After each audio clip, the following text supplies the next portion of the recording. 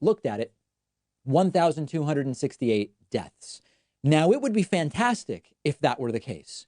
It didn't make sense. The numbers just didn't pass the sniff test, given the size of Florida and the policies and the number of population, densely populated areas. And now we have the answer. Florida officials have been withholding. They've just been not releasing the data from medical examiners about coronavirus deaths for more than a week now. The Hill reports that Stephen Nelson, the chairman of the State Medical Examiners Commission, said to the Tampa Bay Times, the state health department intervened, and they told me they are going to remove the causes of death and case descriptions for mortality data, which will hold down the official death toll from coronavirus in Florida. Now, many Republicans want to argue it's fine to reopen, shutdowns aren't necessary. They support it by saying, look, we don't have that many deaths here in Florida. And yet they're lying about the deaths. They are hiding the deaths, according to this report.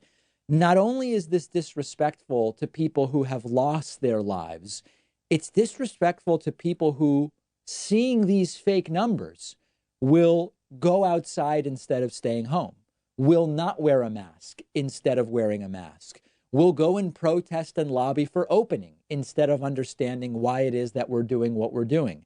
So when you look at the measures that can be taken to deal with the virus, stay-at-home orders, closing businesses, social distancing, masks, what Florida has chosen to do is just lie about the number of people dying, claim nobody's dying. It will also backfire, by the way, because if you use fake numbers to support opening up when you shouldn't, that will drive a crazy explosion in the number of cases and deaths. You would imagine eventually it would get out no matter what. Well, here we have one report. They are blowing the whistle and saying that the number is fake. And it never made sense. I'm trying to think if it was on the show or on live streams. A week and a half ago, I was saying the Florida numbers should be spiking. Okay, heat and humidity may play a role in slowing the spread, but from the studies we've seen, it's only a minor role. It only makes a little bit of a difference. Where are Florida's deaths? What is going on? And boom, in comes a whistleblower who says they're just not reporting them. If this is true, and there's every indication that it is disgusting, sick, and it will lead to even more death. We have the latest numbers from last week's new unemployment claims. 3.8 million more people, additional people, have lost their jobs. We've been tracking this weekly since the start of coronavirus. I mean, we always track it weekly, but we've been looking at numbers this bad since the start of the virus. Some weeks, the numbers have been as high as 6.8 million in 1 week losing their jobs. This is now a reduction in new claims. 3.8 million more people lost their jobs last week. So in total, this is the terrible news, 30 million people have now lost their jobs due to coronavirus. To give you a little context for that number, before this started, the workforce was believed to be 158 million in the United States, 158 million. 30 million is about 19%. 19% of all working people have lost their jobs in the United States in the last 6 or 7 weeks. This is nightmarish. These are numbers that are so outrageous that 8 weeks ago, they would have been unimaginable numbers. The slightly okay news, if we're looking for trends, right? Like if we want to find something, the slightly okay news is it's not 6 million every week. It's been diminishing. We had 6.6 million people lost their job. Well, you get 6.8, then 6.6, 5.2, then 4.4, and now 3.8. So hopefully over the next 4 to 6 weeks, we'll see the numbers of new claims continue to diminish. Eventually, hopefully, we will see a net decrease in the number of people who are not working. But this is not going to be quick. You know, Trump talks about this V-shaped recovery that'll be as quick or even quicker than the decline. Doesn't seem like it's going to be that way. Many jobs that are being lost are permanent job losses. Many businesses are not going to reopen. And what's also becoming completely clear is that there hasn't been enough stimulus from the government. We're now well into month number 2 of this. Some states are about, here in Massachusetts, we're very close to entering month number 3. And there are still people who have not gotten their $1,200 checks. And even when they get the $1,200, it's not going to be enough. This is going to be a big deal. Remember that before this, half the country couldn't even afford an unexpected $400 expense. That was before this. Those numbers are going to go way, way up. They're going to get much more ugly as this continues.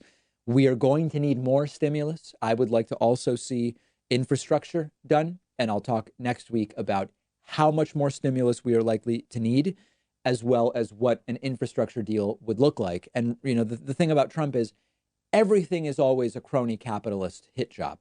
Even when, as I said earlier, Trump is using a lot of the right tools here to deal with this recession, which could become a depression, or maybe already is, but is not yet reflected in all of the numbers. Trump is often using the right tools, but it's always done in the wrong way. It's always done in a corrupt way, eliminating oversight for the stimulus money. The PPP program, which saw huge swaths of the funding go directly to big businesses and organizations that don't really need it, even organizations with large endowments, and a lot of small businesses getting absolutely zero. So next week, we'll talk about what would infrastructure look like, how much more stimulus are we likely to need depending on how this goes, and related topics. My question to you, you can get back to me on Twitter at dpacman, is where do you think unemployment will top out? There are people saying 40 million. We're at 30 million now. Some people say 40 million.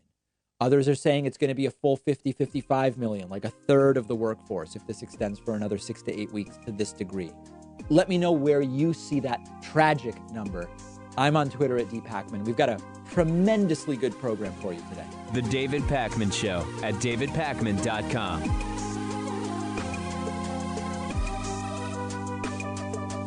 The David Pakman Show isn't some corporate media show with huge advertisers and a media conglomerate supporting us. We actually depend on support from our viewers and listeners. The easiest way, the most rewarding way, the most exciting way to support the show is to get a membership at www.joinpakman.com. You'll receive the world famous daily bonus show for supporters only, the commercial-free audio and video streams of the show every day, and you'll be part of the solution. Because of membership, we are independent and we're able to cover whatever stories we want, whatever stories our audience is interested in, without executives looking over our shoulder. And it's why we've grown from a weekly show to a daily show. Much to the dismay of the Hatriots, we can't be pulled off the air unless all of you cancel your memberships. Please don't do that, but please do sign up today at www.joinpakman.com. Support independent progressive media.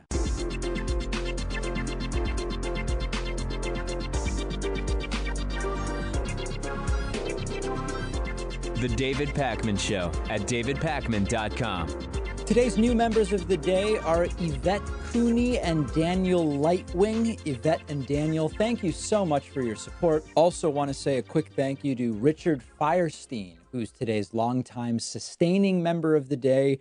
Hard to believe it, Richard, but you've been a member almost 5 years. Very much appreciate it. Grab a membership yourself. It's quick, it's easy, it's painless, and it feels good at joinpakman.com.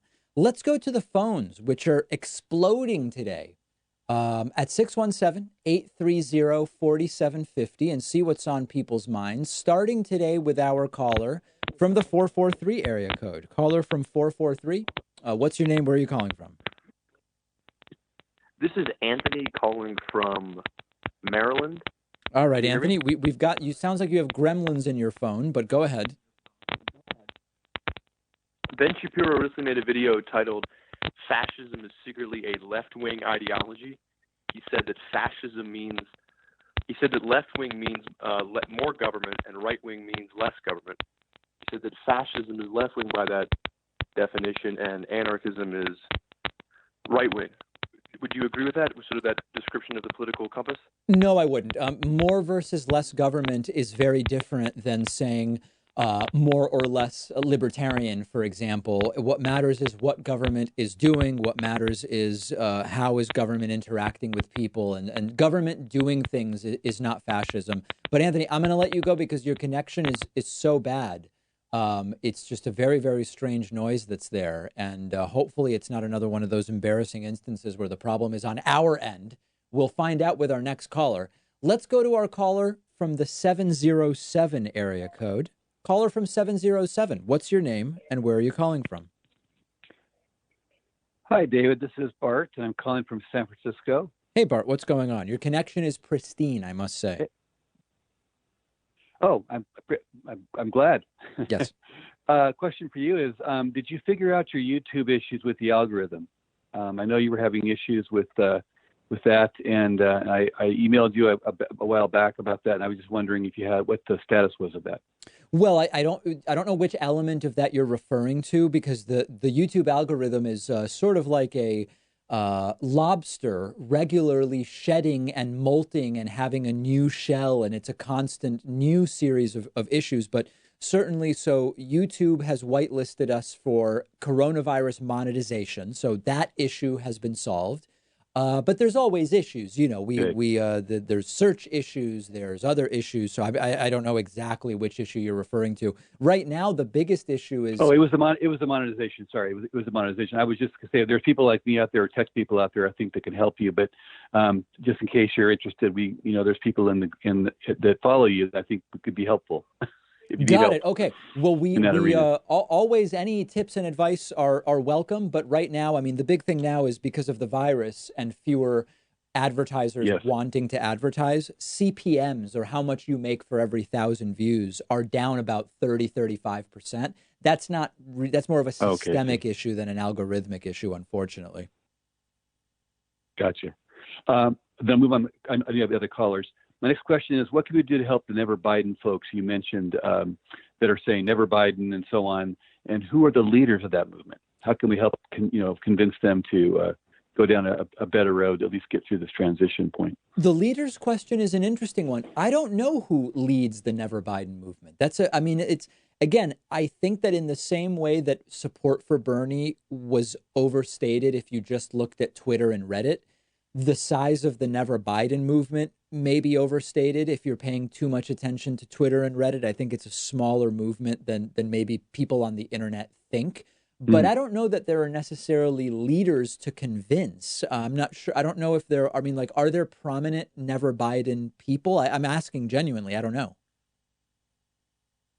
I don't know. I was just listening to your comments about that and how you were mentioning that there's a movement. I was just trying to figure out ways that we could help convince that movement and where to go on Twitter or wherever, to talk to people and to help to help them Yeah, I mean, understand the listen, for situation me, better. what's been the only thing that's been at all effective, and there are probably more effective things, is to really drill down on, okay, so who do you want picking the next Supreme Court justice? Whose policy do you prefer on the environment? Whose policy do Mm. you prefer on taxes?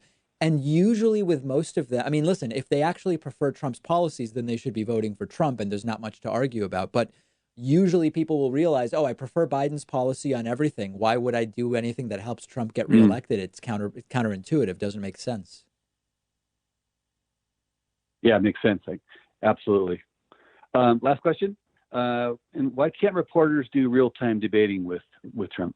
So what's the real issue? Is it just access? And what's your take on that? And how do we convince them to be a little more forthcoming Yeah, in Trump that just regard? silences them. He moves on. He controls the bully pulpit, and it's hard to insist on a debate with Trump in the press briefings. Although I also wonder what the outcome would be. I think it would just turn one lie into four that now you're trying to fight. So we've talked about that before. Okay. I don't know. Thanks, Bart. Really appreciate the phone call. Hope to hear from you again.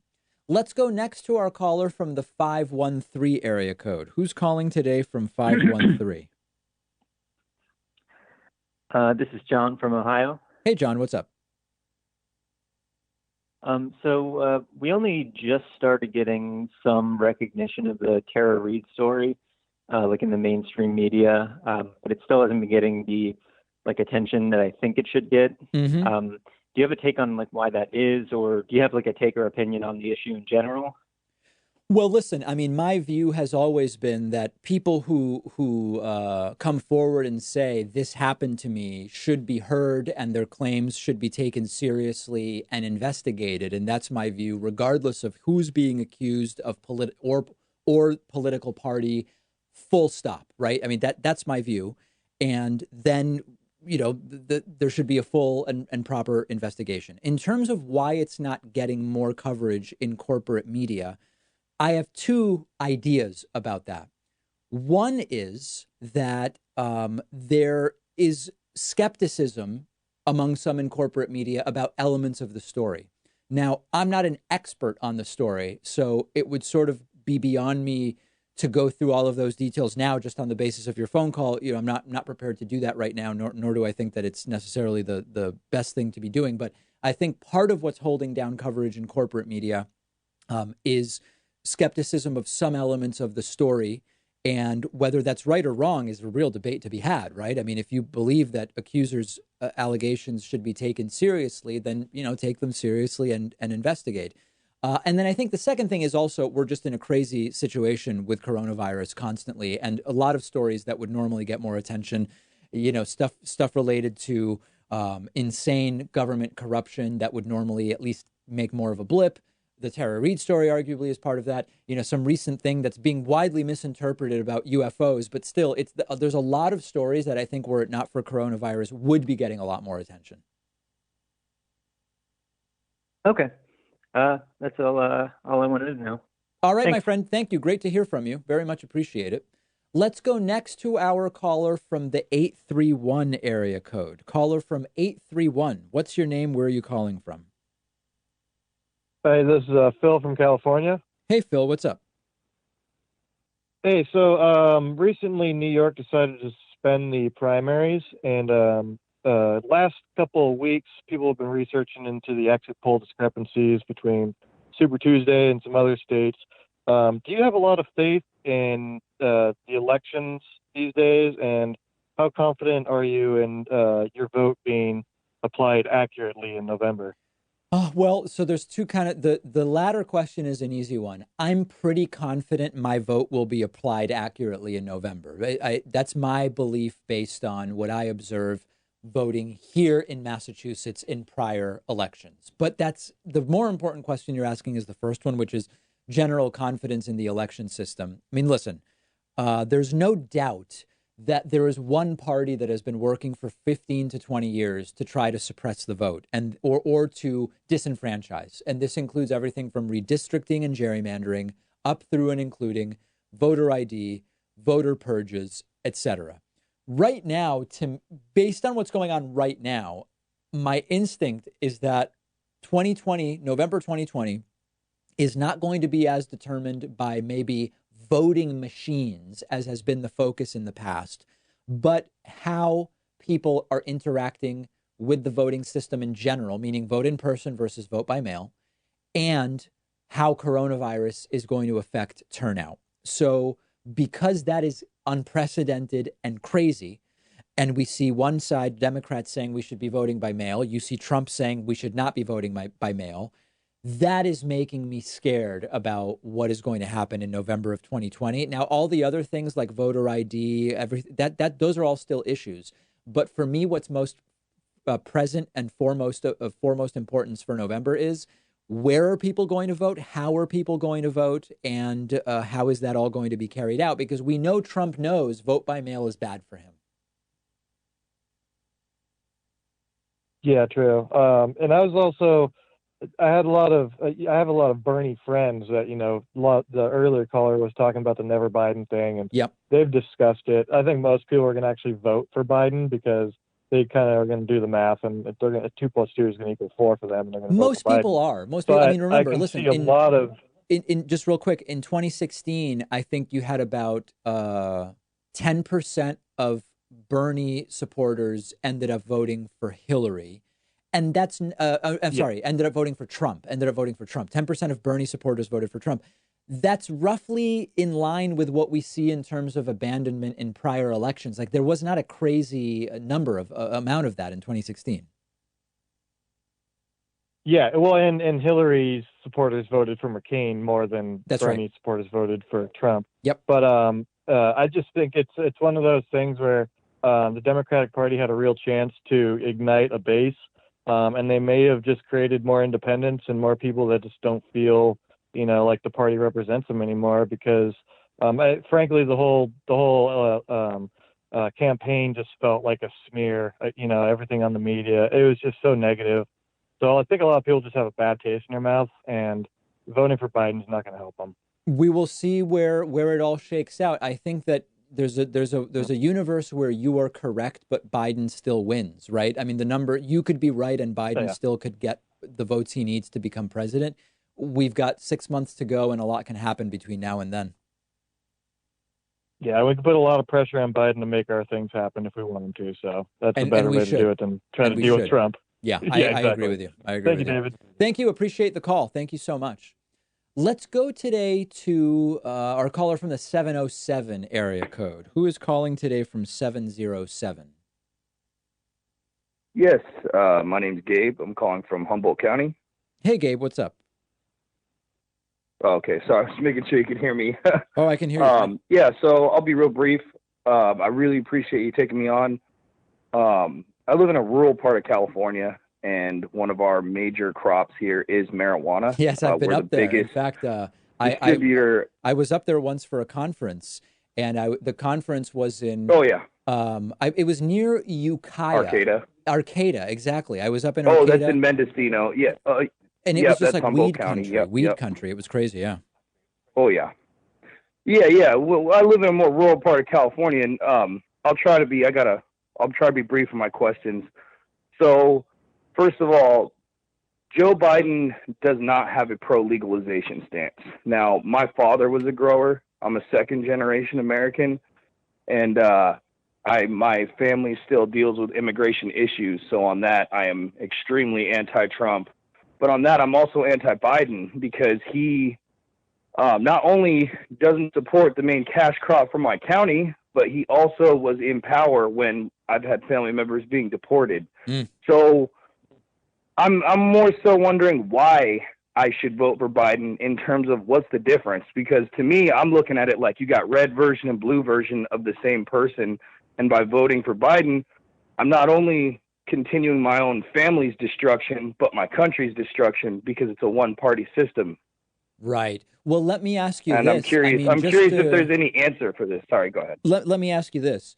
If we think about the future of marijuana legalization, which we're seeing a lot of at the state level, right? So a lot of what we're seeing, the next 5 to 7 years of marijuana legalization will come from the state level, not from the federal level, is my prediction. Do you believe that we will get more favorable rulings of cases that are appealed to the Supreme Court related to cannabis if Trump picks a replacement for Ruth Bader Ginsburg or if Biden picks a replacement for Ruth Bader Ginsburg? What does your heart tell you on that?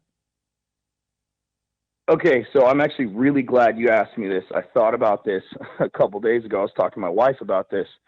So Trump and the Republican Party are pro-money. And right now in Humboldt County, there is huge, massive, multi-million-dollar corporations coming here and spending money. They're lobbying. I think that marijuana legalization, even with a Trump in office, is closer than you think. Now, again, I will never vote for a right-wing death cult. I'm not going to vote for Trump, the Republican Party. Yeah. You know, they want to see my state burned to the ground. And so on that end, I just want to tell everyone here, do not vote for Donald Trump. Don't do it. But on that same level, it's like the difference between the left and the right in this one is minimal because it's like, okay, yeah, you may get someone who may not be favorable towards it, but financially they'll let it go. I mean, it's just like, alcohol prohibition, I'm sure right, a lot of the folks Gabe, let me slow legalize things down, alcohol. Gabe, just a little bit here because you're saying a lot. Let me I don't agree with you. I think there's no doubt. So hold on. I think there's no doubt that whoever Biden picks to the to go to the Supreme Court would be better on this issue than whoever Trump picks. I also believe. Oh, no doubt. I also believe that, remember, back during the Obama-Biden era, they said, even though weed is illegal federally, we're not going to send federal agencies into states that have legalized it. When Trump put in Jeff Sessions... But they did. They did, though. Obama administration, there was many raids by the feds during those times. There's no doubt that there were, but they were dramatically diminished, whereas Trump's AG ran on, we're going to ramp that back up. So yes. for me, it is not what Trump's a fence walker. He believes in nothing. Gabe, thank you for the call. I very Good. much appreciate it, and I hope that you, make the decision that is right for you. Let's take a quick break. Don't hang up if you're holding, because we will be right back with your calls in a brief moment. The David Pakman Show at davidpakman.com.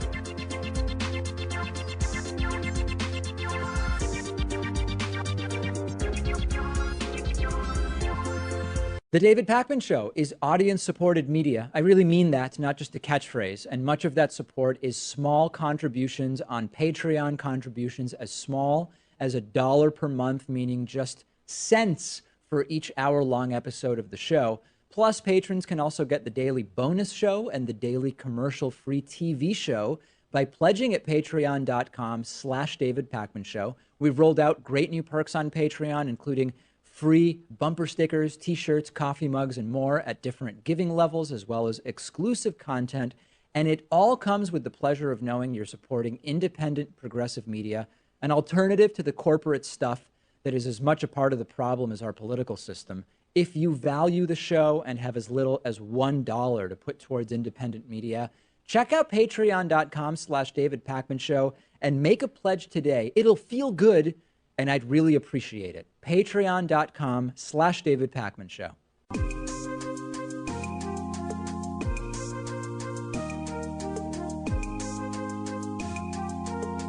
Welcome back to the David Pakman Show. Let's go back to the phones at 617-830-4750 and see what is on people's minds, starting with our caller from the 240 area code. Who's calling today from 240? Where are you calling from? Salutations, David. This is Rob. I'm calling from Maryland. Hey, Rob, what's up?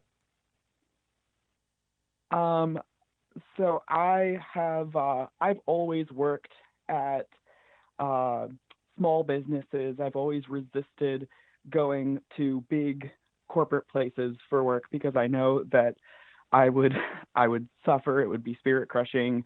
I prefer places where, rather than there being a very established culture, the place has a malleable personality that I can actually come in and contribute to. Okay. And because I work for those types of places, I'm unemployed right now. And it's looking less and less likely that those types of places are going to come back after the dust settles, because they typically have much lower margins that they're running on, that if they miss a month of profit, they can't keep up. And so now I'm very reluctantly applying to the Safeways and the CVS's and the Burger Kings of the world, because that's all that's going to be left after this. And we're also kind of creating an entire generation of the young people right now who are seeing that they really only have three kind of options as far as career paths. If they want their careers to be pandemic proof, they can either go into public service like government, healthcare, or education. They can go into they can go work for a massive fast food chain or at a grocery store, or they can get one of those corporate jobs where they can work from home, and those are diminishingly rare. I mean, those are the jobs of our parents' generation, not ours. And so we are going to, for a long time, have this shift, I think, that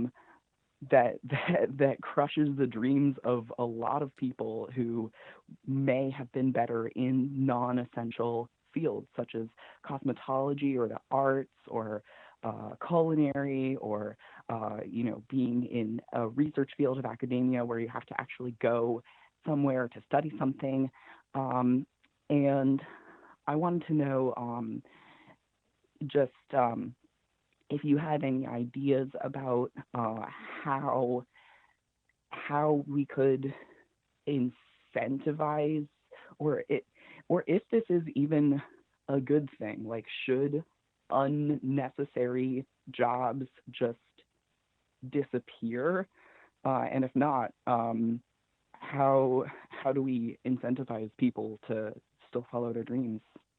So there's a lot there, Rob. And so, first of all, I don't know that I agree with you about the jobs that are pandemic proof. I mean, what we just learned this week about the nearly 5% GDP reduction in the first quarter. And half of that GDP reduction was in healthcare, which is counterintuitive because with so many coronavirus patients, how could that be? It's because almost all non-emergency healthcare has been shut down, and it certainly has not been pandemic proof for people who work in dermatology offices and the like. So I don't totally agree with the premise, but what I would tell you is just because a job is not essential in a pandemic doesn't mean it's not an essential job. So as an example, transportation is essential to 99.99% of human existence.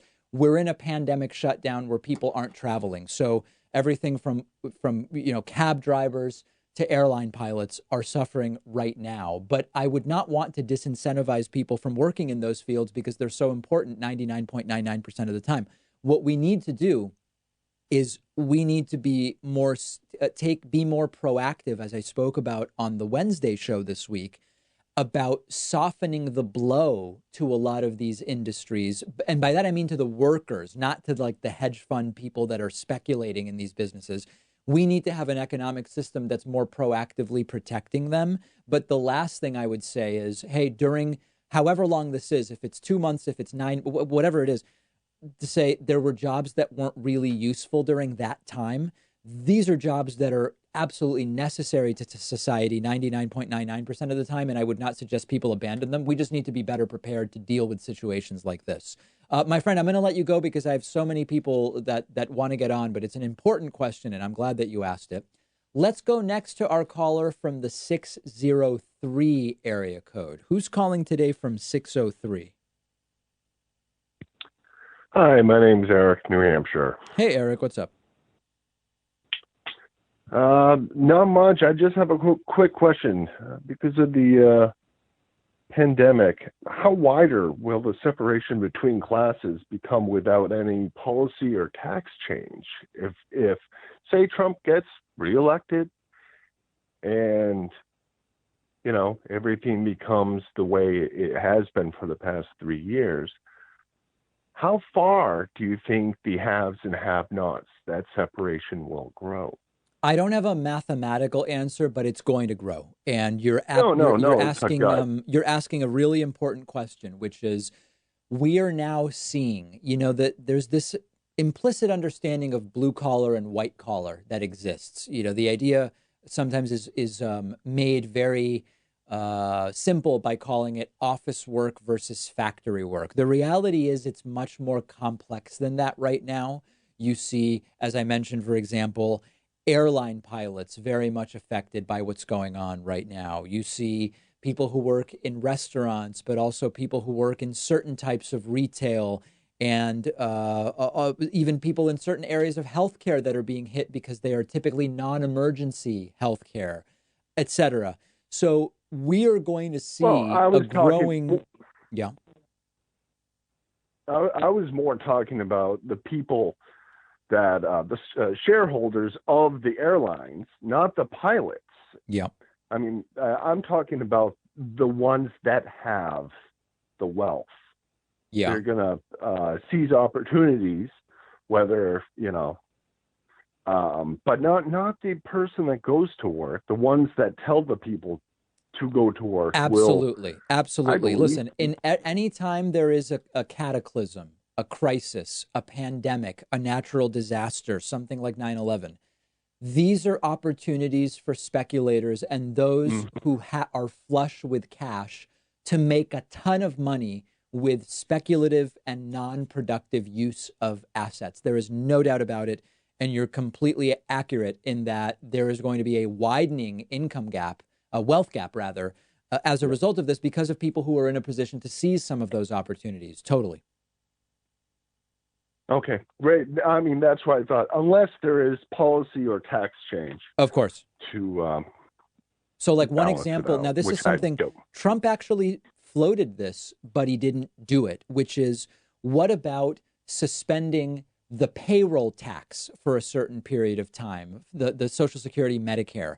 That would Right. actually be an interesting thing because if you, I don't remember exactly where the line is, but it's around 125,000 a year. You only pay Social Security, Medicare up to your first 125,000 a year in wages. So people who earn a lot more than that in wages, or people who are earning their money through capital gains, they're already not paying that. So suspending that would be a Right. way to directly do fiscal stimulus to people who are actually mostly working for a living. It wasn't done, right? But that's an example of a policy that would have No. helped. Yeah, I agree. I Yeah. agree. All right, But my friend. Thank you so do much see. for the call. I very much Thank you. appreciate it, and it's great to hear from our mostly friendly neighbors to the north in New Hampshire. Let me go next to our caller from the 312 area code. Who's calling today from 312? Hi, David. This is Priscilla. I'm from Chicago. Hey, Priscilla, what's going on? I'm just wondering, what's your take on, there's a lot of Joe Biden sexual assault allegations, and I am not a Trump supporter. I would never vote for him in my life. Mm-hmm. But I honestly also don't feel comfortable voting for someone who's had so many sexual assault allegations, and I honestly feel like at least some of them are credible. And yeah, I don't know how I feel about that. So I'm aware we talked earlier about the Tara Reid allegations. Which other allegations are you referring to? I'm not sure of the name specifically, but it's mostly just, am I comfortable voting for someone who even has these allegations against them at all? Because it would be hypocritical of me to be like, oh, I don't want to vote for Donald Trump because he's a rapist or whatever, but then go and vote for someone like Joe Biden who's allegedly done the same thing to other people. But so is there any allegation other than the Tara Reid one that you're aware of? I am not specifically aware of any other names, but I've heard that there are multiple allegations. So maybe I'm just not informed enough. I don't know. Well, I think there's definitely people that are, there's there's definitely a blending together of like Biden hugged a senator's daughter and it was weird, and the Tara Reid thing. So here's my view, and I've sort of stated it already, but here's how I think it applies to voting. Every woman's allegations should be taken seriously and investigated. What Tara Reid is alleging is serious, and it deserves investigation. She deserves to be heard. This is my view, regardless of the political party of accuser, accused, whatever. Period and full stop. Okay. Where I would next go to is, great, you don't want to vote for anyone who's been accused of anything like that. Perfect. The next question is, what else do you care about, right? In the sense that, so Trump's been accused by 16, 17, 22, 46 women, according to one book. We know that he's paid off some women. His own wife, under threat of perjury in a deposition, accused him of raping her, etc. And then we do have the Tara Reid allegation with Biden. Where are you on climate? Where are you on taxation? Where are you on coronavirus response? Where are you on education? Where are you on diplomacy? Is there any difference there in terms of your view on Trump versus Biden? Oh, absolutely. I mean, would rather have, Right. Definitely not my ideal. I voted for Bernie in the primary, and I wish I could vote for him again in the general. However, I am still considering voting for Biden just because I really don't want Trump back in. And Right. also, So like in you other words, said, Priscilla, Ruth Bader Ginsburg is if I leaving say to too. you, who do you prefer, Trump or Biden? Is there a clear answer in your mind? Biden, yeah. So then is there any question about what you should do in November? There is still, just because I don't know, like he's just not the person I want, and it goes back to, do I really want, it's so hard because I am pulled in both directions. Like, yes, I don't want Donald Trump, but I also don't want to just give Biden my vote just because, and I Well, feel let like me ask that you, is kind Priscilla, of what the corporate Democrats are expecting. It sounded like you were saying it's not just because, in other words, you said you preferred Biden as their positions on policy and you've decided which one's better. Yeah, I have. I don't know. I feel kind of, I still feel some hesitation, and I'm not sure. Mm. I still feel like I will vote for him, but I don't know. And I know a lot of people are in my same boat, that they're just kind of feeling, I I don't get it. know. It's like we're in a rock and a hard place. We're forced to vote for someone who we're not completely behind, which I get that's kind of the Well, way it that's works. always But the case I to don't know. different degrees. I mean, no, I'm not, I've never voted for anyone I'm completely behind. It's always, who are you more behind? Right. And it sounds like you're pretty damn clear about that. Yeah, I am. Yeah, I am. I've just been such a Bernie supporter since high sure. school, and now this is going to be my first time voting. Wow. And yeah, it's just not the way I planned. But thank you for your time. Priscilla, I can tell from talking to you that you're going to do the right thing in November. Thank you. All Have a right, good Priscilla, one. Thank you take for care. your Have show. a good one. All right. I apologize for everybody I was not able to get to. We are out of time today, but we will take calls again. Really appreciate you joining me. Quick break. More after this. The David Pakman Show at davidpakman.com.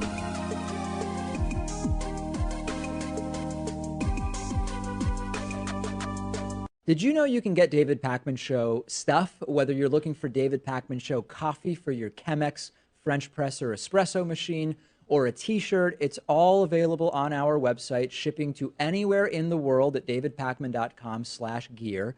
The Very Stable Genius t-shirt is popular. The If Ivanka Weren't My Daughter t-shirt is actually popular with kids of all ages. We've got sweatshirts and hoodies with Patriot Mail designs, more than a dozen available colors. And did I also mention that there's coffee? Oh, and bumper stickers too, plus no bogus supplements. If you're looking for something to give you the strength to lift a school bus over your head or make you live to 200 years of age, you're not going to find it on our store. Check it all out, shipping anywhere in the world at davidpakman.com/gear. If you want a 15% discount, all members and patrons get a 15% discount code. Check out the store at davidpakman.com/gear. The David Pakman Show is now on Instagram as David Pakman Show. Check out behind the scenes pictures, memes, funny stuff, and more. Follow us on Instagram at David Pakman Show.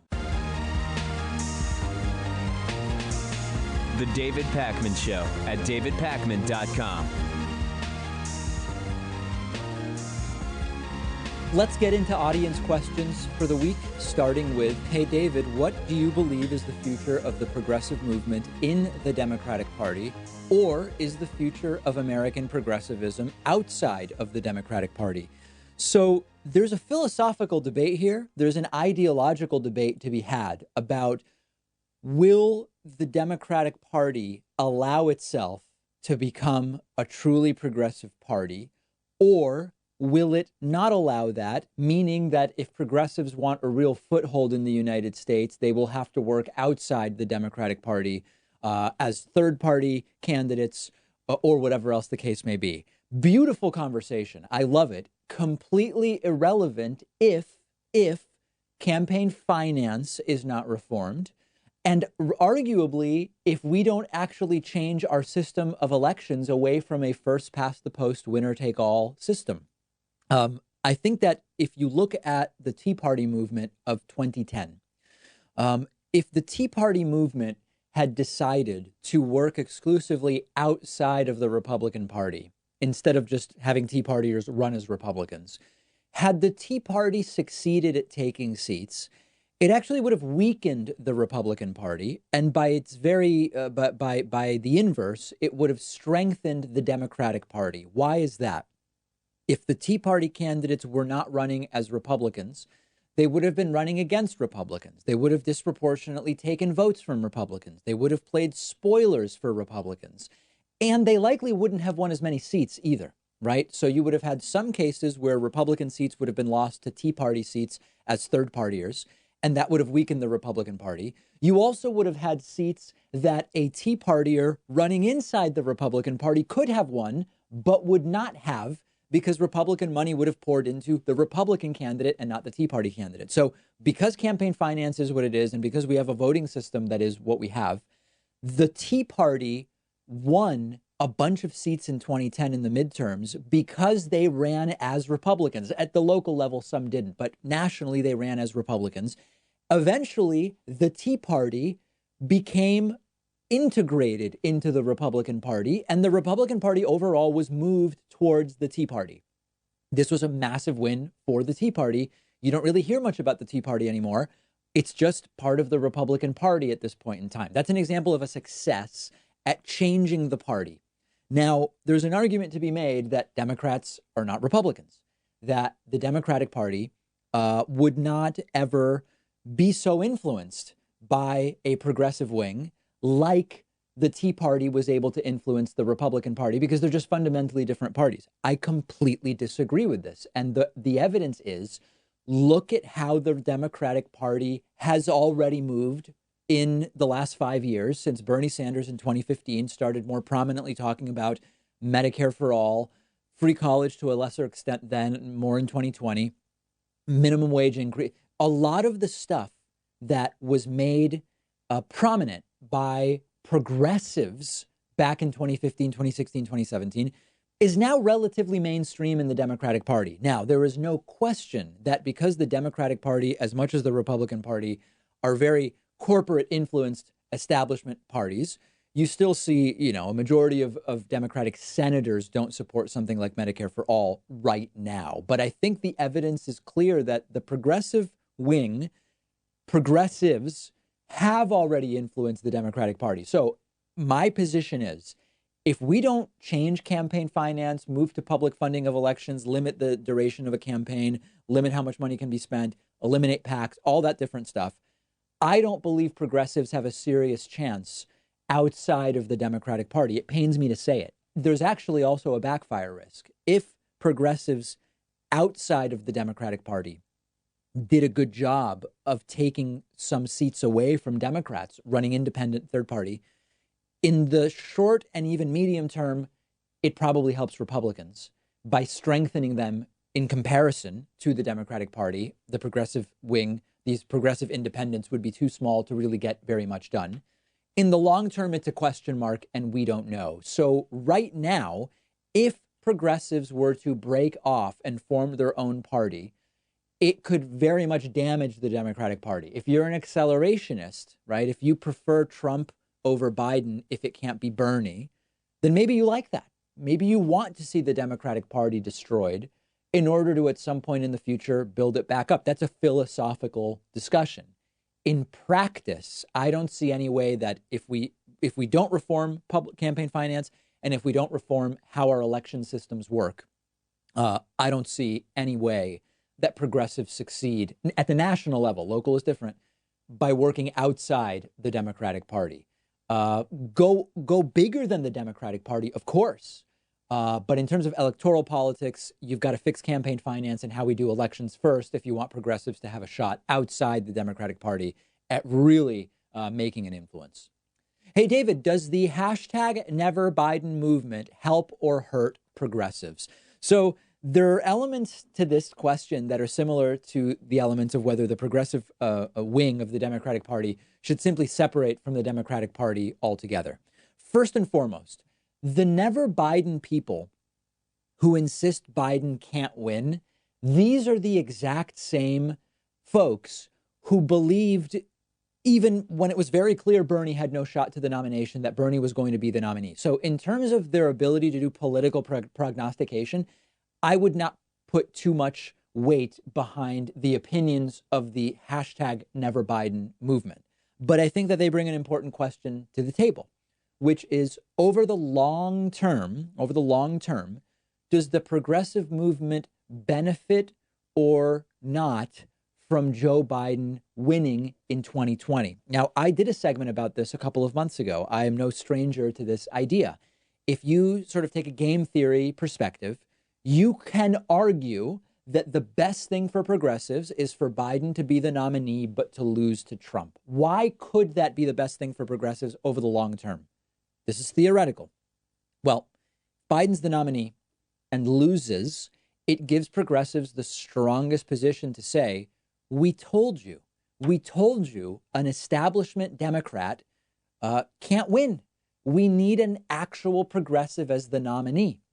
And it would potentially position a real progressive for 2024 to potentially become the next president of the United States after Donald Trump's second term, right? That's the game theory question.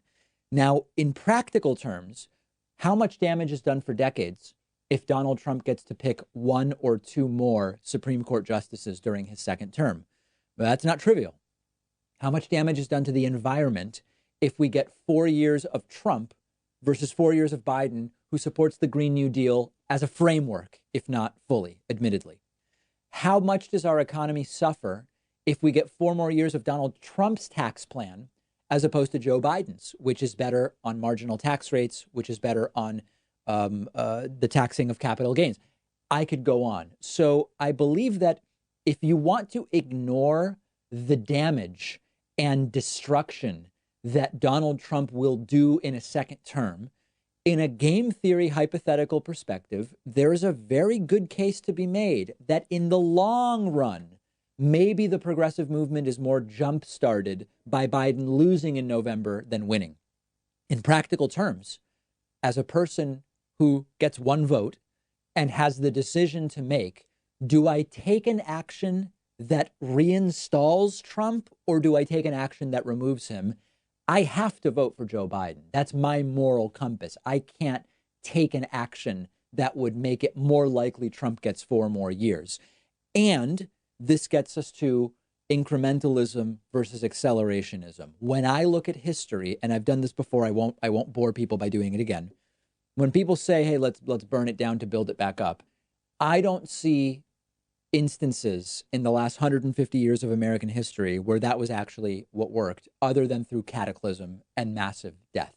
When we look at the progressive era, the New Deal era, and the civil rights era, yes, there were protests. Yes, there was some violence. Yes, and I'm not minimizing it by saying some. I don't mean, what I mean is, in the grand scheme of things, those were advances that happened because of peaceful protests, because of who was on the Supreme Court at the time and was able to uphold some of those changes.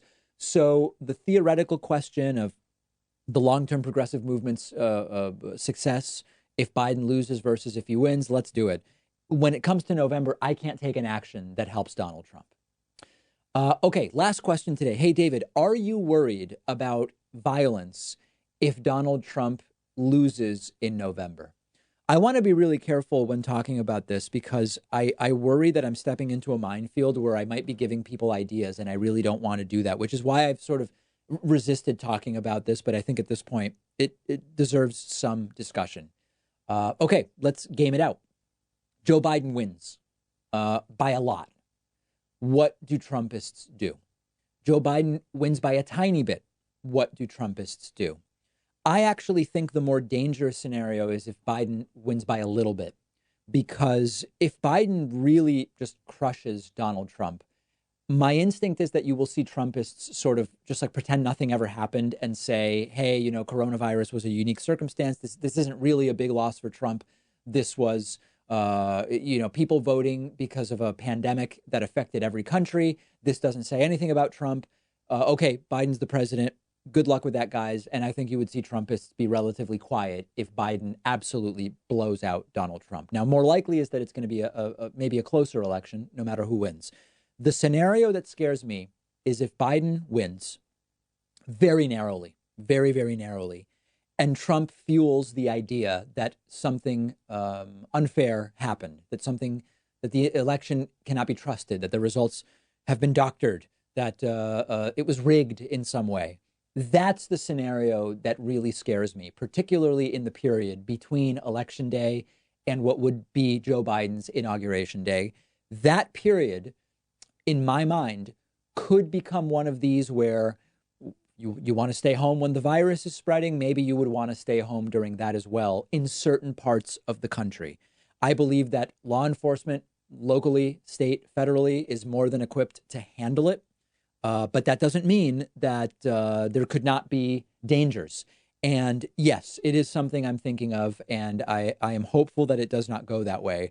If Trump wins, I think it's less likely that you see that violence. I think the scenario most likely to lead to violence would be a narrow Biden victory, which Trump casts doubt on the integrity of the election in a way that really gets his base going and going crazy. I hope I'm wrong. Let me know your thoughts about what you expect, what you think there. We've got a fantastic bonus show for you today. It is Friday, meaning producer Pat Ford is taking the reins of the bonus show. So that's it for me for the week. I will be back with you on Monday.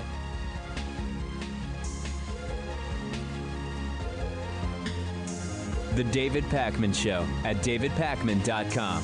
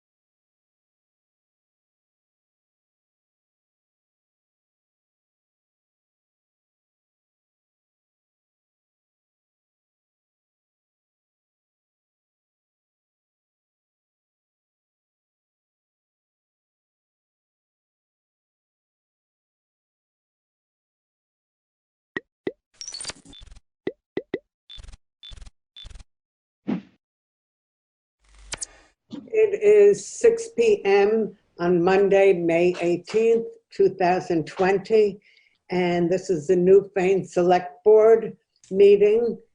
We are meeting through Zoom tonight rather than in person, and I would just like to say a few things about how we're going to work with Zoom. And first of all, if somebody wants to speak, please raise your hand a little higher than normal so that I will be able to see your hand, and then I can call on you. If somebody else is speaking and you raise your hand, I will just ask you to wait until somebody else is finished speaking. So that's it. We have Juanetta Powling, Administrative Assistant. We have Melissa Brown, Newfane Treasurer. Angela Sanborn, Select Board Member. Shelley Huber, Select Board Member. Jay Wilson, Road Foreman, and I'm Marion Dowling, Select Board Member. So I'm going to call the meeting to order, and the first item on the agenda is additions or amendments to agenda.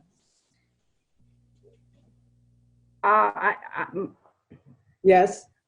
I didn't see any executive session follow-up from our meeting on May 12th. Well, why don't we do that right now? Or we have, do you want to proceed? Shelley? My understanding was that we were going to make a public announcement or a decision of the board. Well, we're just reporting what the last item was that, we didn't vote on anything, but we agreed on something. So would you like to tell us, everybody, what we agreed on? Don't recall. That's why I wanted to bring it up again. Okay. Well, what we agreed on, there was nothing to vote on. What we agreed on was that we wanted to all move forward and to work well together. And that was an agreement that everybody said that was the right thing to do at that time. Angela, do you have anything to add to that? I agreed to that. I think I was overvoted. Angela? I agree on that. I would just like to re-stress on the point that we work well together and set personal biases beside, and that we conduct ourselves professionally and help move the town forward. Right. That's what we said at the end. Okay. Anybody else? Shelley? I wasn't in agreement with that, so I guess that's why it seemed a little odd that we weren't. I think we were advised by the town attorney to make some sort of statement. That was the statement that we agreed on, to move forward and to work well together and to say what Angela said about. Okay, again, I'm not in agreement with that. I wasn't in agreement. You might have not agreed, but then it must have been everybody else agreed. I don't remember that. But there was no vote taken on anything. So then we have to say that the majority of the people agreed, as actually was recommended, that we want to move forward, working together well, being respectful with each other and being supportive. And then there were one person who didn't agree, but that was the result. Okay? Well, I'm not saying that I'm in disagreement of that statement. I'm in disagreement of making that statement out of the executive session. Well, that was the last item that we talked about. I mean, I've always, honored that. I don't think that's anything that we should. It's always something that we should be working on. Absolutely. So we had an issue, and I'm not happy with the resolve of it. Okay. Well, there was no vote taken. We didn't take any vote. So. Well, I'll check in with the one with one about abstaining. it. I'm sorry, Renata, what? It was 3-1 with one abstaining to report to the public. Outcome of executive session. Okay. Well, I think that vote is, or that is not correct. I have Marion, Angela, and Chris voting to agree. Okay. You were not in agreement, and okay. Mike abstained. Right. Angela? May I ask that when every board member is available that we readdress this? If that's what needs to be done? No? Okay. No. First of all, we have to remember that the executive session is a private session, so we're not going to get into what was discussed. Correct. And secondly, at the end of the executive session, we had an agreement. we were asked to agree. Some people agreed, and that was a majority of people. One person didn't agree, and one person abstained, and the meeting was over. And that's the report of the meeting. Okay, so I will just continue to discuss it with the town attorney then. Okay, you do that. That's a good idea. Okay, let's go on to approval of minutes, please. Is there anybody who make a motion to approve the minutes of March 27th, emergency meeting? I'll make a motion to approve them. Any second? I'll second it. Is there a discussion? The discussion, this is on the March 27th minute. Yeah. Mm-hmm. So what was amended? Yeah, under new business, the town operating business as normal under conditions, it's got 2 italics, and then the amendment was in italics. Discussion by select board to temporarily postpone holding any unnecessary gatherings or meetings by select board, DRB, Williamsville Hall Committee, or other organizations during the governor's executive order.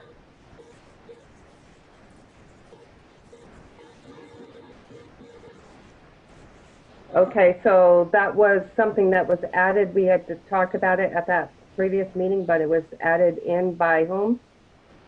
It was taken from the remainder of the notes. I was asked to make it as simple as possible, but it was part of the notes that I had taken. Okay.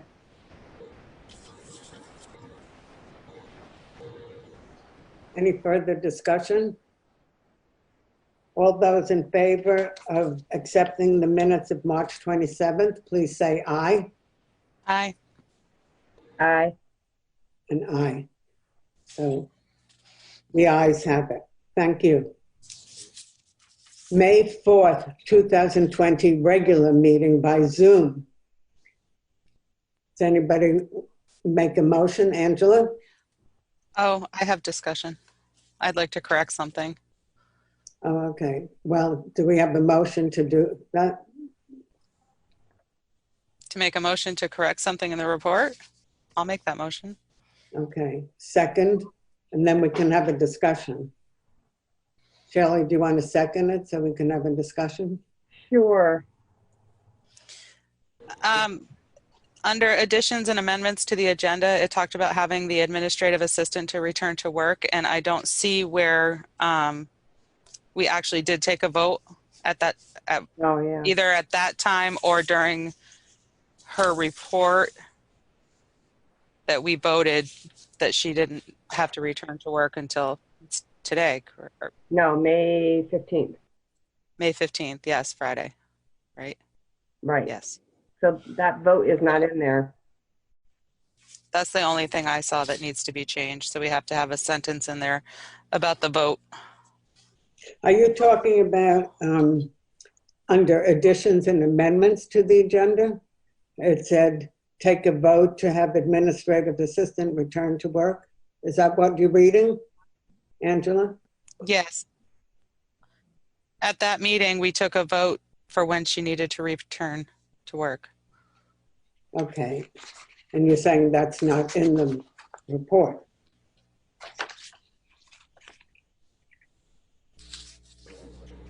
On the May 4th regular meeting by Zoom, in the administrative report, it says that I have returned to the computer and printer to the town office in order for select board to continue having meetings and to comply with open meeting laws. I have been working from the office since then.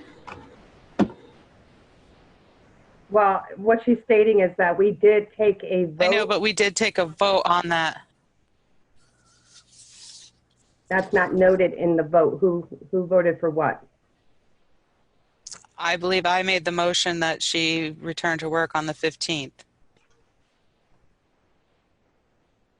Renetta, do you have those notes?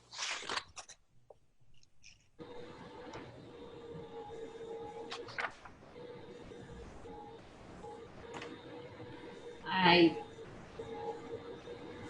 don't have it right in front of me, but I can find the notebook. And I will make the correction. Thank you. Okay, so right now, we can't vote on accepting the minutes until that's corrected. This is Amended.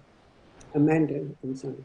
So I make a motion that we table the May 4th minutes till the next meeting so that can be corrected. I second. Any further discussion? All those in favor of amending those minutes and approving them until the next meeting on June 1st, please say aye. Aye. Aye. Okay, and there are no nays. So that's amended. Okay, Winetta, you have that?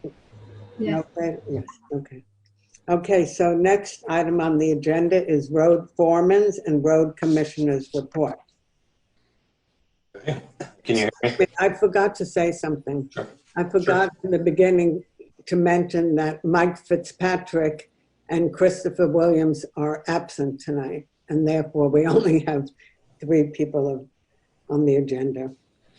And so the road commissioner is not here to add anything on. Okay, JM, go ahead. Thank you. Can you hear me okay? Yes. Okay. As I mentioned at the last meeting, we have the pre-bid meeting for Monroe Bridge on May 26th at 9. We started replacing culverts in addition to the normal grading and graveling.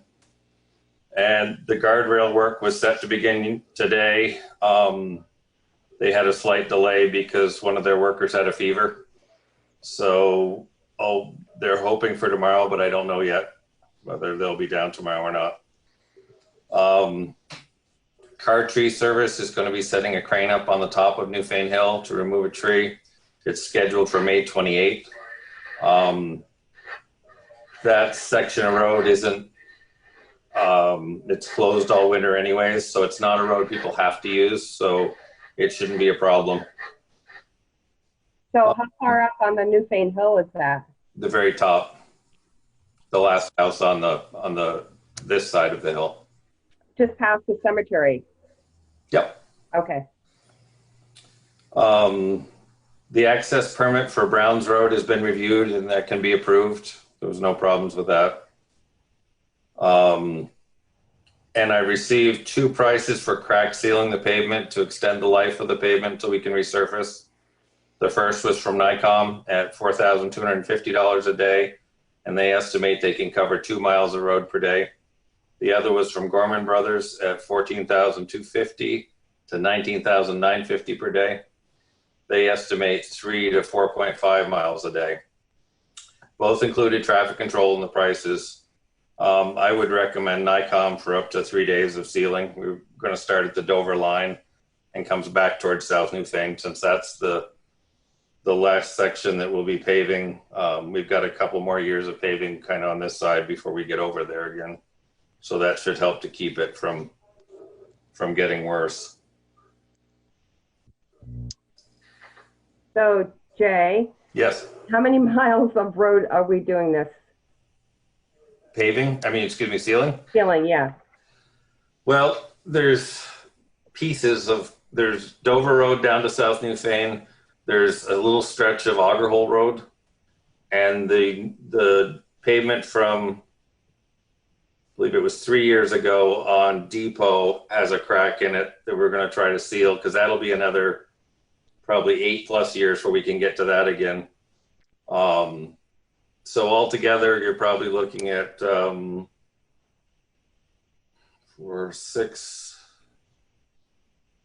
I'm guessing close to 6 miles, 5 point something miles. And the amount of miles they can do all depends on how severe the cracking is. So there'll be sections they can cover fairly fast, and there's other sections that are going to take a lot longer. So they both do a price per day. Yeah. And the variance on Gorman Brothers is they keep track of how many gallons of material they put out, and that's how they charge. Whereas the other one just has a set figure per day that they it covers everything. Have you worked with either of these? Both of them do good work. I checked on both of them.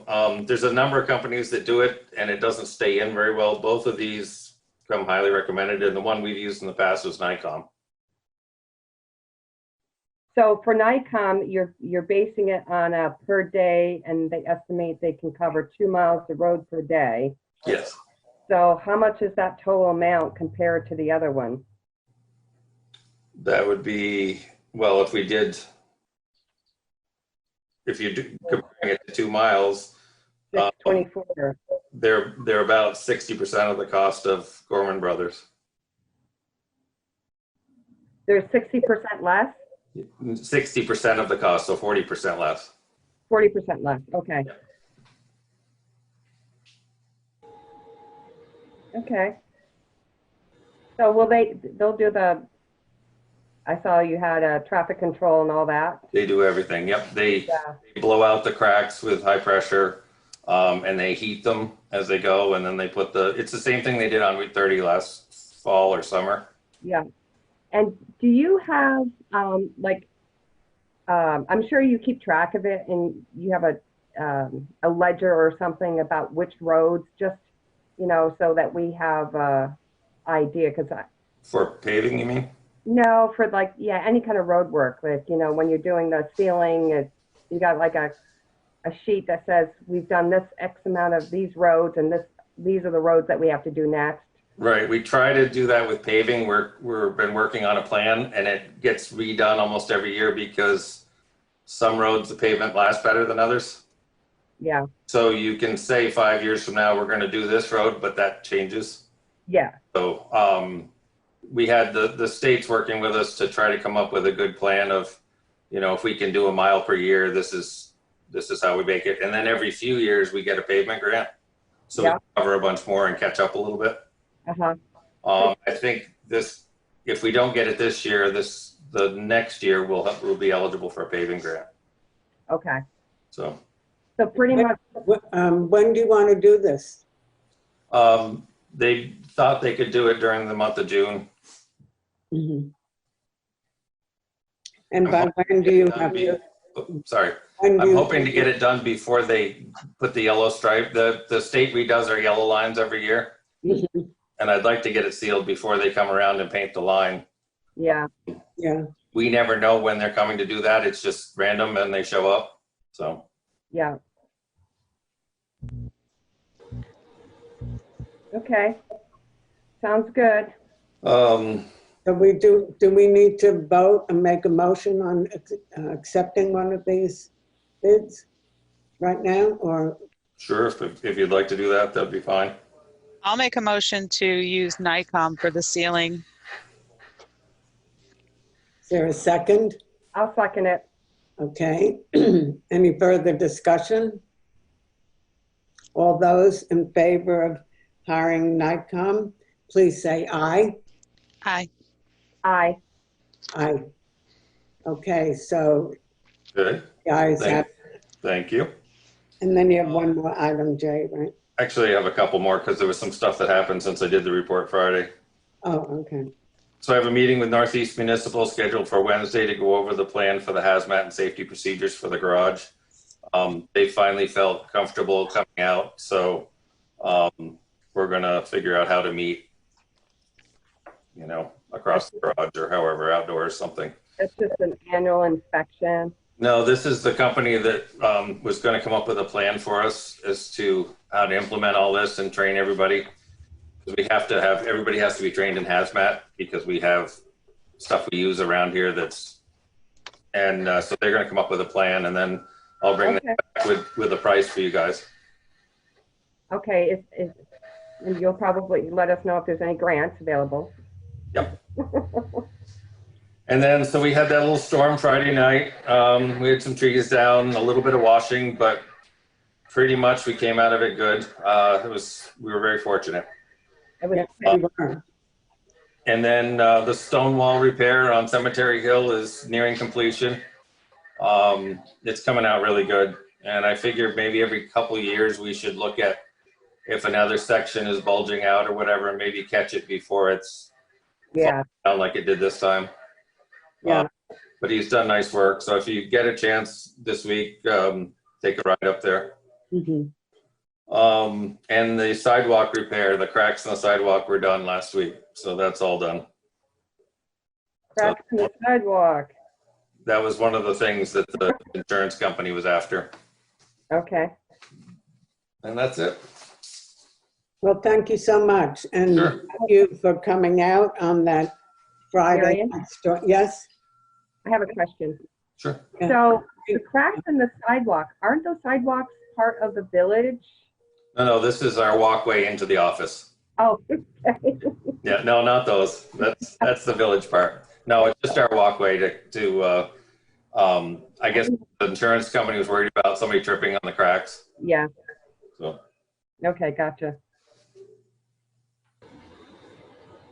Okay. So the only other thing you have to do is approve the access permit for George and Cena Friend on Bruce Brook Road. All right. Browns Road.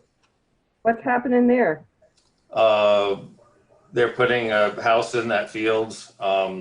So their access, I think, was, I don't have the papers in front of me. I dropped them back at the office, but I believe it was 60 or 70 feet in from Route 30. They're going to put a driveway into the field. Oh. Where their barway is. Mm-hmm. I was wondering what's going on there. I'll make a motion to grant the access permit for Browns Road for them. So second. Okay, Shelley, second. Any further discussion? All those in favor say aye. Aye. Aye. Okay, the ayes have it and they may proceed.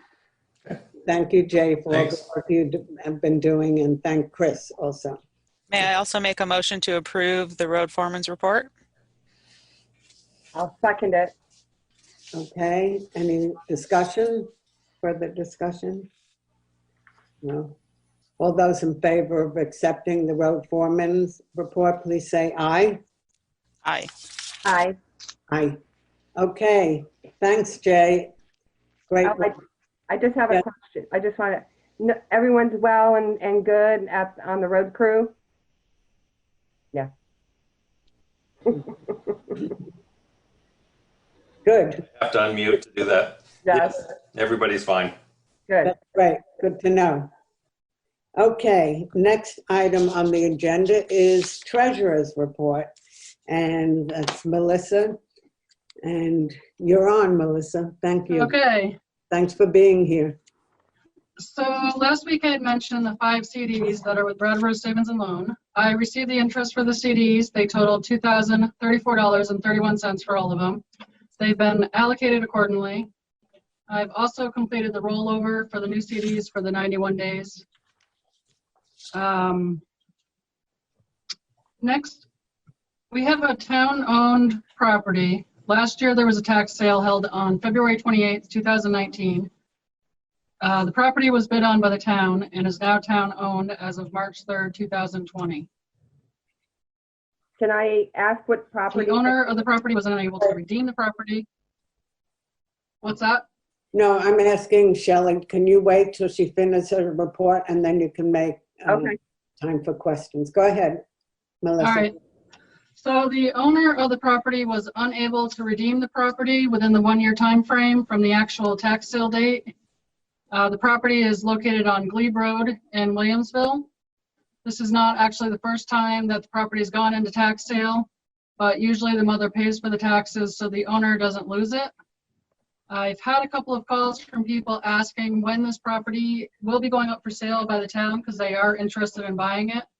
And I have recently had a call from the previous owner's mother, and she's interested in buying the property back for her son.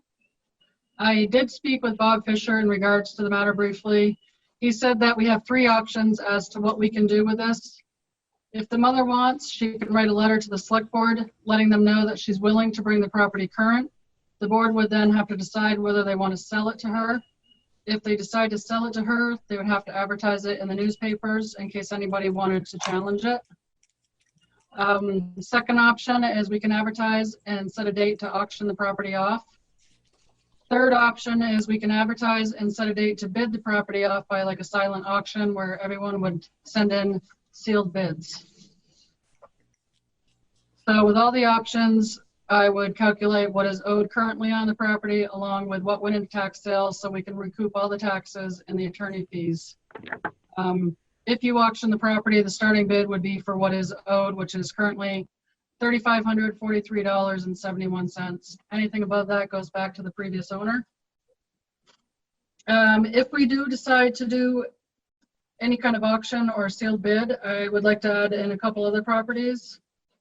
These two properties were also in tax sale and neither owners redeemed them because they both passed away, and neither families are interested in the properties. You want me to keep going or you want to? Yeah, no, keep going, and then we can talk about things. Okay. Next, I have FEMA property. I have received a phone call from a gentleman who is interested in leasing property on the Dover Road. This property is in the flood zone and was part of the buyback program during Tropical Storm Irene. I have asked him to also write to the select board with a proposal as to what he is looking to do. He stated that he is an energy healer and wants the property to have a quiet place to sit. He also mentioned that he wants to put up a teepee or a tent there. I did also speak briefly with Bob Fisher in regards to this, and he advised me to look in the land records to see what stipulations there may be on these properties. I did search it out, and I do have some deeds that I can go over with you guys. Other than that, everything else is the same. Doing the payroll, the accounts payable, taxes, and I'll complete the monthly reporting soon. I do have the special appropriations, though, that I've done some calculating on, and let's see. Special appropriations that were approved at the town meeting are $2,000 difference from what I'm calculating, and we're going to be short if we pay everything for the special appropriations. I did call Garrett Baxter today at VLCT, and he advised me just to pay it if the board wishes to, and we'll just go over budget. You have a spreadsheet. Oh, yeah. I don't know if you want to go over that spreadsheet or. No, but just, I mean, I don't know if people had a chance to read it before the meeting, but the bottom line is you're saying that we are $2,000 short. And didn't we vote on this in the past now that we were going to pay that $2,000 so that we could keep our word to the vote that was taken at town meeting? No, I think you guys tabled it. What, Shelley? Shelley? This hasn't been handled. It hasn't been No, I decided believe on. it was tabled at a previous meeting to discuss it another time. Okay. So I'd like to go back to the start of her report so we can go through the report. Okay. What part do you want to talk about? So back on the town-owned property, what is the address on that property? Is it just Glebe Road? No, I do have the exact address. I just didn't know if I should put it out there, but I guess it doesn't matter.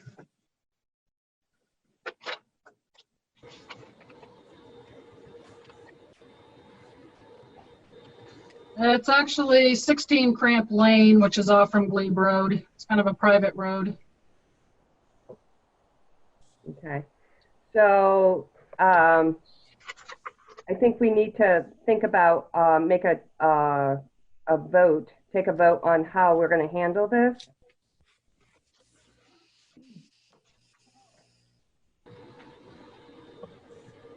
As far as an auction. Well, there's looks like we have a few options, right? Yeah. Melissa, one is that the mother would want to pay the back taxes. Yep. But they would sell it to her for the back taxes, correct? They'd sell it to her for the back taxes that were in tax sale, the attorney fees, and then whatever anything is owed the 2 years after that. So he So is actually that- owes 5 years now. So how much is that? Is that 3,000? Yep. Yep. That's it? Yeah.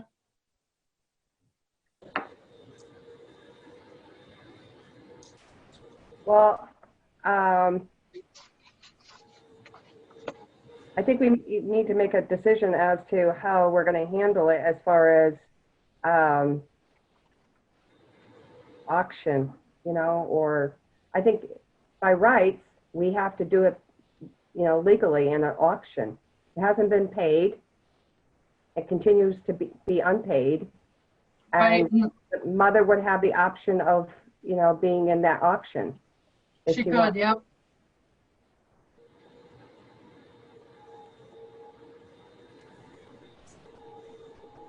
You said that she had paid the taxes before. This has happened before. How many times did that happen? I've seen 2 other times in the records. Mm-hmm. Does she have the right of first refusal in this? No, she's lost everything. Everything's town owned now. Okay. It's kind of up to you guys how you want to handle it. So it's owned by the town now. Yep. It's not a personal property. Right. Right, it was owned by somebody in the town, yep. Right. So I think the fair thing to do is to put it up for auction. Mm-hmm. Right?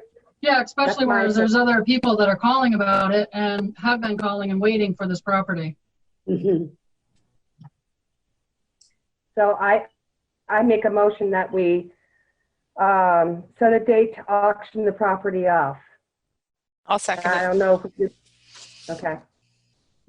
That's a live auction. And I would like to add to the motion, if it's okay, to combine this, that Melissa said, if we do put this on auction, she would have 2 other properties to put on auction also at the same time.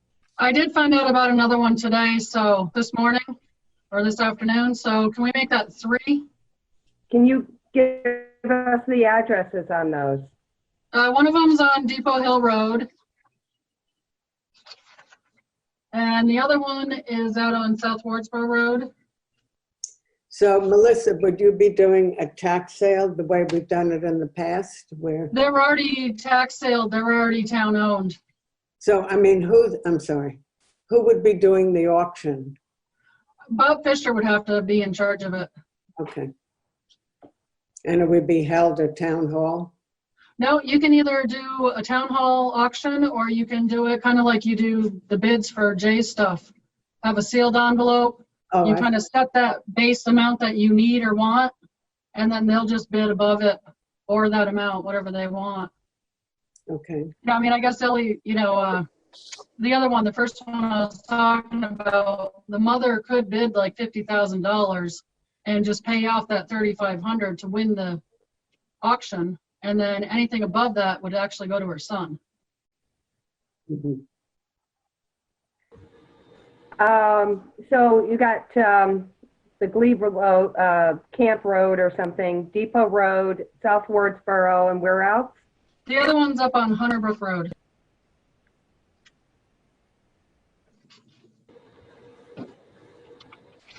And I'm going to have to talk to Bob about some of this stuff because the first one that we talked about, the guy is still living there and has all this stuff there.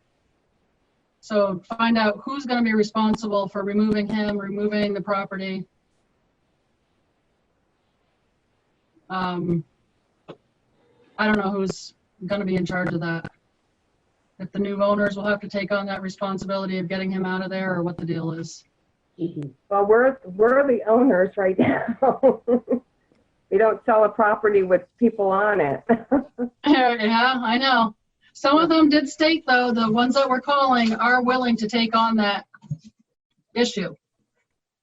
And keep them as a tenant? Well, I think we have to. I was saying, would they keep them on as a tenant? No. They would purchase it with the person in it and then deal with it by themselves. Yep. Well, I think we need to talk to Bob Fisher, how that is handled. I think so too. Yeah. So, is anybody wanting to make a motion to plan on an auction for all of these properties at the same time using Bob Fisher as the person? I will amend my original motion and include that on there for all of the properties. Okay, thank you. Is there a second? I'll second it. Okay. Any further discussion? So Melissa, I just want to make clear, you would be calling Bob Fisher and setting this all up. Okay. Yep. So you want me to set up when to do the auction? Sure. I mean, you can work it And out with Bob then, right? Bob is the one who would be doing the auction. Yeah. Is that normally something you do, or were they are mid, one now to do this? Honestly, I don't know. There's quite a few town-owned properties, and I don't know if you guys have ever really sold them or not. So I would think the administrative assistant should handle the, and then work with you to coordinate it. I can do the postings and the legal notices, but I believe in the past it was the delinquent tax collector that actually operated and worked the. Now, it's not really delinquent anymore because it's now town-owned. Well, it would be a great question to find out the answer to and Yeah, then move forward. I think the first thing you would do is talk to Bob Fisher and he can guide you. And then we can decide who's going to. It might be a little easier for me because I do have all the figures and I'm going to have to do all the calculating anyways than having one head to do it. Okay. Well, I mean, work with her as far as making the postings and all that. Making the what? Having the postings, announcement. Do you guys want a public auction or do you want the sealed bids? I think, why don't you talk to Bob first? And then, You said it was up to you guys. oh, okay. Well, Yes. So I make a motion that we have a public bid, a public auction. wait, we haven't finished. Don't we have a motion on the table already? Yeah, we have to vote on the original motion. Right, we have to vote on would you like to repeat? Repeat the motion? Yes. I made a motion that we do the auction on all of the properties, and Melissa was going to talk to Bob Fisher. Exactly. Okay. And you second that, Shelley. So now we're going to vote. All those in favor of that motion, please say aye. Aye. Aye. Aye. Okay. So the ayes have it with that.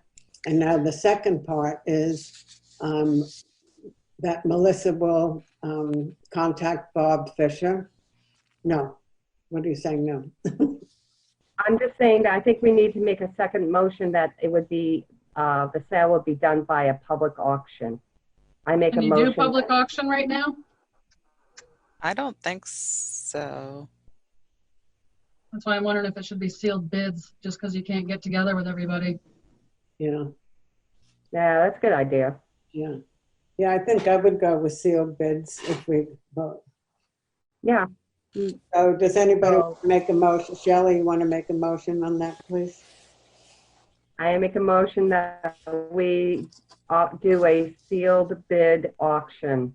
I'll second for it. the tax sale Good. for the 4 properties. Yes, 4 properties. Okay, so Angela I'll second that. seconded. Any further discussion about that? So all those in favor, please say aye. Aye. Aye. Aye. Okay. So though we're going to put the 4 properties up for auction at the same time, and it will be done by sealed bid, and Melissa will contact Bob Fisher for further information and advice. So you'll get back to us, Melissa, right? Yeah, I will. Okay, thank you. So next part of Melissa's report. Shelley, you wanted to talk about something? No, I have a question. Oh, Angela? Yes. Where on Dover Road is this, are we looking at for this next part? FEMA? For FEMA? Yes. Oh, for the FEMA? Yes. You know where the red barn house is? That corner right there? Or you know where Sharon Newell's is? Probably not. Yes. Yes, I know where Sharon's is. Right across there. Shelley, if you're going through that covered bridge from Williamsville to South Newfane, Yeah. you keep going up Dover Road and there's a house that looks like a barn. Yes. It used to be a barn. Yeah. Okay, it's right up after that. You go around that corner and there's two houses and then there's that open land right there on the right-hand side next to the brook. Oh, well, wasn't that where the trailer had? Yeah, one trailer and one house was there. Okay.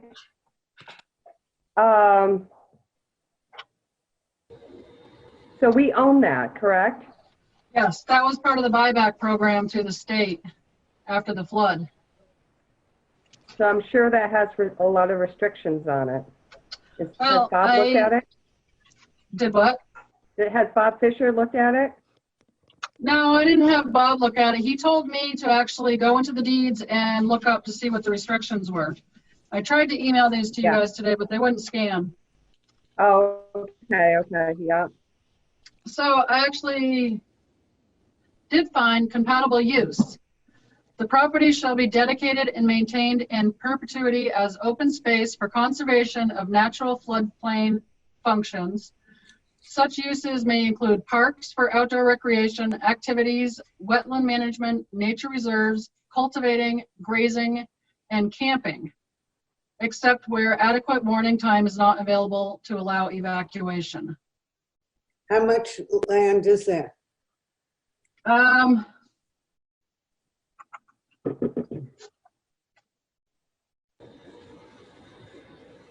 One of the properties is a half an acre.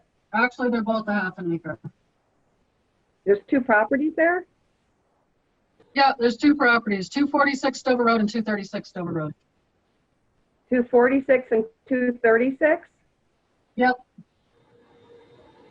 But then I found also in part of the PTTR in the transfer section, it said the grantee may convey a property interest only to a public entity or a qualified conservation organization. However, the grantee may convey an easement or lease to a private individual or entity for purpose compatible with the uses described in paragraph A, which is what I just read you.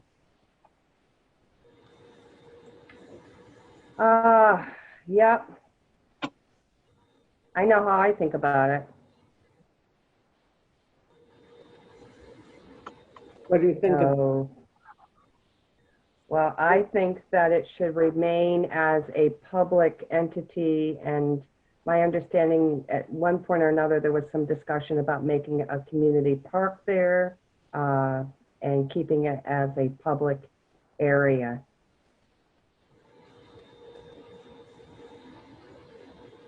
Yeah, I'm not sure how it would be to have a teepee or a tent.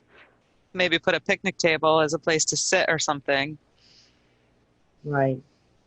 You can put like a public restroom or something in there too if you wanted to. Yeah. I would call it like a pocket park. And you know, look at some financing, you know, to support doing a bathroom or something, you know, for the community out in, you know, that area. Mm-hmm. And other, you know, tourism, stop along the road, enjoy Newfane. Is this something we can vote on now? What about parking? Is there like an area for parking when people stop right there? That's another concern though, because that's another zippy part of the road where people just tend to speed like crazy. So I'd be concerned myself with having it as an open public place for someone just because people don't follow the traffic laws. But I would put in the pocket park, you would want parking, off-road parking. So with say bathroom or whatever, would be designed out to accommodate that, not parking alongside the road. And then there's people that live right there too. So, I mean, they all each have driveways. It's not going to be, I don't, it's 0.5 acres. So it's, you know, combined, it's going to be an acre. Right, but people's personal driveways shouldn't be brought into the, how do I say this? That has nothing to do with the other side of the road pocket park. You'd have to have adequate parking for that specific spot. That would have to be all studied. Right. Yeah, I think it would be important to go and look at this in person and see how it's configured and what possibilities might be. I'm not a specialist on pocket parks, but you know, a land designer would have to figure that out. But I'm not into having that leased out to a private person. Mm-hmm. So maybe I can steer him out to that. Sorry. Go ahead. That South Wardsboro Road has like 5 acres and it won't park. Maybe I can suggest if he's interested in something like that. Well, purchasing it if we sell it. Like put his TV out there. Find it on his own, I guess. Yeah, I wouldn't put a lot of effort into trying to find him a land in Newfane. He can, you know, find that out. But what I think right now we just need to make a decision on this property, and I, you know, make a motion that we do not, you know, this guy's come to the board, and I make a motion that we keep it as a public property. I'll second that. I'll second that it remains as public entity. So just, he's supposed to send a letter to Juanetta, care of the select board. So I'll just you want her to respond then? Well, let's vote on it first. If any further discussion, or we can vote on the motion to keep it as public land. Vote. Okay. All those in favor say aye. Aye. Aye. Aye. Okay. So the vote is to keep it as public land. Yeah. I think it would be appropriate for Juanetta to receive the letter and then respond with the board's decision that we voted on it this day. Right. Okay, Juanetta? Yes. Okay, thank you. Okay, the last item was special appropriations. Any discussion? I would say we pay it because it was voted on by the townspeople at town meeting, and we have to do it, and we'll, I guess, figure it out. And well, that's what I meant before when I said we voted on that before we discussed it. So I agree. Well, it was voted on town meeting that we pay. And as an added note, in our, I just wanted to bring in addition, I just got this out of my box. It's been there, I don't know how long, but in our town of Newfane 2021 expenses, we had a decrease in the Wyndham Regional, or the waste, what is it, Wyndham Solid Waste Management? Management District. Waste Management. So there's a savings of 504 that was not included in the original budget. So, or savings. I can't pull from one line item to the other though. Oh, okay. So how do we find money in the budget? It's going to be one of those things. It's going to just go over budget, and that's going to be the end of it. You know, other things will come under budget, even though we're not taking it out of the line item. You'll still have the money in there to hopefully pay for it, which I don't foresee a problem in paying that $2,000 anyways. Well, we have to, so. Yeah. Yeah. I guess, so at that time, if we go over budget and the bill comes through or something, then we just approve it, correct? We make a motion on it if it's over budget? Yeah. I mean, like I said, it's going to be just over budget by $2,000 for that whole section.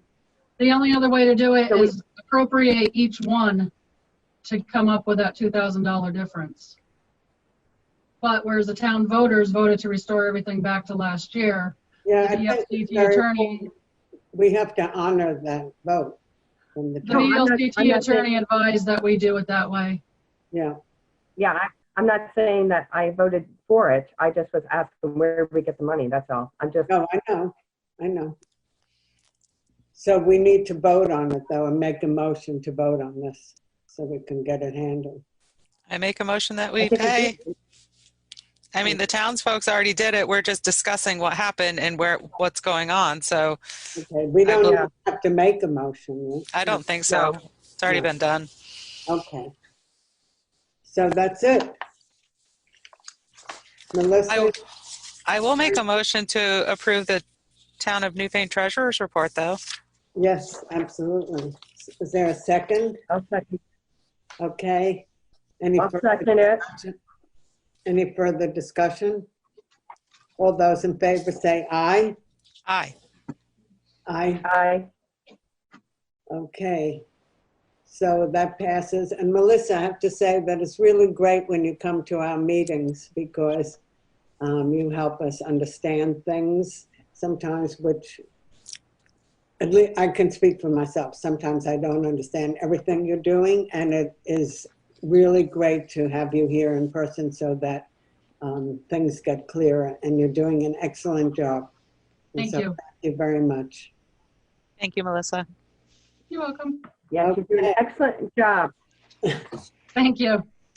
Okay, thanks. Okay, administrative assistance report is next. I've completed 5 highway overweight application permits and mailed them out to the respective businesses. Updated insurance certificates have been coming in to be added to the files. I have answered 4 different animal control calls since last week. With owner's approval, I chose to keep 1 dog overnight at my house. The owner had been transported to Dartmouth Hitchcock Medical Center from Grace Cottage. They were reunited on Friday night.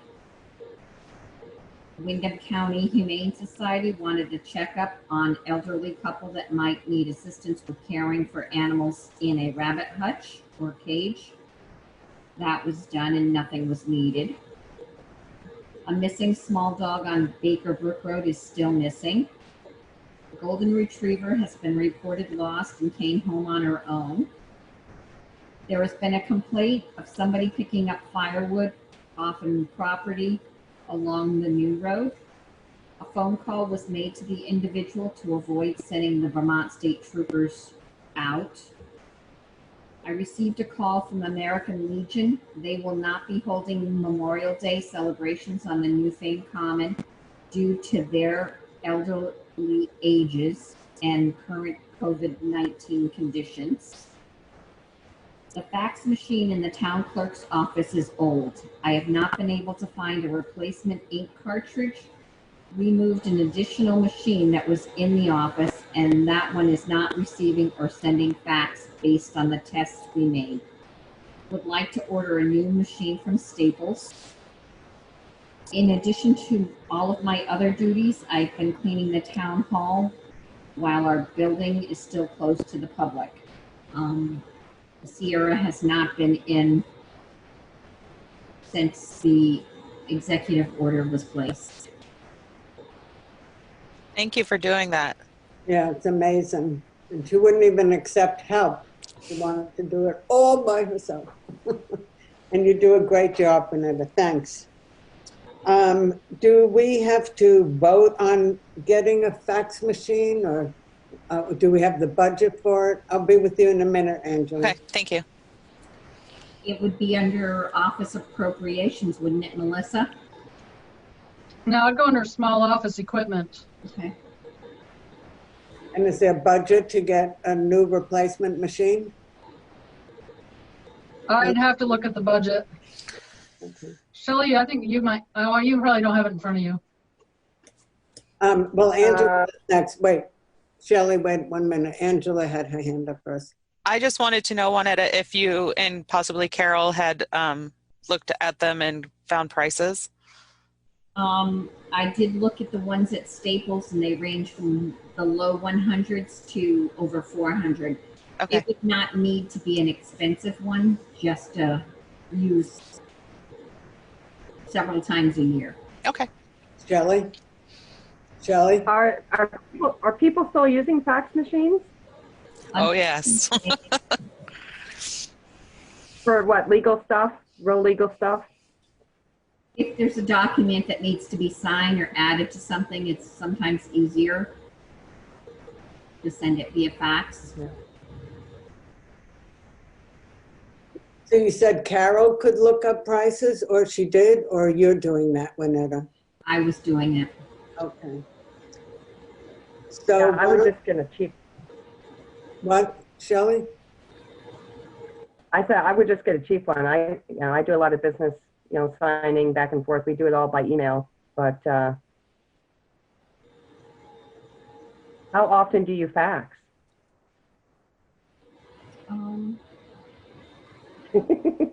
Not every month, but it could be a few times next month. But it would be for everybody in the office, not just you, right? Correct. In the town clerk's office. Well, it's probably best if you, perhaps you and Carol can look up different machines, what the different machines offer, the different prices, and then just decide which one would work the best for all of you joined together, and then check with Melissa on the budget for it. Does that sound good? Yes. Okay. Thank you. We don't have to vote on this. No, if we got money in it, it's only if we don't have money, I guess, then Melissa will tell us where we can get it. Yeah, I'll find a spot for it. Okay, can we have a motion to accept the administrative assistant's report, please? I'll make a motion to accept the report. Okay, is there a second? I'll second it. Okay. I would like to add one thing real quick. I would like to thank Juanetta for taking the animal control officer calls.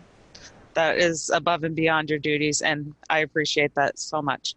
Well, there's vacancies still open. If anybody is available, I will give them your numbers. Absolutely. Well, thank you. And we have to keep. Yeah, we're still looking. What, Shelley? We're still looking for an animal control officer. Yep. Yeah. Okay, in the meantime, let's vote on accepting when I just think we all said aye. And that's done. Aye. Yes. Thank you. Aye. Aye. Aye. Aye. Okay. Thank you, Juanetta, for all the work you're doing and going beyond the call of duty. Definitely. Okay, we are up to unscheduled members of the public, and there are none. Oh, I have one question. Yes. What are the hours for what are your hours? What's happening as far as for the public? They have to make an appointment to come in still? Yes. Yes. And what are the hours of operation? I went back to the Monday through Thursday, 8 to 5, and then whatever balance is on Friday, I would leave half hour or half day. I'm the only one that needs on Friday. I'm sorry, it blinked out. What did you say? She said that she's there from Monday to Thursday from 9 to 5. 8 to 5. Yes, I got that. And a half a day on Friday. And at that time on Friday, she's the only one in the building. Okay. So by appointment only. Yes.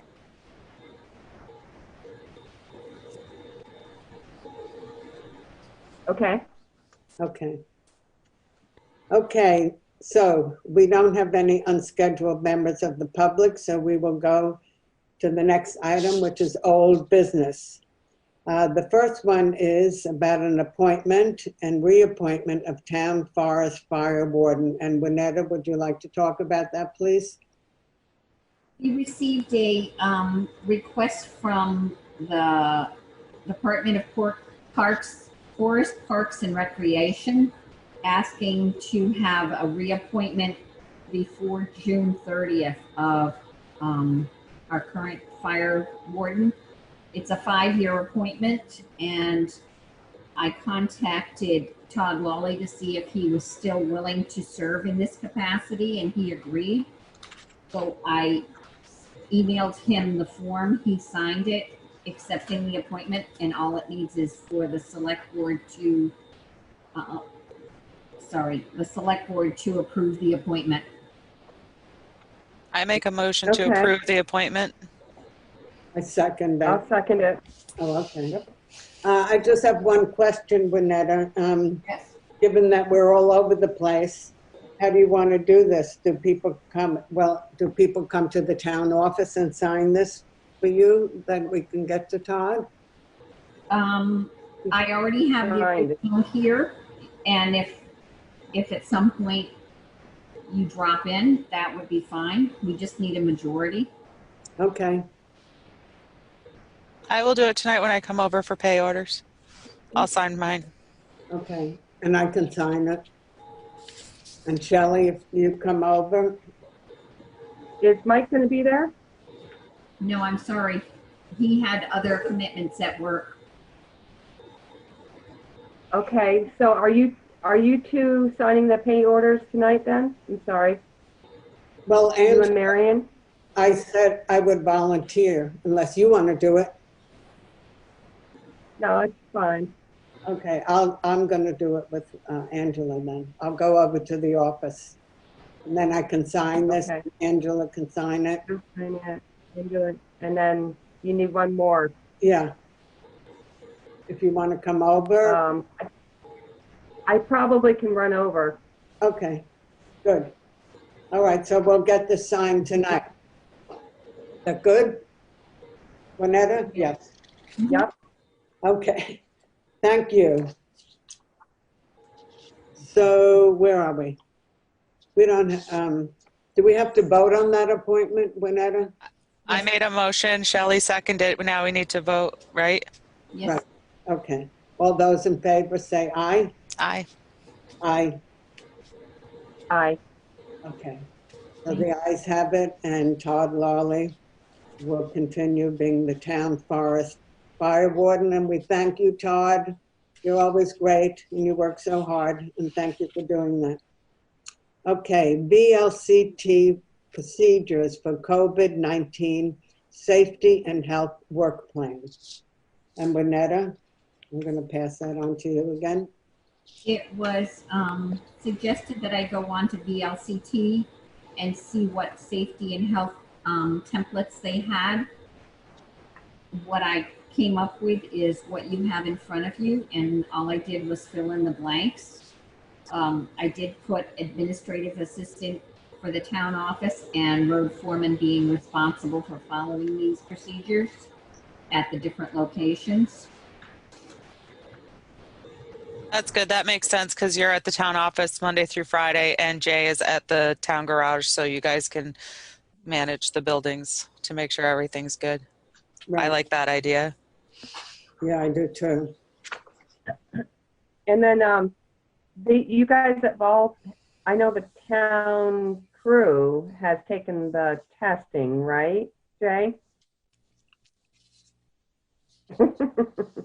Yes, we have. Yes. So, and then, Winetta, did you take one too? Did you do it too? In the town office, except for Frank and Dennis have completed the testing to return to work. They have certificates. Okay. Yeah. Winetta. In the employee file. Yeah. I did one for the town of Newfane. And then Melissa, did you do one? I did one. Yep. Everyone's covered. Winetta, I'm just asking logistically, this also has to be signed, So if you have the copy for the forest warden and this at your desk tonight, we can sign both of them, right? Yes, ma'am. Okay. Okay. Is there a So motion I'm to definitely accept, gonna work. I'm sorry, is there a motion to accept the Town of Newfane COVID-19 Safety and Health Work Plan? I'll make that motion to accept the Town of Newfane COVID Safety and Health Work Plan. Thank you. Is there a second? I'll second it. Okay, all those in favor say aye. Aye. Aye. Aye. Okay, that passes. Thank you. Thank you, Winetta. Welcome. Okay, now we're up to correspondence, and we have a few pieces of correspondence. Marion, No, you skipped new business. Yes. Oh, thank you. You can tell. Okay, new business. I forgot about that. The State of Vermont Troopers contract expires on June 30th. And so,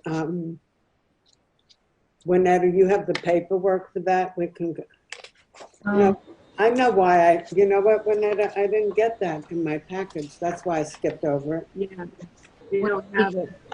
It's on the agenda to be discussed whether or not you want to make an appointment to. Oh, we don't have the paperwork right now. Right. I'm sorry. Okay.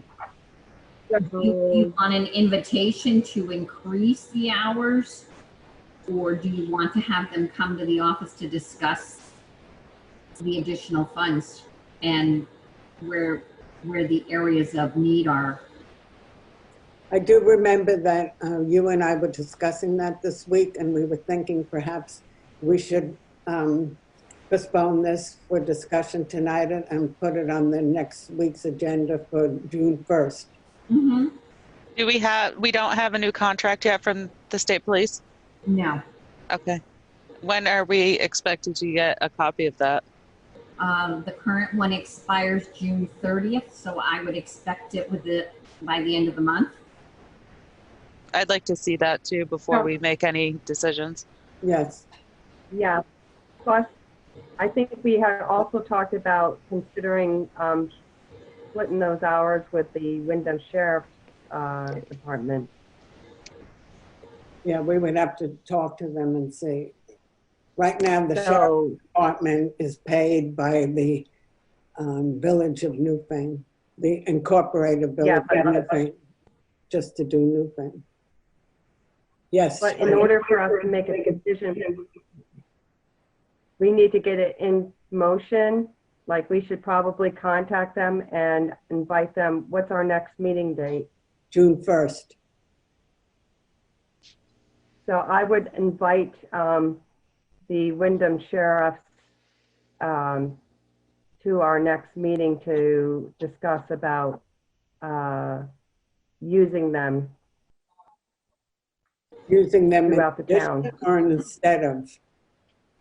In addition, because to see if they would work in that manner. Well, we'd have to know if we have budget for both organizations. Melissa? Shelley, didn't we at the budget meeting do like $10,000 for Vermont State Police and another couple for Wyndham maybe? We're rolling just extra hours for Vermont State Police? I thought it was all extra. Was it all Sorry. extra? Sorry. It was an additional $2,000 that you increased the line item. Right, but it didn't specifically designate where. I remember when Sheriff Anderson went after his first appointment, he came in and said it would have to be a agreed upon sharing of that, and you would have to discuss it with the State Troopers Association as well. Right. I'd like to invite them. Yes. I think we should hear from both of them and see how they could work together. So invite both to the next meeting? Yes, and I would also let them know that we're inviting both of them, and we would like to look at a shared plan, and if they could put their heads together on looking at how that could happen. And so we would need a trooper contract, and we would need what the sheriff's department would want to discuss for a contract too, because we'd have to put it together to Right. equal each other. Yes. But I would give them heads up that we're looking at doing that, because sharing, using both of their services.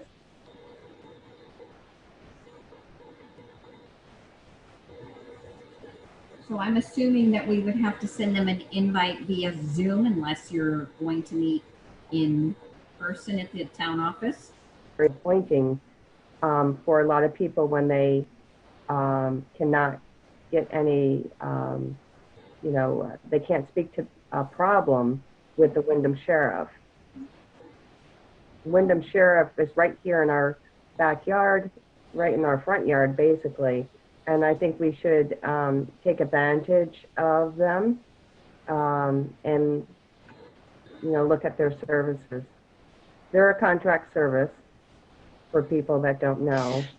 But I believe they mainly do speed traffic control. Yeah, see, the thing, Shelley, is in the past, the sheriffs didn't do things like patrol the roads outside the village. That's what No, they do, but they don't do the major investigations. Right. Right. So There if were, there's there any, were limited things that they did. Marion, if there's any real concern, the troopers are called. So I'm saying, and I think a lot of people would be interested in having the Wyndham Sheriff's Department handle the concerns for the town. And then if there's a need for the troopers to be called in, we just contract them for speed control. So they're also there just by the state mandate that if there's something larger than a speed control issue, they're called.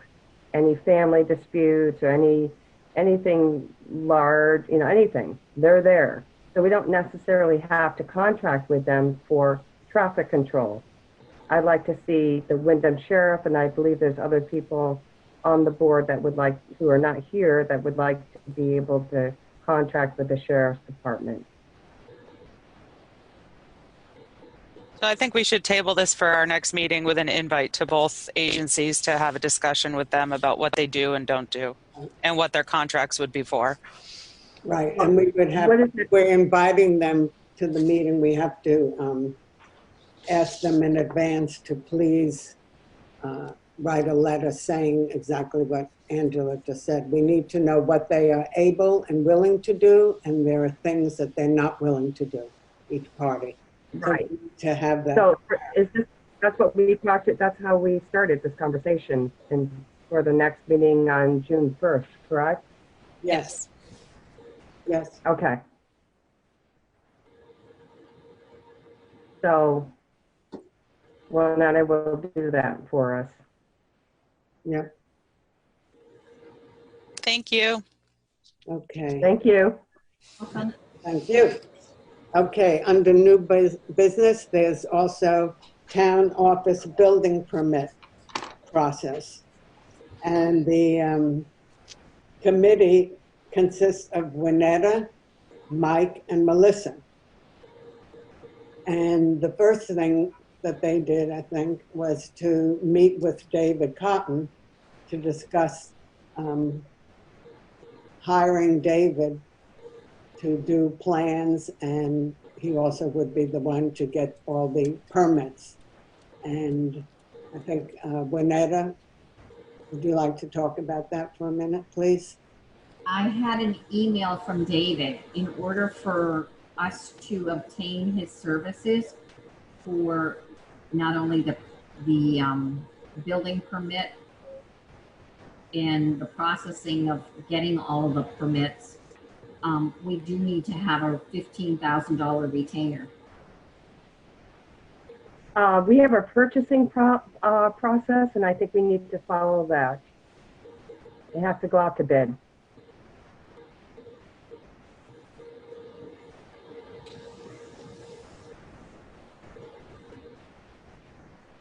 So I make a motion that we put it out to bid. I second that because that's correct according to the purchasing policy.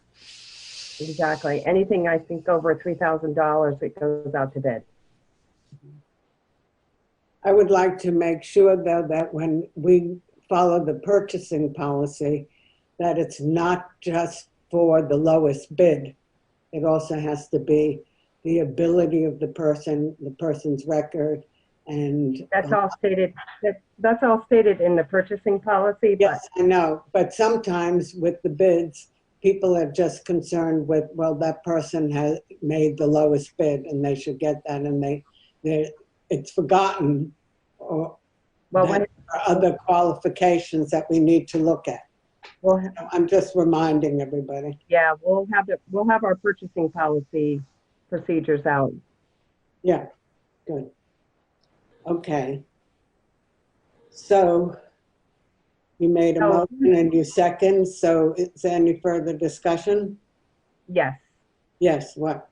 Who is going to put the bid together to for this building project? The building committee, I would assume. Is that correct? Yes. Okay. So Vanetta, Mike, and Melissa. Okay. Okay. All those in favor, say aye. Aye. Aye. Aye. Okay.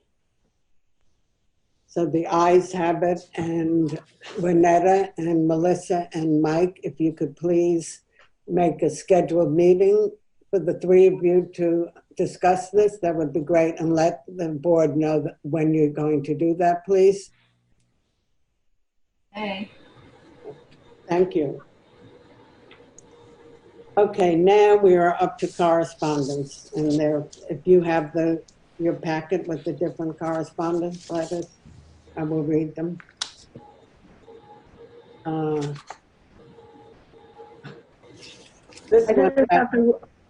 I just have the rare plant and Christopher May, maybe. Right. And Newfane Garden Club. Okay. And then there's one that just came in, and that is from Nancy Rees. Do you have that one? No, I don't. I didn't make copies of that one other than the one that I gave you, Marion. Oh, okay.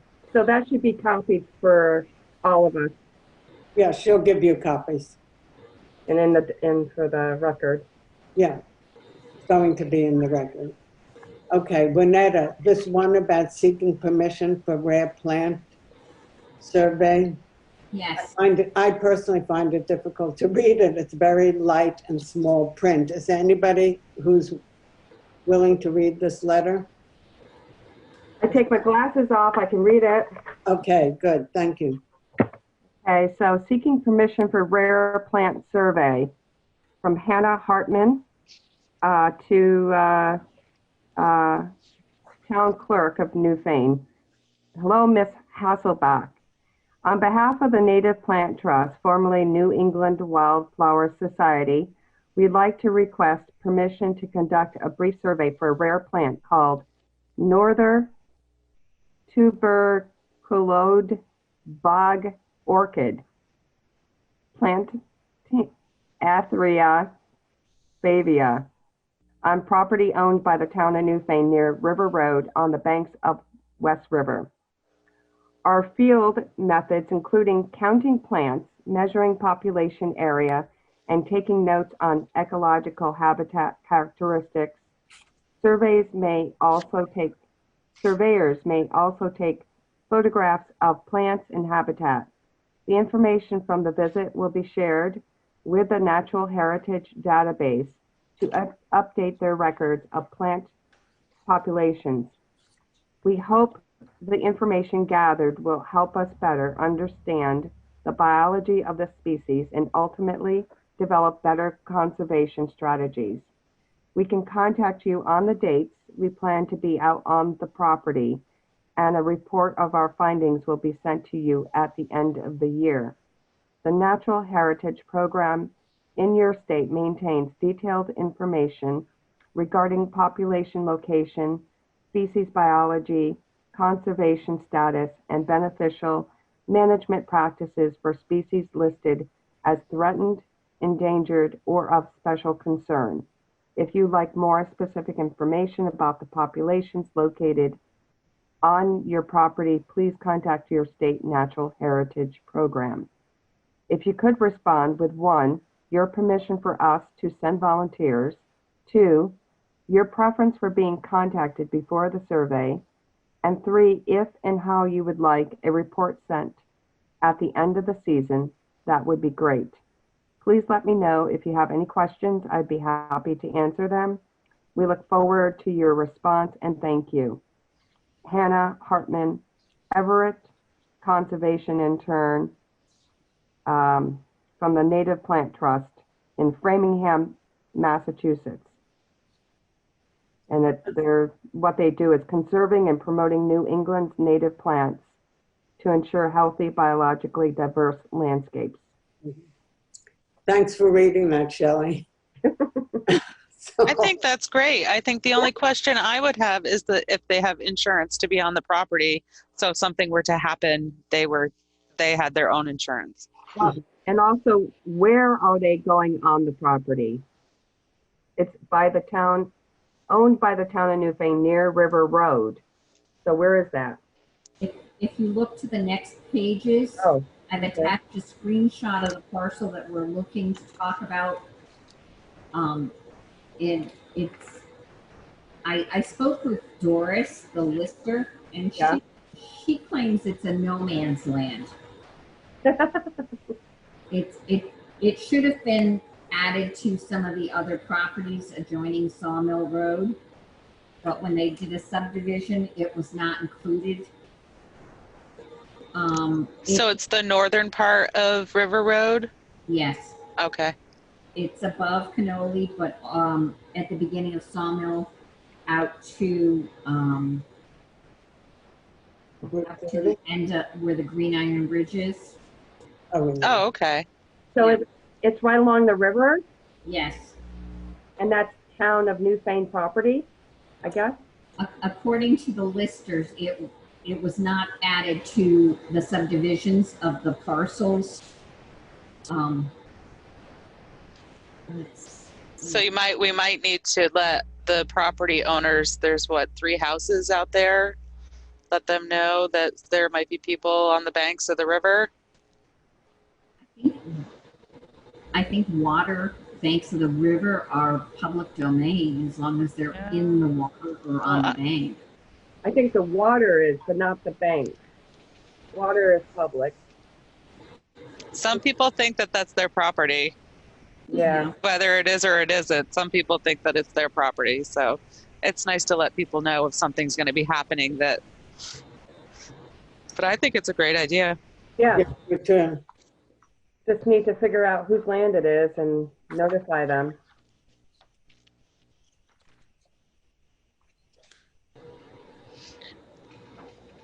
So I make a motion that we follow up with this letter.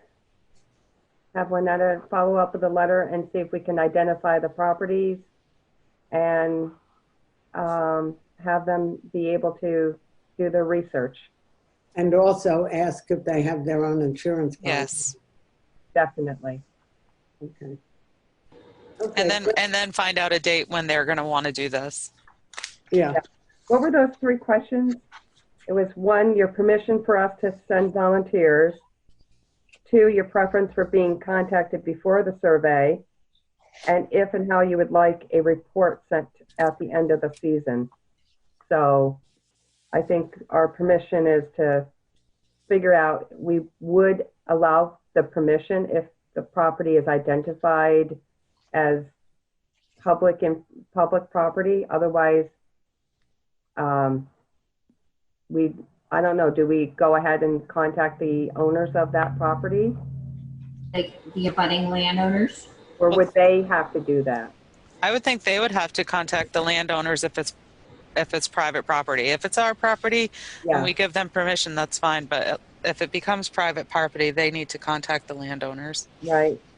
And then preference for being contacted before the survey. That's, I guess, we definitely want that. And if you would like a report sent, definitely send a report if it happens. Yep. Okay, any further discussion about that? So the next letter we have is a letter to the select board from Chris Mays. And he wrote to Winetta that he has attached a letter to the select board after getting guidance from the zoning administrator. And that letter says, does everybody have a copy of that letter? Yeah. Yes. Okay. It says, to the select board, the natural slope of a few parcels of land in our neighborhood on Dover Road is slanted and goes past our neighbor's house at 273 Dover Road. Since our neighbor has owned the property, he has built a barn on one part of his land and is planning to build banks, which would impede water flow and cause water buildups on our land. I believe our riparian rights are being violated because our neighbor is impeding the natural water flow. We invite you to visit our land whenever it is convenient. Thank you, Erin Robinson and Chris Mays from 275 Dover Road, Williamsville. And Winetta, did we just talk about the fact that maybe Jay would be involved with this? Yes, it was recommended that we should have the road foreman take a look at the property to see if there was any damage or potential damage for our right of way or our road access. Well, wouldn't this normally be handled by lawyers if they're having an issue? Wouldn't they have to if hire a lawyer? Yes. Hey. Jay. Yeah, I did go over and look at it. It doesn't affect the road drainage in any way. The drainage has run behind those properties for years. And I assume that's a thing between the landowners. I don't know. I know it's against the law to impede the water to adversely affect your neighbor's property. But I think, I'm not sure that the town has to be in the middle of it. I think it's probably up to them to work it out between themselves. Mm-hmm.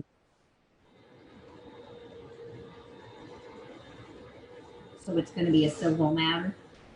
Yeah. Yeah. It sounds like you're right, Jay, with that.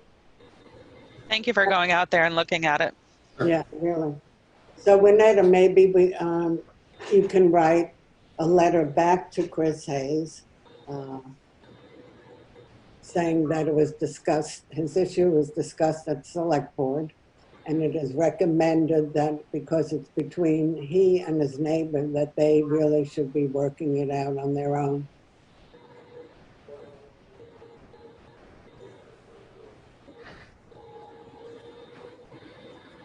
Okay? Yes, ma'am. Okay, thank you. Next letter. This letter is written by Alice Friedman, corresponding secretary for the Newfane Garden Club, and it's dated May 8th, 2020. To the Newfane Select Board, it is with great reluctance and regret that I write to let you know that the members of the Newfane Garden Club are no longer able to keep the upkeep on the flower gardens in front yard of the town office building.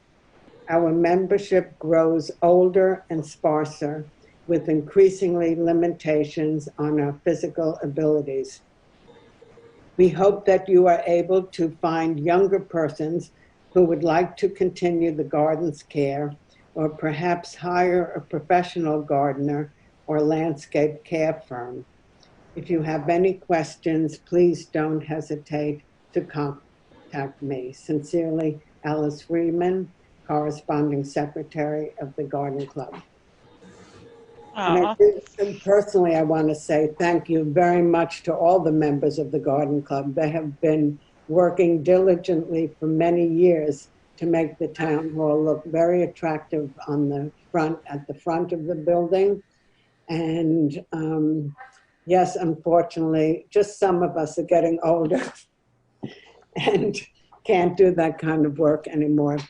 So perhaps we know of people who are interested. If not, and if we have the funds, we might choose to hire somebody. Shelley, are you raising a hand or just? No, I'm not raising my hand. I'm just listening. Oh, okay. So does anybody have any idea of somebody? Angela?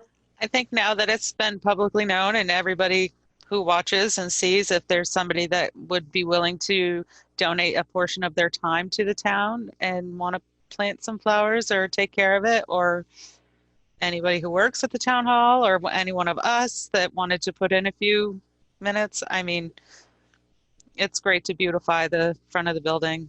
Yeah. And they have done an amazing job for so many years. They have, absolutely. And we thank them very much. Yes. And, it's a great group. Yeah.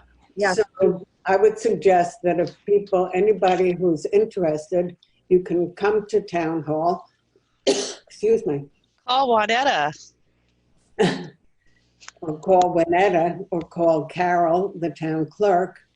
And we all would welcome you to come into the building and offer your services if you so choose to. And in the meantime, thank you again to Alice Freeman and all the members of the current Garden Club.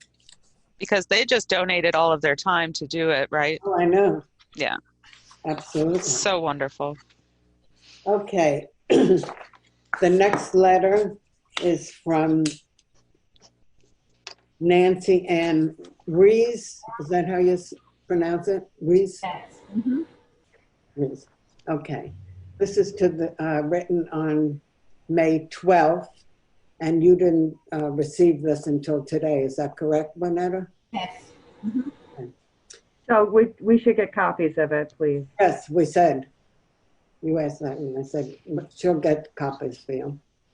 To the Newfane Select Board from the Peter W. Rees family, Nancy Ann Rees, to Christopher Williams. I mean, not to, I'm sorry. It says Christopher Williams, excuse me. Okay, my description of this person would be divisive, manipulative, petty, jealous, harmful, control monger. The negativity and harm he has caused on our family goes back 30 years when we were remodeling our home at 65 Baker Brook Road. We were using his brother-in-law to help us and had to let him go because he was being dishonest. After this, we started getting stop work orders generated by overdue complaints. Yeah. By Christopher Williams. I had all the paperwork from the lawyers and meetings. We were vindicated as there was never any reason for this to happen. And it was so very unjust. However, he has continued through the years to cause us much harm as possible. One more recent, very harmful example was the intimidation of people working on our riverbanks. After Hurricane Irene, our home was on the endangered list, and due to the devastation, chaos, and mistakes made afterwards concerning the management of the assistance given by the towns and agencies involved, we still have problems. We worked on permits for 4 years. The permits were posted, and his uncalled for interference caused confusion, upset, poor work, and loss of money. Again, so unjust.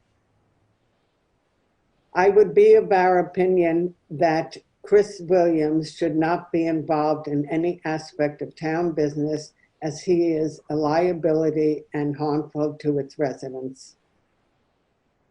A second homeowner who had hired him to do work for them has expressed to me that he was expensive, didn't do an adequate job, and they would like to let him go, but they were afraid of retaliation through the town or otherwise.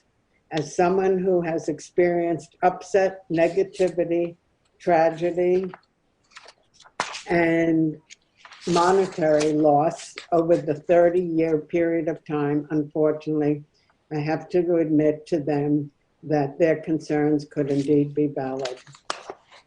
That's the end of the letter. Okay, so we have read all the correspondence, and So no discussion about the letter? Do you have something you'd like to say? It's a pretty heartfelt letter, I'd say, and I think it's disconcerting about Christopher Williams. Okay, any other comments?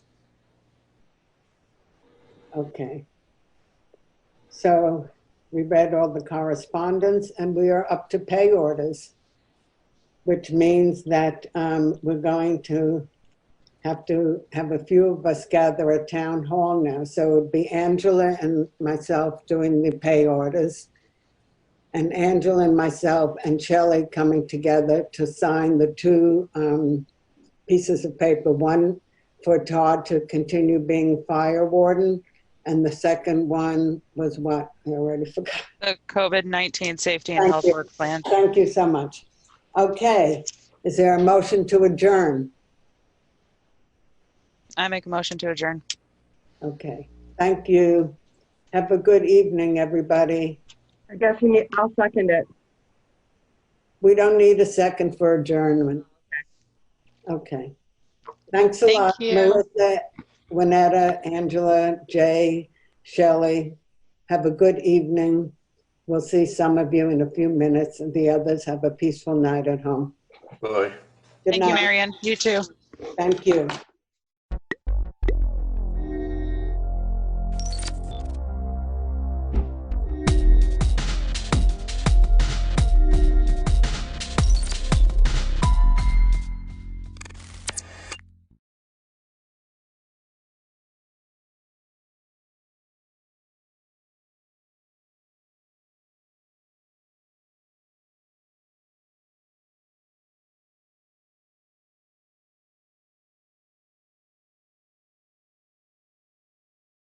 Attention to the situation with dairy farms. We know it's pretty dire, and this may also be a segue, if we have time, for me to talk a little bit about something that's been going on in the Senate in terms of a response. But we want to welcome Jane Clifford here to talk a little bit about this, and I think she has her hat on as an actual farmer herself, to let us know what's happening there. So welcome, Jane. Thank you so much for joining us. Oh, well, thank you, Representative Partridge, and thanks to the committee for having me. Yes, today my hat is dairy producer, and I'll just give you a 30-second overview for some of you who don't know. My husband and I operate a dairy farm in Starksboro, Vermont. It was the first farm in Starksboro back in 1793, and we are the last dairy farm in Starksboro now. We crop, we own 500 acres, and we milk, we're an MFO, and we milk 3 times a day. My husband and I have been doing this, just let's say for over 40 years. He is the 8th generation on the farm. So we've been at this a while. The farm has been in operation for a while. I just wanted to kind of give you the perspective from a dairy producer. I know you've heard from lots and lots of people about the dairy industry, about the challenges, about dumping milk, about lack of milk on the grocery store shelves. And I thought it would be nice maybe to hear, you know, from the producer side of it as to what is happening. And it is challenging. There is no doubt about it. It's challenging. But as I would say, it is, and to anyone, it is challenging for anyone right now in our county, in our state, in our country, and in the world. So we don't think we are, you know, any more challenged than anyone else. We're all in this together. You know, you've heard that dairy co-ops are asking their producers to produce less milk because, you know, overnight a switch was hit and 35 to 40% of dairy products weren't needed anymore.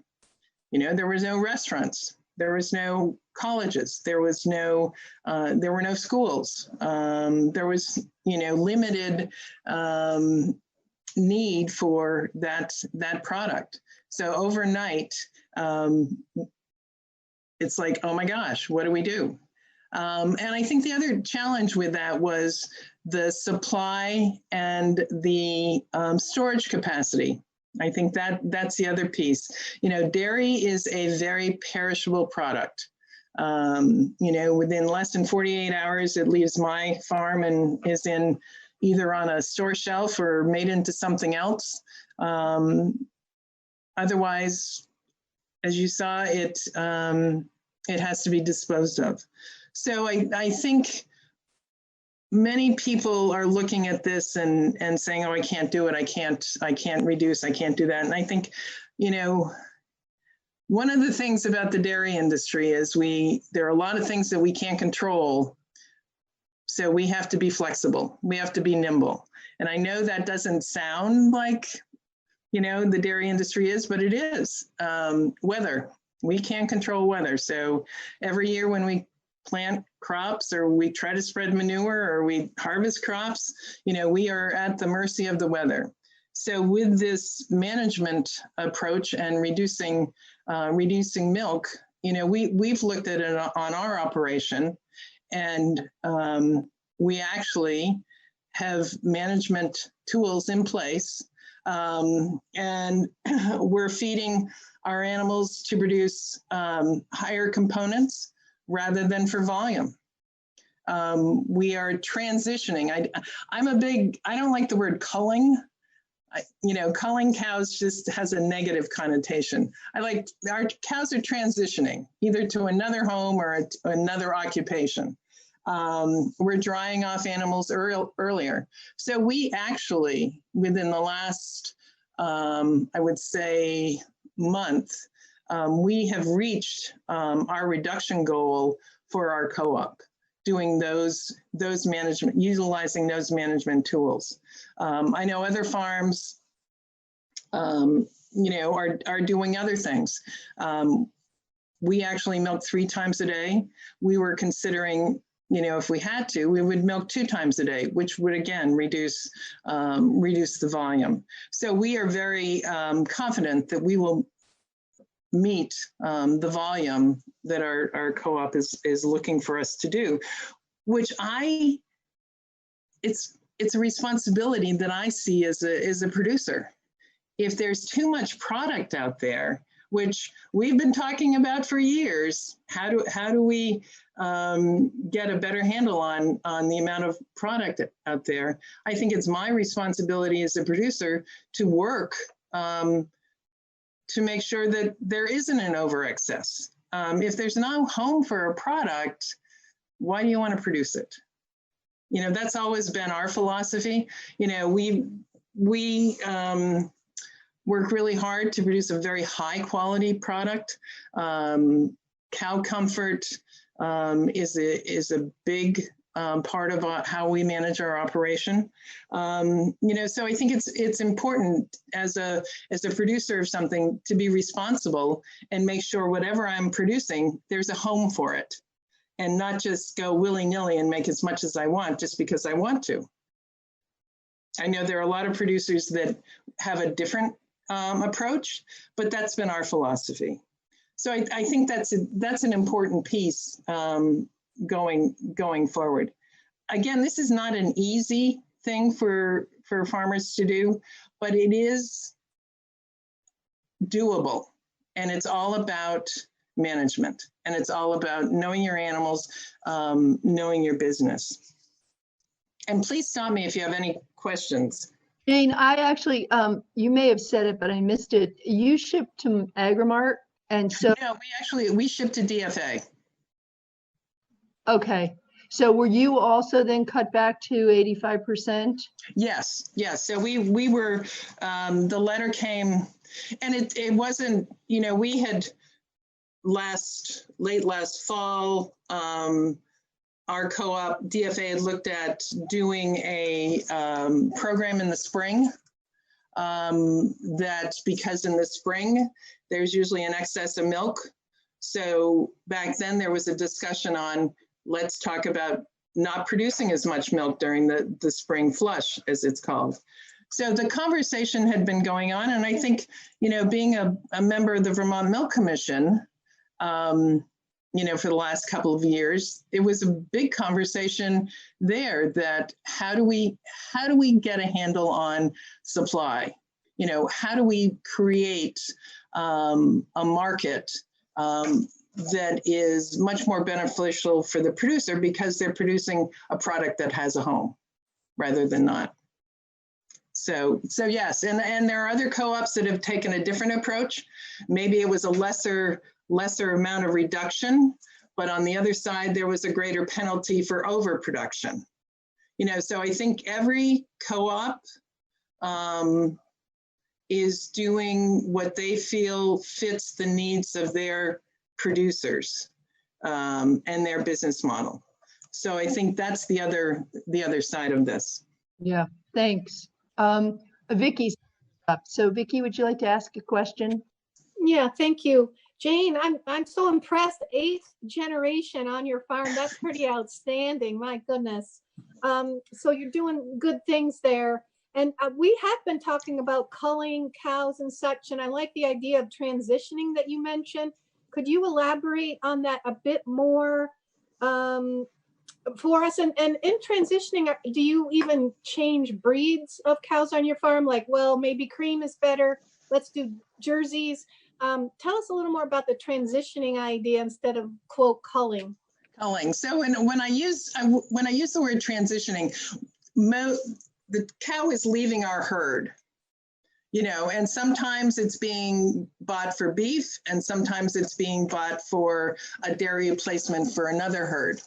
But it's, to me, culling is, you're taking an animal and it sounds like you're disposing of it because it has no value. But the reality is it still has value. For us, it might not fit our herd at the time. So we're moving it to either it's going to an auction barn for either beef or transition, or it's going to a slaughter facility. So it's moving on to something else. The other point you bring up is the a different breed. We're Holstein. It's always been black and white cows. But we do have, what we have been doing is for a lot of our heifers, when we breed them the first time, we will breed them to an Angus. Because a lot of times, especially when the beef market was high, that if it's a bull calf, that cross between the Angus and the Holstein makes a really nice bull calf, then to create a nice beef animal. So, that's another option that we have looked at on our farm do that. Thanks, Jane. You know, Bobby Starr and I have been talking. I mean, we've been pretty much talking through this whole thing, but one of the things that we did talk about was transitioning farms to other ways of making money, and that was one of the things that we talked about, was the possibility of breeding dairy cows to more of a carcass animal, so that they could, you know, so bull calves could be, instead of being bob calves and basically, you know, worthless, that they could potentially be part of an industry that we develop more and more going forward in the state of Vermont. Yes, and I think, and again, I think when we're all running our dairy businesses, we're looking at how do we manage our risk, and what are the options in managing our risk, and I think that you know, that is one part of it. I think when we look at transitioning, I hear that word a lot. And as I said, we've been around for a long time. And for us and for where we are at in our town in Starksboro, a transitioning piece would be rather difficult to totally change the model that we have. You know, what we do is look at other options to manage the risk. One of the pieces on our farm is we don't buy a lot of equipment. You know, we contract out most of our manure spreading. You know, that's all contracted out. We do plant our own corn, but we don't do any of the cropping. Again, we contract that out because the reality of owning a large piece of equipment that sits there for 10 months out of the year isn't cost effective, you know, for us. You know, so those are the types of things that we look at. And I think because we have been through a lot of different things over the years, efficiency is another piece, but not at the expense of either our animals or our employees. Those are our two biggest assets in how we manage our business. We have between 7 and 8 full and part-time employees, and half of them are former farmers that sold their animals but could never leave farming. And so we've been very, very fortunate of having a really great group of people who work for us and support our efforts. So I know there's been a lot of talk of relationship farms. And a lot of times, you know, when you look at a commodity product, it's a commodity product. But I guess I would say to you, a relationship farm to me is a community farm. Our dairy farms in this state, if you look at who's on the fire department, who's on the EMS, you know, who serves on the school board, you know, who is the first one that is volunteers for something. You know, the dairy farms in our communities are part of the fabric of the community. So I think that sometimes, you know, they just produce conventional milk and it gets shipped, and so there's no direct access with the consumer. But I would say we are the foundation of the rural economy, so that relationship is there, and it's very strong. And I think if you look at farms across the country, that rural economy, that rural sense of who is there, the farmer's there 24/7, managing his animals, managing the land. And I think, you know, it's amazing the number of people that drive by. Our farm is right on Route 116 in Starksboro, Vermont. So even now, We have to keep them at bay, but the people that just drive by or stop on the roadside and, take pictures of the animals or the fields, or, the number of turkey hunters that we've had, for the last week, just utilizing the property we have. So I think that sometimes gets lost in those of us who make, conventional milk. So I just wanted to kind of put a little plug in there for. Yeah, no, I think you're right. Dairy farmers and dairy farm families are frequently those very people who are a big part of a community. Rodney has his hand up, and I'd like to call on him. Rodney. Yeah,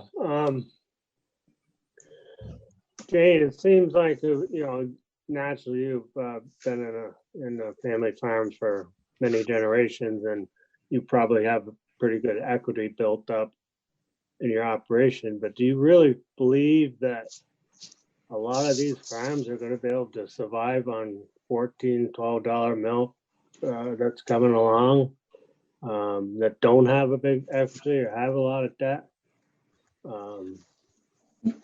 You might be able to survive it a lot longer than some other farms. And you think that, do you see a lot of farms going out? Rodney, that's a big issue. And some of that has been the last 4 years, we in the dairy industry have not been able to put away a lot of money because we're using it for operating on a regular basis. And I think that going forward, the farms that don't have the equity or don't have the ability to manage will be challenged. And I do worry about that.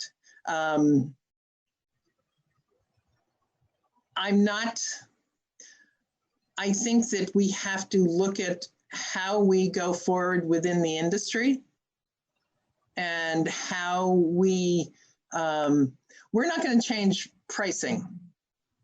Let's be honest, the pricing system in the United States right now for milk has been in place for years. And we all would love to change how it's priced, but that's not going to happen. So I think we have to look at how do we support those producers that want to stay in the business and have a balance sheet that might be a little weak, but with the right management style could move forward.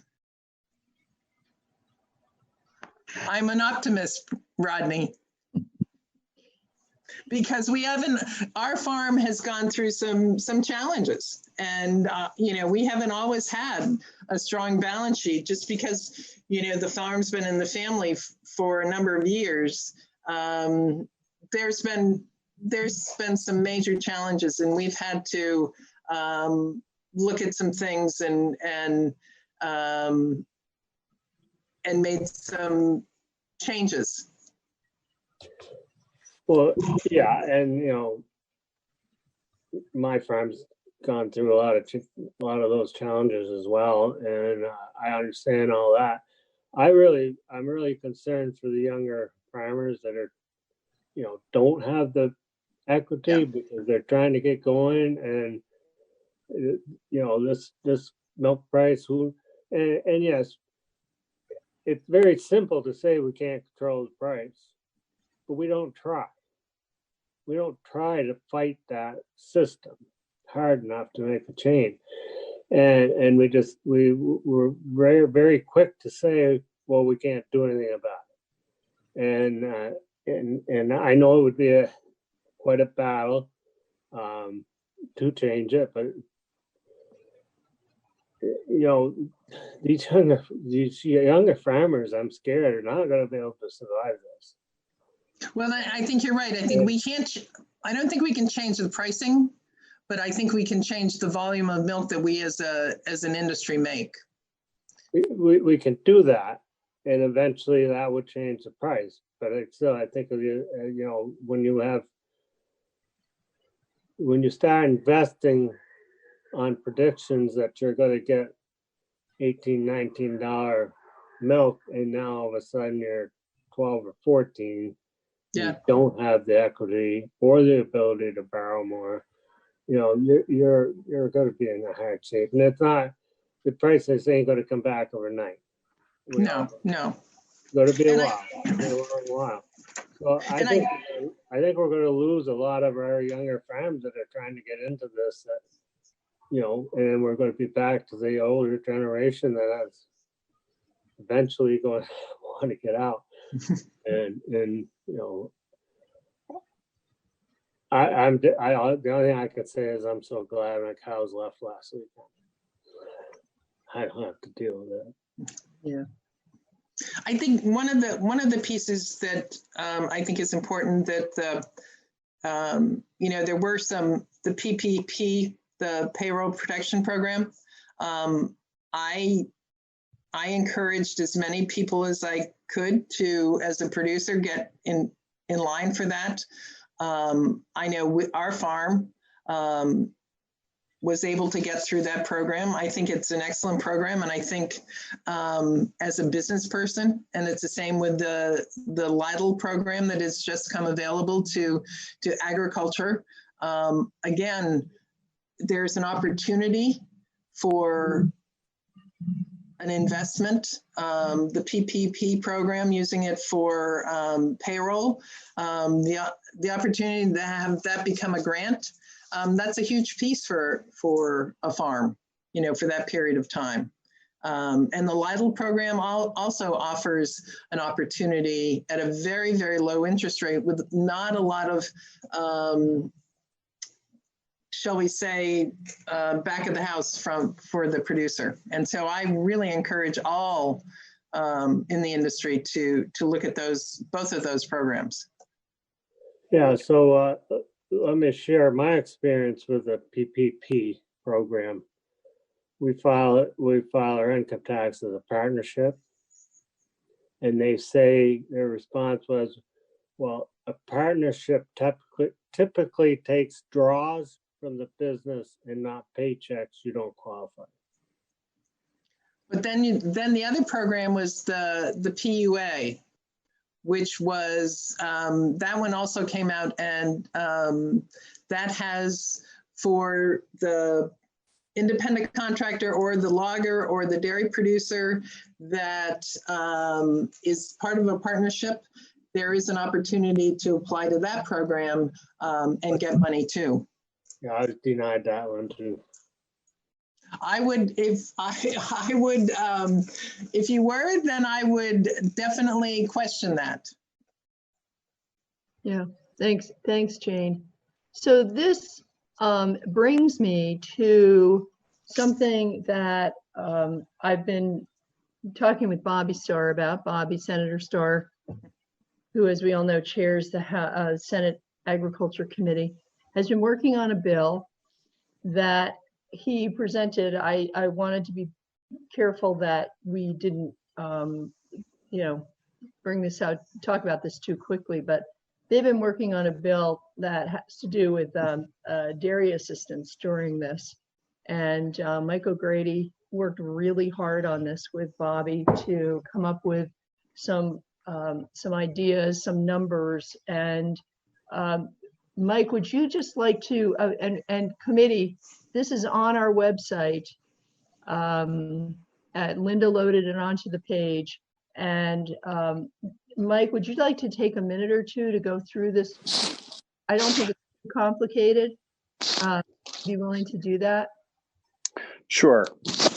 So just to further preface, there was a dairy assistance program that was created in 2007, 2008, after some significant changes to the market pricing and a blizzard.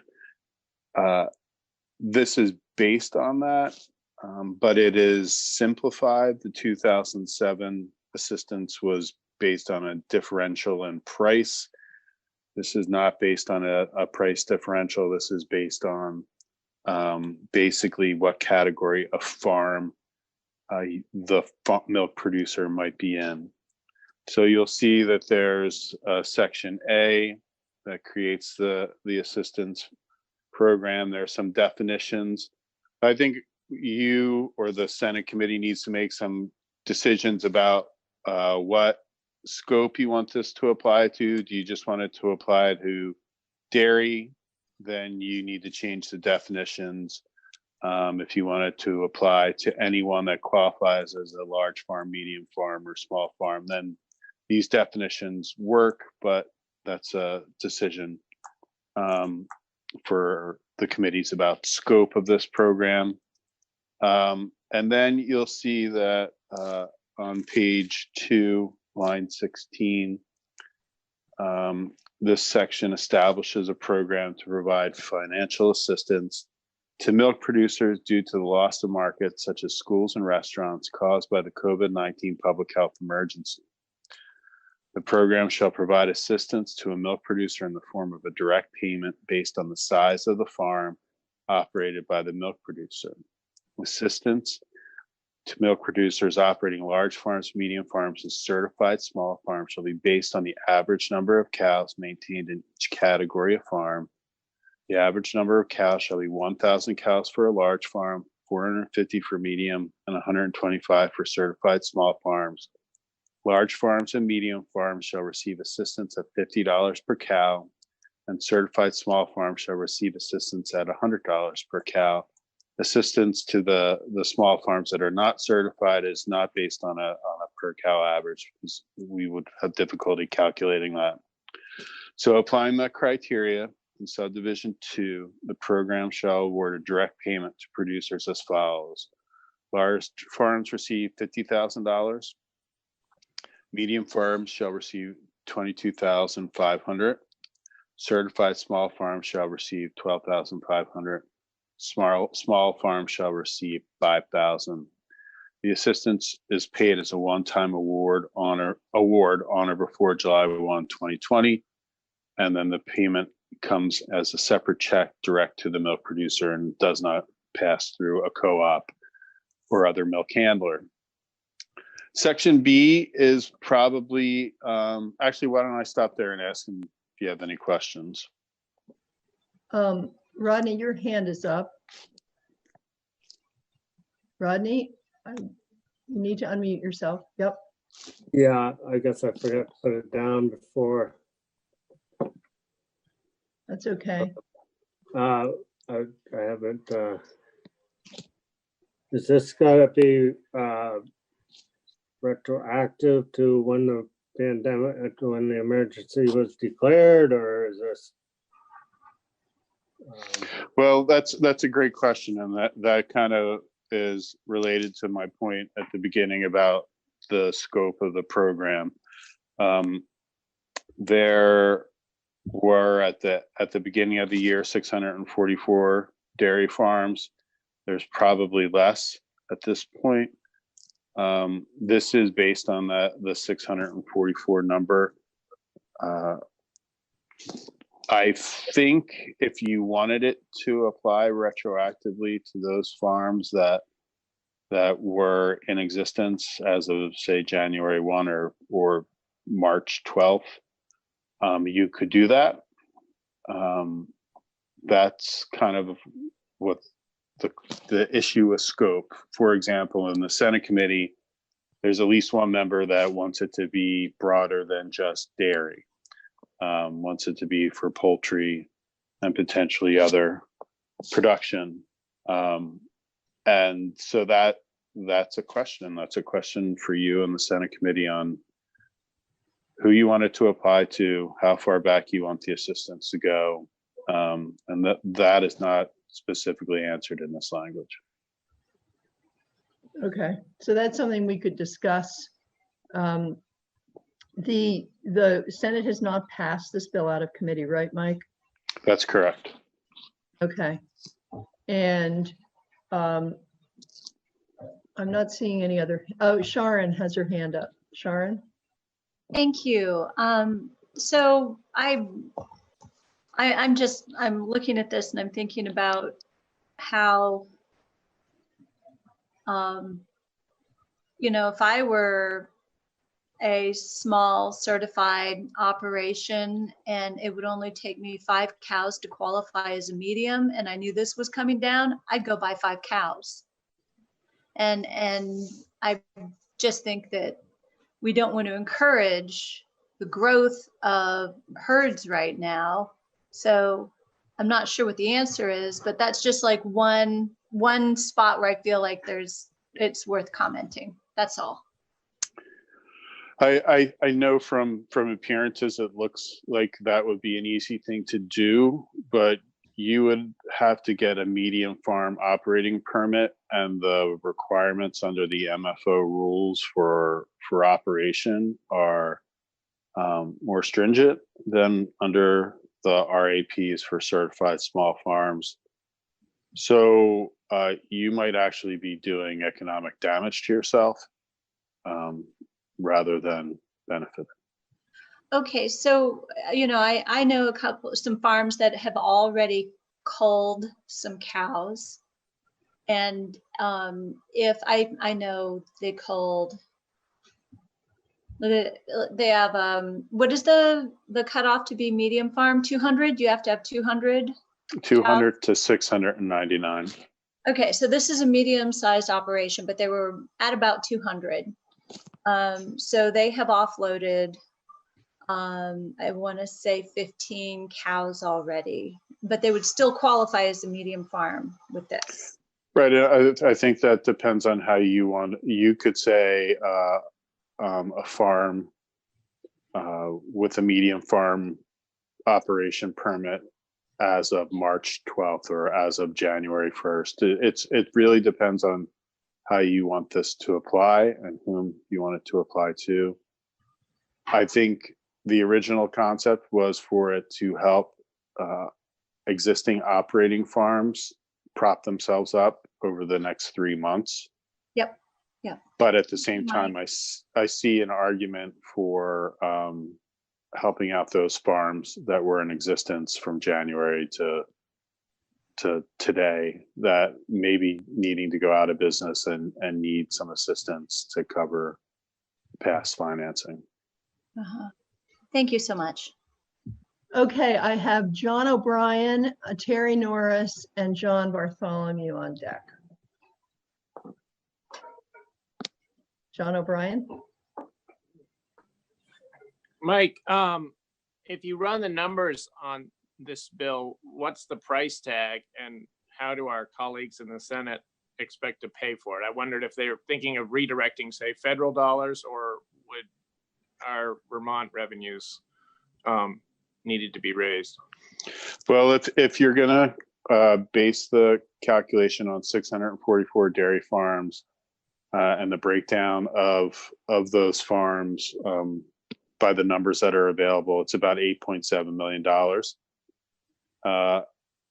The COVID response fund, the 1.25 billion, allows for assistance for what they call second tier effects, which include providing business assistance to those industries that are harmed.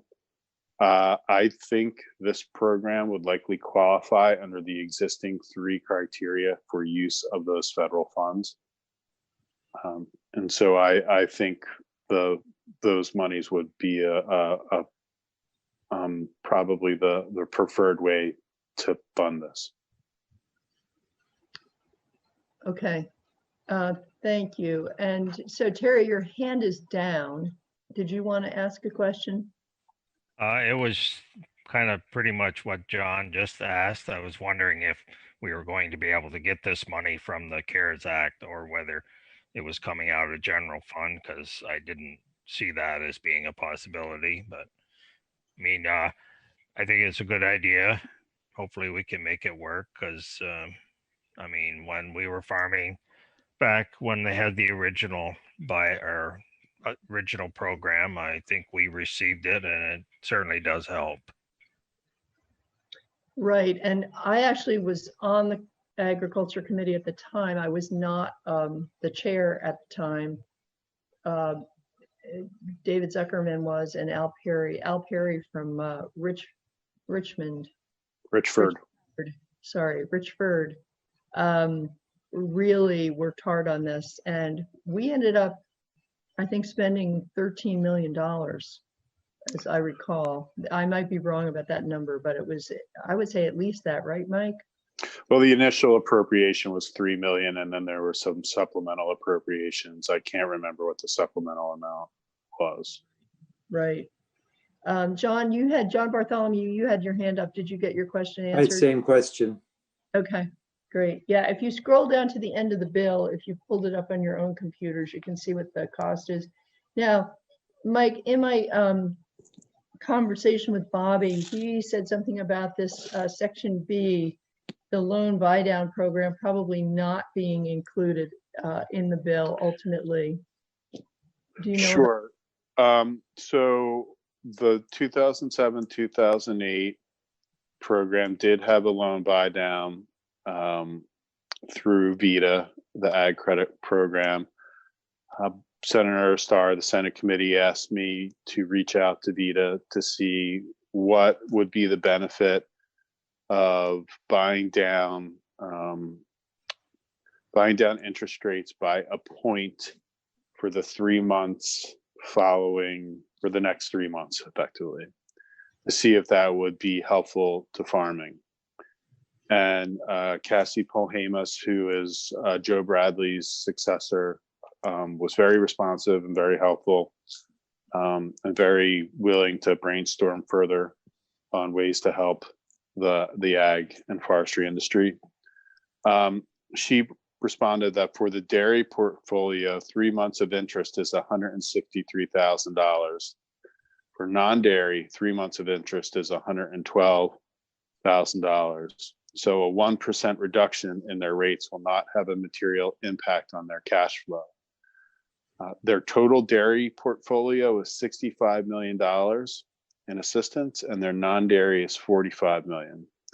So in the case of dairy, the dairy farmers can't afford any payments with milk prices significantly below production cost. So any buy down really won't help them, is effectively her point. But she is available to brainstorm more if you would like to do that. I think the Senate committee is amenable to looking at other ideas. They just didn't get around to actually telling me to do it. Okay. So I have to kind of trying to stay within my lane and do what my clients asked me to do. Right. Yeah, thanks. So we're going to have to wrap this up pretty quickly. But John O'Brien has, I think, what will be our last question for the day. John? Mike, would it help to have a legislatively created program to capture this money like this bill does? Or is this something potentially even the agency could set up a program on their own and get that and redirect that federal money? I didn't know if. Well, you would have to appropriate the money to the agency for them to redirect it to farms. So all federal money from COVID has to go through the legislature? No. Well, yes, you're the constitutional entity with appropriation authority. But there is the Joint Fiscal Committee, which does have limited or some ability to make appropriation. There is some negotiation going on right now about the Joint Fiscal Committee having some ability to appropriate money directly to the executive branch to go forward and use that money for certain criteria. But for 1.25 billion or whatever subset of that significant subset, I think I would recommend that you have a direct appropriation to an agency to be consistent with the constitutional authority. Okay, great. But with that said, you could do what U.S. Congress did. They gave they gave USDA $9.5 billion and said provide assistance to farmers. And USDA now has to figure out how to do that. And so if you wanted to do something very broad and give the agency, some generalized criteria, I think you could probably do that as well. Great. Thanks, Mike. So I think we're going to wrap this up. Jane, we thank you for your Mike. I just wanted to note that I sent Linda a draft of the farmers market letter.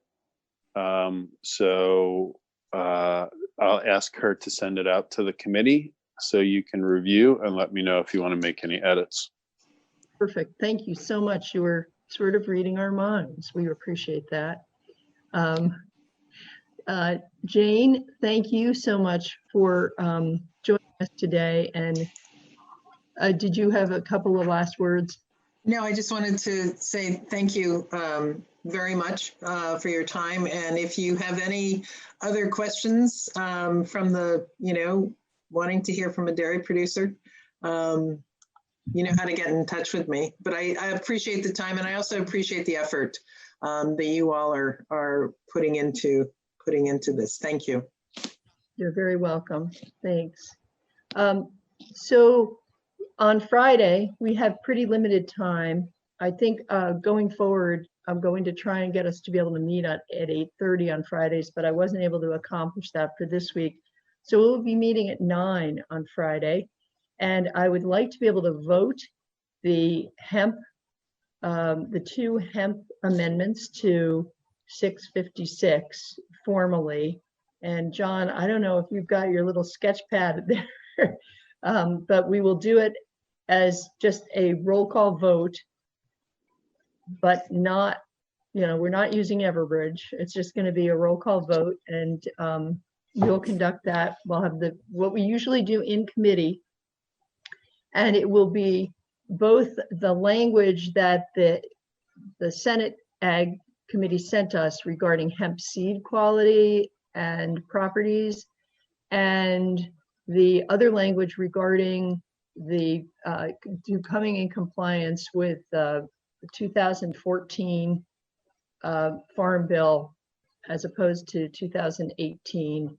And that we've discussed that language in the past, so that if you have any questions, please reach out to Mike O'Grady in order to get them answered, or to me, but I'm not totally expert on either of those, but we will be by the time it comes to the floor.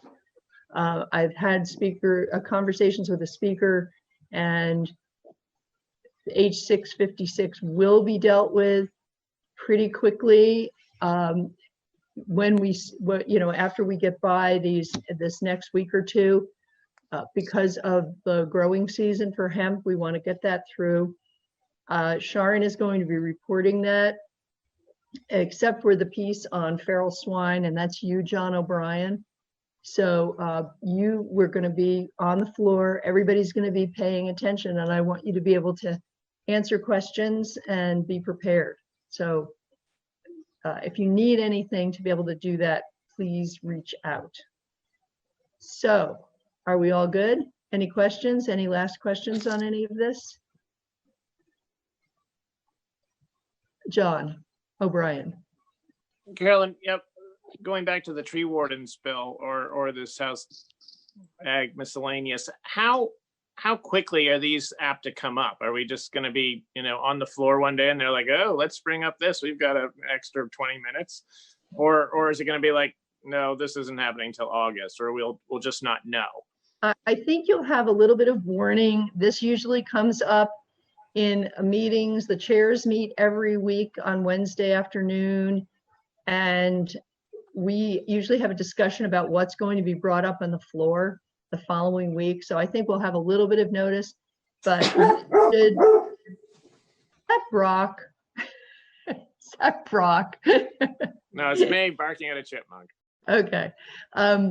So if but you might want to start getting prepared. I'm not sure if there are two bills. We have the humane officer language, and we have the tree warden bill, aside from our housekeeping bill. So I'm hoping we can do both as well as housekeeping, but it's really going to be up to the speaker. So yeah, so I think you'll have a little bit of warning, but you might want to be preparing.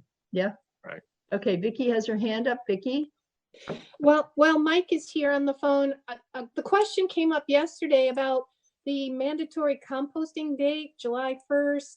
Also, there's that chicken composting situation. Could you refresh our memories? Has this been changed, that date, the mandatory composting, or is that in Bobby's committee or natural resources, or where? So the universal recycling of food residuals, that July 1st deadline has not been changed yet. The Agency of Natural Resources has asked both the House and Senate Natural Resources committees to make that change or propose it, but it has not been made yet. As to the requirements for compost foraging, ANR has decided to defer the requirement for farms to come into compliance until after next session. I can't remember the exact date off the top of my head. Just as a follow-up, is there a sense of, do you know, maybe not, but is there some urgency about the mandatory composting? Because it seems as though universal recycling, the composting aspect, because it seems as though we're not ready for it. Is there any sense of, anyone worried about it? I think you find different perspectives from different parties and from different areas of the state. There are definitely people, a couple of haulers, maybe some solid waste management entities that are very concerned about implementation, whereas there are other solid waste management entities and a couple of other businesses that think the state is prepared and should go forward. I think ANR is trying to kind of split the difference by proposing to delay implementation by 6 months. But I think there's a lot of questions and discussion. Some people are saying that there isn't capacity in some areas of the state for the composting. Others are saying that businesses have not had the ability to prepare because of COVID. Some people are saying they don't have the workforce that's necessary because of COVID. Whereas others are saying it's been 8 years and the requirement has been on the books effectively in this manner for 8 years, and that businesses and solid waste management entities should have been preparing. So there's different arguments on both sides. Okay, thanks, Mike. All right, everyone. Thank you all for joining us today, and we'll be back on Friday at 9 o'clock. So thank you.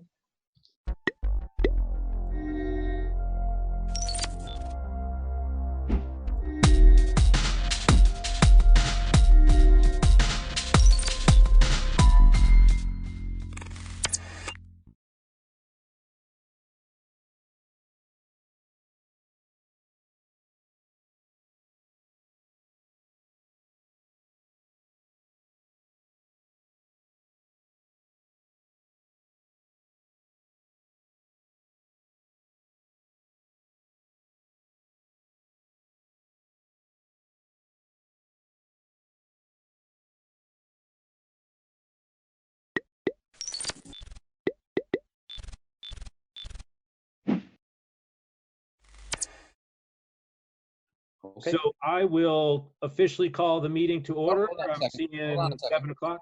Hold on a second. Let me start the recording before you officially call it. Okay. You going, Rich? Yes. Okay. Action. I will officially call the Jamaica Select Board meeting for May 11th to order at 7 o'clock. Welcome, everybody. First item is to call for any late additions to the agenda. I actually have one. There is an overweight permit, and I'm going to suggest that we move item 9, which is the Communication Union District, up higher in the list, and then also move the paving bid up higher in the list, just because we've got some extra players on for those. So I'll put. Does that make sense to everybody? Yes. I'd like to plug the Jamaica Journal at some point, but I could do that in public concerns, or I can do it after everything, just to kind of give an update. Okay, so we'll add the Jamaica Journal update from Tom down at item 14. We'll add the overweight permit at 15, and we'll move the Communication Union District up to number 5, and we'll open the paving bids at number 6 to be real official. Okay, so first item then after that on the agenda to approve the minutes from our last meeting, the April 27th Select Board meeting. Do I hear a motion or any? I'll make a motion. First motion by Tom. The second. I'll second the motion. Any comments, any changes? Hearing none, I will move that we approve the meeting. All in favor? The minutes, I mean. Got aye. I see all 5 boards' hands goes up, so minutes are approved. We will, Terry did send out an update with all the timesheets, the select board orders on the Google Drive. I don't know if anybody has any comments on those, if they want to share right now. If we don't have any, I will officially sign off on those tomorrow as we've voted our new remote protocol. But any comments on those? Any questions? All good? Yeah, great. Yeah, they all look good to me too. Okay, so on to, that was numbers 3 and 4. On to number 5, which is now the, I think I moved the CUD up to that location, if I can remember 5 minutes ago. So on the phone here, we have Stephen John, who's, I guess, correct me as far as titles go, but the head honcho, basically. No. Vice chair. Vice chair, Greg. Hold it down. Vice chair of the Deerfield Valley Communication Union District, which has been formed already. His title also, I believe, are you the chair of the Marlborough Select Board also? No, I am moderator of the town of Marlborough, but I am the chair of the Developmental Review Board there, and I am the chair of the Marlborough Committee for Universal Broadband, which preceded the CUD by years. Okay, and we have Betsy on the line. She's the representative for the town of Stratton, which is also a member of the CUD. And then also Chris Robbins, who is soon, I mean, as part of this topic, he's been kind of acting as our head, and yeah, we will. Can you wave, Chris? Put him in there as our representative. Oh yeah. Okay. Good. I recognize you now. Yeah. Okay. So I will, if you don't mind, Chris, I'll turn this over to you just as a quick update of where we're at, and then maybe have Stephen jump in as far as, I know our board has been going back and forth a little bit and just trying to familiarize ourselves with the process. Also, you know, all the state statutes that pertain as far as moving in and moving out, and also, you know, with the Wyndham Regional moving to develop a business plan for this too. I became aware that the Deerfield CUD was had been formed and was proceeding to look at possible contractors and business options for implementing a broadband system in parallel with the WRC study to develop a business plan. And Sue Westa of the WRC encouraged us to look into joining the Deerfield CUD. That's the issue. Do we want to join the Deerfield CUD or wait to see what the WRC comes up with, when they finish their business plan sometime in July? In conversations with both Stephen and Sue Westa, they but made it very clear that they're working together, and the WRC and the Deerfield CUD anticipate that the two are going to emerge, and there's really going to be one CUD if they have their way. I should say there'll be one CUD for the entire Wyndham region. And so the issue is, do we want to join now? Do we want to wait and see what happens?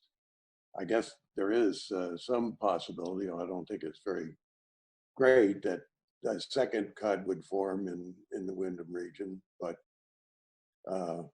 in all probability, the Deerfield CUD is going to expand town by town until everybody in the Wyndham region that's going to join has joined. So the issue before you is to join now or wait and see what happens. The argument for joining now is the sooner we're members, the more we'll have to say about how it's formed, what its bylaws are, and his business plans. I guess the argument for waiting is, it's just a new idea, and we need to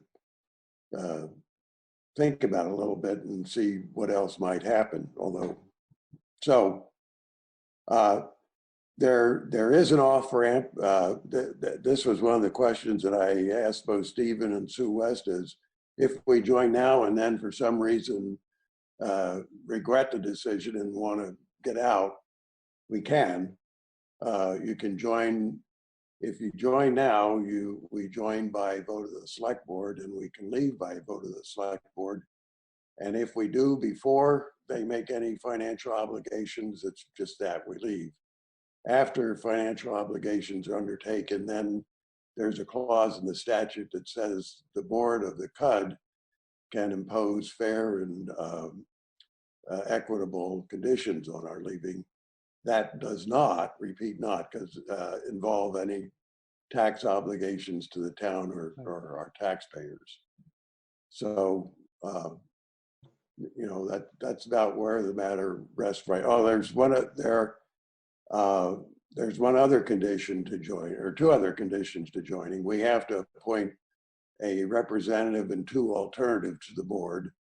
And I have some ideas who I might ask, but I haven't mentioned it to anybody yet, except you, Greg. Mm-hmm. And the other thing is we have to make 2 sites available for leasing to the CUD for equipment that they might want to place in the town. And that most likely would be switching cabinets to connect to the Consolidated's line, or perhaps an antenna if they end up downloading from a satellite. So there it is. If I missed anything, I guess Stephen could talk better to where the Deerfield CUD is in plans. Yeah, I appreciate that, Chris. So just to backtrack a little bit, there really isn't any competition between WRC and the Deerfield Valley CUD. What really the history was that 5 towns or so got together, not including Marlborough originally, but and met like informally about the problems with the internet. And that was called the Deerfield Valley Group at that time. They didn't really have any officers. They didn't have anything official. Ann Manwaring kind of moderated the meetings, and vendors showed up. I mean, lots of people showed up. It was kind of a mixed, it was an interesting, evolving group. But that led to a commitment to bring to the 5 towns, Marlborough, Wilmington, Whitingham, Reedsboro, and Halifax, an article at the town meeting in March. That's how the CUD got formed, because actually all those votes went pretty much unanimously, certainly at Marlboro, and to form a CUD. So then shortly thereafter, April 9th actually, was when those 5 towns met, their 5 representatives. One thing about this governance board is it's 1 vote for each town. So, you know, Jamaica, no matter when they join, they got equal, equal play with the rest of the towns. So those 5 towns actually adopted a mission statement and a vision statement and bylaws and elected officers. They didn't do that though first. The first item of business was that Stratton, Betsy's there, and let's see, I'm losing it now, Betsy, tell me. Stratton and Wardsboro wanted to join. So certainly they were, that was immediately approved. The theory of the CUD is that, the more towns you have involved, the more potential customers you can serve, the better critical mass you have. And the reason why all of these little towns don't have any service is because we don't have enough takers to make private enterprise tempted to build. So then we had 7 towns now. That's what we're standing at now. Now, when we have our annual meeting tomorrow, which is required by law every year on May 12th, the CUDs have to have an annual meeting. And so there are actually 2 towns that are, want to join, and we'll probably approve them. I don't see any reason why not to tomorrow. And that's, I'm losing it here. It's Stamford, which is interesting. Stamford's way down past Reedsboro there, and Dover. Dover's critical because that's a good geographical connection to pull us all together. Certainly, Betsy's happy about that. And up in Stratton. So the WRC, we were asked, all as towns, you probably as a select board approved this application of the WRC for a grant, for a big broadband innovation grant. This was way back last December or something, the grant was given out. And my town, Marlboro, applied for one too. We didn't get it, but the WRC got it, and they hired a consulting team, and that's who's producing a feasibility study that will be out hopefully tomorrow. It'll be submitted to the Public Service Department and for comment, and then we'll get it out to all the towns in the regional area for their comment, and certainly it'll be a point of discussion at our meeting tomorrow. People haven't seen this document yet, but it is 38 pages long. It's pretty thorough. It approaches some of the aspects that Chris was referring to regarding a business plan. And it's very clear in this feasibility study that Windham County is not big enough to support two consolidated communications union districts. So it is true, Chris, that eventually, at least as far as WRC is concerned, they'd like to see, all the region pulled together. But in fact, the first towns that should be served are those that have the least service, that have the most unserved areas.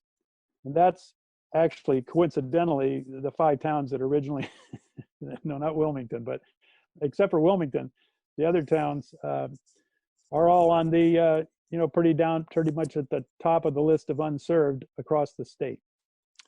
That's enough of an introduction. We do have we will appoint tomorrow a treasurer, so we'll begin to get the finance committee together and work on, exploring what the means are to get sufficient capital to actually start to get going. Once we have something going and it's a sustainable 2 to 3 years, then you can qualify for revenue bonds as a municipality. This entity is really considered a municipality under the law. So as a town, Marlboro could not borrow money to build a fiber optic infrastructure as a capital expense because it wasn't considered essential by the law. Only fire, sewage, water, your town office. So this municipality, CUD is unique because as a municipal entity, we can go to the municipal bond market and borrow money on a revenue bond basis. It's a little bit harder to get the capital, and that has to come from other sources. So that's the challenge we face. It's not a road paved to it's not a paved road to heaven or whatever, but it's better than working on this alone. That's my thinking. Thanks for listening. Well, thank you. Yeah, I think those are kind of I guess I'm maybe summarizing a little bit from some of the comments. But I think for me, my concern is that we want to go earlier than later, I would think. Me personally, I'm speaking for myself. But jumping in too early, I think we're a little, I say we, again, me, worried that we wouldn't be able to get back out if Wyndham Regional then moved forward and we said, no, that's really the right opportunity, because these things are both moving on parallel tracks, but when these tracks come together, can we make sure we can jump on the other train? Yeah, so the feasibility study is done by this grant with the Wyndham Regional Commission and has to, by the terms of the grant, cover the whole county or the whole Wyndham Regional. Now, interestingly, Stanford's already joined us, and they're not actually, they may be in there, I'm not sure, but they're definitely in Bennington County, so there really isn't a distinction there. And there isn't any distinction for a CUD regarding borders between towns. You could have a neighborhood in a town that's served where the rest of the town that already has cable, they don't care. They don't need it over there. But you're right about joining now, because now we're deciding and interviewing vendors.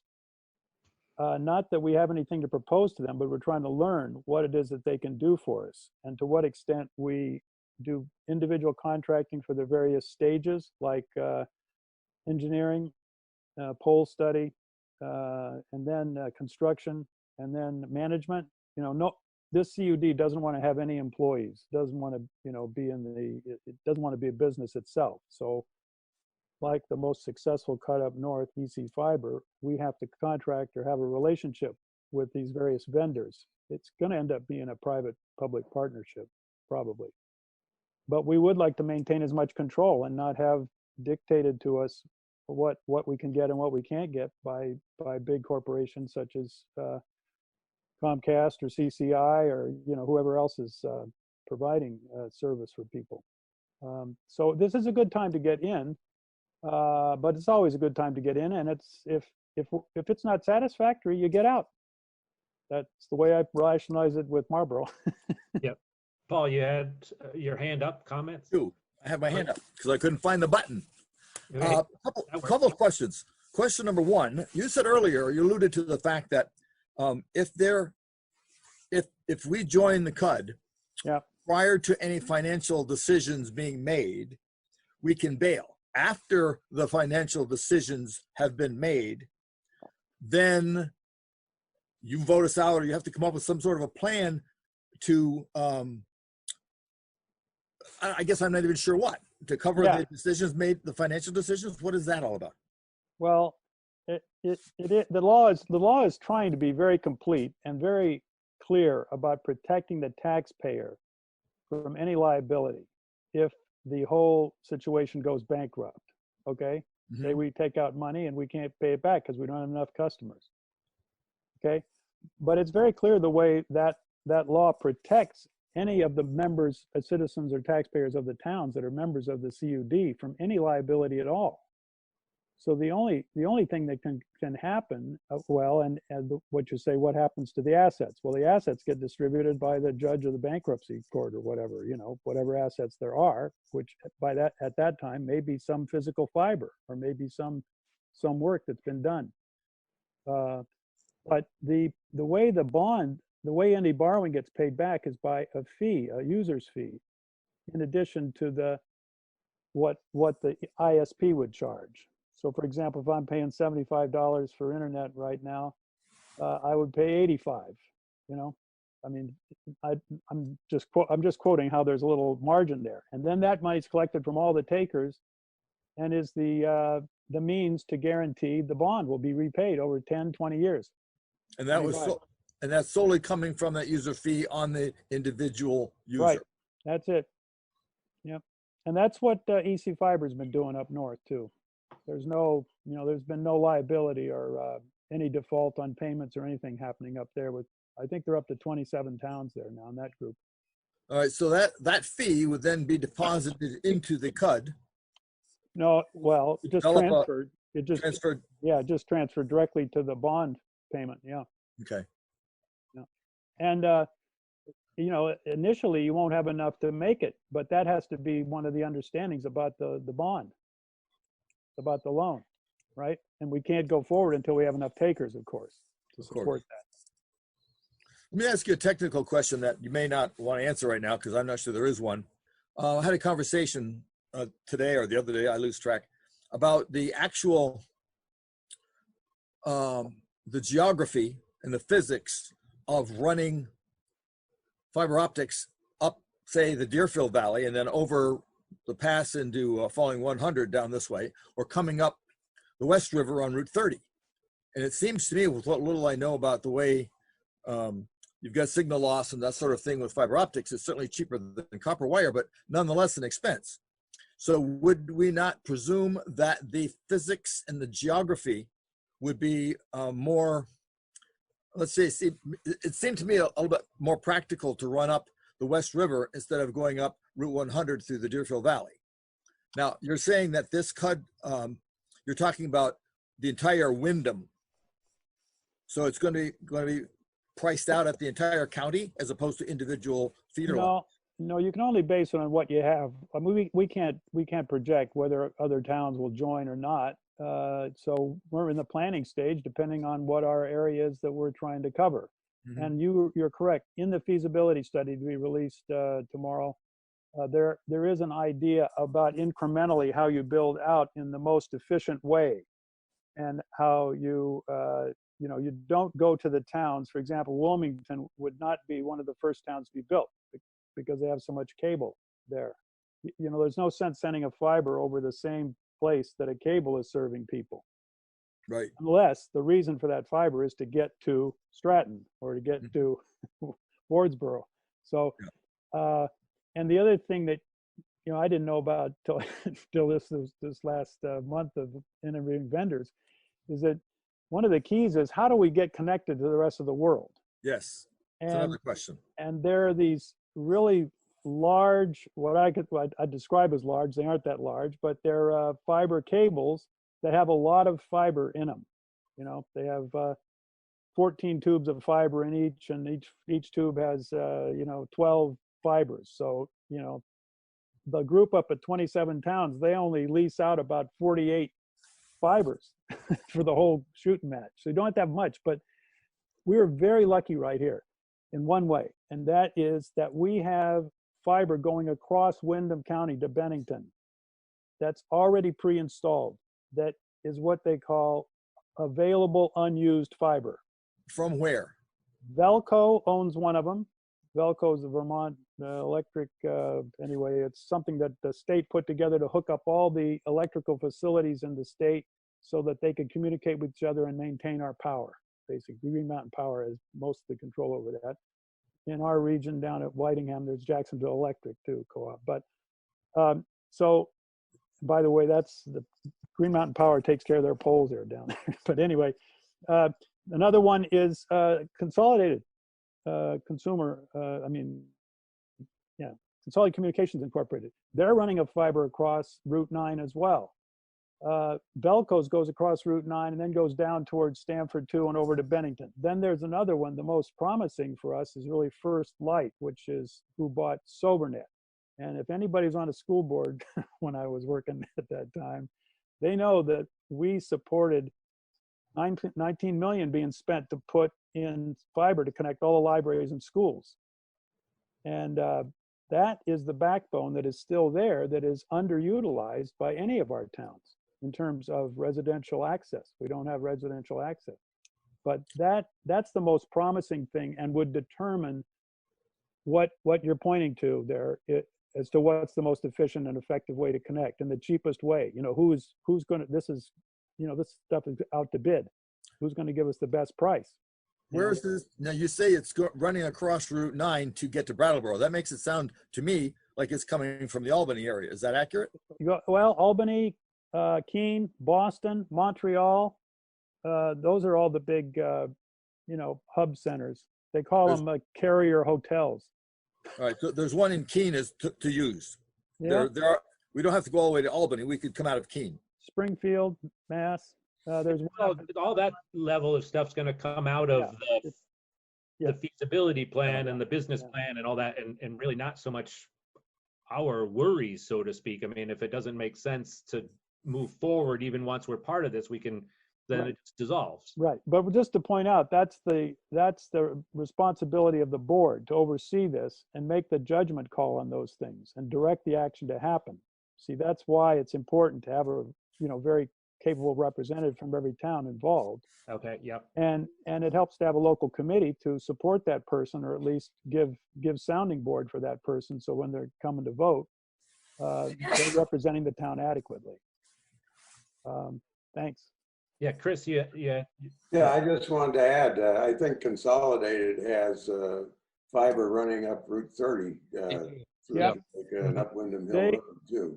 Yeah, if you're getting any consolidated service, it has to be through fiber that's connected to these nodes they have, these stations they have, and then they distribute by copper wire out from there. Yeah. So they have fiber coming through our towns. They just don't want to put in the money to, at least so far, they haven't put in the money to do something with it. Exactly. Maybe I give Chris a chance, Betsy a chance to say something about Stratton's interest in this and why they decided to join.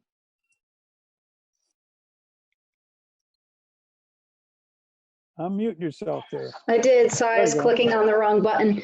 Hi, everybody. So like everybody else, and as I'm on the off the West Jamaica Road, and actually I'm trying to sell a house in Jamaica right now, and internet is one of the contingencies, and it's 3 megs and it's not enough, and it might kibosh the deal. And it's really important. And I do think I've been involved in listening to this, challenge with internet for years, and have seen what EC Fiber was successful to do. So convincing our townspeople who are just suffering without internet, other than those who are on the mountainside, we've all learned since March 15th when we got a stay-home order how important it is. And we need to come together with all the towns. And there are, as Steve and John said, it's not necessarily Windham County. We need overlap, so we need to get Winhall, the Jamaica side, to jump on, because there's folks in Winhall who only have Consolidated. And, I've always been told by the field engineers who are out fixing my box today here in Stratton that, until it's, a federal mandate, we're not going to get it fixed. And we all got excited when we saw the governor, announce that the state is going to, put some funding towards this. But, we have to stay focused with our CUD to make sure we get, some of those fundings, or, do it ourselves, because we know what happened last time with VTEL, and, so much of it stays up north and it doesn't get its way down here. And we have to. The game is over. We are relying on internet more than ever. It's more of a public utility right now than our telephones are. So, I'm hoping that Townsend will jump on. I'm hoping that Newfane will jump on. I think people are challenged because they don't know the details, and they're reading the paper thinking now that the state's going to deal with it. And we can't rely on that. So. Yeah. Well, thank you. I think our board and certainly the people we've talked to, I may have lost my internet connection. So no, you're good. Can still hear me? Oh, you're good. Okay. It's telling me I'm going in and out, but anyways, I'm sorry. I think certainly our board is very committed in realizing this is important. We're trying to just maneuver through here to figure out our best mode forward. Just as kind of presented now, do we wait and see what comes out of the Windham Regional, or do we jump on an existing CUD with an understanding that they're not really competing, they're both trying to figure out the same solution. So that's kind of where we're at. You could certainly wait after seeing the feasibility study and see how that influences your opinion about what the time is to get involved or not get involved. We do meet monthly. The board is committing to monthly meetings, the third Wednesday of the month, despite tomorrow being Tuesday. That's an annual meeting required by law. So there are going to be probably some more meetings, because we, at least those members we have up to now, feel like we can't afford to just sit around and wait on this thing. We got to be ready to go. There's an auction, a reverse auction of serving our towns offered by the government, federal government. And there's an emergency plan that is being issued by the Public Service Department, asked for comments as we speak, to connect people because of the emergency needs. We realize we're inadequate serving during this COVID. So there are lots of things going on this summer. This is, wouldn't be the time to think, well, we'll wait till the fall and things will come back. I just urge you to stay tuned. And whenever you decide, just all you need to do is take the vote and appoint a representative with at least one alternate, and whatever the next meeting is we have, we'll probably have no questions about approving at this point. We don't have any of these complications that someone else referred to about what if you have arrangements or contracts and stuff. Well, that's not. We're not there. Not an issue. Yep. Chris. Yep. Stephen, you mentioned paperwork that had to be submitted to you. Would you explain that? Well, look, if you vote tonight to come in, I'll make a motion to accept your membership pending the completion of the certification. You have to have there's a form that the select board has that can make this appointment about the representative, and then that is sent by our clerk, David Jones of Halifax, is our clerk secretary, and he sends it up to the PSD and the Secretary of State, and then then we're official. And but as I said, I've already figured out. We did this before with somebody else, Betsy. I don't really remember, but it was some town didn't have all their paperwork in. Wardsboro. Wardsboro. Yeah. Wardsboro. Yeah. And that's perfectly fine. And so you're a voting member as soon as that happens, as far as we're concerned. And of course, then we want you to pull part of the wagon too. So yeah, there'll be some tasks to do or something to work on. So. Anyway. Tom commented in the chat I just saw about the money's up at the government, and that's our point, is that we want to make sure that we get a piece of that pie. And I think if we just sat back and waited, it's going to end up all in Burlington. The number to bring fiber to this state is huge. What's the 283 million or something? I forget the number. Magellan study estimated that. Yeah, I mean, the number's huge, and we can't just let this be decided up in Montpelier, because if we're ready to go, and we'll grab some attention. Yeah, that's right. That's it. That's it, Greg. Yeah, Andy, did you have your hand up, Andy? Do you have a comment or?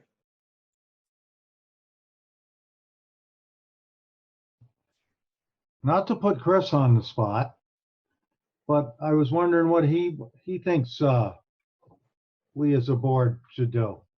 I'd say go sooner rather than later. I mean, if it goes south, we can always get out. So I don't see what really there is to lose, and there's a lot to gain. Yeah, I just don't see there being a lot of risk here. If we can get out, what's the risk? We go in and we see how it is, and if it's not working for us, we get out. I mean, that doesn't seem to be a lot of risk there. Whereas the downside is if we don't get in, we're not at the table and we're not making decisions, right? Right. And input.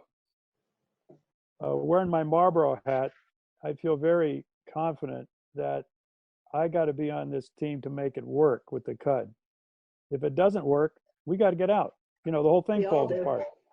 You can't afford to have towns leave, so you got to be taking care of your customers.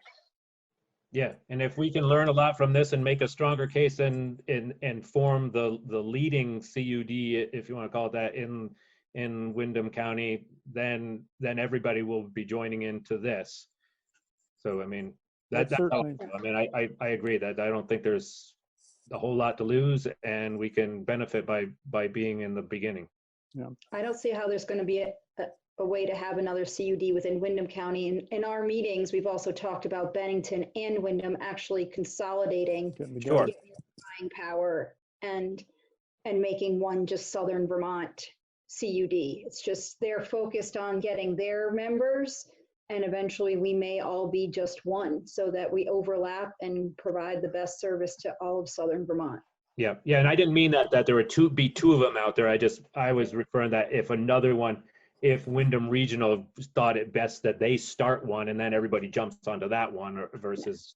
Yeah, I mean, they don't but want to. not that there That would be. won't happen. That won't happen. They don't want to. That They won't like us happen. doing the volunteer work. Yeah. Well, I mean, I think unless there's other comments, I'll entertain a motion. I'll make a motion for Town of Jamaica to join the Deerfield Valley CUD. Second the motion. Second, Jessica. Any other comments or questions? All in favor? Say aye. Any opposed? Looks unanimous. Thank you.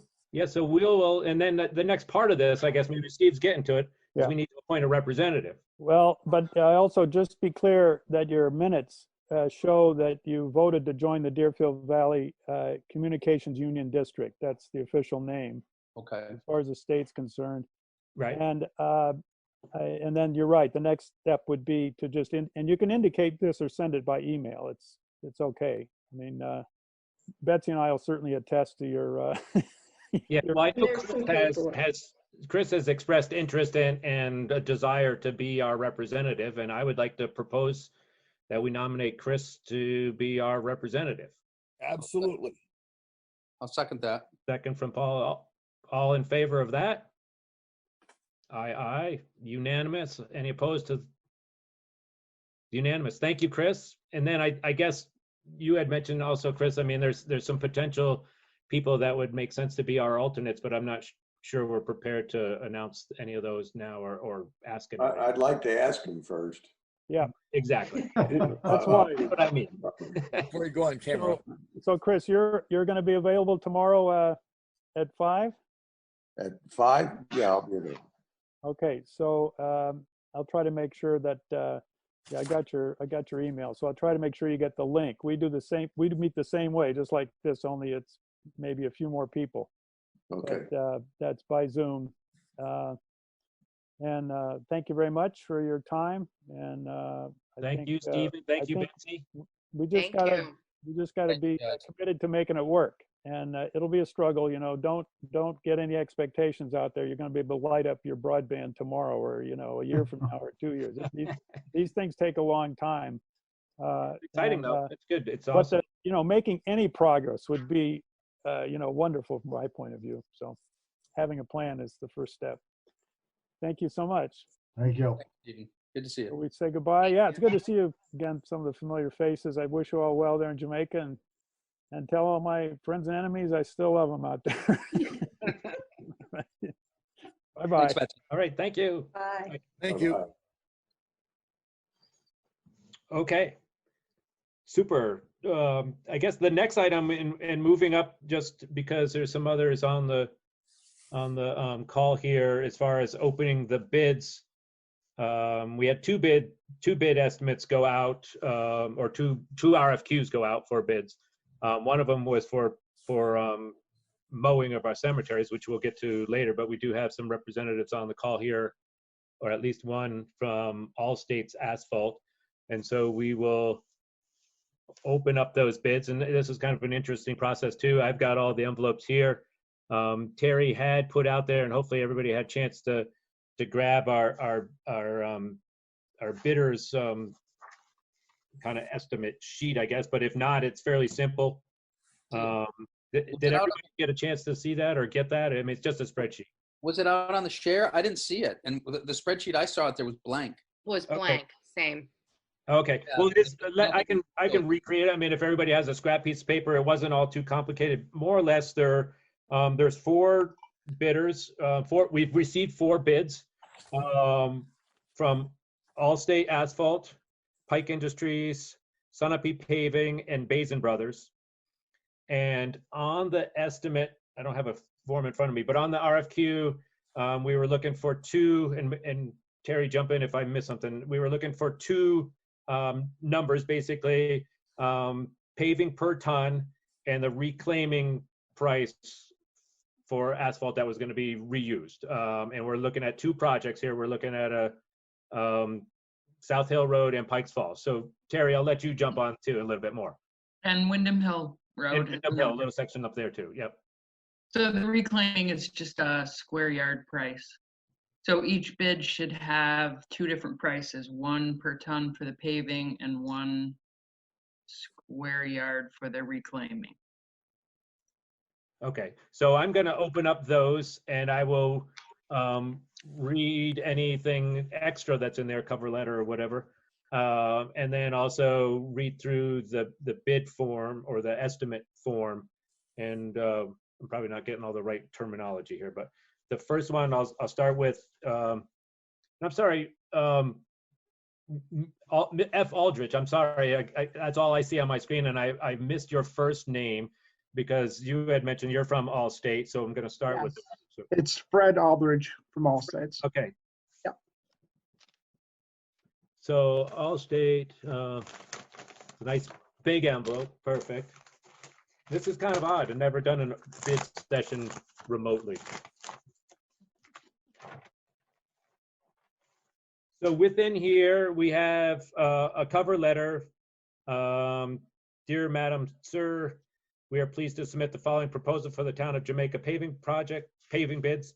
We guarantee that all materials and work done comply with the Vermont Agency of Transportation's 2018 standard specifications for construction, as well as those of the town of Jamaica. We hope the attached will permit our being of service to you. So within here is a copy of our RFQ and also our bid form, along with a list of references, a list of paving equipment that they use, previous work that they've done for neighboring towns. There's a number of different forms here. There's a certificate of insurance, which we also asked for. So I don't know if anybody has any questions on that, but I'll jump right off to the two numbers.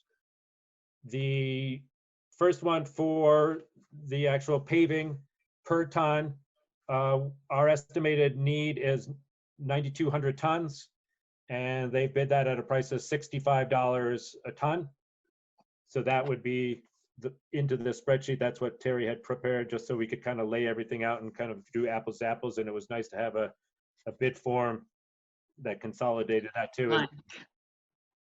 I'm sorry?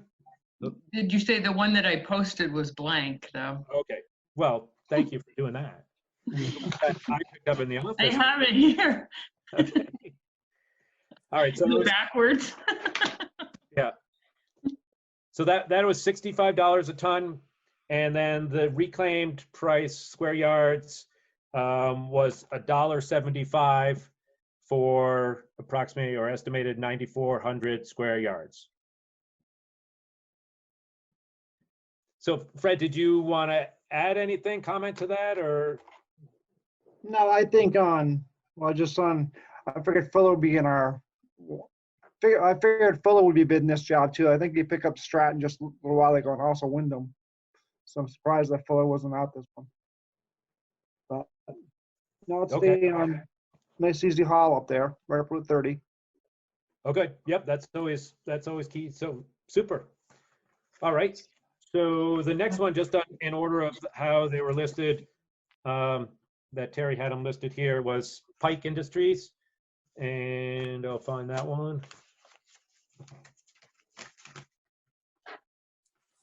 So within the envelope here is a bid sheet and the certificate of insurance. They came in at $67.40 per ton. And the reclamation price was at $2 a square yard.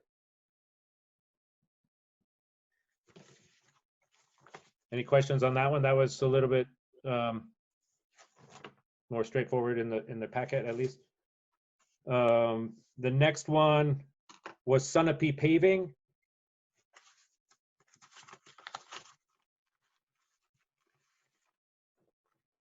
And within that was our RFQ, along with the insurance certificate, and the price sheet is $74.83 per ton. So $74.83, and then $2.05 for the reclaiming square yards. And then the final one was from Basin Brothers. They're out of Westminster. I guess I should have been clear too, more clear. So let's see. So Allstate is out of Sunderland, Mass. Also Winchester. Oh, in Winchester. Okay, yep. Yeah, I see that you have a number of different locations. So yeah. The Pike Industries, they are out of Wallingford. The Sunapee Paving is Claremont, New Hampshire. And then the final one here, Basin Brothers, they're out of Westminster, Vermont. And within their envelope, they have the insurance certificate and also the bid form. They are at $73.30 per ton and $2 for the square yards for the reclaiming.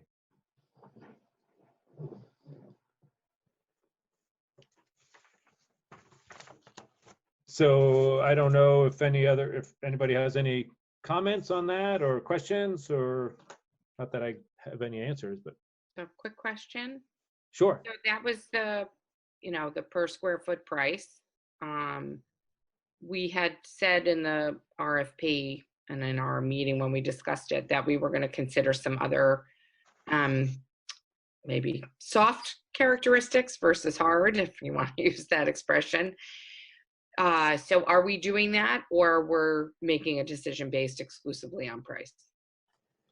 Well, I think at that point, unfortunately, I think these had already gone out. These packets had already gone out as far as the timing.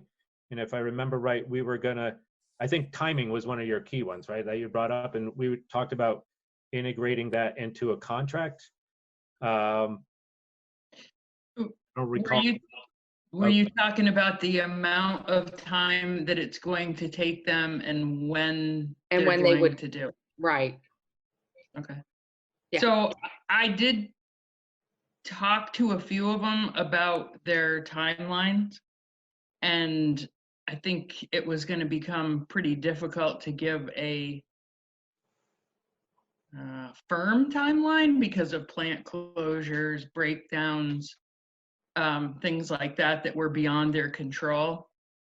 So, and that is not actually a normal request, I don't think, that they get, but Fred, if you want to chime in, you certainly can. Yeah, most of them say end of September, September 30th, 1st of October, last few days of them.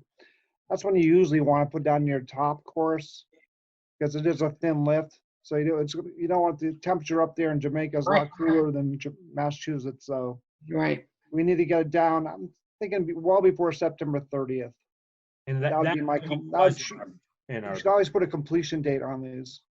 And I think you may have one in here. I'd have to look back. The completion date was definitely in there. I think it was more specific as far as length of time, maybe.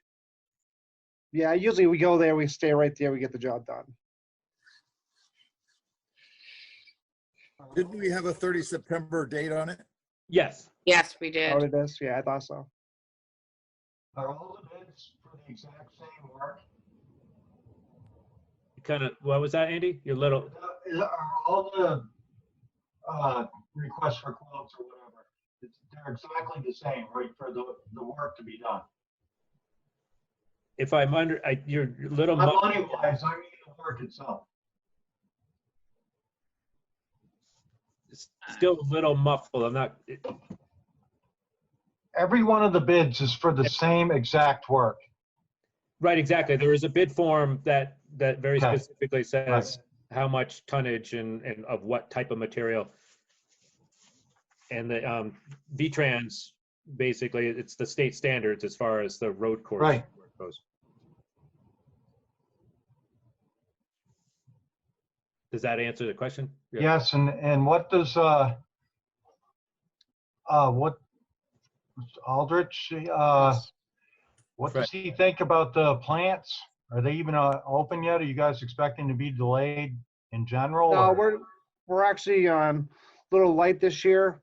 We usually get the New Hampshire DOT District 4 resurfacing contract, which is anywhere from Claremont to Milford to the Hinsdale on Mass Vermont borders.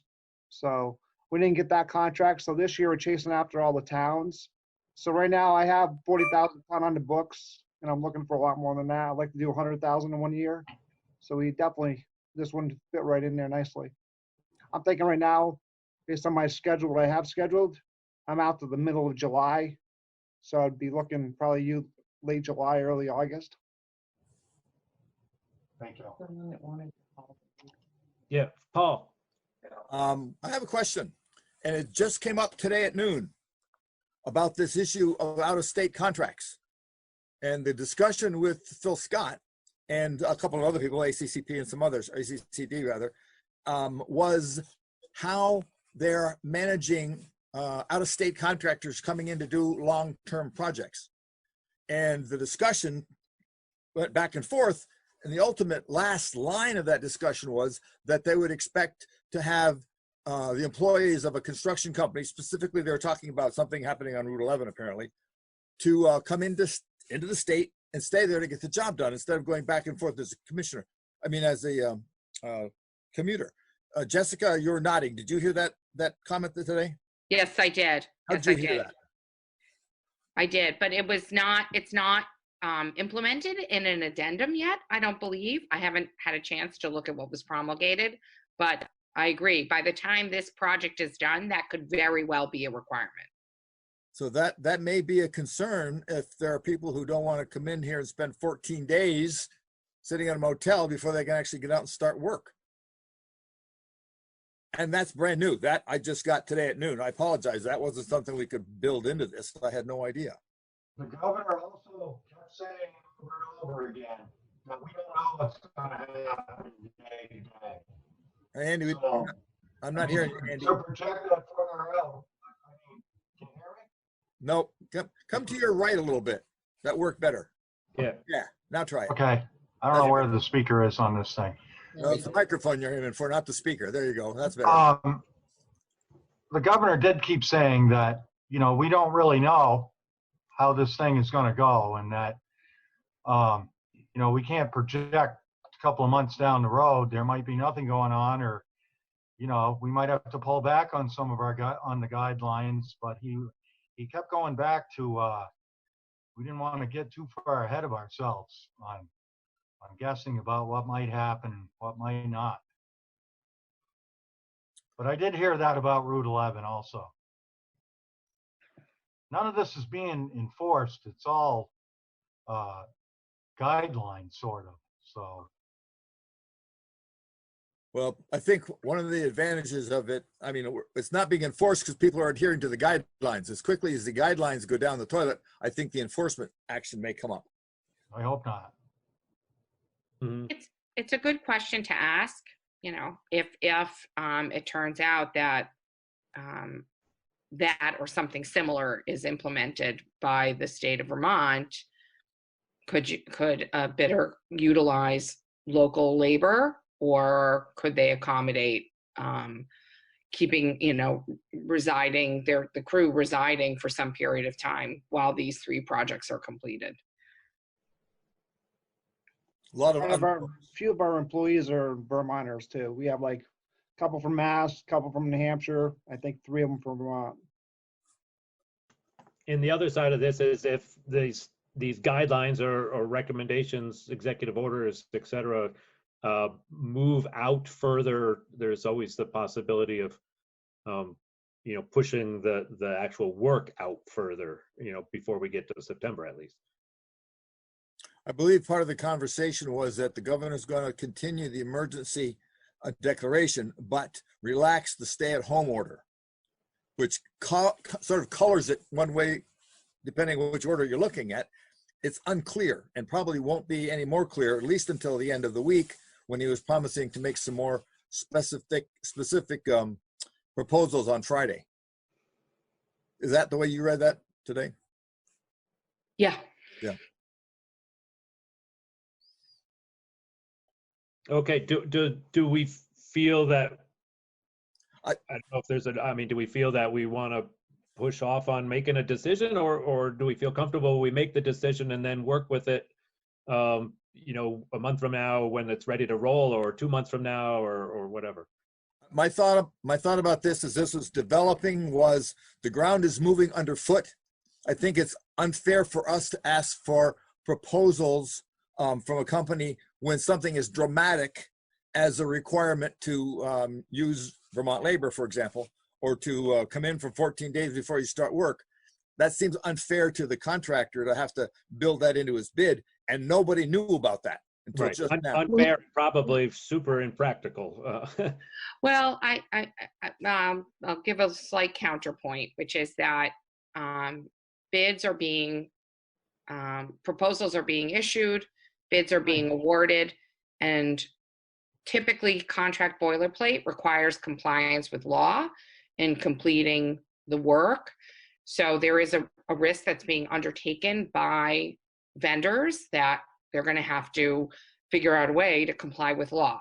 And there are also slightly amended force majeure provisions that are being typically adopted so that the purchaser of a service or a good, actually both sides, are protected in the context of this pandemic. So I don't think it's, I'm not going to say that it's, that we can't award a bid, and then just make sure the contract reflects the reality of today.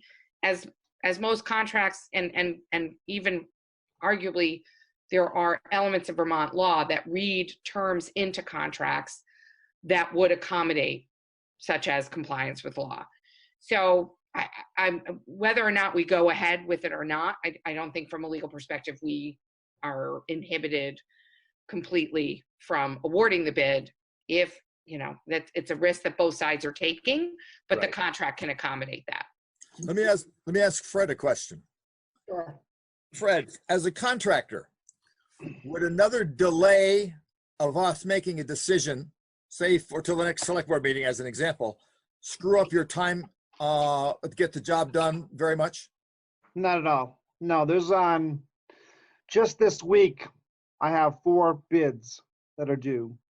So I like to know ahead of time what I'm looking at for my schedule, just because of the size of these contracts that are coming out this week. A couple of them are over in Milford, New Hampshire. One's in Amherst, quite a ways the opposite way than Jamaica.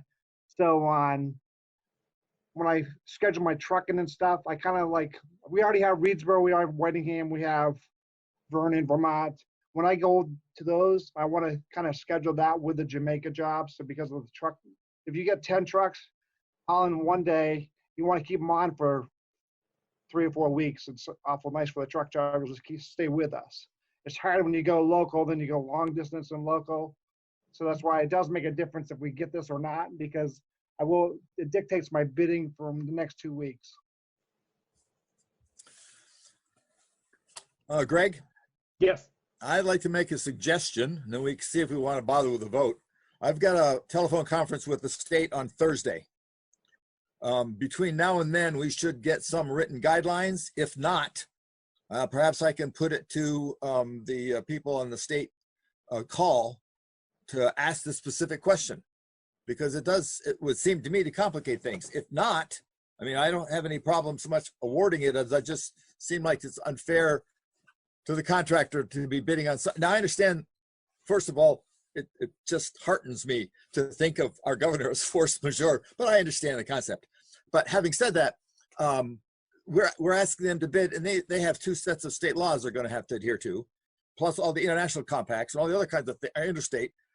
I don't know that that's a problem or not. Fred says it's not a problem. Maybe that would be the way to go. But Yeah, that's well, a thought. I think to take that kind of that advisement along with what Jessica said and integrate those concerns and integrate what you learn on Thursday into a contract is how I kind of see it. And maybe it's already in the contract or in a contract. It's built in, and that we still move forward with making a decision. And it's going to be 2 months down the road that we're actually getting the work done anyways, and so things are going to change so much by then that it's hard to figure it out between now and Thursday. Is there a provision in the bid request that gives either or both parties a faultless bailout position? Or you don't have to find fault, you can bail for no apparent reason, that this reason would be sufficient for them to say, sorry, we can't possibly meet our bid as we thought it was on 11th of May. I don't have the whole bid memorized to the extent of knowing that. Do you mean can the bidder withdraw their bid? Yeah, once we've accepted it. Or once we have a contract that one or either of us could get out of it based on. Well, we have a bid, we don't have a contract yet. We have a bid. Right. The parties are not bound until they sign a contract. There we go. And that could be once we sign the contract, I thought is what you were asking, whether or not we can, but that's all going to be built into the contract. So. Now it is. Yeah, Andy. I wrote it down, but who was the lowest bidder? Is that what we're going? If we were to decide, who was it? It was the lowest that I showed. All states. All states was the lowest in both categories. Correct. And from, I mean, I don't know specifically these companies, but they're all reputable companies that I know that exist out there. It's not somebody who just started up. So I don't think we have to worry that there should be other aspects of the bid that, unknown aspects that we're not dealing with the company who's going to be able to commit to it. I as a board member, I might be in the minority, but I'd move we accept that low bid. I'll throw a second out. Not 2 weeks from now. I'll second that.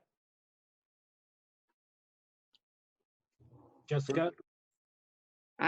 I say aye, but you haven't called for the vote yet. So. Further discussion in there. Further discussion. Yeah, I thought it was further discussion that she had. No. Real quickly, remind me again where the other company's from. Basins I know is local. Westminster. Basins from Westminster. Yeah. And Pike and the other one. So Pike actually is in Wallingford. I mean, I think they have a number of plants. Mm-hmm. And then Sunapee is in Claremont, New Hampshire. Okay, so 2 New Hampshire, 2 Vermont. All right. What I don't like about it is Greg has seen them. We haven't seen the responses to the RFQs. So I know that you open them in the meeting, but we haven't had a chance to look at them.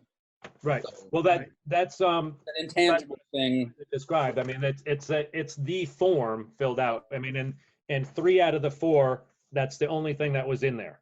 Okay. It was a very structured. I mean, I understand that and what you're saying, but it was a very specific. What the item, the description and the itemization of what they was part of the IRFQ. I mean, we can certainly don't have to.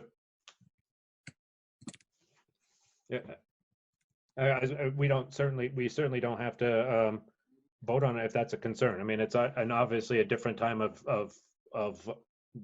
different time that we're doing these things remotely. So. Yeah, of course. I'm just that's always my concern. That's been a pet peeve of mine in the past. Yeah. But yeah. I like to look through things. Well, point of order. We've got a motion on the table. Yeah.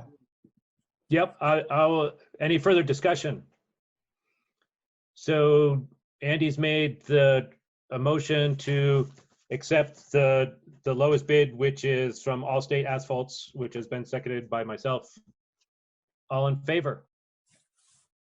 Aye. I've got 5. So unanimous decision to accept that. Any opposed? There are obviously none. Obviously, Fred, you made it a good impression. Yeah, no, I think we didn't. I'm pretty sure you'll see a nice job out there. Yeah, well, thank you. And of course, we'll still be working on the contract and some of these things is best between both of us. We'll try to work them in. I'm sure it's all there's a lot of question marks in your world, just as in ours. Oh, yes, definitely. Everything's delayed this year, so. Fred, have you seen anything about what I was talking about, that the state wants contractors to be in the state for the duration? No, I've heard a few things, but I haven't seen it yet, no. I know we've had a couple of our employees we usually hire back was talking about that, staying at home for the 14-day quarantine. If they come back to work, then they have to go, then they can't leave the state of Vermont, or they have to stay back. So they didn't mention that, but nothing's really came of it. Especially now that everything's relaxed, all the states are opening up, so. Is New Hampshire also beginning to start the relaxation process the way Vermont is, in little pieces? Yeah. Yes, they are. Yes. Okay. They're in a little more trouble than we are. Their stay-at-home order goes through the 31st of May. Does it? But they've relaxed, like state parks and golf courses, a lot of what other states similarly have done. So this is probably going to work out just fine. Yeah. Well, Paul, if you could, kind of keep us apprised of what you learn on the call, and then we can integrate that if we need to, as far as into the contract or into our timing of this, if we need to push it out further into the summer. Right. I'll do that. I'll see if there's anybody else concerned. It's actually the emergencies management thing, but it is with state reps who have these kinds of things in their bailiwick. So let's see what I can find out. Okay, great. Thank you. Thank you, Fred. Yes, you're welcome. Thank you, Fred.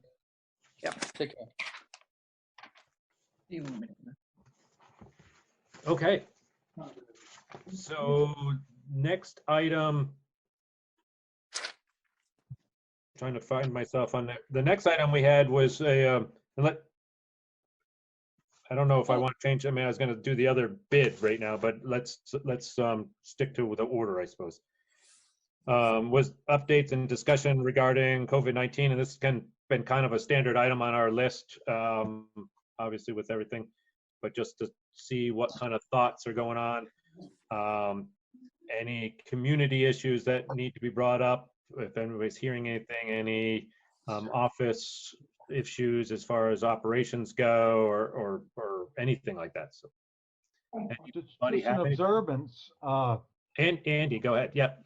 And I'll get you Sarah next.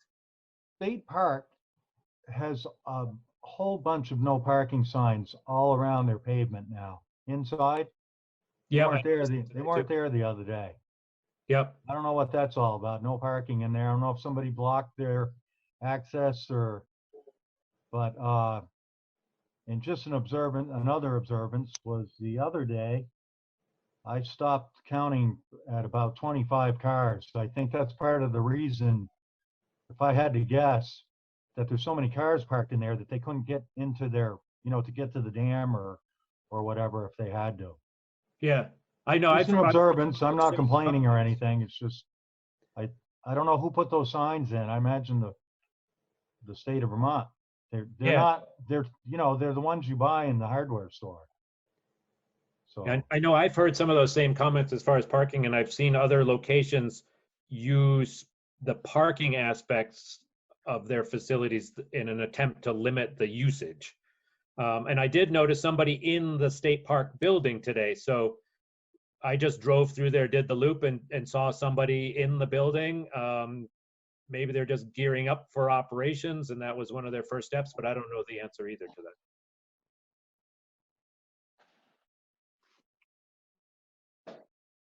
I guess on that general topic, after our conversation we had before, we did bring this topic of transient usage of State Park, and then the down at the Newfane line, up at the Emergency Operations Center meeting we had, and it turned up on other reports throughout the state. So the state police are taking a look at that sort of stuff down there, and they're beginning to take some notice of what's going on across the state. Nothing was really done, but be aware that that is an issue that has risen at least to the state level now after our conversations about it. And I think we've kind of had a harmonic convergence, obviously, of a lot of people wanting to get outdoors, but also we've had other than this past Saturday, but we've had some really good lineup of weather with days when people can get outdoors, and it's just put a stress on all these outdoor locations. I think, I mean, my take, it seems like there's a lot of people paying attention to it.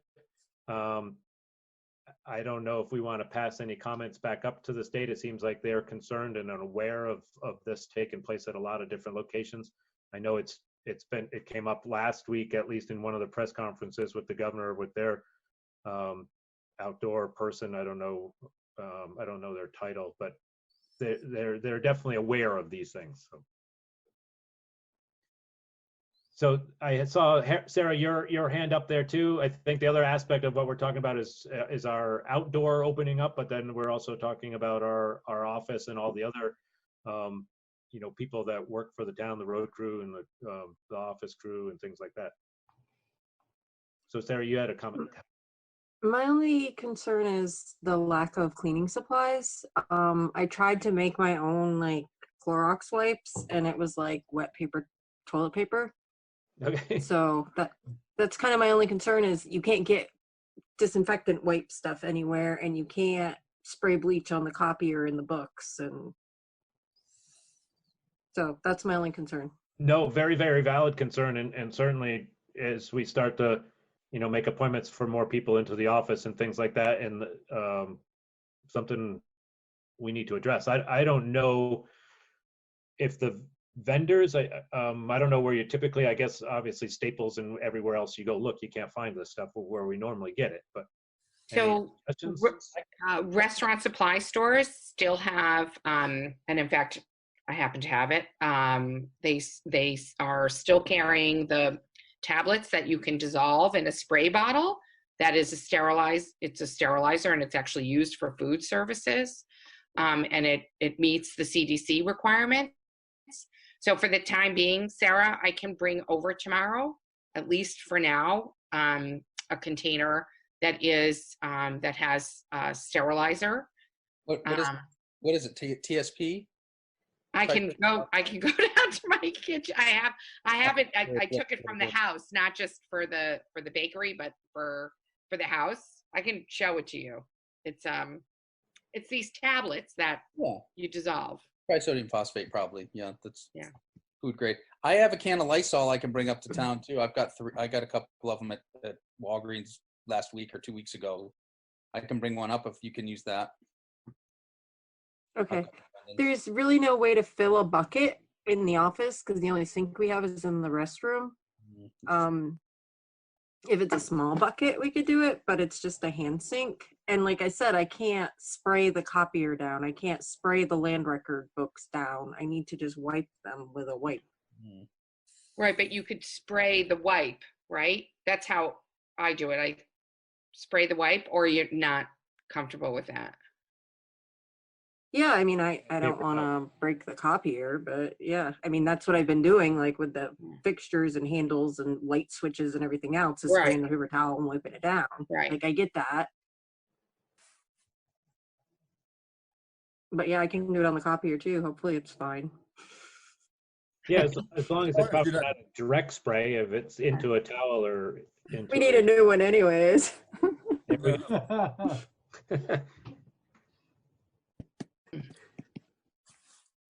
Okay, yeah, Paul. Can I bring up something? We had a conversation the other day that probably we ought to be having with the select board about putting in a sneeze guard or a plexiglass barrier at the counter, so that when anybody has to work with someone who comes in for things that require some degree of intimacy, to the extent that you have to look at someone's signature for whatever things need to be done, exchange tokens, exchange checks, those kinds of things, to put in a plexiglass barrier with maybe 4 inches or so at the bottom. I think that might be, I think we're going to be looking at some major changes in how we do things for a long time to come. This seems like an investment now that'll pay off for quite some time, because I think that this is not going to go away in a couple of weeks or a couple of months. I just thought the idea of that sneeze guard, or whatever you want to call it, seemed like a pretty good, it's not perfect, but it keeps the people at the counter protected from each other. And I think that might be helpful. Right, right. Yeah, because there's definitely going to be, I mean, we need to continue our operations and we're going to need to continue our safety methods here too. So, you know, I think any one of those things, that makes sense to me. I mean, to have any kind of more restrictive areas around the office and around the people working there. Terry, you had a thought. I can't imagine plexiglassing this place in. No, you know, there's so many big, and the counter is 4 feet wide. So all you got to do is stand a foot away on each side and you're the 6 feet distance. I mean, it's not like you have a foot counter and you are 2 feet away from somebody. Yeah. I don't know how you would plexiglass. I'm just looking at the window because I'm sitting here at the office. It's a fairly large space. So are you gonna plexiglass the whole thing in? But then we've got this big door opening that. Well, it was more for the person standing there that was on one side of the counter versus, you know, here somebody needs to notarize something. Somebody's handing a token or a check, and you're coming face to face as opposed to,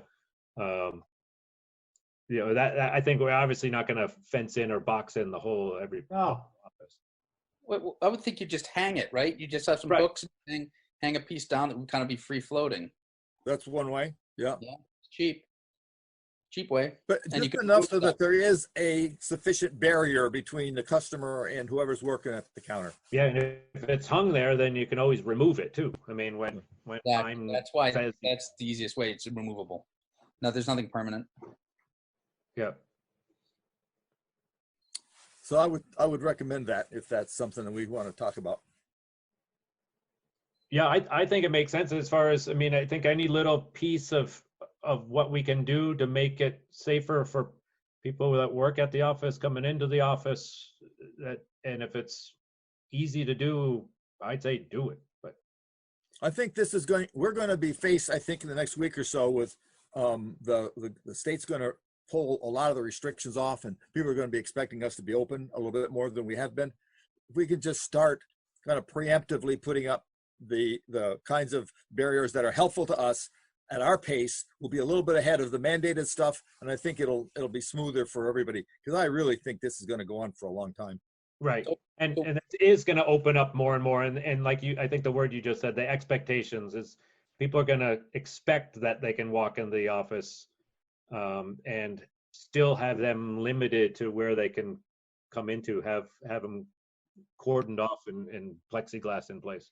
And the other beautiful thing about that sneeze guard is they're all over the place. McDonald's and Walmart and everybody else, all the grocery stores are doing that. So it's at the point now where it's sort of the expected kind of way to do commerce right now. So what's the process? Do we vote on it? Do we just say, because it's not going to be a large expenditure? We just we don't think it's going to cost more than a couple $100, so therefore we can do that without having to go into a vote, because it's within the purchase of the who's going to get a vendor, who's going to get a contractor to do it? Well, if you want, I can go find out what plexiglass costs and how much it's going to cost to hang it. It may not be a big deal. Okay. And I think we kind of brought in, and I know I always throw this out there as far as an agenda item, just to get some, it's not an official vote necessarily, but we're gathering information, we're getting different thoughts, because we need to, need to keep moving forward and need to open up the office probably a little bit more each week or every other week. And it's baby steps, and make sure that we're following the baby steps that everybody's comfortable with. Okay, so I'll find out what it costs. Vote, but, yeah, Andy. Probably not a big deal, but how long do you think we're going to go without selling dog licenses? Is there any idea when we're going to start that again, or is that's not a big? I think. Are we doing dog licenses now? I think it was just delayed, right? We just gave people more time to do them. End of May. Okay. Oh, no, I've just been doing them through the mail. Okay. So we're still. So you can just send me a check and I'll Right. send you your dog license. With a copy of the rabies certificate, probably, for my dog. Yeah, and I believe if we don't have a current one on file. Sorry. No, Our vote was to delay them. He's expired. The reason I'm asking too is the vets are going, it's really hard to get to a vet now. It's, like it is to see a doctor.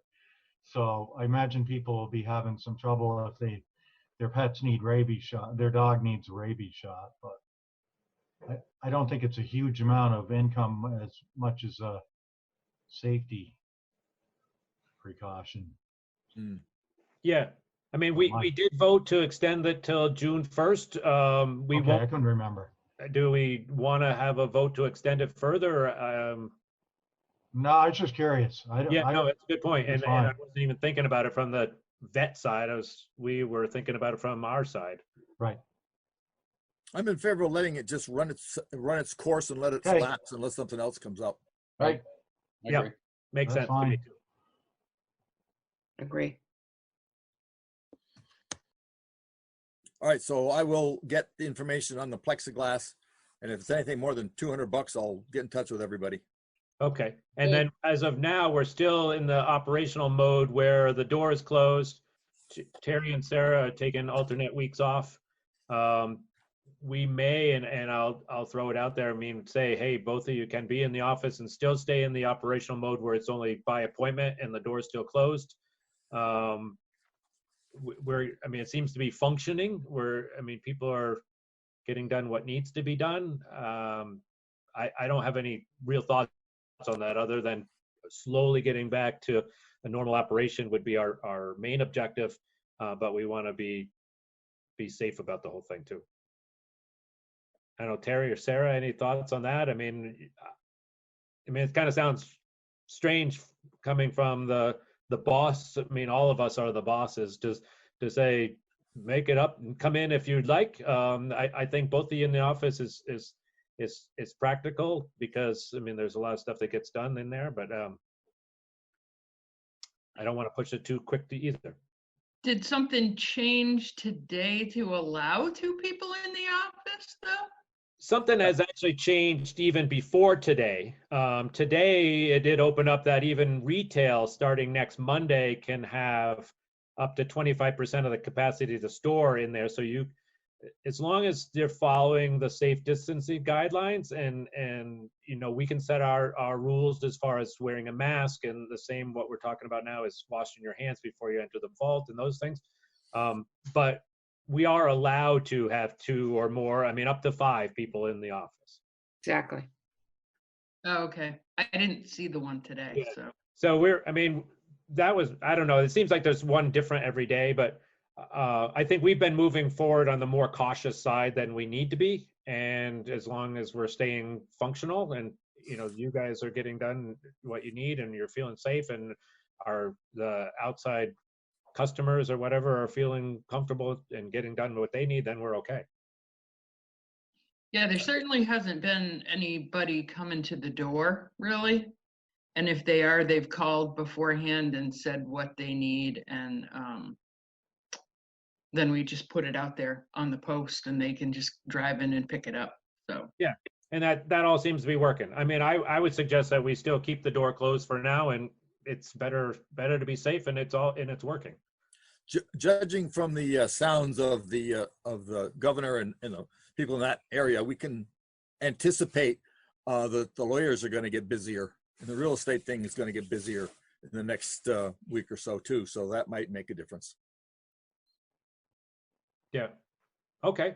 Well, let's keep everything the same, and Paul look into getting some what it takes to get just a temporary plexiglass shield in there. Okay, we'll do that. And everybody can we'll bring in more disinfectant. Okay, thank you. So I guess now we're actually on to reviewing the bid for the town cemetery mowing. We got 1 bid in for that. I gotta just find it here in the pile for everything. The bid was from D&K Property Maintenance. And there's 1 sheet in here. And basically we had asked for, I mean, it's the spring cleanup and the mowing of the, I'm just finding the actual RFQ. So it was this spring cleaning and the mowing of 6 cemeteries, the Rossonville and East Jamaica 3 times a year from May to October, the South Hill, South Wyndham, Pikes Falls, and West Jamaica were 3 times a year. And we received 1 bid for that, broken out and itemized, spring cleanup, fall cleanup, and per mow cost for each of these cemeteries.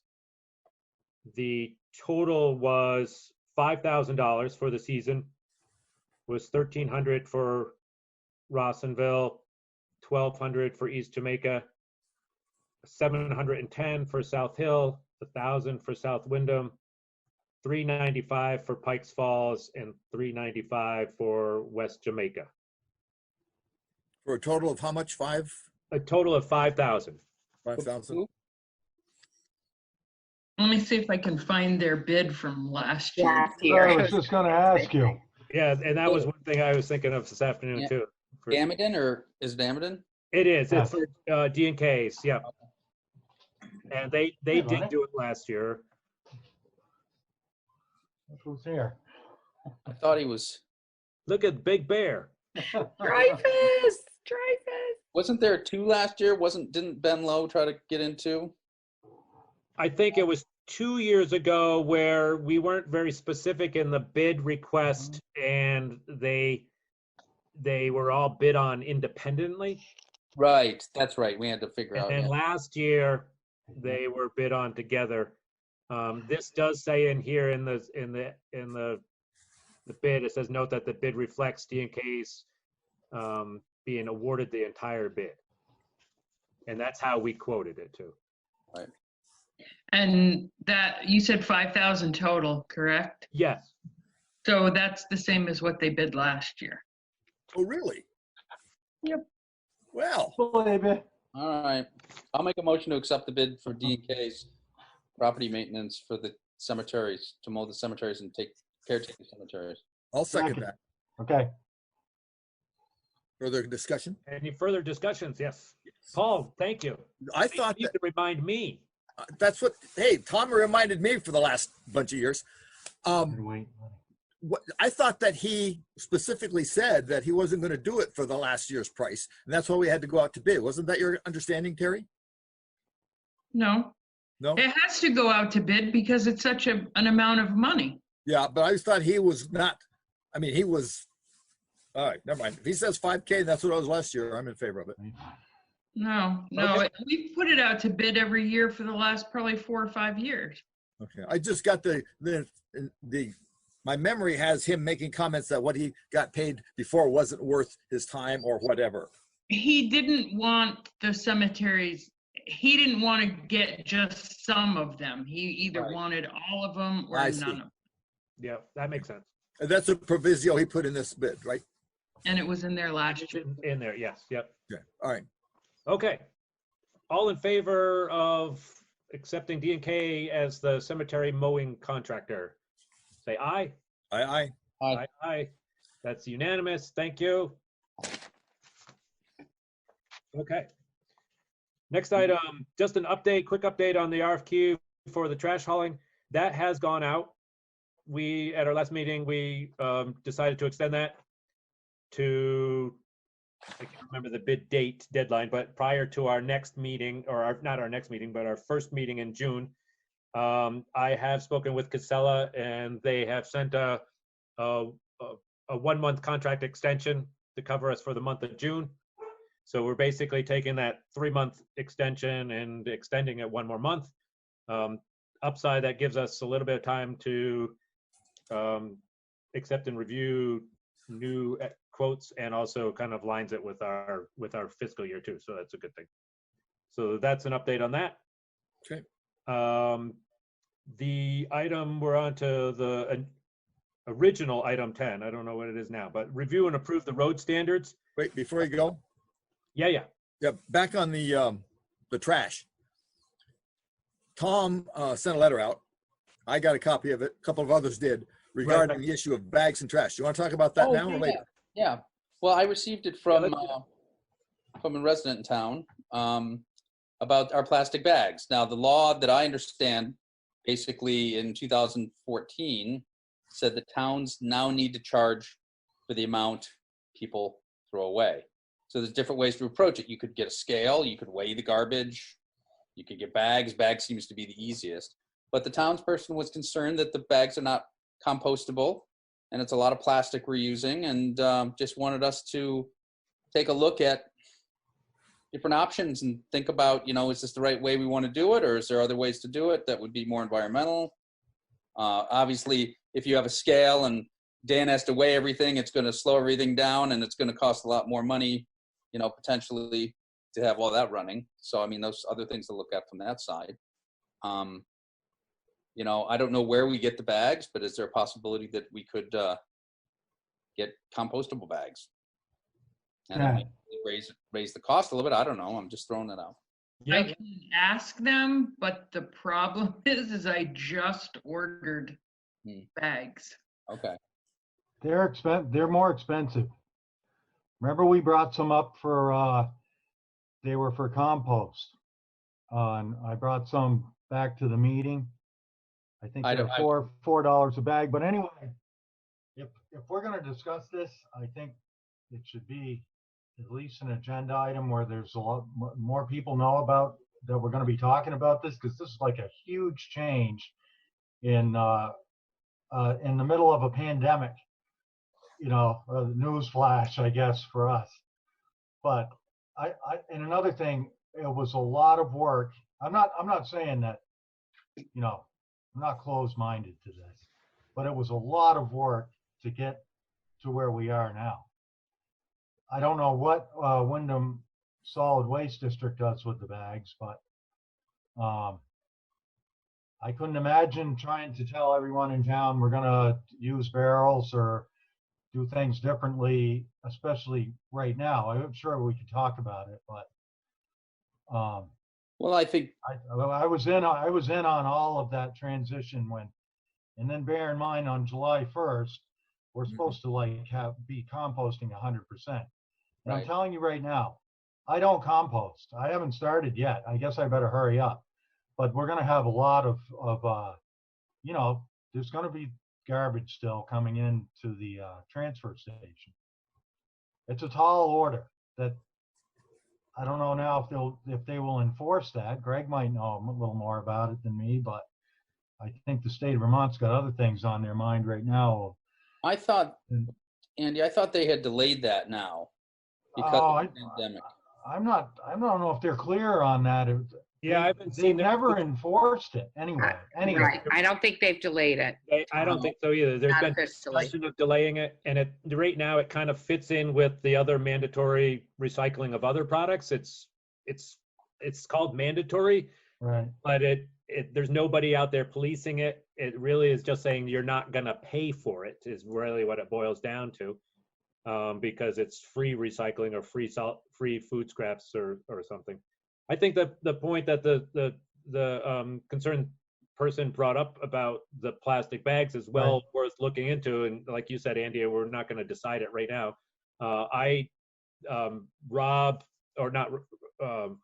Bob from Wyndham Solid Waste just happened to be in the office today, and we bounced a few questions off of him, but not every single question, about other towns that might be doing something different and what our other options are. It's not something that we change overnight, that's for sure. And these bags are, I think one of the concerns that may have been kind of hidden in this request to look into it was that these bags, they're right now on July 1st is slated to be a ban on single-use bags. These bags don't fall into that, even though they're technically single-use. They're not under the definition. They're a heavier gauge and they're not used at the grocery stores and et cetera. So it's not a legal aspect that we have to get rid of them, but from an environmental consciousness side, we maybe should look at alternatives, but I don't know what those are. Can I just say that in Wardsboro, we don't use bags. We do use bags, but we have stickers that we have to buy, and that's our pay as you throw. But they go on a garbage bag, you know, so you're still using the plastic no matter what, the bag. And in Stratton, they use a punch card.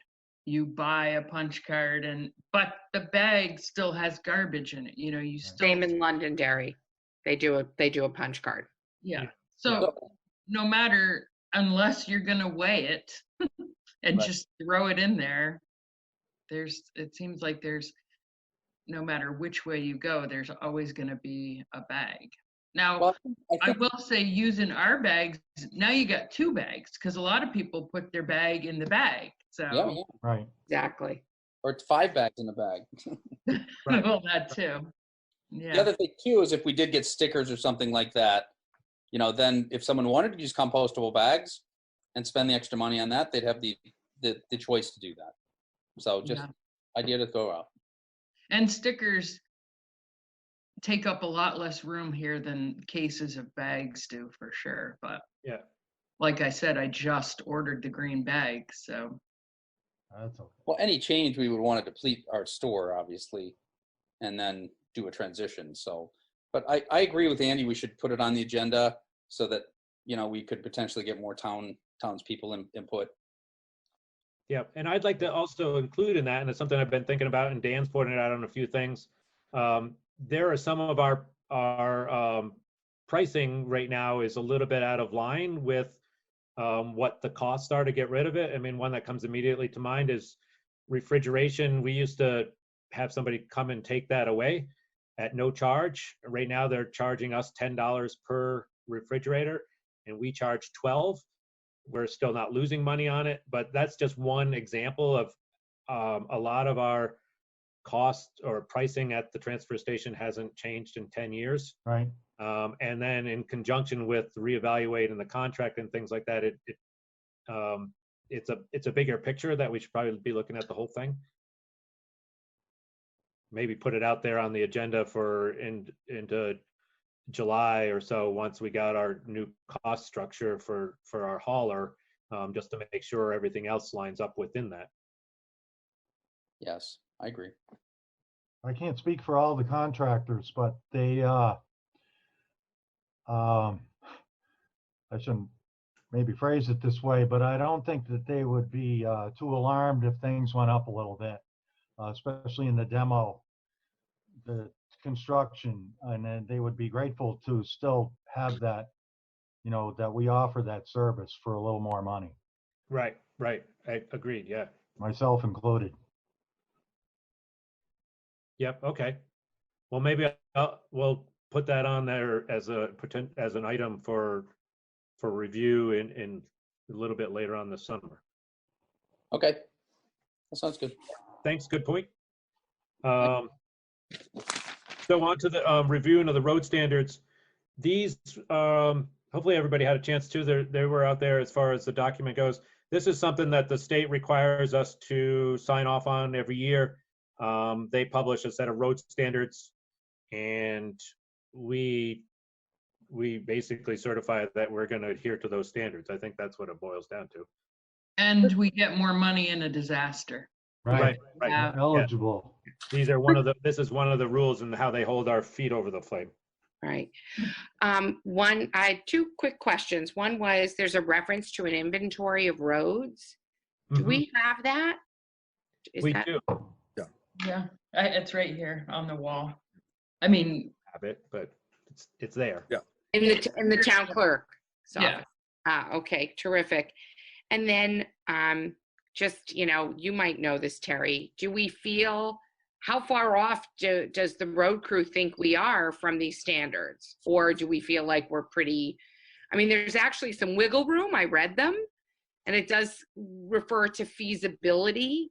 But I'm just curious, do we know, are we generally in compliance with these standards? I think generally we are. I'm sure there's places in town where, you know, the forgotten corners or whatever, but I think generally we are. Is that at your house, Terry? Huh? My house? Is your house the forgotten corner? No, Yeah. just Except I don't live here, but. And the other thing is that when, you know, if, for instance, somebody had a private road that they wanted to make a public road and the town maintain it, then they would have to go by these standards. And that's one of the biggest points of having these road standards. Not as big as getting more money in a disaster, but the reason to have these standards every year is so that somebody, if they came along and wanted their road taken care of by the town, they would have to upgrade it if it was a cow path or something like that. So Got it. Okay, I will take a motion to accept the road standards. So moved. Andy, thank you. A Okay. second. Tom? Any further discussion? All in favor of accepting the state-approved road standards, say aye. Aye. Aye. Aye. Approved, unanimous, thank you. So can I just ask, this is one of those things that can't be signed by one person. It has to be signed by every board member. So would the easiest thing be for me to send it out to each person to be signed, and then you can just send it back in the envelope that I give you to send it back? Or would it be easier for you to come to the door and sign it? I'm not really sure. What's the time frame we have to get this done in? Well, I mean, not within the next 2 days, but they do have to be signed because they have to go back with the financial plan. So Yeah, I didn't see a deadlines per se. I'm thinking it's fiscal year, right? The end of June, but I mean, it's. Yeah, probably. I mean, I'm going to be in the office, so I can sign it. I'll be in there. I can too. I can come over. Also, okay. Same. Yeah, I'll just call in advance and just Yeah. make sure it's a clear window. Okay. And Yeah. Paul, that'll give you an excuse to come to the office. Yeah. To measure. Oh, I was looking for an excuse to come to the I office. know you are. That's why I said that. I'm running out of them though. Making it difficult for you. Right. I go by and blow the horn. Do you ever hear me do that? I go by the window, blow the horn, wave. Oh, well, I'll have to pay more attention to I that. don't know. Not allowed in the office anymore. Yep. Well, you can make an appointment. I know. I really wanted to, I know. Okay. All right. Well, thank you. I guess then the next item on the list, I'm going to do the overweight permit because I've got it scribbled in right in this spot, and I'm going to forget it if I don't do it right now. We do have one overweight permit since we're talking about roads. Came in from Cardinal Logistics Management Corporation. They're in Concord, North Carolina. Sounds like they're a big freight transport company. They have filled out their fleet form here. And I'm going to guess, Terry, that they've paid and all that good stuff. Yeah. They have. Okay. Anybody need any more information off of here? Yeah, overweight permit from Cardinal Logistics Management Corporation out of Concord, North Carolina. I second the motion. Second, Jessica, thank you. Any further discussion? Yes. Paul. Are we voting to give it to the road commissioner to sign? Yes, I hear that part. typical, right. Yeah, because we didn't do that last time, but we should be giving it to the road commissioner to. Okay, right. And that is what happened last time. So it's our same procedure. So Sure. all in favor of accepting the road permit? Thank you. I didn't, is that everybody? I think I was. Yeah. Paul, you're in? Okay. Yes. All in favor? Any opposed? No. Unanimous. Thank you. Next item was just an update on the town technology. It's another kind of catch basket, I guess, but Tom's been working a lot on updating the town website and the office network and things like that. So the good news is the website has been up now for a couple of weeks and we haven't gotten hacked again. So I did end up purchasing the backup. We had to spend a little more money. I said $299 a month. It's actually $499 a month because of the size of the website was 11 gigabytes and The 299 was only 5 gigabytes, so I had to go to the next tier. But that's up and running. I've also gone in and done there were some links that were broken. Greg pointed out, like the agenda and the minutes on the main page on the quick links was broken, so I went in and fixed that up. I added years, kind of cleaned up some of the minutes, so I made years for 2018, 2019 to kind of just make it so it didn't look so cluttered. On the computer side, I've managed to upgrade all of the computers now to Windows 10. I still have 2 of them here. Lewis, that's the 2 listers machines. Micah's machine was upgraded. Barbara's machine was upgraded. I have an extra one here that's finished. I just have to bring it in. I also upgraded Lex's machine, but it was running really slow. So I bought another 4 gigs of memory. It'll be here Wednesday, and then I'll pop that in, and hopefully that helps, because it was really, really, really slow, like unbearably slow. As far as the wireless network, I haven't really gotten started on it. Greg and I had a conversation when I went in and did a tour with Lou. I just think I still think we could go with this solution, but it may be some additional costs because just the way the wiring is set up in the office. I thought it was a little more robust, and it's not. So, you know, I have the equipment here. I can still return the equipment within 30 days to Amazon. What we have now is working, or I can move forward on it. So I just wanted to present that out to the board. I really leave it up to you. We may have to get Chris Clark in to pull some wires for us and stuff like that. We don't have drop ceilings, so that makes it a lot easier when you have drop ceilings, because then you just pop it up and pull the wire through. So it's a little more complicated just from a infrastructure standpoint of how things are set up. From a hardware standpoint, it's already, like I say, it's already bought. I can still set it up, but it's mainly in the placement of the access points. Where are we going to put these access points? Because we're going to have to get a wire to wherever we put them, and that could be a little challenging. And what is the benefit of this act again? Well, I mean, the benefit is it's manageable remotely. Gives us more insight into who's on our network, what kind of traffic's passing through our networks. So it's a little more advanced than what you're going to get with a consumer-based model. This is what we approved at the last meeting, right? Approved at the last meeting for 450-ish, and I'm pretty much on budget with that. It did come in under budget, but I have to still buy some cables and a charger for one of the devices. So it's going to be pretty 450. Are we looking for approval to have Chris come in, suss it out, and give us a proposal? That's probably the next step. I would have to talk to him, and I'm still thinking about what I can do. And you know, it's really, I need to come into the office and kind of brainstorm on it and say, where could I put the access points? It's going to make sense and potentially not have to run wires. You know, maybe we just get some of the plastic channel stuff that you put on the walls that covers up the wires. I mean, that because it's going to be in the ceiling. I don't know. Or we can just bag the whole thing.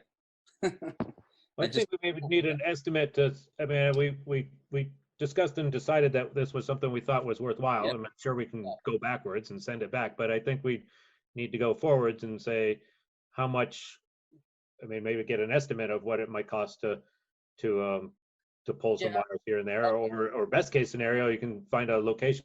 I don't know the details of how you find a location, if it's possible or if it requires wires.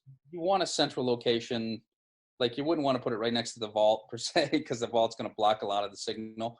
You want to kind of have it, like I would think it would be in the main office is where the wireless would be.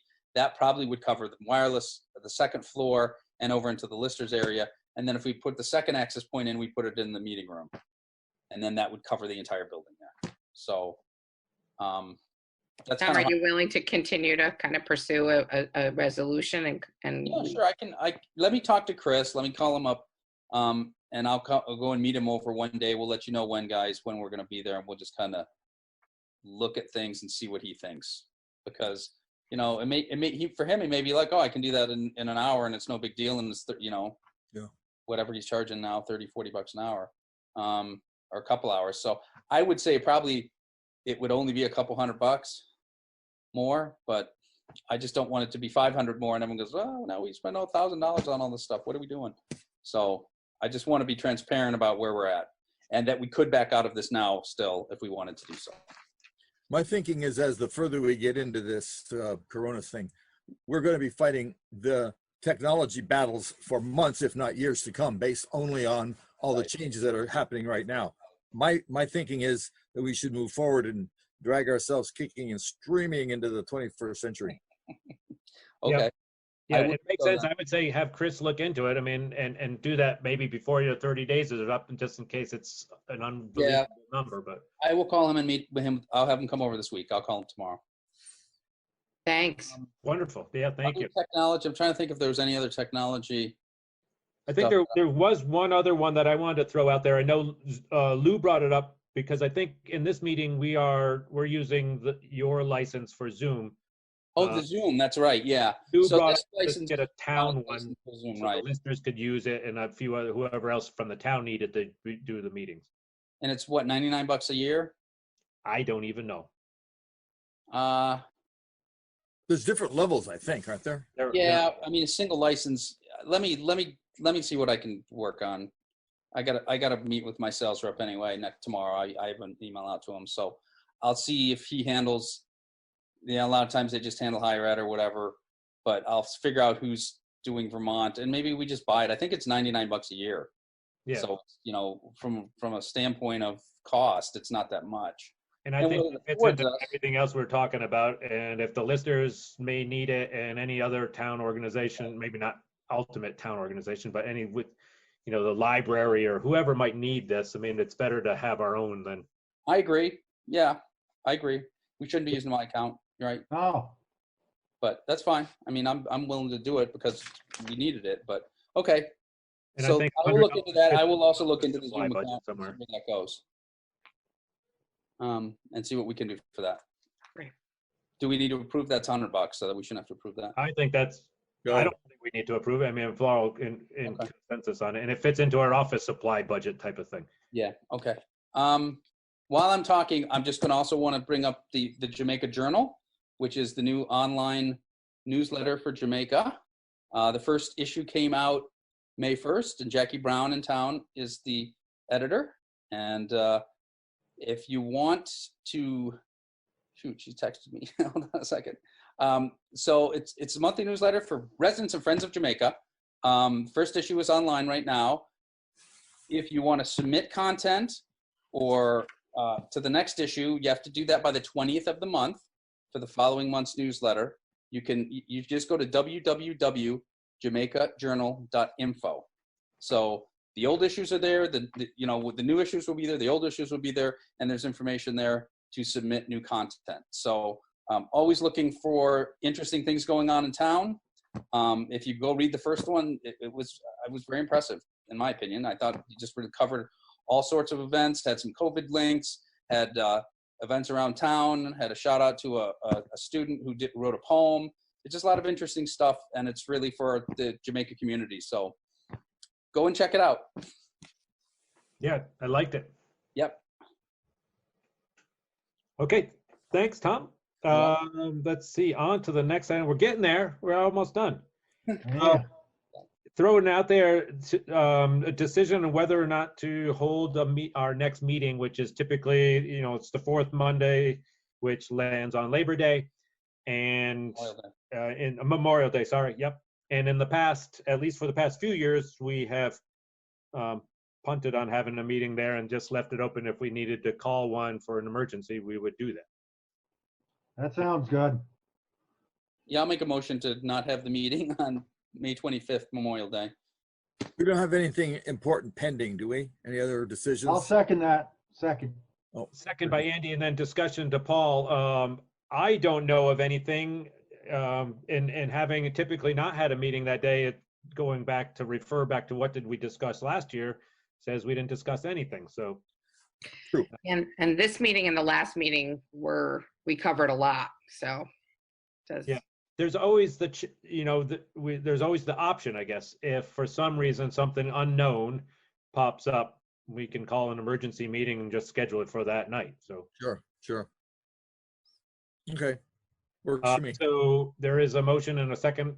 All in favor of not having a meeting on May 25th, say aye. Aye.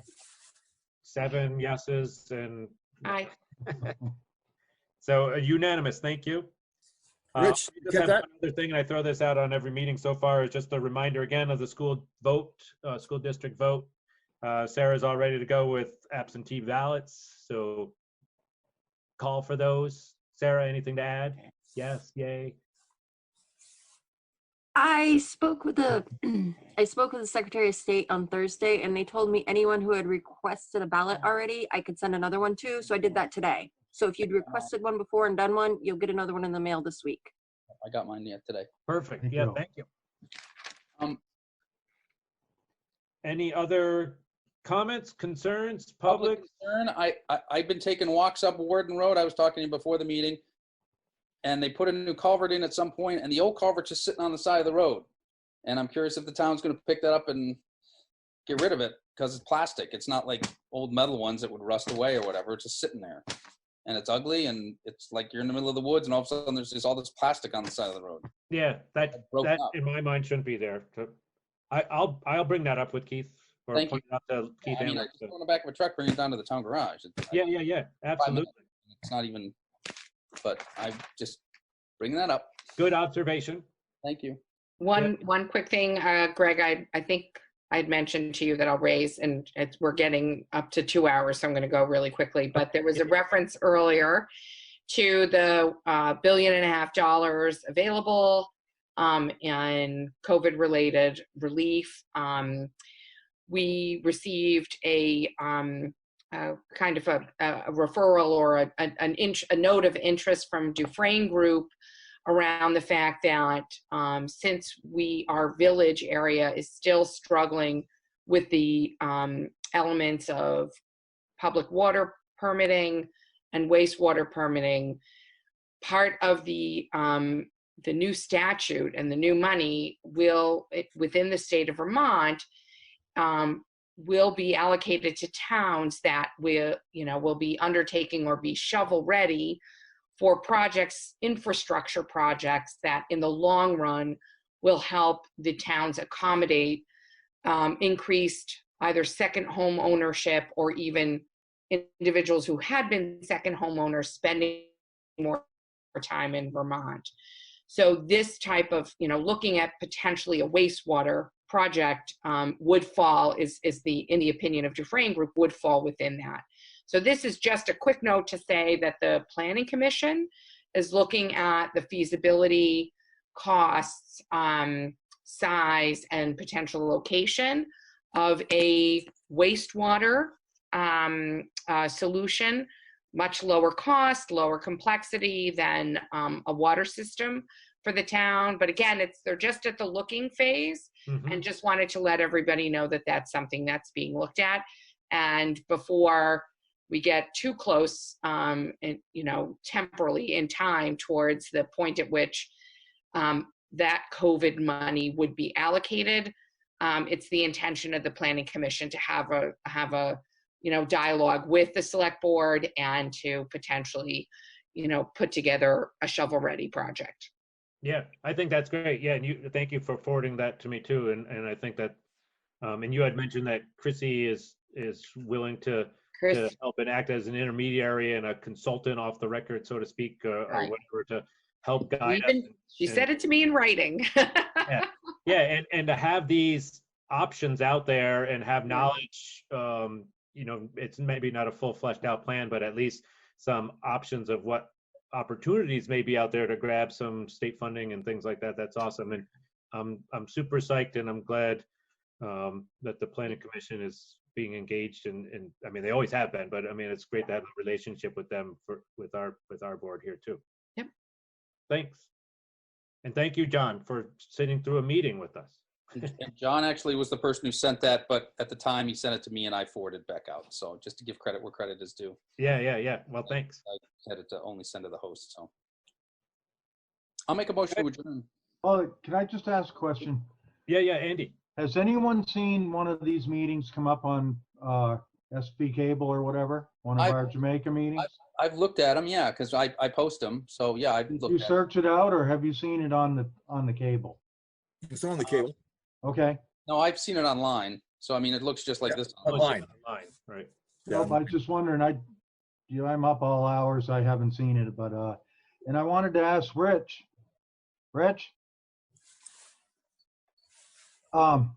is BCTV see any light at the end of the tunnel for maybe filming or taping things live again, or just waiting to see what shakes out? The instruction I have so far is we are out another 6 weeks. Okay. Wow. Yeah. Just curious. I'll make a motion to adjourn. Okay. Second. All in favor of adjourning? Aye, aye, yay, yay. Aye. Thank you. Thank you, everyone. Thanks very much. Greg, Very productive. Thanks, Sarah, Bye. Terry. Night, everyone. Good night. Greg. Thank you, Sarah. Thank you, Terry. Thank you, Rich.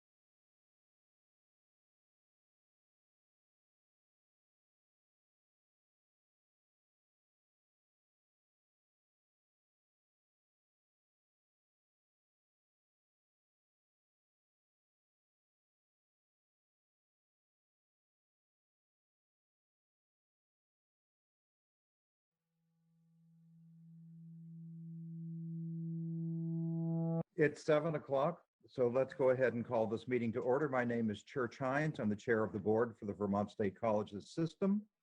This is a special meeting of the board duly warned for 7 in the evening on May 6, 2020.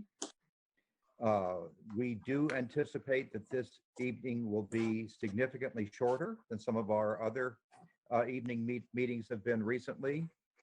So people don't have to anticipate a late night.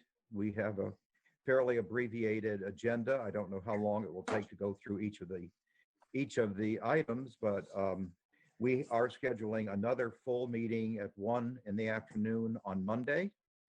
So there will be a significant amount of work to be done at that meeting, and we'll foreshadow that a little bit this evening as well.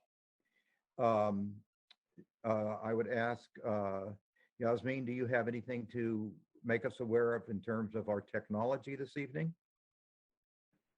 Just that we will be doing the same procedures as in the past for people who, during the public comment period at the end. And otherwise, I think just general good practices for people to mute themselves while they, if you're not speaking, it just helps with the audio a little bit. Okay. Jen Poirier, are you available for a roll call, please? Yes, I am, Mr. Chair. I do believe, just for your information, we do not have Lynn Dickinson on the call yet, just to let you know. But I will start a roll call right now. Okay, Janet Bombardier. Okay, Janet Bombardier. Here. Thank you. Megan Kluver. Here. I hear you. Lynn, are you on yet? I don't see you. Peg Flory. Here. Thank you. Dylan Giambattista. Here. Thank you. Izzy Gogarty. Here. Thank you. Adam Grinold. Adam's here. Thank you. Bill Lippert. I'm here. Thank you. Karen Luno. Here. Thank you. Jim Masland. Here. Thank you. Linda Milne. I'm here, Jen. I Thank saw you. Linda, yeah. Mike Pichak. Hi, Jen. I'm here.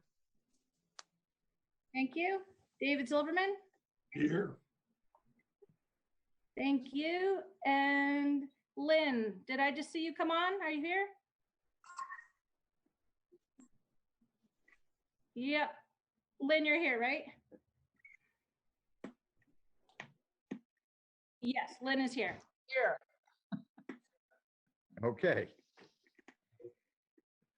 The family is gathered, and I'm sure that everyone would reflect the sentiment, Karen, knowing that you have lost your mom, and we're all right there beside you in Zoom land, but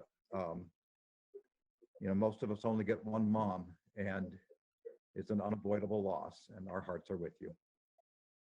Thank you.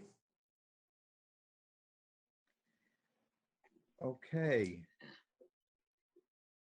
Chancellor Zadotny, this is your inaugural meeting as our interim chancellor. Welcome, and you have the floor. Thank you very much. So it's been a very busy 7 days. It's only been 7 days. It feels a bit longer than that, given all the things that have been happening. So primarily, the legislature has really been the main focus, and we've been having some success there. We had a wonderful statement from Mitzi Johnson and from Tim Ash that came out over the weekend, advising that we would be up and running in the fall at all the campuses, including Johnson, Linden, and Randolph. We sent out a press release on Monday to everyone regarding that. I have meetings scheduled tomorrow with a number of legislators, and things seem to be moving well in the State House, and I'm sure our legislative trustees could probably fill us in more if they wanted to do on that. But basically, we're working with the legislature right now. We're responding to information that they're seeking. One of the things they want to have is to have an outside person come in and do a financial assessment. And my understanding is an announcement about that will be made shortly. They're also looking for information from the colleges, and the colleges themselves are working we need a bit more clarity, but they're working to find out what it is that the legislature wants from them.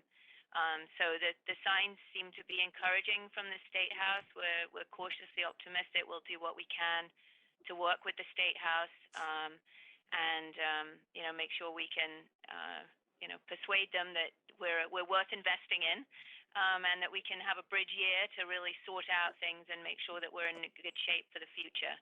So that's working well. We've been busy. I mean, I guess being chancellor means you're in meetings and on the phone all the time, or maybe it's just at this particular time. But I've been in close contact with the president and with our team here. The finance folk have been working with the state treasurer's office.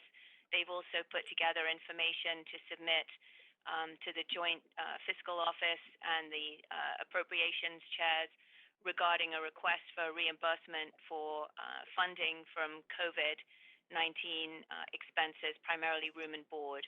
So we're hopeful that that will be approved, and that would certainly give us a welcome dollop of money right away, so that we have the money to cover the payments that we'll be making in June on that. So that would certainly be helpful for us to receive. The colleges are working hard. I know they're going to be talking, the presidents will be talking to you more on Monday about the different things that have been happening there. But just as a preview, I know both NVU and VTC are creating task forces to work on what the future will look like. VTC's group is already up and running. They're called the TAT, the transition. I have it written down here somewhere. No, I don't. Anyway, it's called the TAT, and they're meeting on Friday for their first meeting, and they have a cross-section of students and faculty. Thank you, Pat. TAT. But they're going to be getting together, so they've got a cross-selection of folks participating in that, and then NVU is moving forward with their advisory team, and they're accepting nominations through tomorrow at 5 p.m. So if anyone is watching and is interested in participating in that, they still have time to put in a nomination for themselves for their advisory group. So there's a lot of stuff happening on the campuses. There's a lot of energy that was obviously generated over the past few weeks, and I think the campuses are working hard to harness that energy in a productive way, moving forward. So I'm encouraged by that. We had our meeting with the students. So Izzy, Dylan, and I just met this afternoon with a group of students. It was great. It was very positive and energizing. They had some great ideas and thoughts. And, if they're interested in doing it, we'd be happy to do that again in a couple of weeks with them, and encourage them to, if there were other trustees or people they wanted to have invited to that forum, to let us know, and we would try and work something out to do that. But they had some excellent points. The one in particular was really about we need to be doing a much better job on social media, that we really need to be reaching out to students in the way that they expect to be contacted, and we need to up our game on the social media front, which I have no expertise on other than when my kids tell me about it. So that's something that I think was important and valuable, and they were very passionate about it. I think that we've got a lot of people that would be more than happy to pitch in and help with that. So that was great. So it was, I don't know about Dylan and Izzy, but I really appreciate them joining me. But I thought it was a wonderful chance, and the students were super engaged, asked great questions, and we need to do a better job in making sure that the student newspapers know what's going on. They get copies of press releases and things like that. So we need to make sure we're doing a better job on communicating out with the students. They certainly had interest in how they could communicate more with the board. We encouraged them to come to board meetings and things, but also reminded them about the student trustee position, which applications are due until, I think it's May 15th. So encouraging students to think about running for that as well. The other things just to put, and we'll get more into this, I think, probably on the board meeting next week, but there are some big things happening at the national level. The main one is the Title IX regulations that we've been expecting for months and months and months were released this morning. 2,000 pages of preamble with 33 pages of regulations, and the expectation is we will redesign all our procedures and policies and have those in place by August 14th.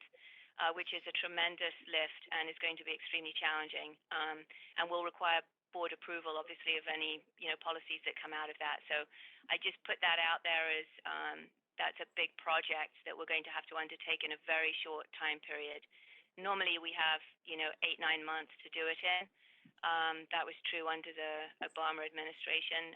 This is a very tight timeline, and my understanding is that's driven by interest in getting them up and running before the presidential election in the fall. So I don't think the administration is going to change its mind at the federal level in terms of delaying that. So we have to be prepared to do it. The other piece I wanted to let you know about was there's been an uptick in planning around COVID-19 and returning to campuses in the fall.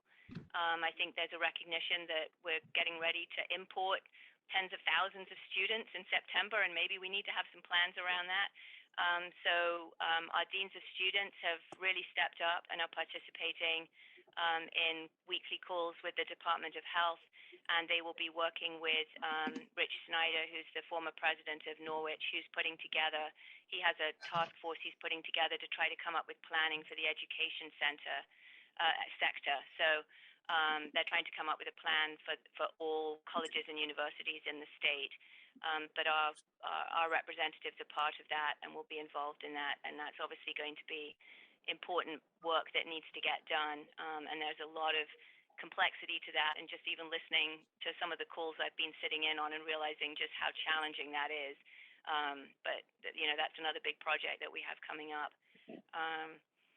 So I think that's it. I'm welcome. If people have any questions or anything else, I'm happy to answer them. But that's, in terms of a status report or whatever, that's what I have for week 1.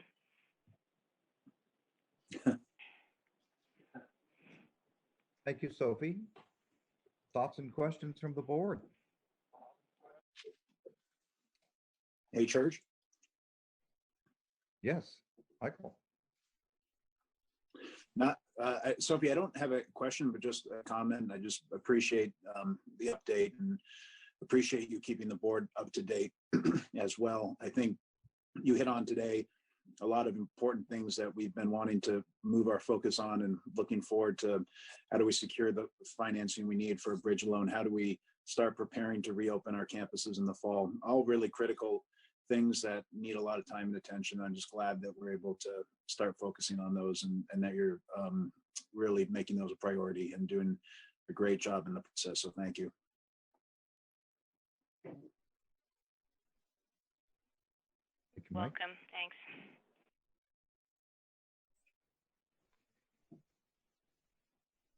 As Sophie indicated, it's been a busy time with the General Assembly, and I wonder whether Bill, Dylan, Lynn, or Jim have anything that you might want to share.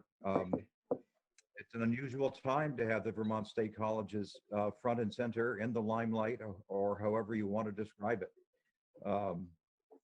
What's the tone over there?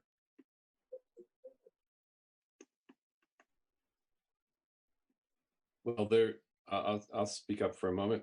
And Dylan and Jim and Lynn chime in.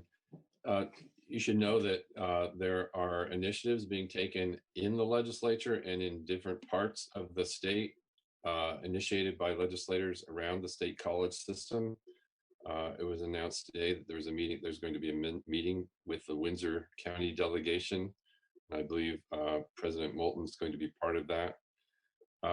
There's also been, and I'm not sure what the official name is, but there's basically been a process by which legislators, many of whom are reaching out to their constituents with a form that was a Google form saying, if you have ideas, how to help the Vermont State College system move forward. Please have people fill out this form or fill out the form based on a conversation. And those ideas are being gathered and collated. I am interested, and I don't know what connection has been made directly to this chancellor's office or to the board at this point, but I know that there are a number of ideas that are being put forward through that format. And I think it's important to connect those folks who have expressed interest via that with our own official process. But there's a great deal of interest. Thank you, Bill. Jim? Yeah, Bill's correct. There are a number of ongoing efforts. I wouldn't be the slightest bit surprised if some of the suggestions are similar to the ones that came up during when we were working on the white paper. And I'm sure there'll be some very good ideas. My concern at the moment that these different efforts don't get tangled up around each other. But we'll just have to see how this works out. As for what's going on in the legislature, most of us have been unemployment all day, all the time. And so people are very concerned about the VSC and everybody wants to help. But as to how we're occupying our time, hour by hour, it's helping with people with unemployment claims. Thousands of which are not being fully responded to yet, which is very frustrating for everyone involved. 10,000. 10,000.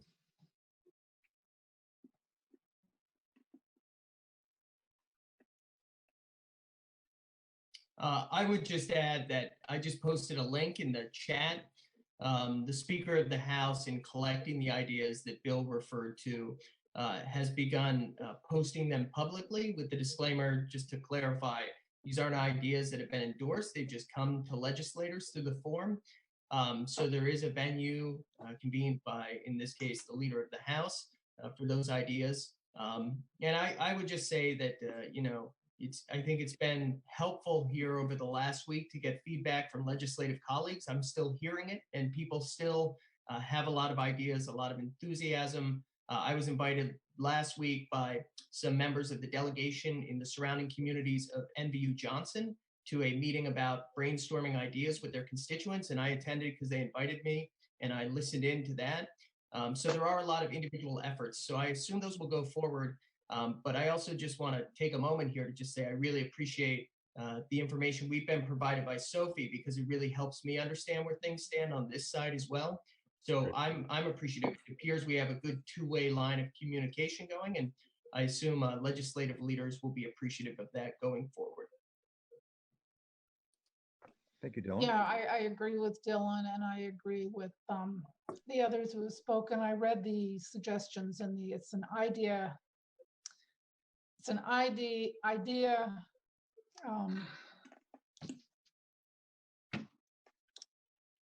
don't know what you call it, but it's an idea. Idea Bank, I think they're referring to it as. Idea Bank, that's what it's called. They had a name for it. Anyway, Lucy Rogers, I think, was very crucial in getting this started, but she's worked, there's a lot of people who've put things into it. It takes a while to read through all of them. And Jim is right. Some of them are things that we would be we're familiar with. And some of them are all new. And, but there's a lot of interest and there's a lot of feedback. I do hear from people. It's from lots of people who are probably talking to other people as well, but suggestions as to what we can do and why don't we do this and why don't we do that. And I would say that there's a real interest. I'm really glad to see that Sophie and the leadership have put together some kind of an agreement or have had that communication. And, that's a really good first step.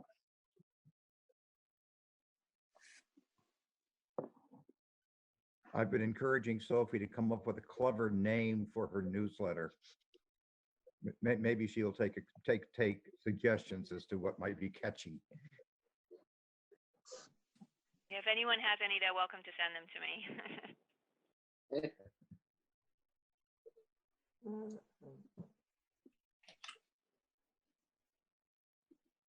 Any other thoughts or comments or conversation with our with our new chancellor.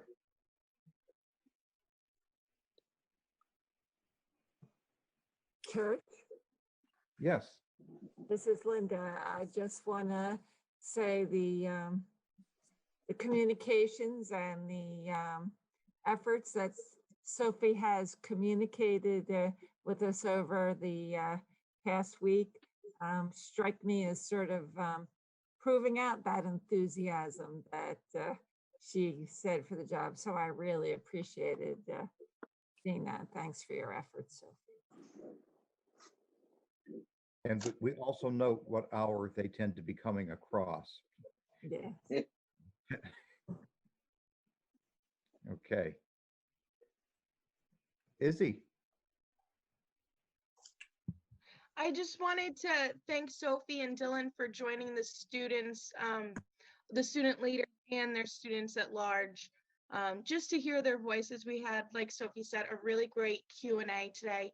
And for all the students watching, I encourage everyone who has a question for Sophie to reach out to me to be a part of the next Q&A. And they're very beneficial, and I loved having all the students there today. That's great.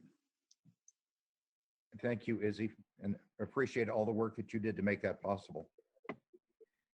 Okay, this is something of a transitional meeting from the flurry of meetings we've had over the last couple of weeks, getting kind of transitioning back to the usual rhythm for this board, where a lot of the work and discussion occurs at the committee level, and then are brought to the board for further discussion and action.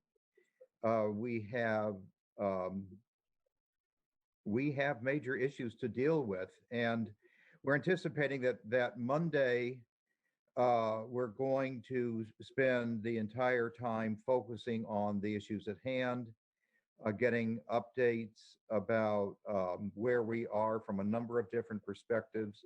We'll talk a little more about that before we close this evening. And we are also anticipating looking ahead to all 4 committees, including audit, which is currently not scheduled for June 1st, but recommending that audit as well as finance, EPSL, and long-range planning all anticipate meeting on the 1st of June. And we'll have to schedule that day in such a way that we're not rushing through committees, being sure that committees have sufficient time, because it's been a little while since some of the committees have met. But for this evening, other than having an initial chat with Sophie, we did have one carryover action item from last week that is agended as the discussion and appointment of an interim president for Castleton University. I'd like to get some sense of the board as to whether they are prepared to discuss and take action on that this evening in public session, or would anyone feel that we need to take advantage of the rules that allow some personnel-related discussions to take place in executive session. If I could just get some sense as to whether anyone feels that that is something that you would be interested in having us do, and we certainly would. Otherwise, we'll continue in public session. Jim? Yeah, thank you, Church. As I believe you know, the legislative trustees were contacted by Bob Helm, longtime representative from over in the Castleton area, that wanted us to discuss with Karen the possibility of her continuing. I know there's strong sentiment in that community over there about that, and this might be something that we ought to talk about in executive session. It's a personnel issue. The issue's been brought to the legislative trustees' attention, and I think at least we should bring it up at the board. Today's a good day to do it, I suppose. And so if someone is prepared to read the appropriate words about going into an executive session either soon or in a few minutes, I think that would be something we ought to do. Okay. Although it doesn't have to be right now. No. I'm just trying to recall the parliamentary procedure. do we go into executive session through, yes, we have to take a motion and then vote on it. Correct. Any other thoughts Correct. before? I think Lynn is the keeper of those motions. I see Any other Representative thoughts? Lori has her hand. Yeah. Yes, thank you. Can you hear me? Yes, we Yeah. can. Okay, I share Jim's thoughts, and I guess I have one question, and because I was not here at the last part of the last meeting, I didn't know what the result was, but I went through reading our bylaws and the trustees' guides, etc. And a couple of interesting things came up. And my question is, has the board formally accepted any resignation? Did they do that at last week's meeting? And I mean, I have a couple of questions on this, and some of them may be more appropriate to address Monday. But in trying to look at the minutes of the past meetings, we haven't got any minutes of our meetings for the last 5 meetings. Executive committee, it's been the last 8 meetings. So it's a little difficult to know what is of record. But I've also, as a Rutland resident, received a number of questions as to Karen's position right now.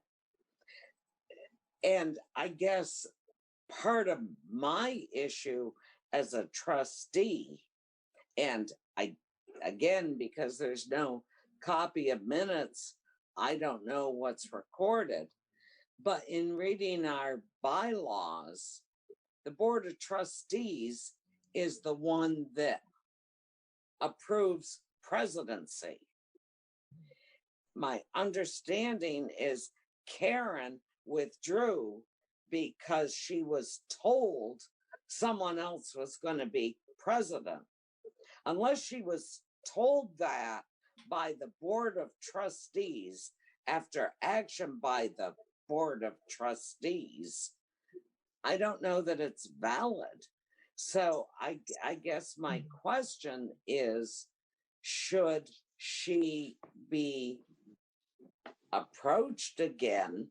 Does she know that the Board of Trustees never voted to remove her as president?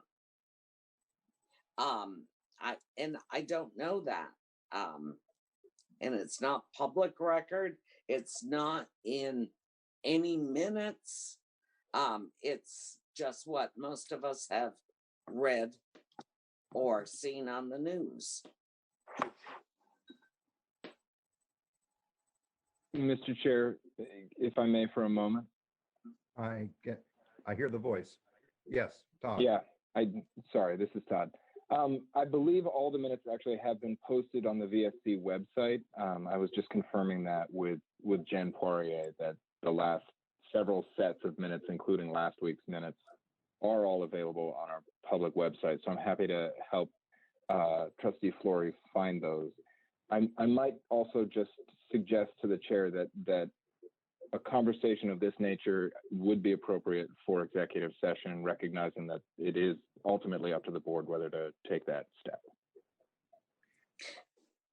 I'm seeing nodding heads, and I think that we should go into executive session. But Peg, you have a point. And Church, I have no problem going into executive session, but as of 35 minutes ago, on the various websites I looked, it all said unapproved minutes since 3/12 for our board, 11-2 for the executive board. Right. Now, that's absolutely correct. Right. And part of getting back. So I'm not nuts. Thank you. Okay. On that point, anyway. No, and as I mentioned earlier, you're not getting nuts. back. I was going to say that's one of the pieces of business that needs to get addressed on Mondays at Monday's meeting is the approval of all the minutes. So you're correct. They're posted, but they're unapproved. Right. That's part of the plan for Monday. Thank you. Thank you, Sophie. Thank you, Peg. Thank you, Todd. Lynn, I think it's appropriate that we put a motion on the table for executive session, please. Okay. I move the VSC Board of Trustees enter executive session pursuant to 1 VSA Section 313, subsection A1F, for the purpose of receiving confidential attorney-client communications made for the purpose of providing professional legal services. Because premature general public knowledge of these discussions would place VSC at a substantial disadvantage, it is appropriate for the committee to enter executive session. I further move the board enter executive session pursuant to 1 VSA Section 313, subsection A3, to discuss the employment of a public officer. The board shall make a final decision. I'm not sure if this is the right one, but whether we'll be making a final decision or not. It does not anticipate making a final decision regarding any such public officer in an open meeting. I'm using old ones, so I'm not sure if I got the right thing here. But we may or may not do a decision on an open meeting and shall explain the reasons during the open meeting when we do. The board does not anticipate taking any action during executive session, along with members of the board present at this meeting and its discretion. The board invites the Chancellor, the VSC General Counsel, and the VSC Associate General Counsel to attend portions of this meeting. So moved. I just need to talk to Todd. I think Lynn was looking at an older version I'm looking at an old one of the resolution. And I think the intent was to also ask the president of Castleton University to attend with us. I'm looking at you, Todd. I believe the intent was to invite the interim chancellor, the president of Castleton University, the interim provost of Castleton University, and the interim general counsel. Okay. Yes, all of those people. Okay. I think we understand the motion. Do we have a second? Second. Yes. Yeah, all those in favor of going into executive session, please say aye. Aye. Aye. Any opposed? Okay, thank you. We are going to go into executive session. And again, we will not be making any decisions in executive session. Anything that we decide, we will decide when we come back into public session. The trustees are now going to disconnect from this particular Zoom address and go to another, but we will be returning to this same place. Okay, good evening, everyone. We have returned from executive session, and I appreciate everyone's patience in terms of waiting for us. I'd like to share that the long time spent was to assure that the board had a thorough and complete discussion of the matters related to the transition in leadership at Castleton University. We owed that to everyone. And so we have been deeply engaged, and I regret that it's taken so long into the evening. And I want to say that although the board had not previously dealt with the question of Dr. Scalfaro's position as Castleton's president, we do understand the position recent events have put her in, and we therefore accept with regret her decision to resign. We truly appreciate all she has done during her tenure at Castleton, and I know that we are not alone in wishing her nothing but the very best going forward. Thank you, Karen. We now return to our published agenda, and including a board action regarding Castleton interim president, and I believe we have a resolution to present for consideration? Trustee Dickinson? Yes, there is a resolution, appointment of, no. I have a motion. I have a motion, I have two motions and a resolution. Okay. And we'll take these up separately? Do you want the first motion? Yes, please. Okay. I move that the Vermont State College System Board of Trustees accept the resignation of Castleton University President Karen Scolfaro effective May 31st, 2020.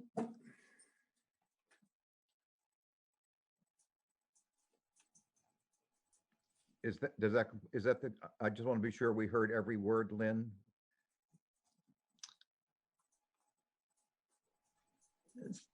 I move that the Vermont State College System Board of Trustees accepts the resignation of Castleton University President Karen Scolfaro effective May 31, 2020. Okay, is there a second? Sure, Jim. Second with Jim Maislin. Discussion on the resolution, on the motion, please. Church. Trustee Michael, go ahead. Just to reiterate your point that you made when you opened the session, to thank Karen for her service at Castleton University. We'll certainly miss her on the board, and certainly I know Castleton will miss her as a community. So thank you, Karen, for your leadership and your service to Vermont and your service to Castleton. And with regret, I know the board makes this decision. Thank you.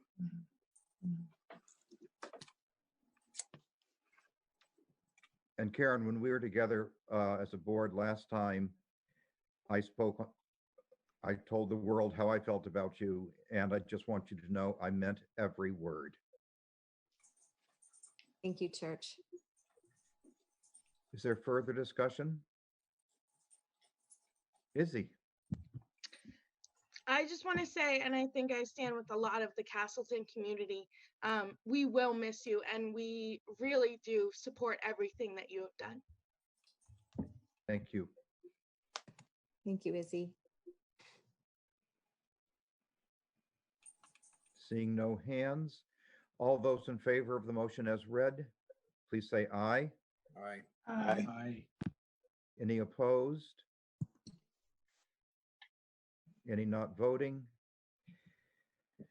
So we have accepted the resolution is passed and it's now official. Trustee Dickinson, I believe you have a second motion. I have a resolution and a motion. Please proceed.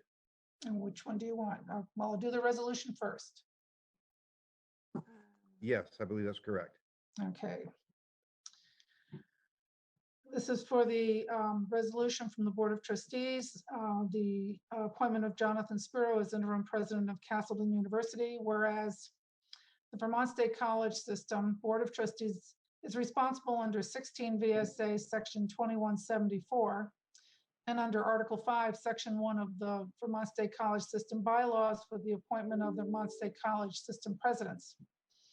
And whereas President of Castleton University, Karen Scolfaro, has announced her intention to step down effective May 31, 2020. And whereas the board intends to search for a successor president over the coming months. And whereas President Scolfaro, the interim chancellor, and the chair of the board recommended the vacancy created by President Scolfaro's departure be filled by Castleton interim provost and dean of the College of Arts, Humanities, and Social Sciences, Jonathan Spiro. Therefore, be it resolved that Jonathan Spiro be appointed as interim president of Castleton University with all the associated authority and responsibility of the office of president, effective June 1, 2020, and will serve with the board until the board appoints a successor. We also have a motion. The appointment of the interim president of Castleton University, I move that the board adopt the resolution as read, appointing Castleton interim provost and dean of the College of Arts, Humanities, and Social Sciences, Jonathan Spiro, to serve as interim president of the university, effective June 1, 2020, until a successor president can be selected. The board believes Dean Spiro is the best person to lead the university when President Scolfaro steps down. That's Second. a motion and a resolution. Is there a second? Second. Discussion, please. Thank you, Jonathan, for stepping up.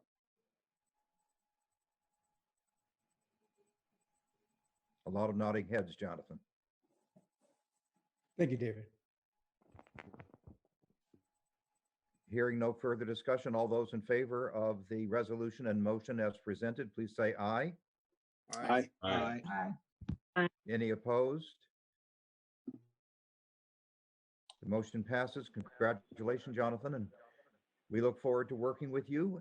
And again, as many know, Jonathan is a very familiar face with this board, a very trusted individual, and I think that if he gets nicked, he bleeds Castleton green, and all of those qualifications. 43 Pantone, right?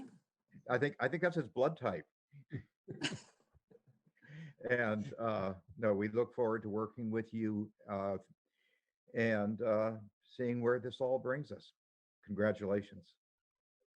Thank you. I just want to add, Jonathan, I'm looking forward to working with you too. And I did share with the Board of Trustees, we did receive an email from Andre Flash, who's president of the Faculty Assembly. And when he listed out the things that the Faculty Assembly were looking for in terms of an interim president, they didn't use your name, but it seemed like they were describing you in detail. And I believe that you will fulfill all the things that they were looking for in an interim president. So I'm welcome aboard, and I'm really glad that you're willing to take on the job. So thank you. Thank you, Chancellor Zlotny. I appreciate that. In light of the hour and the fact that we are meeting again on Monday, we're going to defer the remaining items on our agenda until Monday. We will engage in public comment for a brief period of time. I think Yasmin are you going to put up the information, Yasmin, or has it already been done? No, so I'm just putting it Okay. now. Oops, I apologize. I have the wrong thing. And again, the hour is late, so I'm going to ask members of the press to defer using this method for speaking with us and to follow your usual channels, and that we hear from the public. It's 9:10 now. Let's see if for about 10 minutes. Yasmin, you can structure this any way you would like. And again, encourage people who wish to speak, especially provide us with any feedback relevant to this evening's work. I'd appreciate that very much. And Yasmin, I'm going to turn things over to you as you do so well to coordinate this. Well, thank you, Mr. Chair. At this time, we don't have anyone who has signed up on the link. We're asking people to please go to the website listed on your screen. However, I do see one person, Janet Curry, has raised her hand. So Janet, if you did indeed wish to make a public comment, we will hear from you now. Welcome, Janet. Hi, thank you for, I know it's very late, and I'm just going to make this very quick. I'm chair of the Planning Commission for the town of Castleton. And I'm going to probably be attending these meetings from this point forward. I think it's important that the town has some say in what's going on, and I wish I had attended in past meetings. It's extremely important that the Castleton University and the town of Castleton work together. It was something that was not happening prior to President Scalfaro's hiring. So I hope to see all of you next Monday, and I want to be included in everything. And I hope you understand why I am making these comments. Thank you, Janet. Our host communities who put up with everything that we seem to do as colleges and universities are among our most important constituencies, and we would certainly welcome you. Thank you, Mr. Chair. We do now have two additional people who wish to speak. Next up is Daniel Acorn, followed by Keith Whitcomb. Thank you.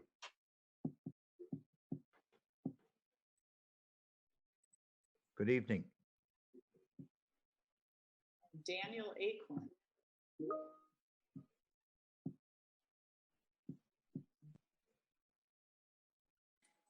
So he does not appear to be here. Keith Whitcomb is next. Keith.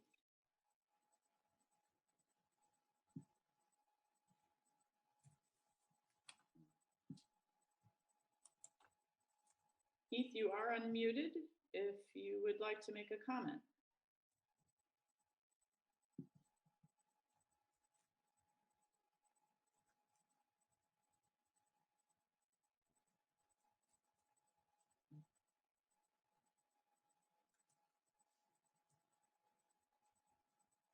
Keith, so Keith is here in the Zoom session. He is unmuted, but if you're not able to, we can't hear you at the moment.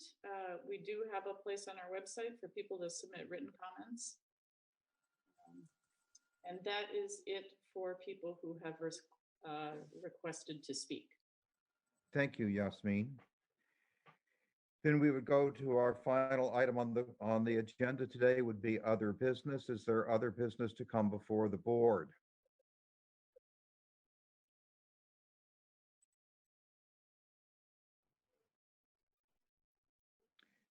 Seeing none, we would entertain a motion to adjourn.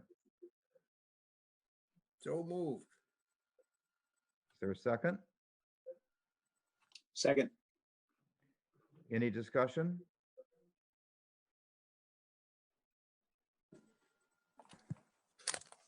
Hope not. Hearing none, all those in favor of adjournment, please say aye. Aye. Aye. Any opposed? Again, to everyone, I apologize for the length of time that we were not with you in public session, but I hope you all appreciate that we owe every party involved time and attention. And we were happy to do that this evening. And you've seen the way our conclusions have been made. So thank you one and all, and welcome everyone back on Monday at 1 o'clock. Thank you, Church. You bet. Good night, all. Thanks, everyone. Good night. Sweet dreams.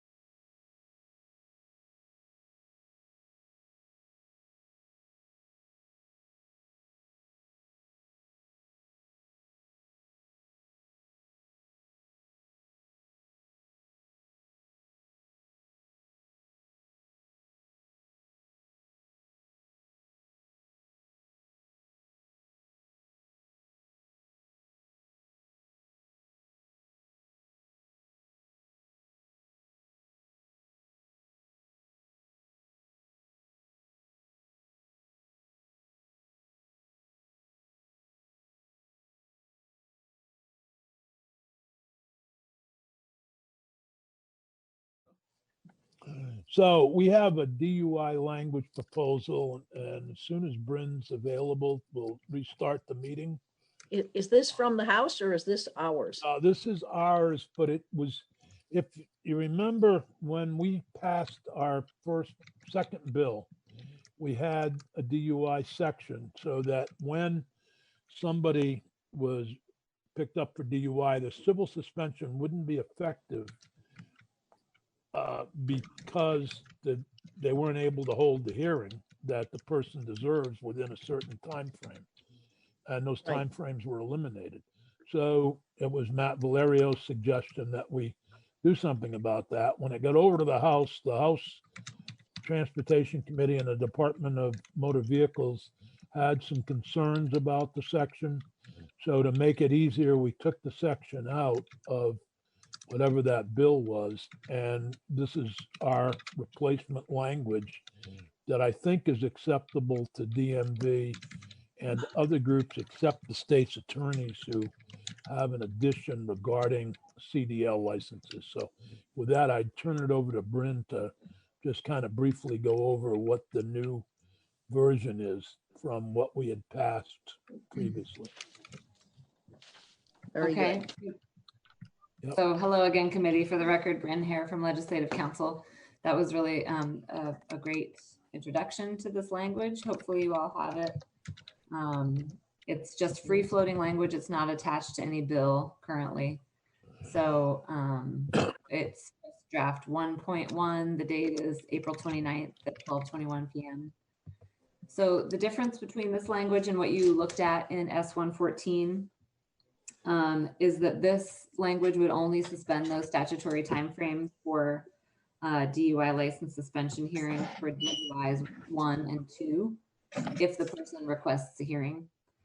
And it only prohibits that license suspension until the hearing occurs for DUI 1 and 2.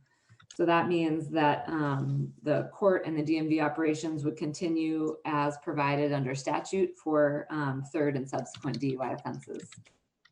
And additionally, because it has that language in there about the person, if a person requests a hearing, then the hearing is suspended. If the person chooses not to have a hearing, then that civil suspension would proceed as provided under statute for DUIs 1 and 2. So that was intended to address some of the concerns that were raised by the DMV about public safety by having those DUIs 3 and subsequent carry on as provided under statute, and also provide that if the person doesn't request a hearing, then that civil suspension can continue and access to the ignition interlock program can continue for DUIs 1 and 2. So hopefully that's clear to everybody. Yep. Let me know if there's questions. Are there any questions for Bryn? Alice? So I'm just wondering, I can't remember if it's a number 2, what is the time frame? Is this say you had a 1 20 years ago, is there any time frame like that? And then you had a second one. Is there anything like that that's in place, or it's just if you ever had one in your life and then you're on number 2?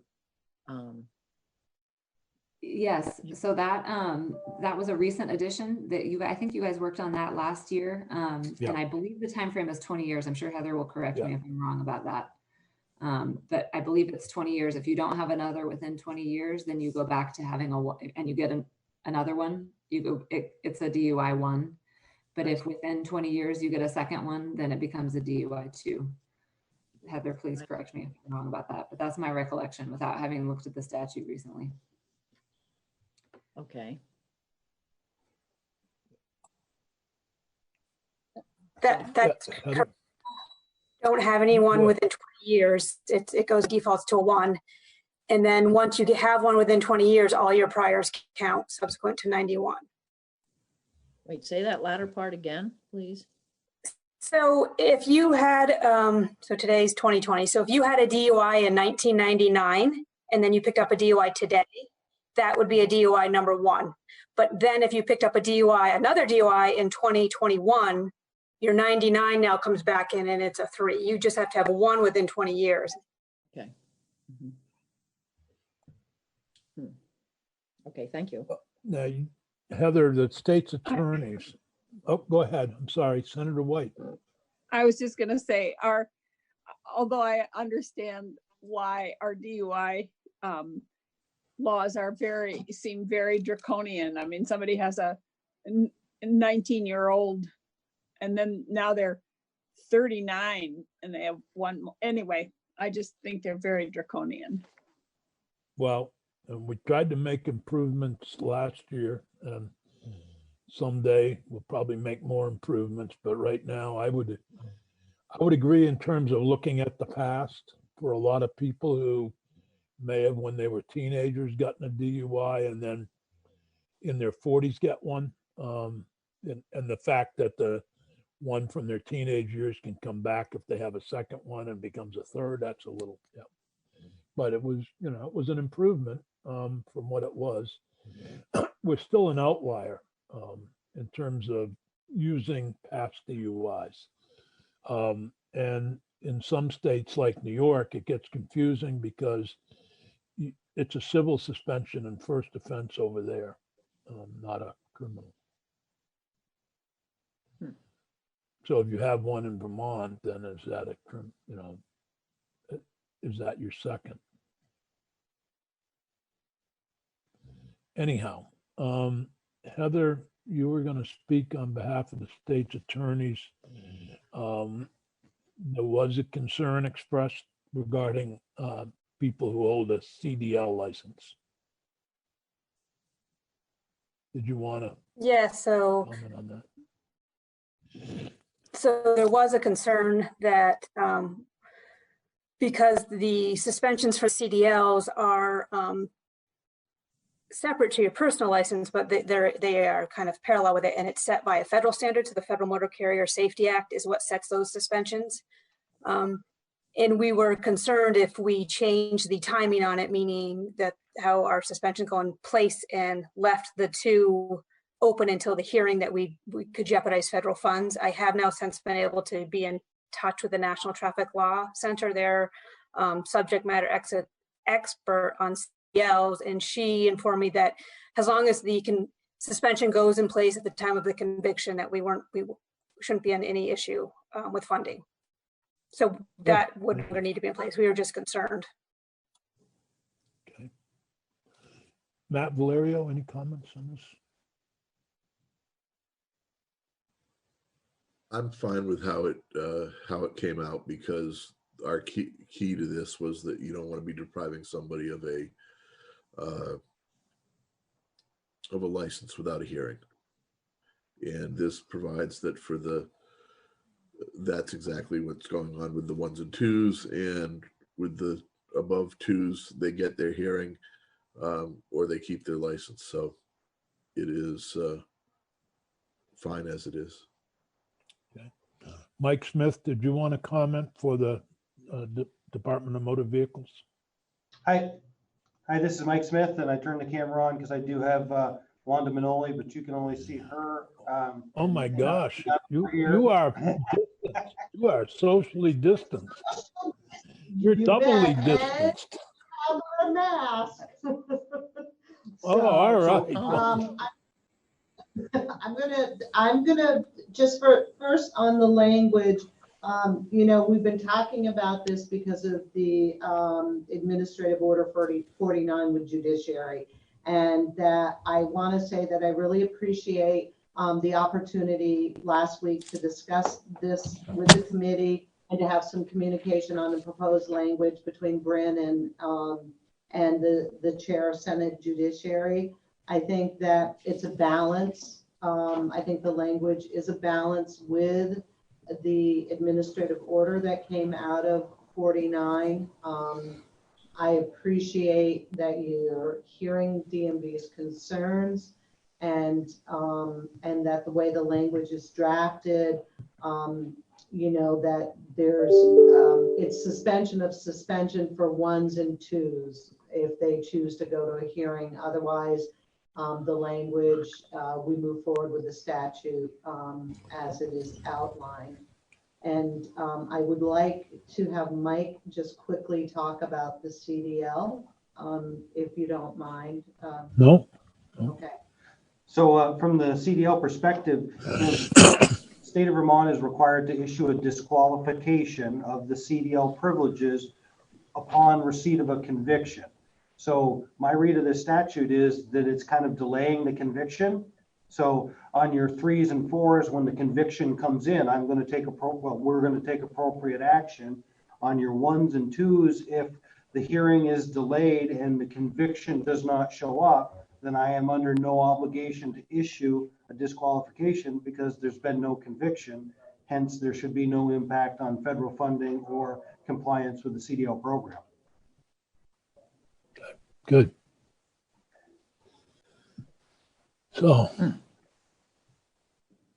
by the way, I just so you know that your system is working. I did get my registration back on the date that it had expired, and so your system your system is working fine.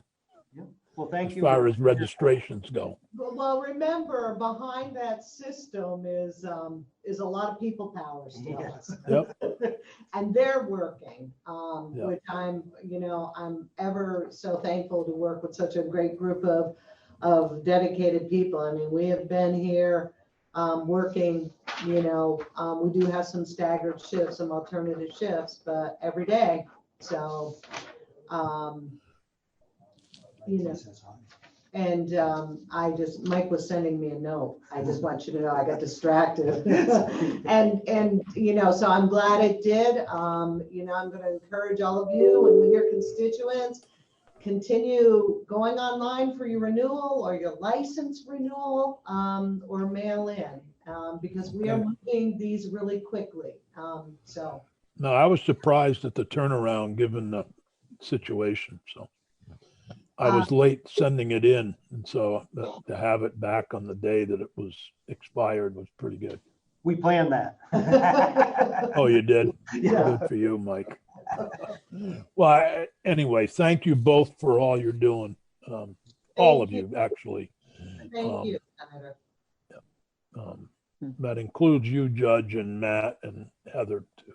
Yeah, I just Judge, wanted, yes, for the record, again, Brian Grierson, Chief Superior Judge, just wanted to remind the committee as well as the other folks involved that at this point, the Supreme Court has not identified civil suspension hearings as an emergency hearing that would go ahead. Right. So as Right. you're So looking at this legislation, I've noticed that there have been, and this would,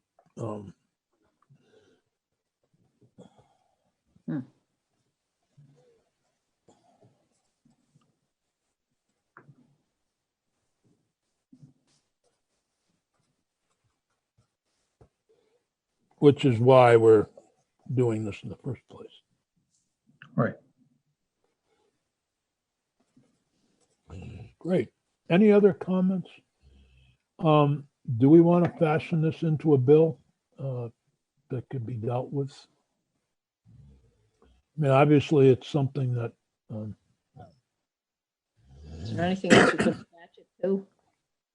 Not really. At this point, the problem is, you could have disputes about whether or not, given that the hearing can't be held, where the person could actually end up with their DUI dismissed. So and plus it does recognize that you are innocent until proven guilty. At least you've had a hearing. So is there a motion to,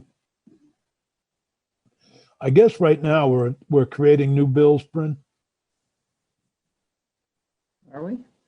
Yes. My I think that's what understanding. Senator White's committee's been doing. Yep, with a committee in a committee bill format. Yep. So I would move a report this favorably. Is there any discussion? Senator Baruth? Okay. Is there any further discussion of the issue? Peggy, could you call the roll, please? Sorry, I wasn't ready. I might not do the right order, but we'll take the roll. Don't worry about that. Okay. Senator White, Yes. Senator Baruth, Yes. Senator Nitka, Yes. Senator Sears, Yes, and Senator Benning is absent, so it'll be 4-0-1. I have an update from Senator Benning if you'd like to hear it. Yes. Yes. Okay, he says 7 stitches under my tongue on the left side, which has blown up like a balloon. Hurts like hell to talk. On the good side, Deb's enjoying the quiet. Well, get well soon. Thank you for the update, Senator Baruth, and get well soon, Senator Benning. And I'm sure he's still writing, though, so that's the good news. Thank you. So I don't know what we need to do. We have permission from the Rules Committee to move forward with the bill, so I guess you just, the Senate provides a bill number. Yep. And we could report it as early as tomorrow, I think. I think, Bryn, you probably already know this, but you need to send it to drafting and copy Senator Sears on it. And Yes. I'll get a copy And then and post it. And then Senator Sears, you have to, from your email, send it to John Bloomer. John Bloomer. Okay. Mhm. I will do that. And to Nadine. Nadine, you have to also authorize. Bryn will let you know. Okay. I'll send you an email with the steps. Okay. Thank you, Brent. Yeah. Well, thank you all very much on this one. Is there any? It's kind of a new world for me. But I will report the bill hopefully tomorrow. If I'm not, I do have my wife has to go to the dentist at 8 a.m. to get a tooth removed, and if I'm not there by 9:30, could somebody else report the bill if it's up? Senator Nicker is vice chair. Would you? Huh? Do you need anything from me? No, I'm just hoping that somebody else can pick my wife up at the dentist because she has to be put out in order to have the extraction. So if I'm not there at 9:30 tomorrow morning, somebody else could. Okay. So you could send Senator Nicker and myself a summary of the bill, Bryn, please. Sure, I will do that. Thank you. Thank you. All right, we're going to switch to the judiciary's budget. They presented, maybe you want to find that first. Peggy, do you have that document? Is it on our committee page? Yes, it is. Okay, so. Okay, so you have it's a memo from Pat Gable. All they're asking for is, as I read it, $5,462,000 in 2020 and $4,040,000 in 2021. I don't know that we want to deal with the 2021 budget today.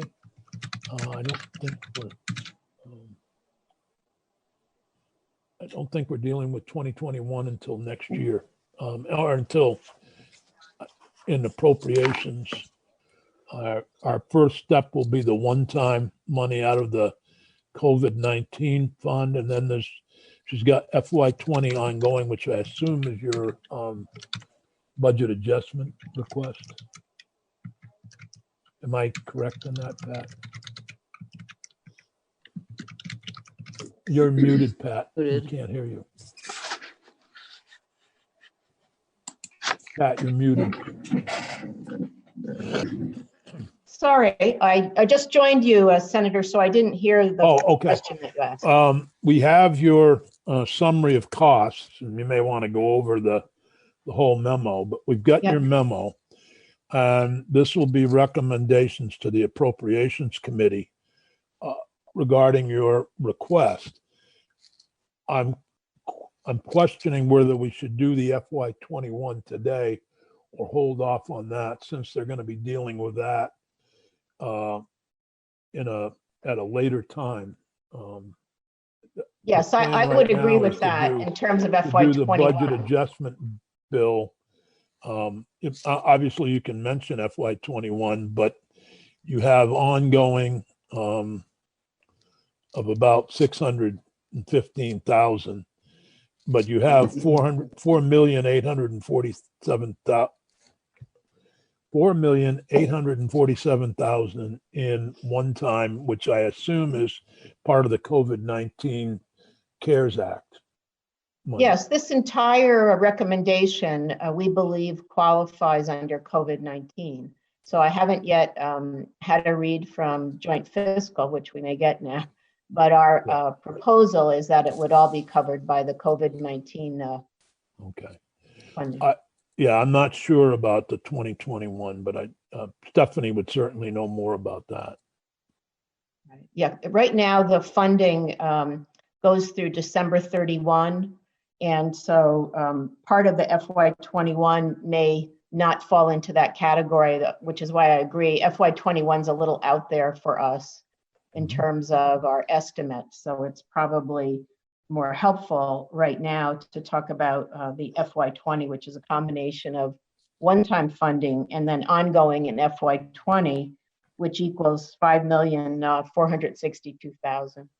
And for those of you who haven't had a chance to go through the memo, there's a summary and a description with items, but then there's an appendix at the end with a summary of costs, which is simply a summary of the costs contained in the memo. Yep. Okay. So maybe we should go over the memo to begin with, so we understand how you plan to keep the jurors apart or other things. Well, as you know, I mean, in the legislature, you've had a similar issue. Right. It's an exciting challenge to figure that out and do it in real time. And the judicial emergency, part of our judicial emergency declared by the Supreme Court, has a complete suspension of jury trials. And as you know, that creates constitutional constraints. So the judiciary is eager to move forward to make the changes that it can to open up the system beyond what it's doing right now. Just to remind people, the court system has not closed, and we continue to have all but one courthouse open. But what open means is something very different from what it normally means. And so open means that there is skeleton staffing, that judges come in when they're needed to come in, that if we do have a video hearing, we have to have someone there taking the record. We have security, and security now is not just the typical security you think of, which is about weapons and the like, but now it's about health as well. And we continue to accept filings. We continue to accept emergency cases. And so the court, in its Administrative Order 49, had identified which emergency cases we would hear. And of those emergency cases, which of those can we do by video or audio, which is as many as we possibly can, and which need to be done in person. So that's the situation we're in now. We obviously have, we're not doing Judicial Bureau cases at all. We're doing only very limited civil cases. And I think we've talked before about what's in the emergency list. And so everyone is eager to start working on that backlog. The other item in the backlog will be COVID-related cases that we've already heard and we'll probably continue to hear for some time to come. So in my memo, as I identified, the first category on page 1 is safe spaces for judiciary staff and participants in court proceedings. This will involve not only all the usual social distancing issues you would expect, and the wearing of masks and the use of gloves and the like. But it also means that we need to really redesign and reconfigure our workspaces and identify which buildings are even have the capacity for us to operate in them in an expanded way. And so we've identified, for example, someone we would bring on who would have the specific responsibility of evaluating the buildings and also evaluating what we can do to create safe spaces. That would include reusing workspaces. Right now, you know, we have, any of you who've ever been in our clerk's offices know the desks can be very close together and the like. And that's something that we need to change. And we're currently working on that now, looking at partitions, transparent partitions, not just between workers and public who might come to the courthouse, but also between workers. Actually, going back to the petition system, if you remember the cubicles that people used to work in, that people hated those cubicles, but that's exactly right, Senator, because there have been this sort of low profile desk spaces. Now we're looking at going back to an area where the space goes all the way up in order to protect people in a way from potential infection from others. how many courthouses do we have? We have over 20, you know, I don't want to get it wrong, maybe 24. And in some counties, we have more than one courthouse. In a number of counties, we only have one building. And in Orleans, even though we have two buildings, it really functions as one building separated by the outdoors. So it's a very unique challenge. The other thing we find, and I think we've talked about this before in other contexts, we need more courtrooms. And so one of the things we'll be looking at is, obviously, we're going to use the courtrooms we can, again, using equipment, partitions, and spacing. But how do you do a jury trial in a courtroom? Well, there are some buildings. One example would be the Woodstock Courthouse, where because of the original historic design, you have a jury box on one side and a grand jury box on the other side. So you can see that that might allow some kind of separation between jurors. You even put, you know, again, transparent barriers between jurors. So some courtrooms will be able to configure that way. In other cases, do we have to consider other kinds of space to do something like, you know, calling the jury pool together? Well, maybe we have to do that in a theater rather than in a courthouse. These are not things I'm proposing, but giving you an idea. No, I'm just picturing how you do a jury trial with the lawyers coming to the bench to talk to the judge. You know, out of That's sight right. of It'll the- be different. out of hearing of the jury. But you can't. Nobody can be within 6 feet of each other. I don't know. Well, I'm always talking about silver linings in what we're dealing with. One of the silver linings is that there are 50 other or 49 other states plus a territory or two who have similar problems. And one of the things we've been doing during the pandemic is having frequent national meetings, the same way we're meeting today, talking about these kinds of issues. And so on a nationwide basis, state judiciaries are addressing this, and we all participate on different committees. And so we're not having to do it within an island.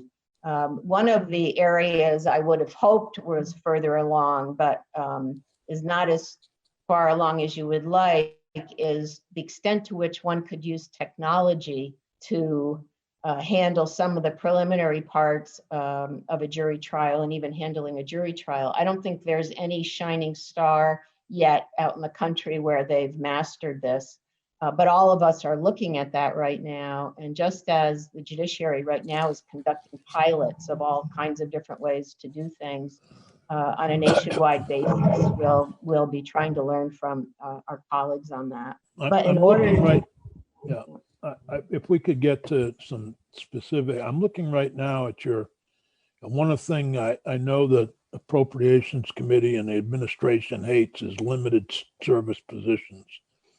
And you've got 12 limited service positions. That would be one-time cost of 50,000, FY20, 200,000, and then 1.2 million in FY21. And the problem with FY21, if it's not, I mean, I'm assuming the way you're talking, it's all COVID CARES Act money. But when we get to the 21 budget, we have a 17%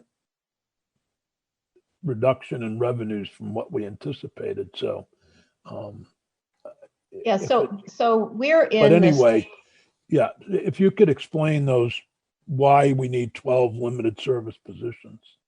Yeah, it's actually more than that when you go through the list. So, and this, we are, partners with you and with the executive branch in evaluating how to address these issues in the context of the current guidance on the funding and the completely different needs we have to address these issues, particularly through technology, when we hadn't had that before. And so this funding under the current guidance can only be used, it can't be used for current budget items. It can only be used for COVID related items.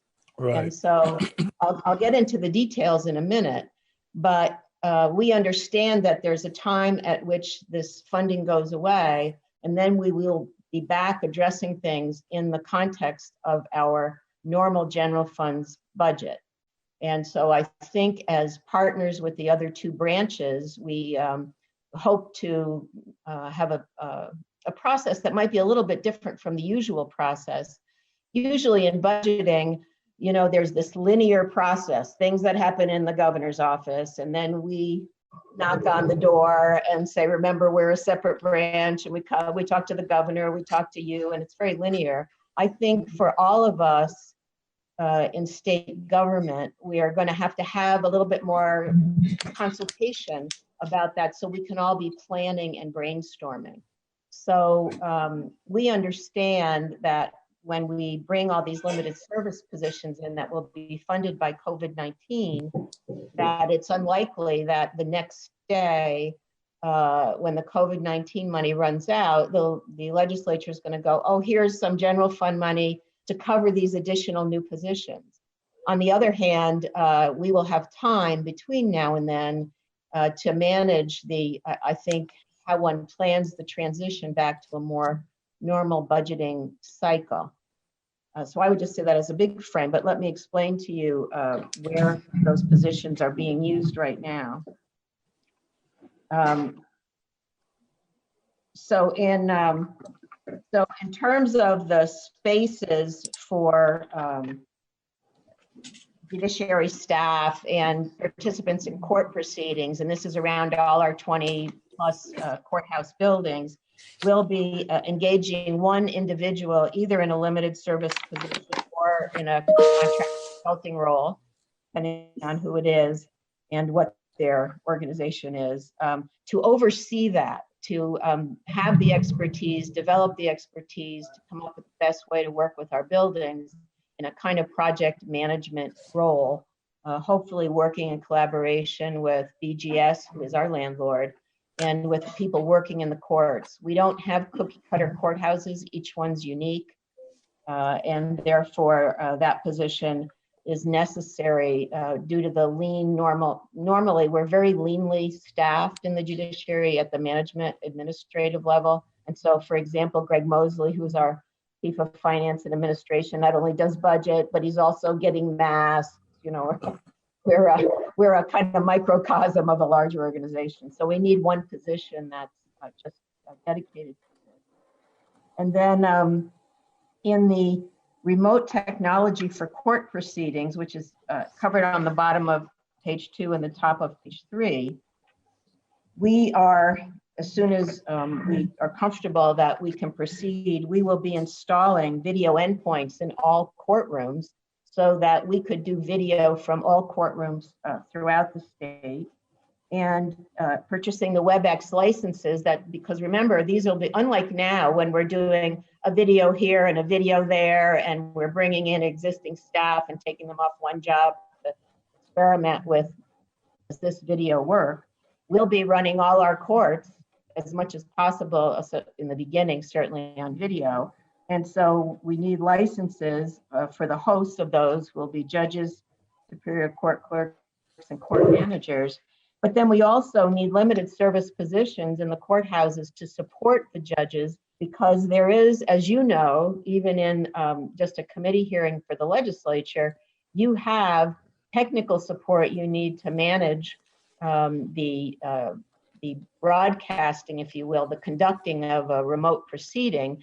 And in the case of court hearings, we have not only people who are part of the system, a part of the state system, but we have lawyers and self-represented litigants, all of whom need to be managed, and the judge needs to concentrate on the case, not on the technical issues of the WebEx. And so those limited service positions are there to support judicial officers in the delivery of technology from that space. Then you go down to, again, on bottom of page 3, remote technologies and services for court users. We will need to we're required, as you might recall, to do interpretation, both in the case of people for whom English is not a first language, and also for people who are deaf or hard of hearing. Those things are normally happening in the courtroom. We now are going to need to provide those same services. They're required to be provided, and we're going to need to do that with remote video interpretation. And so that also requires a technical setup, and it requires people in our Access and Resource Center to support those video remote interpreting throughout the state. So they provide services to each of the courthouses that has that. And then on page 4, you'll see on addressing the backlog, we're already in the process of training retired judges who have left the judiciary before we started rolling out the case management system, the electronic case management system. And as you know, we're already live in Windsor, Wyndham, and Orange. And by September or early October, we'll be live in the rest of the counties in the south and up through the west through Chittenden. And so we're going to need to provide extra staff to support the work of the retired judges who will be helping to work down the backlog. We're also going to need courtroom space. We haven't figured that out yet, but we're going to have to find a way to provide them courtroom space. And there's other limited service positions there. And then finally, and importantly, we have a constitutional responsibility for our proceedings to be public proceedings. Right now, the way we're doing that is when proceedings are in person, we permit participants in the courthouse as long as they obey all the safety rules, and we allow media in the courthouse. With remote hearings, we're going to be doing something that's comparable to what you're doing. So in addition to the WebEx that's happening in the courthouses, we will have in our Access and Resource Center people who are supporting live streaming of all those hearings, which will all be taking place simultaneously. And so there'll be some cross work between the people supporting live streaming. I think we experimented with live streaming on Facebook, but we didn't really care for that. So I think we're now with YouTube. That's part of some of the things we're experimenting with. And so, and we also have a limited service position in finance and management, finance and budget to help us track COVID-19 to make sure any expenditures we make under this category are tracked appropriately, and the budget issues are taken care of. So when we come to you later, you're not saying, why did you spend all this money and now the feds won't honor it. So I think that covers the limited service positions. Yeah, maybe if I go back to the addressing the backlog for a second. And we're going to hear from the Bar Association shortly, and Matt Valerio, and I'm sure there are other members of the system who work with the judiciary. Has there been coordination on this backlog with other, like how does, you have a backlog of cases that may require probation, incarceration. Is Matt going to have enough defenders? Is the Department of State's attorneys going to have enough attorneys to handle all this backlog? Or I'm curious to know how we're going to roll this out. I see all the different site people. It's reported in the press, so-and-so was cited to, June X. And I can just see this rush of people on June X rushing in to have their day in court. So the Supreme Court has set up a committee that's overseen by Justice Eaton, and it has some task forces. And this committee is designed to make recommendations to the court administrator and to the chief superior judge on the one hand, and also to the Supreme Court on the other hand, depending on what level of activities going on, about how we, in a measured way, kind of a reverse triage, if you will, measured way, come out of the most restrictive part of the judicial emergency and begin to take up other cases. And so that committee has done outreach to the judges who know their particular caseload best, and also looking at not only in each caseload and in each division and each type of case what's pending, but also from the Supreme Court's point of view and the constitutional responsibilities on the criminal side, and also on the civil side, and also the responsibilities to protect the most vulnerable, how Judge Grierson works to make sure that the most important cases get heard first. So that's on the judge side. We've also reached out to the Bar Association, that committee has, to solicit input from the bar about those kinds of cases. And that committee is still doing its work. And so one of the reasons you see this list, the budget list, before you see that work, is that the funding imperatives for us to be ready to provide the support to the courts in order to do this rollout, we have to buy the equipment now. We have to train the judges now so that we're ready as this slow rollout takes place. And as you know, from your knowledge of how the court has handled AO 49, the court has really paid close attention to the Department of Health, the Vermont Department of Health, to the statistics and the trends, to the steps that the governor has taken, and also to some of the VOSHA requirements. And so one of our, at first we had a pretty big challenge because we had staff out for various reasons. As we're looking at it now, does the noise in the background of outdoor workers bother you? Okay, good.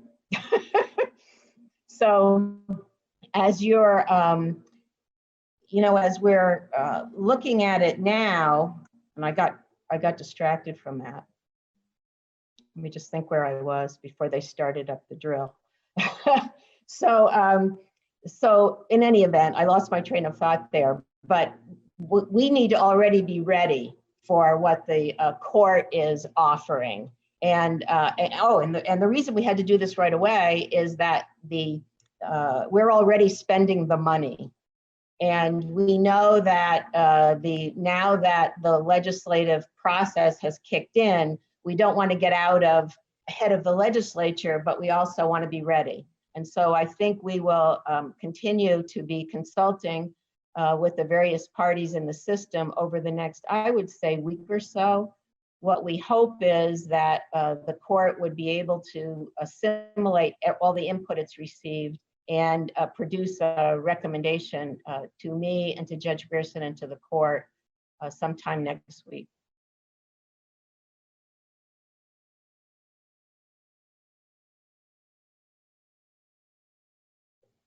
I can't hear you, Senator. You're muted. I muted myself. Oh. If I'm going to break here to ask if the committee members have any questions or comments at this point, before we go on with that, you know, it basically totals, what, $10 million. So just a Nick, Senator White. I just was going to comment that when Pat was talking about the time frame for this is March 15th to December 2020. So I think for the CARES money, so it has to be spent by December 2020. That's right, and that's the intention. I think the one area in the chart I gave you is that it's possible that the FY21 money that's listed, that may not be accurate because that may have been on an annualized basis in FY21. And so that's something, you know, that we are working on this week, but I wanted to get you something today for the committee. Yeah. So we haven't yet testified in front of House Appropriations. So Right. when we do, we will have that more. Well, this may come actually to the Joint Fiscal Committee because they're Right. looking at the grant itself. Right. We are. We're looking at the grant and how that's used. So it all gets a little confusing, but I'm glad we're preparing. One question that I have is about the probate courts. Yeah. Since there's 14 of them, I'm sure they're backed up as well. They were traditionally backed up in many courts, just from the sheer volume that we were seeing. So is that part of this plan? So actually, that's an interesting question in terms of the use of retired judges.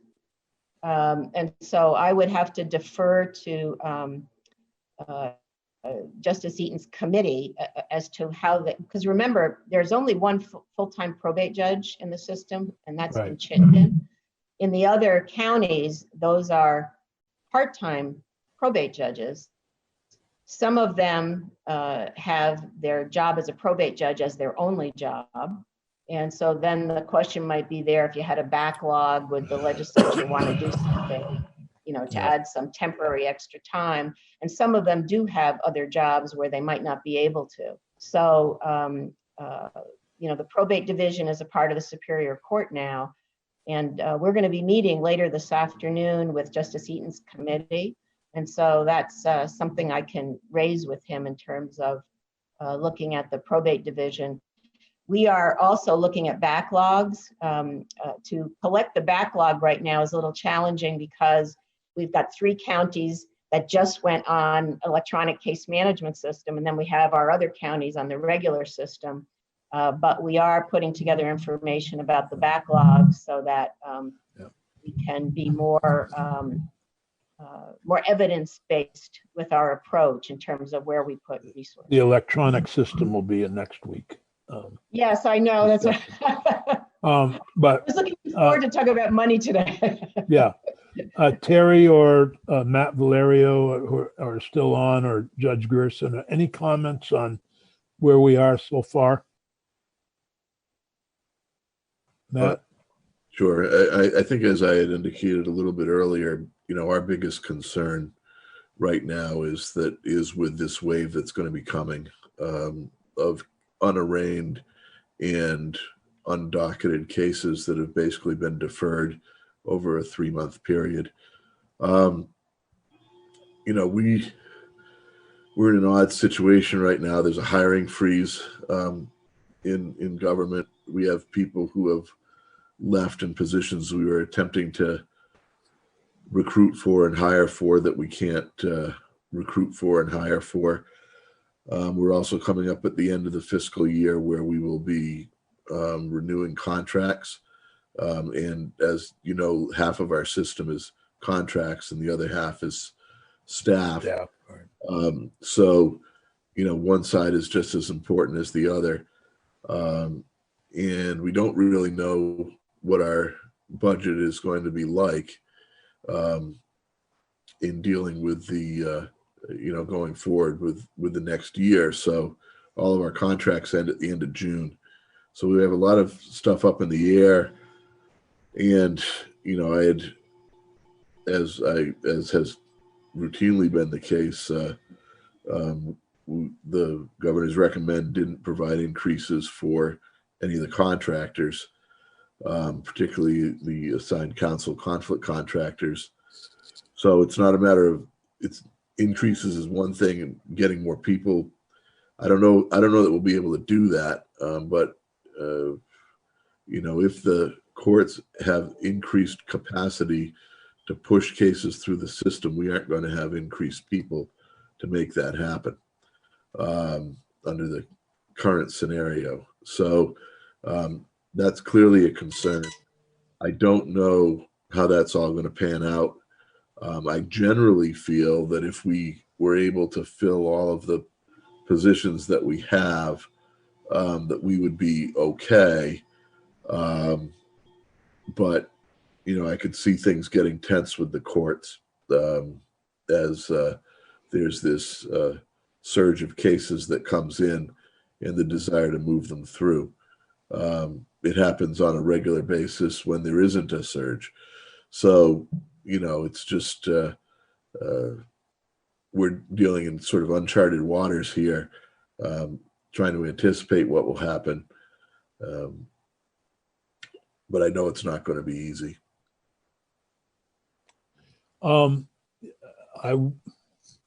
This freeze in hiring is going to impact you, and I believe the state's attorneys are in that same boat. Right. And so you're going to have more judges. You're going to have more.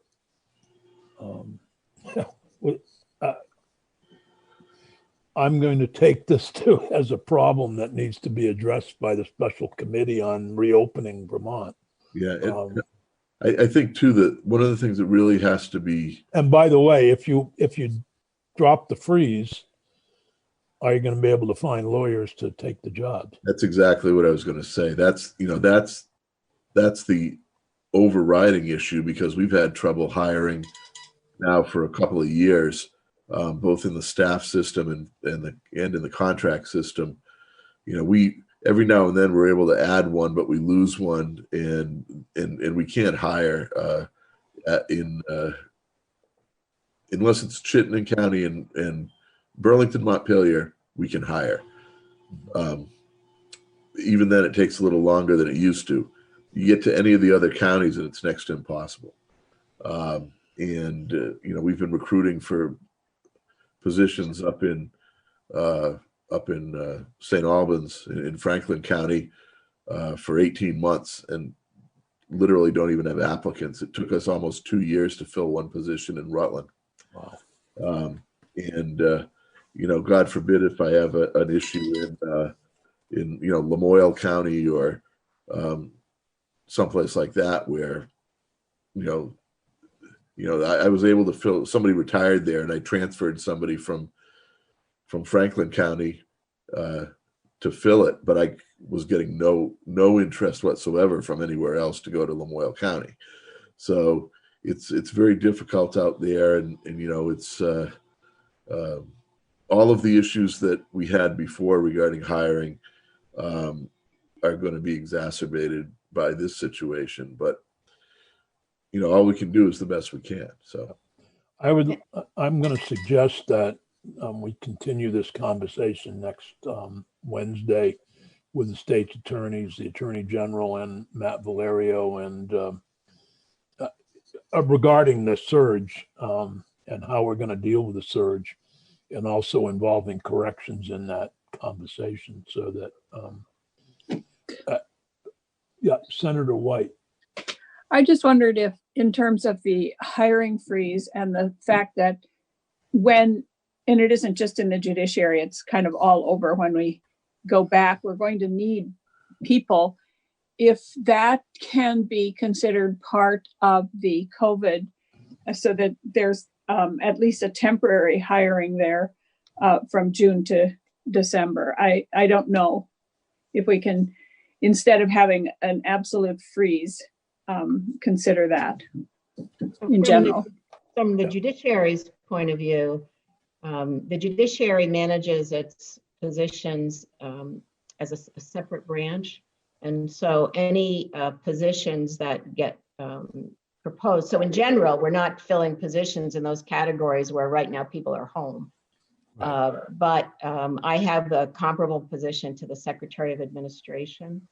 And so to the extent the legislature funds general fund positions, you know, we can hire. If the legislature doesn't provide the funding to support general fund positions, we can't hire those positions. However, as our proposal indicates, we have a substantial number of limited service positions that are COVID related. And that's how we would be supporting the COVID pandemic issue. One other thing I wanted to mention about Matt's comments, to the extent that proceedings can be done by video, a person doesn't need to physically be in any particular place. Not all of them can be done that way. And what we've learned, and I'm sure Judge Grierson can talk in more detail about this, having video hearings is much more efficient, which is only one category. It isn't the most necessarily the most. I really don't want to go to videos today. Okay. However, anyway, it would help what Matt's concerned about. Well, but I, people. So it's still, you know, in order to have a trial or a hearing, you need in a criminal, you need a defense attorney, you need a defendant, you need a prosecutor, and you need a judge, right? And all the court staff that go along with it.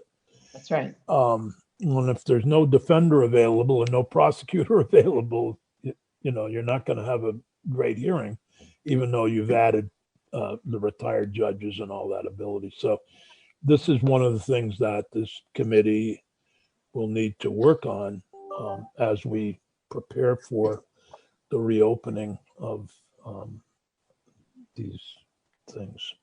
The judiciary supports having adequate public defender resources, and we agree that they're not available right now. So we're all for that. So getting back to, and Terry, I don't know if you had a comment on terms from the Bar Association on this whole discussion. Thank you, Senator. I was just going to mention in response to your question, Justice Eaton had reached out to the bar and we provided considerable input, including input from Matt for the criminal division cases. He asked in each division and in each case type and what types of hearings in each case types would be priorities. So, yeah, we're having a hard time hearing you, Terry. Oh, I'm sorry. Can you hear me better now? Yep. Okay, sorry. I just wanted to mention that we are working with Justice Eaton on the court's reopening plan and input for prioritization of case types and hearings within case types, including Matt's for the criminal division. Otherwise, I was just going to say thank you so much to Pat and to the judiciary for this very thorough plan that's looking out for the safety of court users. I know it is a big concern for litigants. And I'm really glad to hear, I assumed it was connected with the CARES money. And I'm also just assuming that if there is an antidote or vaccine or whatever, that may help, but we don't know, obviously. So I can appreciate how you need to look at a very immediate time frame and address, you know, the present circumstances. But the bar is more than happy to help in whatever way we can. I was going to mention, and this would be for Judge Grierson and Pat, if the bar can help in terms of acting judges. I know typically lawyers who have served as acting judges either do it pro bono, or I think it's $75 a day. So, you know, if there's anything that fits in that way, that would be helpful to move the cases for which you might use acting judges. You know, don't hesitate. I'm sure you would have plenty of volunteers. Is there a way for are new lawyers able to take a bar exam now, or have that been suspended too? I know the July date has been extended. I haven't heard if they've selected a date yet. Okay. So that makes it even more difficult, I suppose, to get new prosecutors, new defense attorneys and so forth. Pat, if you want to continue on with your presentation, we kind of interrupted you, but I'd certainly appreciate the request, and it's pretty well outlined, reading over the document. So Thank you, you Senator. want to continue on. Obviously, if there's any particular questions that come up after this, we're happy to answer them or to come back. But I brought together my senior executive team. And as I said, we've been consulting with other states around the country. So it's informed by what others have found effective. So if there are any other questions, I'm happy to answer them. But I hope that the information I've provided in writing is helpful.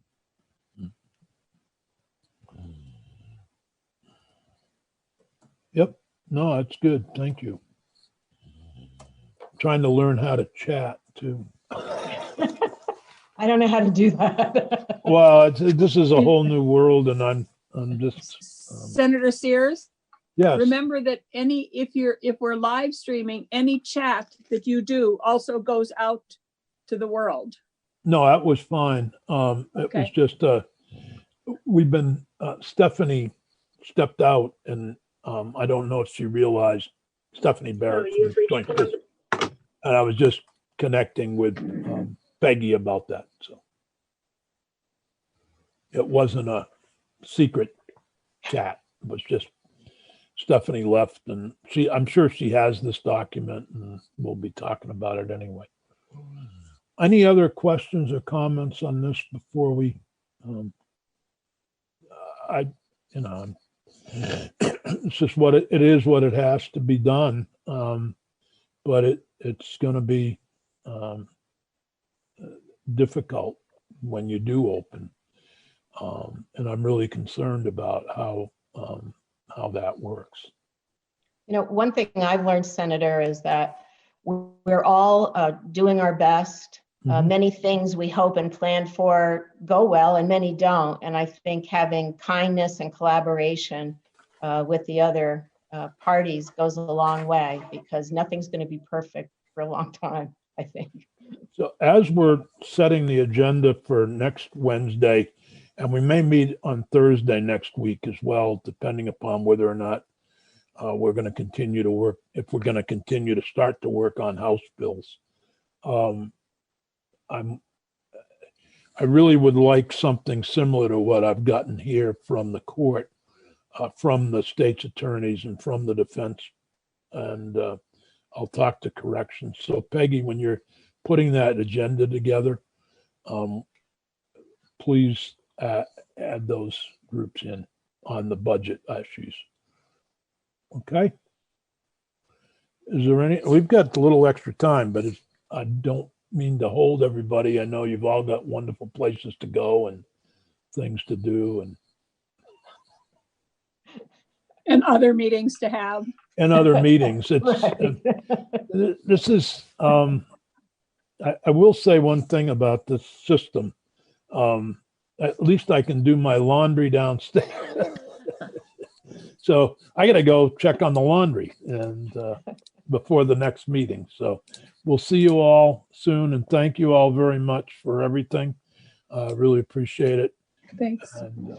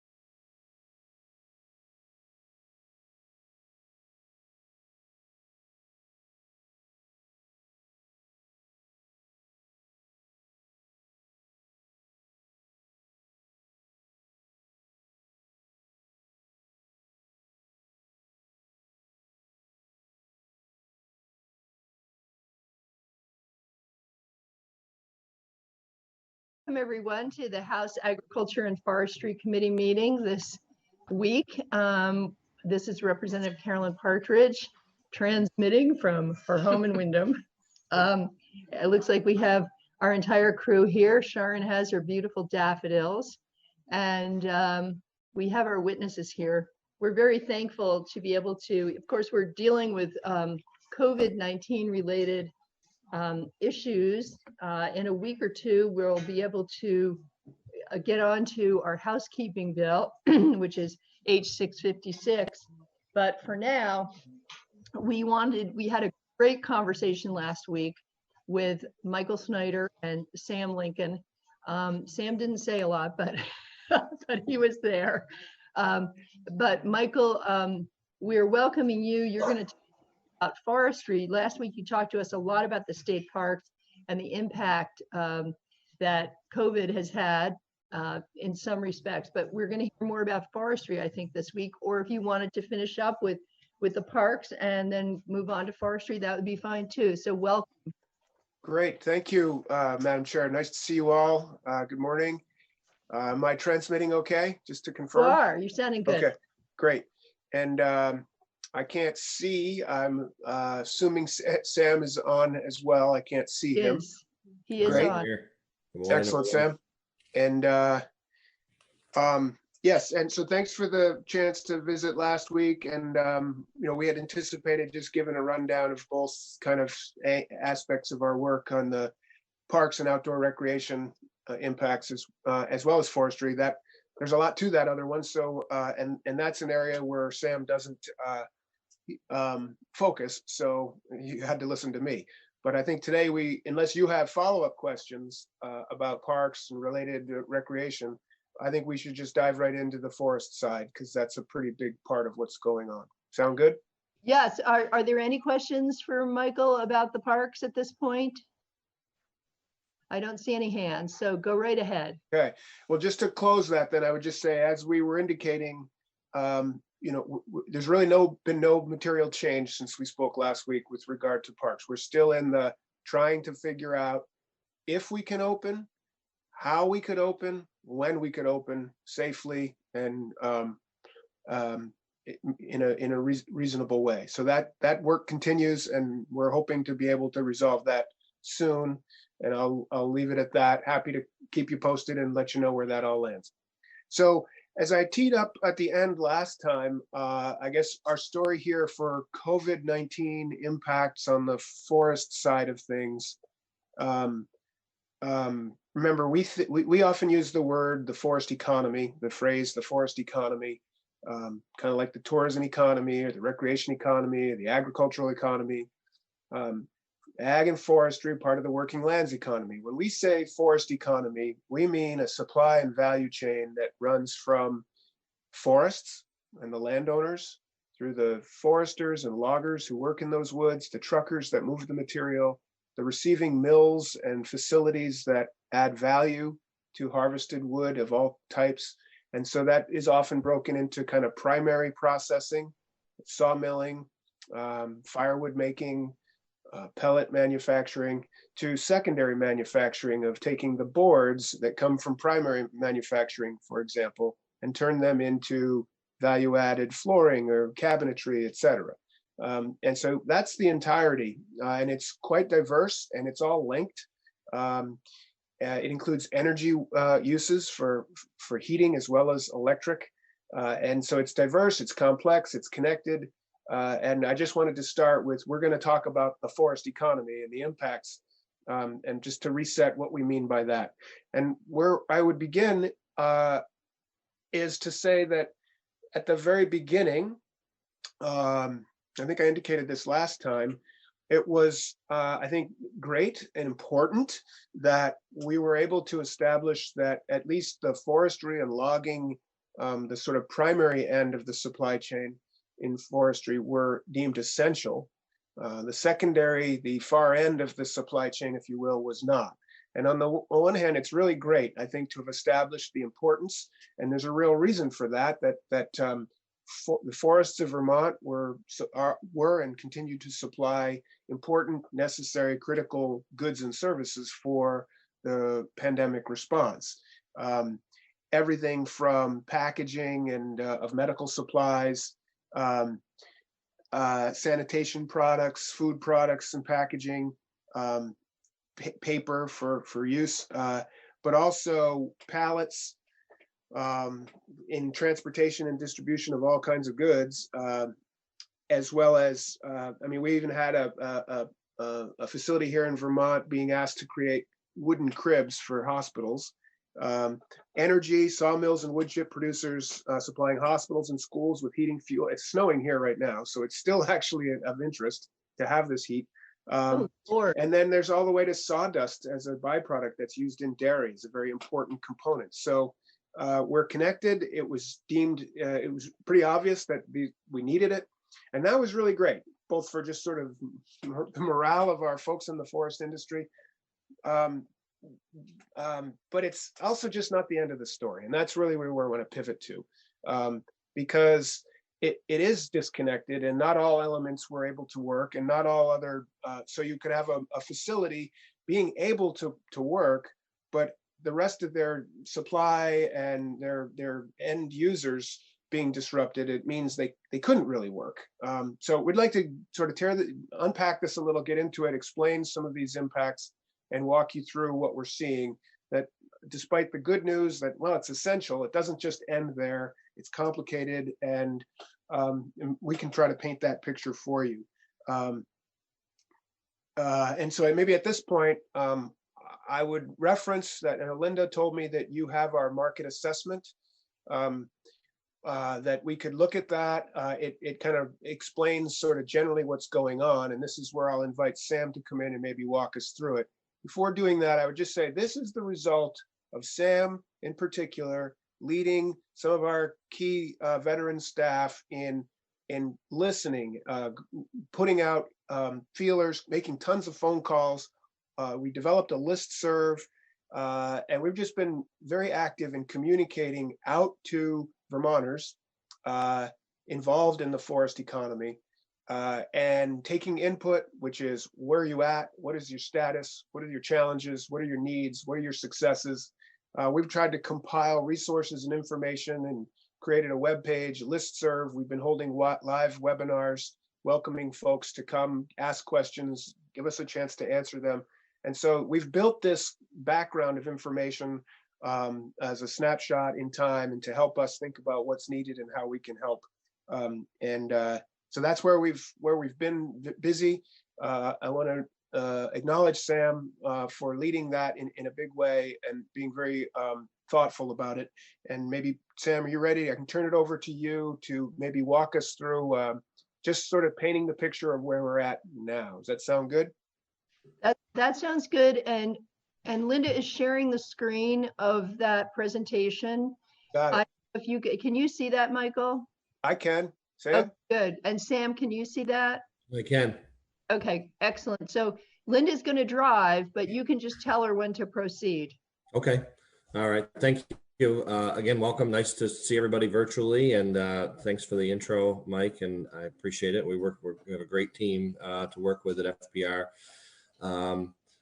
So with the market assessment we performed was based on the survey. Many agencies and state government were putting out surveys of the impact. And at the time of the pandemic hit and the stay-at-home orders came, most logging contractors were shut down at that time. And it was unknown essentially what exactly might happen, because things were already seasonally on pause, but many of the sawmills had stockpiles of wood, the different plants and things like that, and so what things were going to look like was of concern on this survey that we were getting back, asking people what's going on in your world and your business, what do you need from us. What are the markets going to be after mud season was the top response we got back.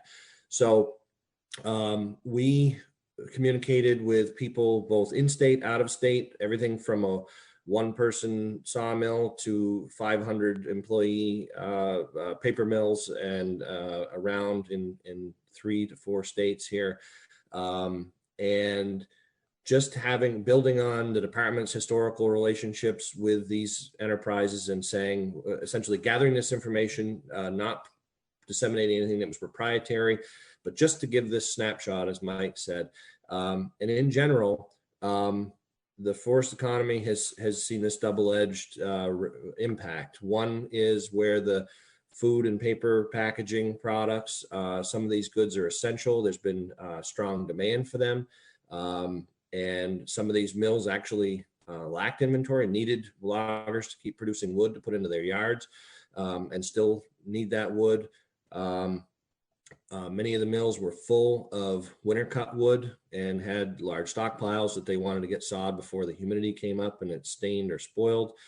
And we saw the impacts on the paper mills of the offices shutting down across the globe, and the demand for paper products, printing paper, advertising paper, newsprint, magazines, catalogs, etc., all coming to a screeching halt. And so we're getting that all comes back all the way back to the forest, as Mike's presented, through that supply chain back through all of our rural businesses here, where they're getting calls and demand for some kinds of wood forest products, and they're being asked not to deliver other forest products, that there's no market or the prices drop significantly.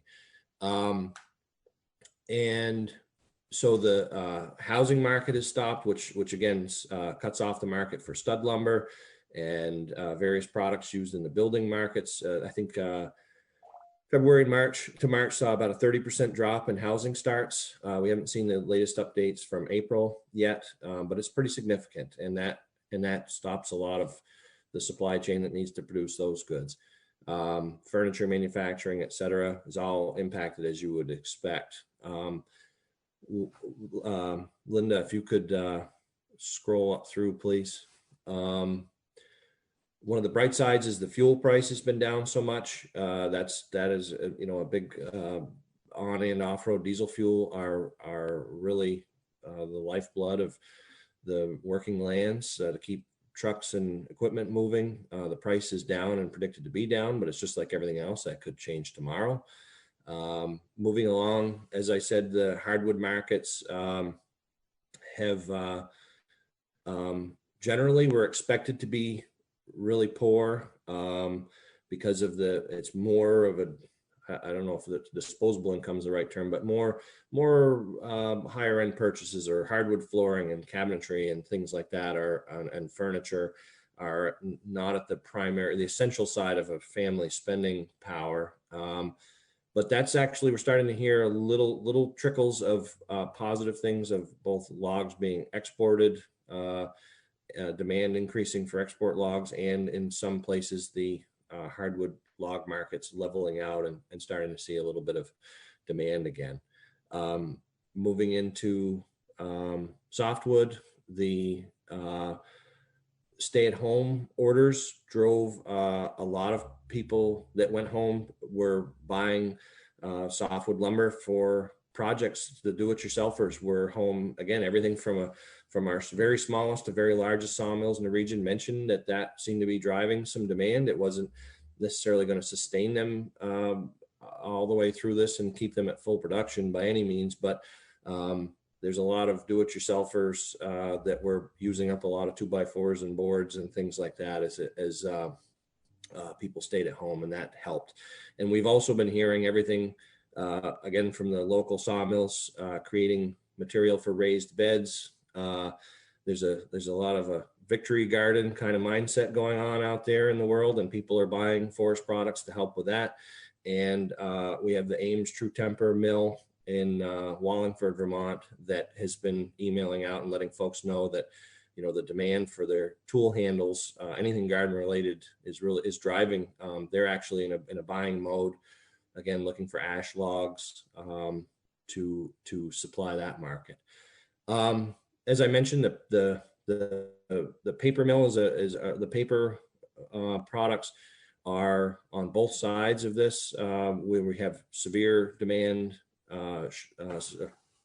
stoppage from the offices closing and the stay-at-home orders, but on the other side, certain mills saw a great increase. We heard from mills immediately during the stay-at-home orders that are creating actual medical supplies, everything from tongue depressors to various products used in hospital setting that are coming directly out of some of the mills that buy forest products from Vermont, that they were under orders to remain in production and keep the supply chain moving, and that they were in short supply of pulpwood, and they needed loggers and truckers to continue to be able to supply them, and playing a really important role. Paper mills in Maine that have been switching away from the newsprint, catalog, and magazine paper have more to the food packaging, the brown paper as it's called, all those boxes that the FedEx and UPS drivers are tossing onto your porches are creating a lot of demand for that type of more durable paper. The mills that have switched to that have seen a steadier demand, and particularly for the grease-proof paper and packaging for takeout food and fast food meals and things like that. But in the midst of all that, on April 15th, as the assessment came out, we thought that low-grade wood was going to be where people saw their way through this. When, as in 2015 and 2016, you've heard Mike and I talk an awful lot about the collapse in the market for low-grade wood and the consolidation in the paper and pulp mills. And we thought that coming out of this, at least the next 3 to 6 months coming out of the pandemic, the low-grade wood that was being more in the paper and energy side was going to be the big driver, or at least the light at the end of the tunnel. I shouldn't say big driver, because there was still demand there. In the midst of this, on April 15th, the Pixel paper mill in Jay, Maine, which is one of the largest paper mills in the Northeast, had a massive explosion, completely unrelated to the pandemic, which tore the guts out of the mill. It was an enormous explosion. Thankfully, no injuries or loss of life there, but it put the mill out of commission. And they're a huge consumer of pulpwood from the entire Northeast, from basically I-89 to the coast of Maine, and into Quebec and down into southern New England. And this is as bigger a problem than the pandemic for Vermont's forest economy. That's cumulative right in the midst of the situation that we're dealing with. They're the largest consumer of pine low-grade wood, which is where Vermont has a lot of inventory and a lot of production of that. When you cut down a pine tree to make a nice pine board, there's also pulpwood, lots of pulpwood from pine trees created in forest management implementation, as well as the sawmills, the major sawmills that are making all our pine boards, create sawdust and pine, what they call a clean pine chip, the chip slabs coming out of those mills. And that one particular mill in this entire Northeast consumed a lot of that wood, and it is creating a huge pile up of wood that no longer has a market. The biomass plants will likely be filled very quickly by the type of production that mill took, but this is going to have a major impact on Vermont and all the states around us. They haven't announced if they're going to rebuild yet. They are buying in some what's called market pulp, which is sort of a pre-processed pulpwood that they can start making paper again. They are one of these mills that had converted to making packaging paper, brown paper. But it's unknown if, when, how long it might be before they start buying truckloads of raw pulp from suppliers in the region again. There's a lot of concern about that. And we've been trying to keep our finger on the pulse of what's going on over there. Even though it's 2 states away, it has an impact, I would say, easily from the Adirondacks all the way to the coast of Maine in terms of the markets. They're a big mill. So, and also there was a closure of a paper mill out in Nova Scotia in January that was an impact on a pollution, a wastewater situation. And that has also been sort of dominoing wood all the way back across Maine all winter that didn't have a home to the Far East. And so there's a big oversupply of pulpwood again in our forest economy that we've just lost a couple of major producers and processors of that in the last couple of months. Firewood has been relatively strong with the stay-at-home orders, like the commissioner said, People are still burning wood today and keeping their homes warm. And firewood producers in many parts of the state have reported very strong sales. And there's hope that that will consume a lot of wood in the coming months. People are buying wood in anticipation of next winter, concerned that if something happens, they might not be able to get it. But we don't, and so far, we're not hearing of the low fossil fuel price impacting demand, which has historically been a bit of a trade-off. But we're not hearing too many reports of people choosing fossil fuels over firewood, even at the lower prices, which is very good. So,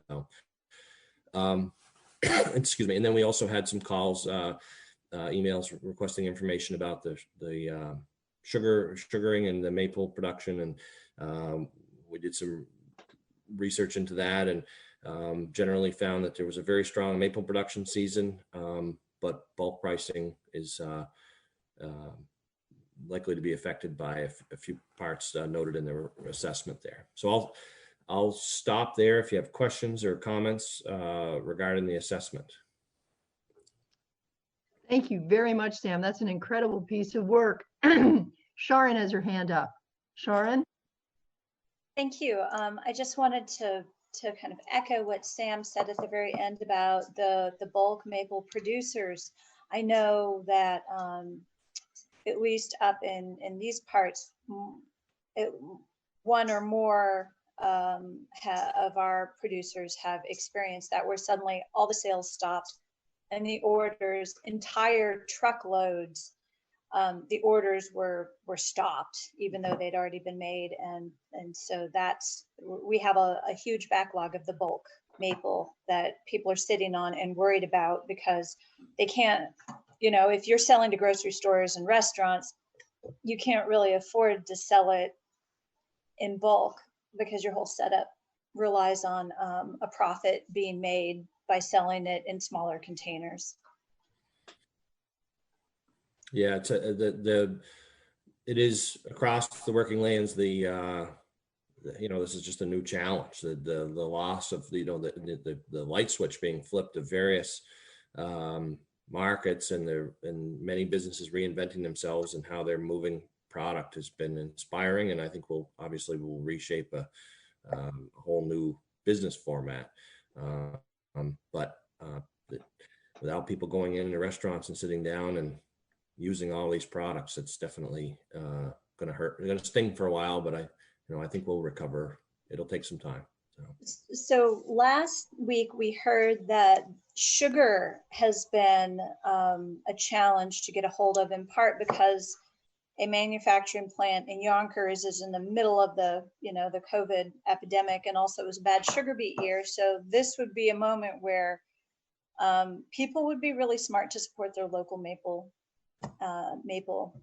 sugarers and to stock up on syrup, which I think would be really helpful and it lasts forever as long as you don't open it. Anyway, that's my plug. White sugar used to be the luxury item with maple sugar for everyday use, and now we'll revert back to that. Hey, what about our beekeepers? That's right. Yeah, I'm getting my bees on Saturday. Tom has his hand up. Tom, you have to unmute yourself.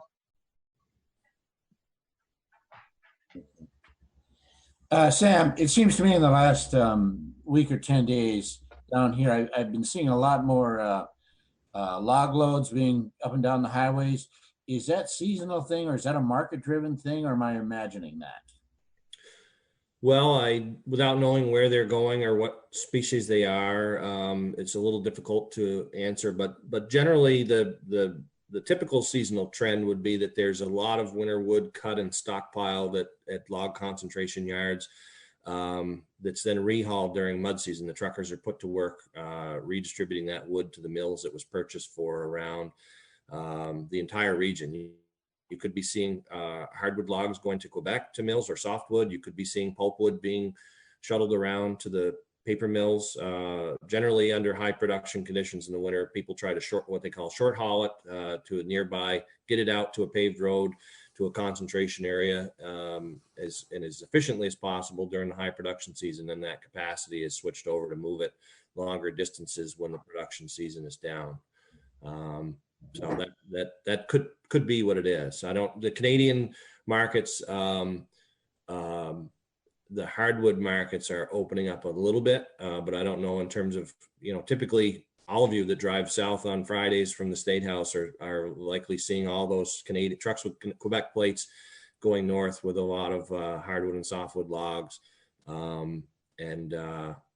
much that's resumed, I don't know. But I mean, where you are, Representative Bach, you could be seeing wood going to the paper mills in New York, pulpwood going over there. You've got major hardwood sawmills down your way that are, again, moving wood, winter cut wood around still.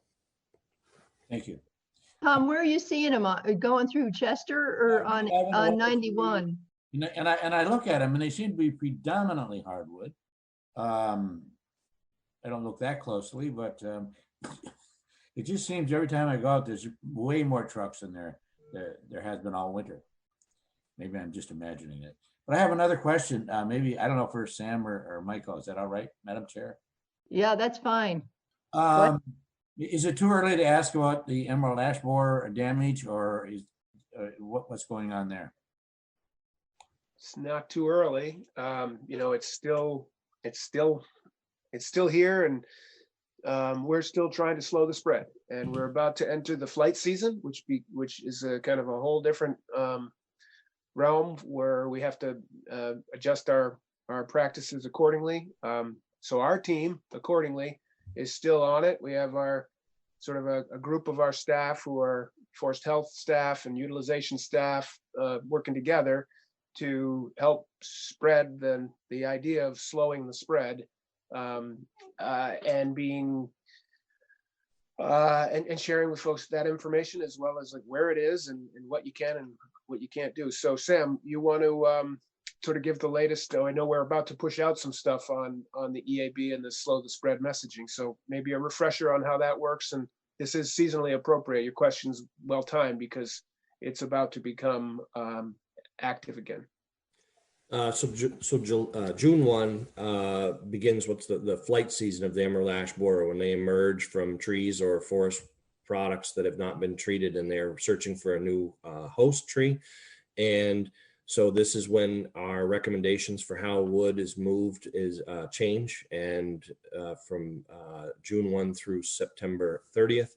It's based on growing degree days when the borer will emerge from and look for a new host.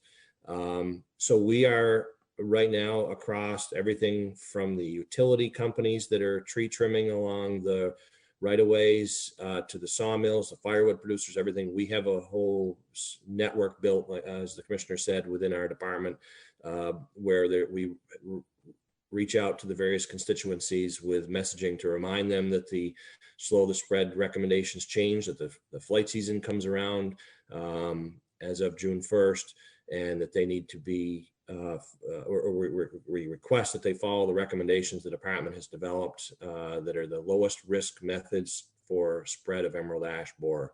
So for instance, logging contractor harvesting ash products within the infested area, the mapped infested area, where there's confirmed EAB presence, that if they were going to take logs, that they would notify the mill in advance, and the mill would be ready to debark those logs and burn the bark immediately.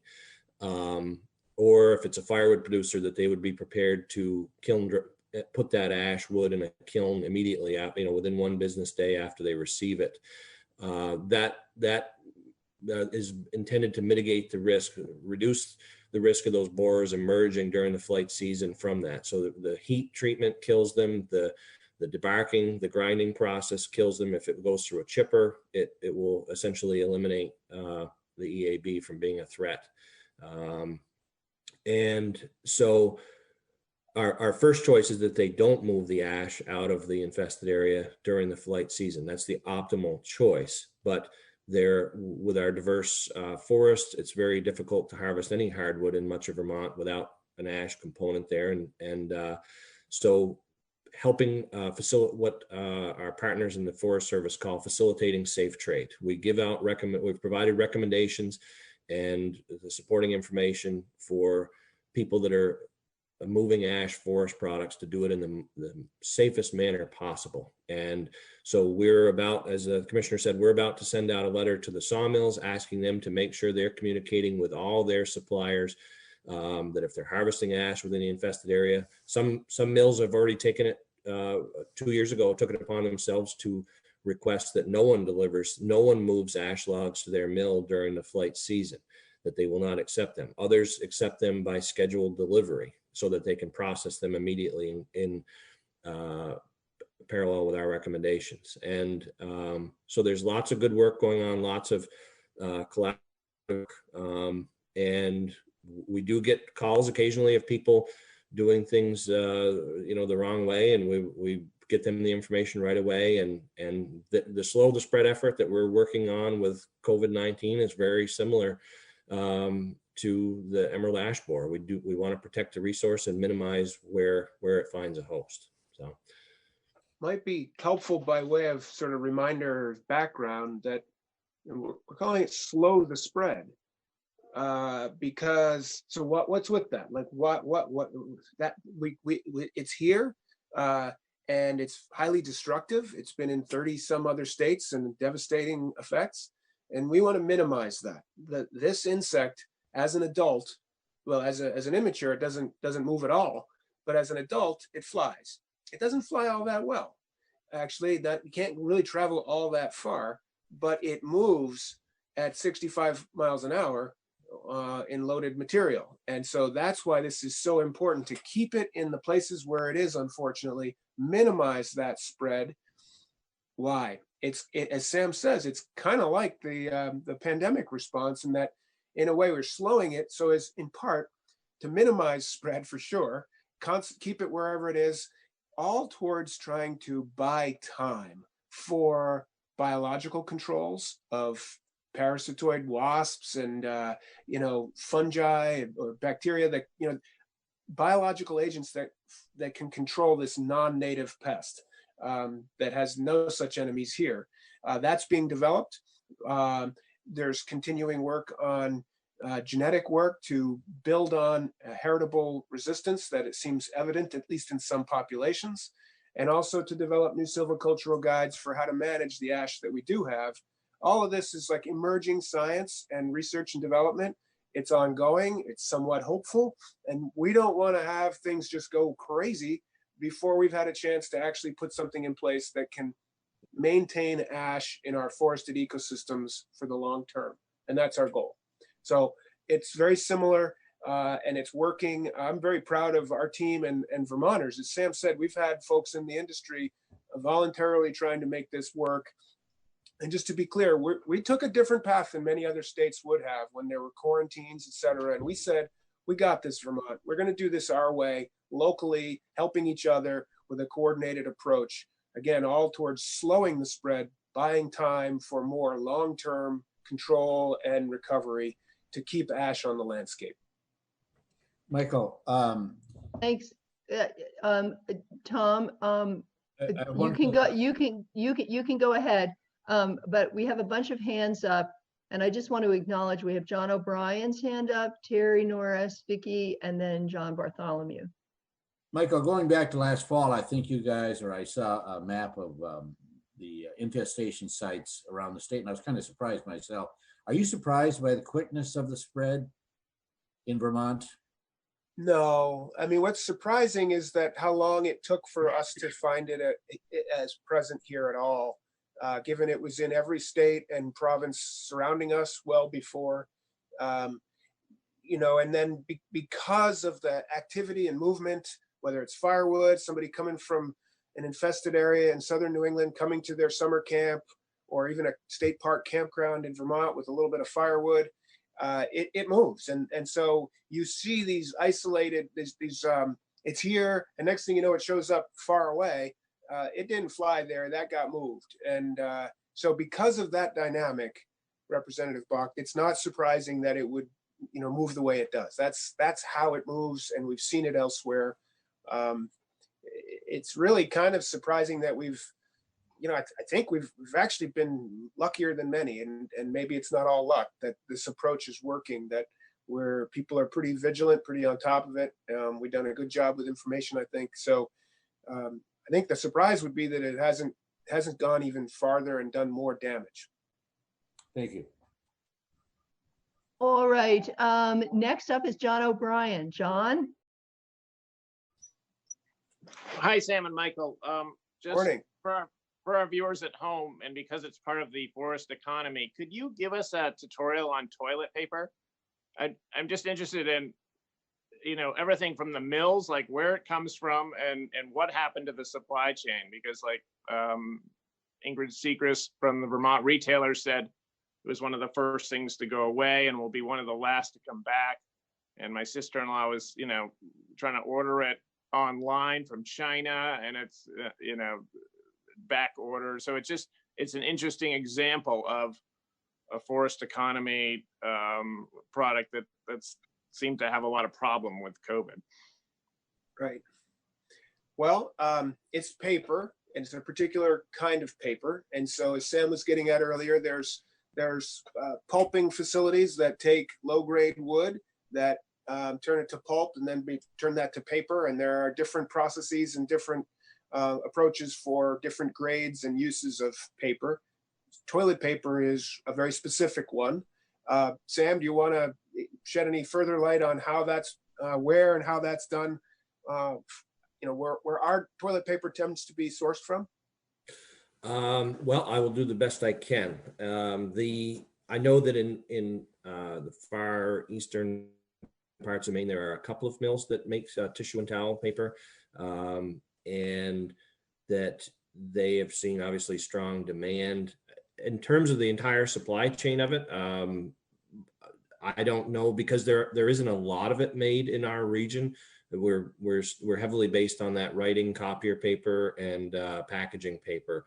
So there's not a lot of, I can't provide a lot of insight into the cause and effect. Probably not much more than what you know in the media. I think just generally a concern of shortage led people early on. I mean, I think this, the media was reporting shortages, I think weeks before the State House closed, that we were hearing about this idea that it was going to be a shortage. But I don't know, our major supermarket chains and things, where it's supplied from, which brand names are packaged out of which mills, and any direct connection through the forest economy supply chain that we're all so familiar with here. But I do know that there are some mills in Maine that have invested in it in the tissue and towel production, but not a lot of. I can't give you a good clear example of the supply chain back through. I think generally a lot of the issue, what I can speak to is that some of the other mills that are creating paper products that are in high demand, the medical supplies, for example, there aren't massive stockpiles. Our economy is built a lot on just-in-time delivery of many things, and there are not a lot of just giant stockpiles of products in general in our economic model. I'm not an economist, but that's what I've seen. People don't have any more inventory in place than they need to, and what they predict that they can typically move through and things like that.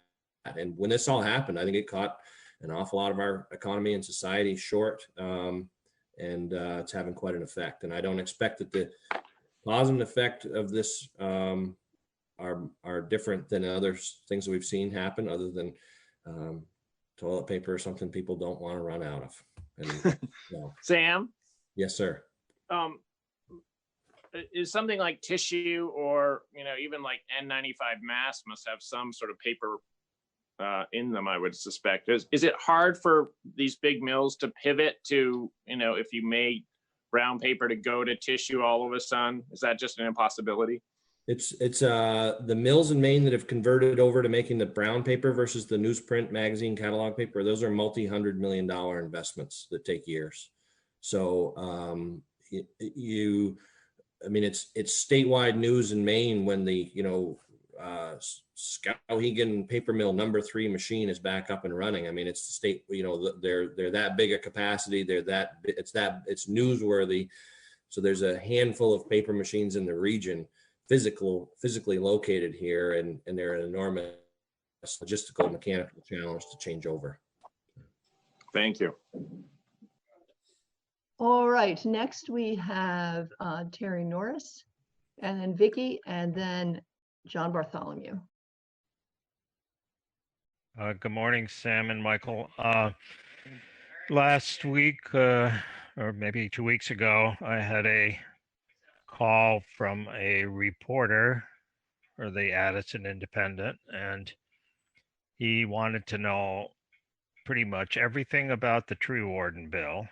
And my brain was a little mushy because I couldn't remember if it was still on the table or not. I told him I thought there was so much controversy that we probably wouldn't make it work. And at the time, we were going to work on just COVID-19 bills, and I didn't think that was going to surface again, but I guess it's possible that it could. But he really wanted to know if it didn't pass this year, whether you were going to bring it up next year. And I told him I thought it was important enough for forest parks and recreation that you weren't going to just let it die a slow death. You would probably bring it back next session if it didn't, see the light of day this year. I believe he lived in Ferrisburg, so he had quite a lot of information about, the guys, and I think he kind of wanted to know if we brought this bill up because of that process, but I told him I thought there was something that you really wanted to see happen anyway. But so I thought it was interesting. I didn't either we don't get the paper anymore, or I'm not sure. I didn't see the article that he wrote, but I told him try not to make me look like a fool. So Terry? Yeah. I'll interject here before Michael speaks, but the tree warden bill is actually in play. It's on the calendar for second reading, where it's been there for the last month or month and a half. So it is something that I think there are those who would like to pass it. So I wouldn't make any promises one way or the other as to what happens with it. Yeah. That's kind of what I said. I just, I knew we worked on it a lot, but I just couldn't remember where it was, and I couldn't find it in our calendar. So I just kind of ad-libbed. It's on their second reading. Go Yes, ahead, Phil. I was just going to note, you guys, to give me another opportunity to thank you actually for sticking with us. You guys passed out of committee a heavily modified version, not as introduced, that even had the support of VLCT. So we were thrilled, quite happy, and I'm glad to hear the chair confirm that it's in the queue when we get to some sort of normalcy and you get to it, to try to move that on. And it's still a priority for us. Very happy with the progress that's been made. Because, as you say, as you wondered, it's a priority for us for a lot of reasons. And the Ferrisburg case was one of those that kind of made it real that we got to deal with this. There's too many conflicts and too much confusion for these conflicting statutes that go way back into the early part of the last century. So for all those reasons, we think it's important to move it ahead. And what you guys passed is very good. And we're hopeful that it's going to find its way. Not knowing how this all works at this point, but the plan was to go to the floor and try to make it work and then get over to the Senate. Good. Fantastic. Thanks so much. All right, next up is Vicky Strong. Vicky? Hi, everybody. Good morning. And Morning. Thank you, Michael and Sam. I get all excited about the updates you give us. My whole house is made of wood, and my ceiling right here is made out of antique silo boards. So my husband and I have a deep appreciation for wood. And it's fun to hear how adaptable the wood industry is in Vermont, forestry industry, and to hear about paper products, particularly. John O'Brien, did you not see that Mr. Rogers' Neighborhood episode about wood? I mean, about making toilet paper out of wood products. That was good. But anyway, just to hear like even tongue depressors are, you know, obviously needed. And could you just tell us a little bit about, you know, sometimes we take these wood products for granted and think they fall out of the sky. So tongue depressors and toothpicks and baseball bats, what kind of innovative wood products are being made in Vermont? Like, are these being made in Vermont, these tongue depressors? I wasn't sure when you said that. I don't know about wood from Vermont. Likely is being used where they're being made. I think that was the point Sam was making. Not so much that we have a tongue depressor plant here, but it's true. It's just that there is an astonishing diversity and amount of wood used by all of us every day, well beyond what we sort of can imagine immediately.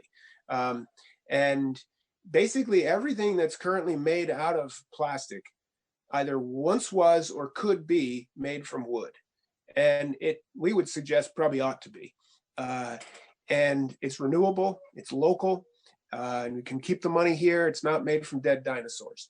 And it contributes to forests being kept as forests and all the benefits that we get from them.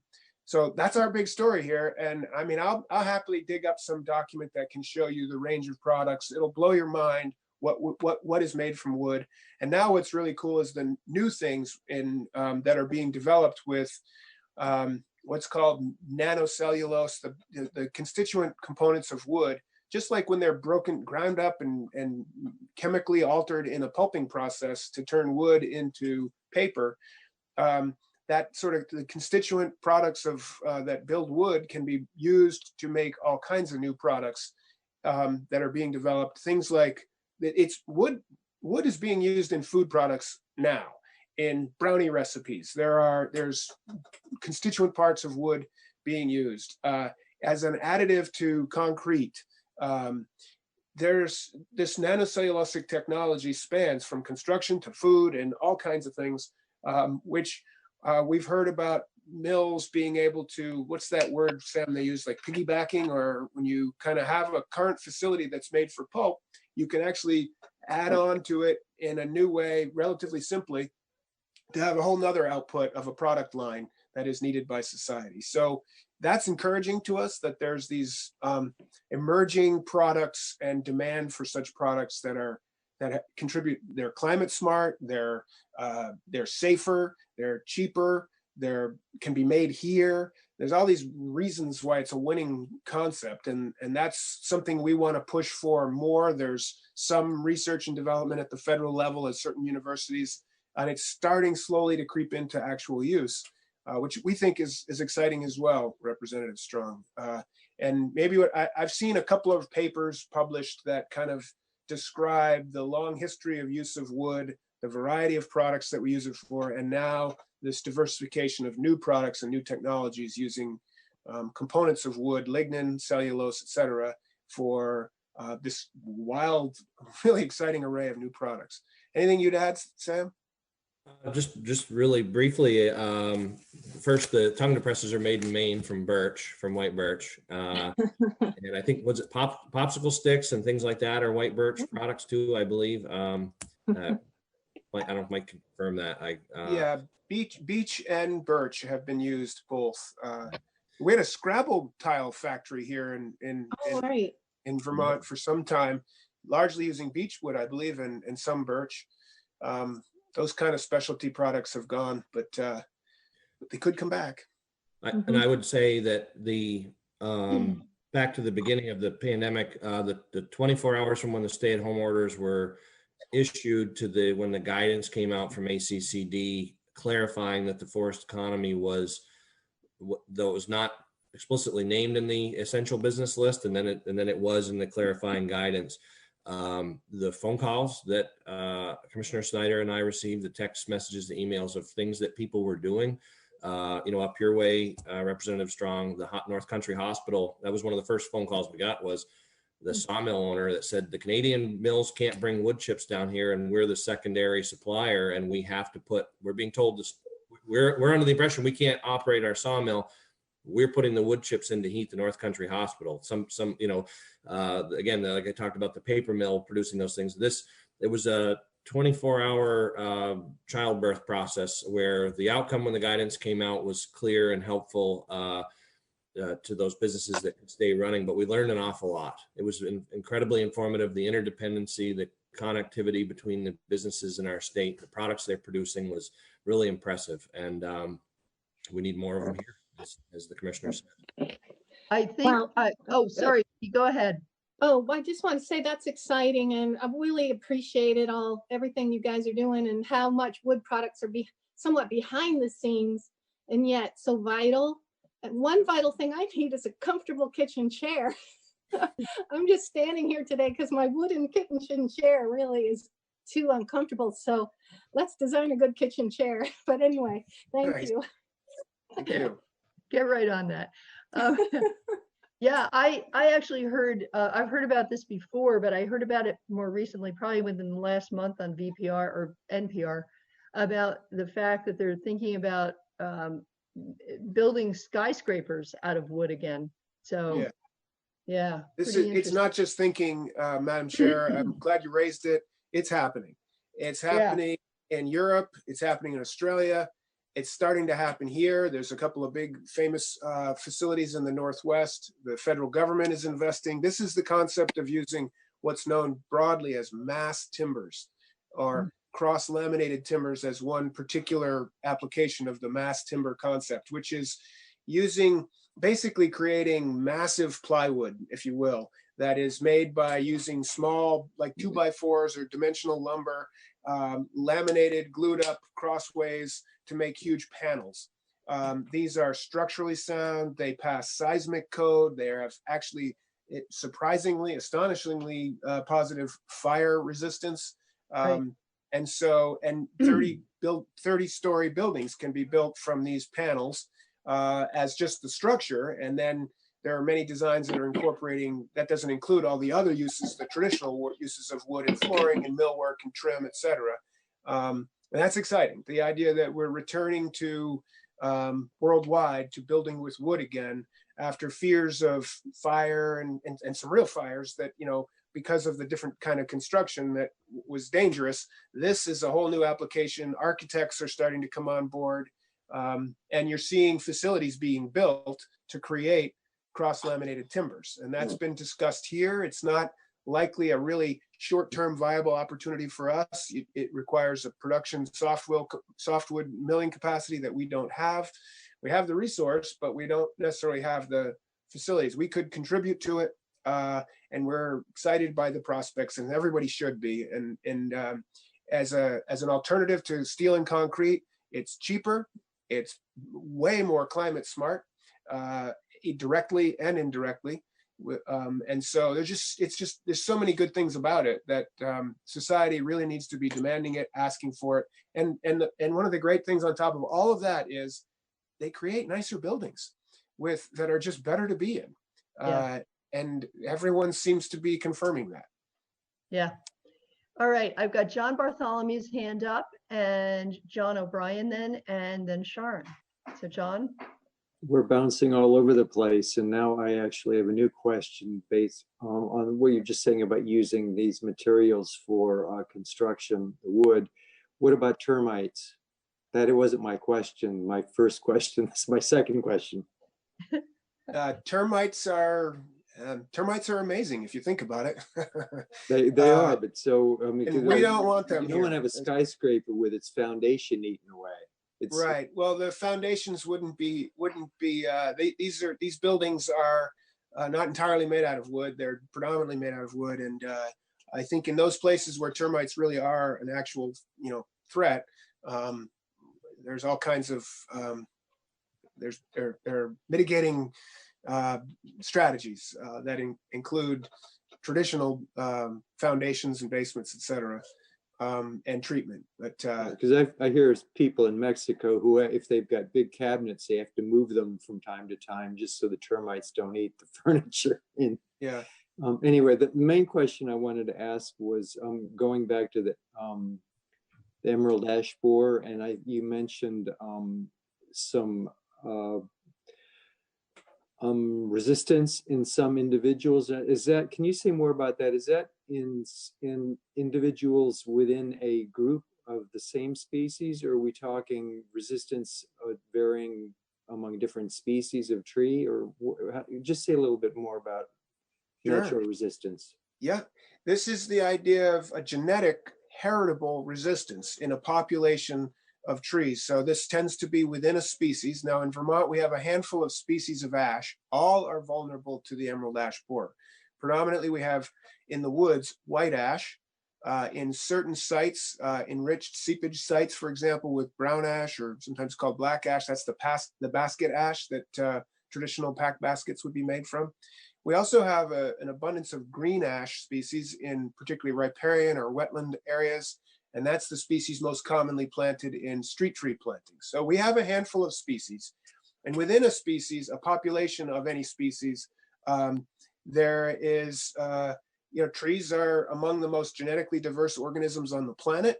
If you think about that, they have to be. They can't move around and change environments. They live for several hundred years in one place. So they have to have that plasticity, if you will, that comes from genetic variation.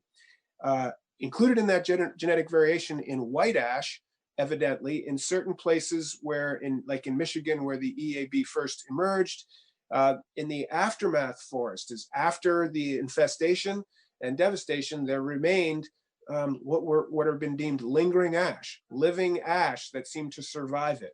That connotes at least the possibility of heritable resistance, that the genetic level that can be bred out and crossbred back and may be able to, so through a breeding program and a nursery program, we could rebuild America's ash forests with compounding this heritable genetic resistance. So that's the idea. It tends to be within a species, Representative Bartholomew, and it has been, there are early indications of this genetic resistance that we're trying to capitalize on.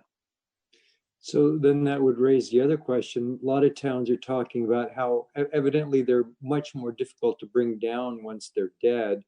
Right. And some towns are saying, well, we should just go on our right ways and clear them all out before they get sick.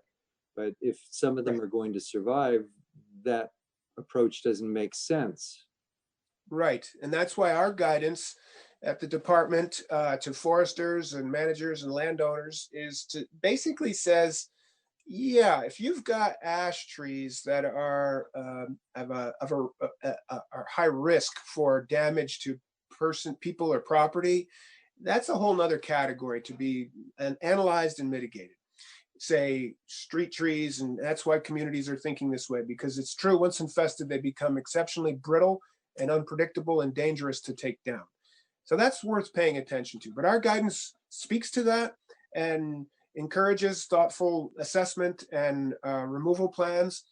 But in the woods, where that sort of risk and hazard is less, our guidance is very much about doing what you can to keep ash on the landscape. So we would say things like silviculturally, if you have a wood lot and you're in current use, say, and you have a management plan that says in 2 years, we're going to have a thinning or a regeneration harvest, and you were planning to take some trees, you might maybe think about taking some of the ash trees that are approaching their economic maturity, if not their biologic maturity, take those maybe a little earlier. If you've invested in managing this, the economic return is important to you, by all means, take some of that medium-sized ash, but don't take all of it. We would ask you to keep some ash in every diameter class, and in particular, think about what we can do silviculturally to open the canopy, change light and moisture conditions on the ground in a way that stimulates or provides an opportunity for new ash seedlings to emerge for the future. And maybe they're less appetizing to the insect, and they buy us some time as well. So we're simply saying salvaging the value of your ash makes sense to a landowner where it makes sense. Pre-salvaging all ash doesn't really make sense because it does fly in the face of this more hopeful concept of this possibility of genetic resistance. So we can't tell the phenotype or the outward expression of a tree tells us very little about the inside makeup of that tree. So you can't really say, we don't have a probe to plug in and say, this one's resistant. We need then to sort of keep our options open. And that's why the guidance would say, take some, leave some, keep some in each diameter class or size class. And let's try to hold on to ash. And in part to capitalize on this very hopeful, again, possibility of heritable resistance that can last for the long term. Okay. Thanks. John, did you have anything else? Okay. All right. John O'Brien and then Sharon. John? Last week, Ellen Kaler spoke. We were talking about food supply chain, and probably you were on, Michael, and she brought up the issue of bleach was deemed essential, but then jugs were not. And so there was this bottleneck there. So I was wondering if you had any examples in the forest economy where those sort of bottlenecks were occurring, where something was deemed essential, but some other essential piece was stopped in production. And the other question to follow up on that was, is there anything this committee can do, whether it's a letter or COVID legislation, to help out the forest economy?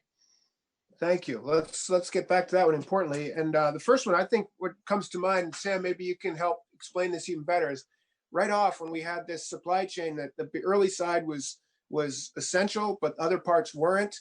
So you've got a mill that spans all of that. They're supposed to make sawdust, which is essential, but you can't make sawdust without making some boards that isn't essential. And so we had that bottleneck right there. Sam, can you put a little color on that, a little more detail? Yeah, I think that was had been, I think now, likely now with the governor's changes in the executive order is relaxing some, but you put that round log into the mill and there's bark mulch coming off it, there's slabs, there's the sawdust, there's different grades of boards, and all those products going to a different outcome and its essentialness being designated somewhere along there. And so we had mill owners that said, do I stack up all this lumber that needs to be graded and dried because it's not essential? Am I not allowed to have those employees in the mill? And how long do I, put that wood at risk for without further processing and things like that? So it has those kind of bottlenecks have occurred.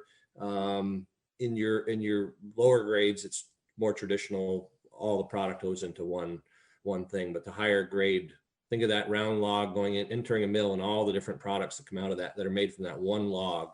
And it is to some extent perishable. Some of those products, or without additional processing and things like that, their value becomes at risk. So those are the first things that come to mind in that realm. Right. To the second question, thank you for that. Really appreciate it.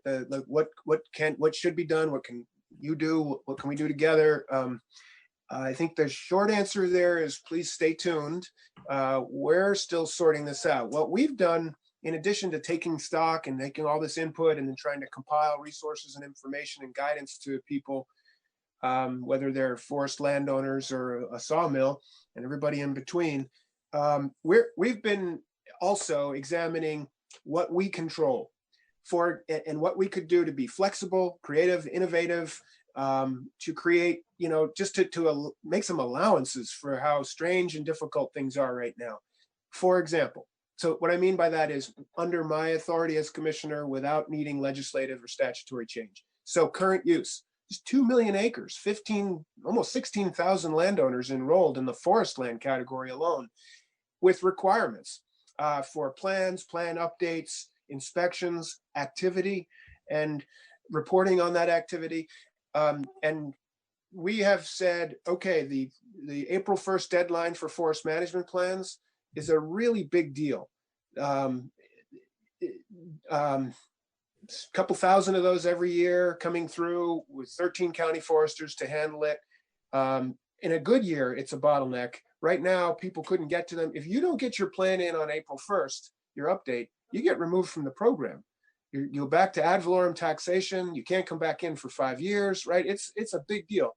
So I have the authority to grant extensions to that April. I can't change the deadline. That's up to you guys. That's in statute. But I do have the authority to grant extensions. And we put out a blanket statement noting that we're going to ease up on our requirements for what constitutes a good excuse for an extension. And we're basically just allowing people through accident, mistake, misfortune, which is in the statutes related to these deadlines. We could give that just that blanket extension, made it very simple for people to do that. We're also asking county foresters to change the way they're operating, and we're trying to get within 3 days amendments to forest management plans approved. Very rapid approval with the consulting licensed forester to get things moving out there. Things like that. That's what we've been trying to do. Looking at state lands that we manage. What can we do for the forest economy by putting people to work, by prioritizing some timber sales and forest management, habitat improvement work, to have a pipeline of projects to put people back to work. We're very excited about thinking about investing in kind of a CCC inspired response from the Depression era to a public works program to invest in public lands in a way that puts relatively small time contractors, family operators, whether they're loggers, excavators, et cetera, to work on public lands doing timber stand improvement for the long-term quality of our timber resources, to do access improvements for recreational access and forest management access, water quality upgrades, invasive species control, emerald ash borer mitigation in campgrounds for that risk mitigation, that with some maybe federal stimulus money or otherwise, we could focus it on investing in public lands with the valuable point of putting contractors to work in the short term as a recovery, an economic recovery, but with the long-term benefit of investing in public lands to support the recreation and forest economy of the state over the long term.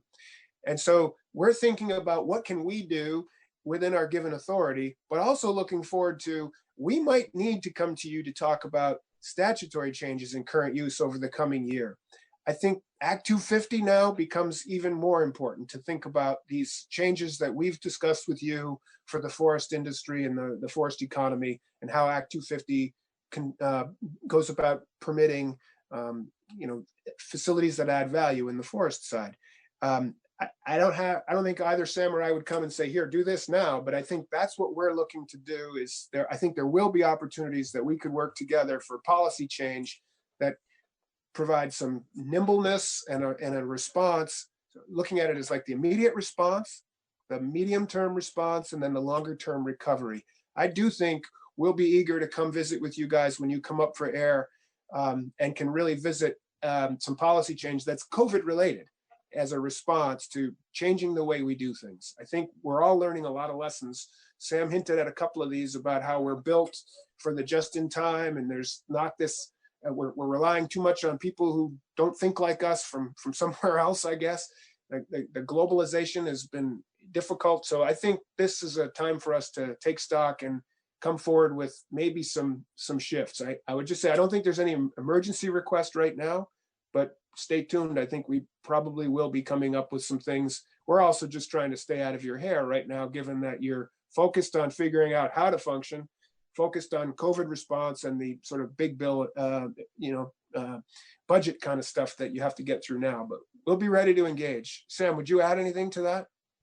Only to hammer home the point of, again, the vulnerability that we have talked about together with you so many times of relying on fewer and fewer, larger and more distant businesses that add value to our forest product.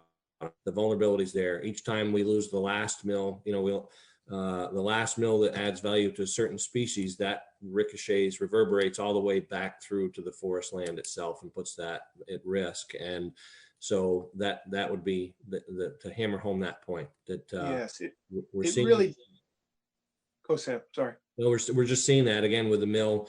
We talked about it with the Rutland plywood and the white birch. We saw the value of the white birch drop by 40% in the southern 4 counties. That was the, quote unquote, last mill in Vermont that added value to white birch, and it devalued the balance sheet of the forest economically.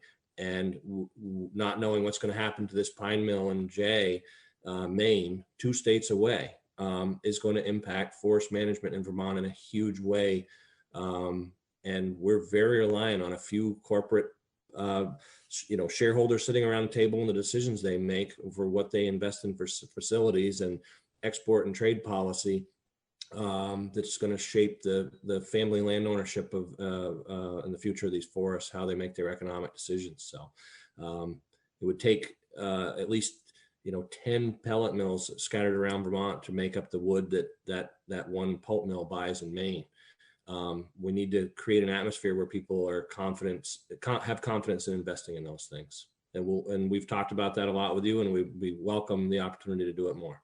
So this idea of rebuilding our forest economy, our energy economy, here locally in Vermont, to use what we have and what others have to add value, keep forests. We've been talking about it, and I just think what Sam and I are saying here now is that this circumstance we find ourselves in only underscores the importance and the urgency of doing it. We'd be better off if our planet, the role of wood in our planet and human civilization is epic.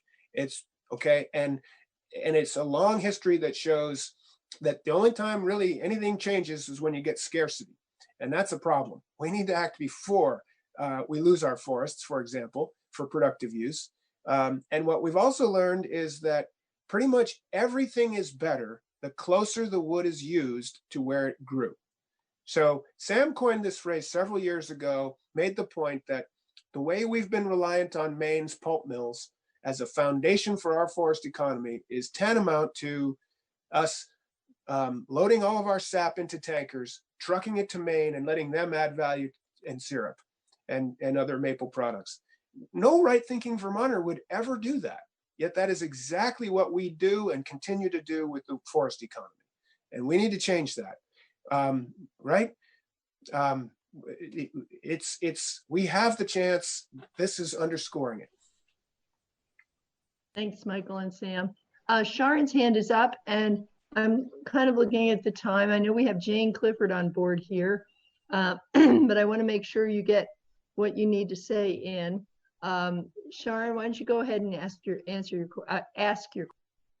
Thank you. Well, I guess my first point is that we're talking about supply chain issues.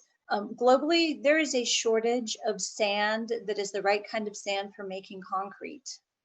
And I think we're going to see that come into play and impact us in our lifetime.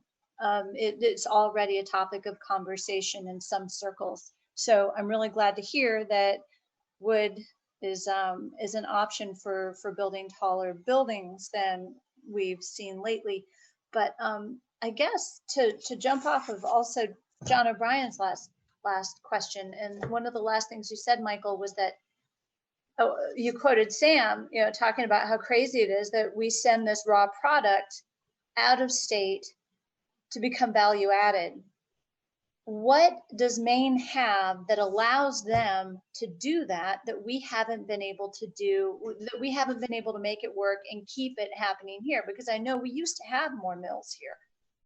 Yes, we had even in my time as a forester in the state, it's amazing how many mills that I used to send wood to that no longer exist. These would be sawmills, hardwood mills in particular that I worked with.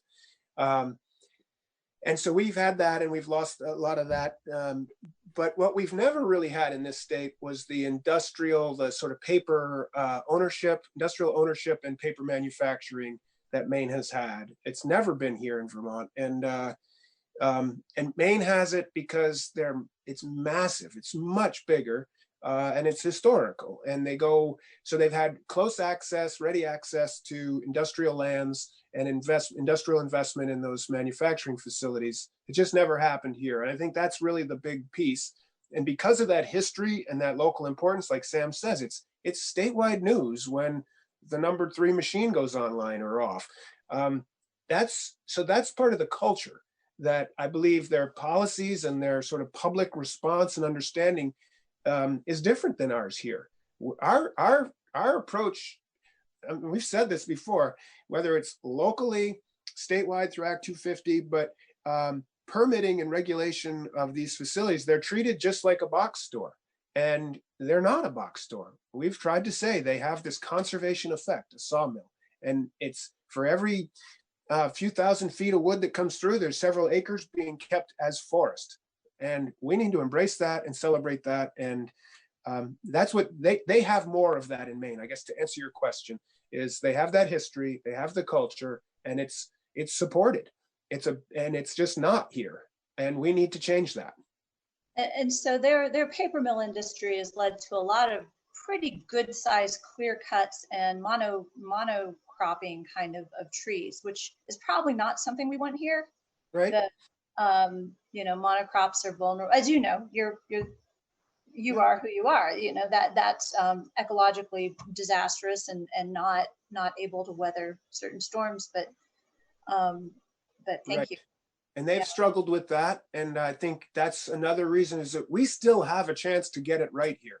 We have high quality, high value forests, engaged ownership of landowners, largely privately owned, family forests. We still have a chance to get it right.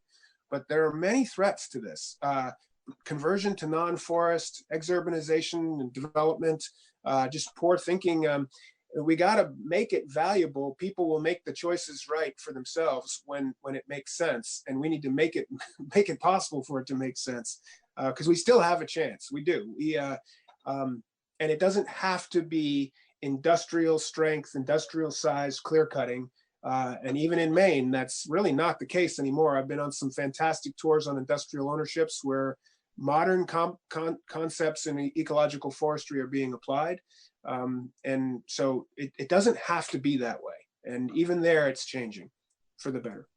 Thank you. I would jump in and say that economies of scale, that mill in Jay, for example, I'm doing really quick math off the top of my head, but I think they consume annually roughly about 2 times what the state of Vermont harvests annually, that one mill in low grade wood. We have, the state of Vermont processes our sawmill capacity. The last number I have, most current number I have is 98 million board feet a year is our sawmill capacity in Vermont, all our scattered mills. You go across the border, all those trucks that you see driving up the interstate on your way home, there are individual mills in Quebec, right on our border, that process 150 million board feet annually under one roof at one facility, that are positioned to utilize our natural resource and raw materials. Their government has made favorable policy changes that keep those mills, whether it's energy costs, education of the workforce, transportation networks, healthcare. Pardon? Healthcare. Healthcare. Yes, I hear that's important. So they've made an intentional investment in those facilities. And as the commissioner said, we grow all this high quality wood here. It's being put on trucks and hauled somewhere because it's valuable. People need it. People are using it every day in every aspect of their life. And our rural economy could benefit if we did more things to stop those trucks and unload them and add value to those products at least once before they left the state in some way. But we're not low cost producers of anything in Vermont. We heard Mateo Kaler say that not long before the pandemic in the Working Lands Day at the State House. We're not low cost producers of anything in Vermont. So wherever we can help mitigate that in different ways in an environmentally and socially responsible way, we're going to be better for it. I think there's low hanging fruit. We've talked about this a lot, and I think this is a whole new light to look at these things under. Right. Sam, did you say that that the capacity for Vermont's mills at this point is 98 million board feet per year? I believe our mill capacity, that is mills over 1 million board feet annually in production. Cumulatively, they process 90 a year. Okay. That's essentially a mill that's in business every day. A going commercial enterprise, if you will. Yeah, they can do 1 million board feet. well, a million, that when I account for that number, that's starting at that threshold and up. Mills that produce process 1 million board feet a year and up to that would be the low end of the accounting threshold.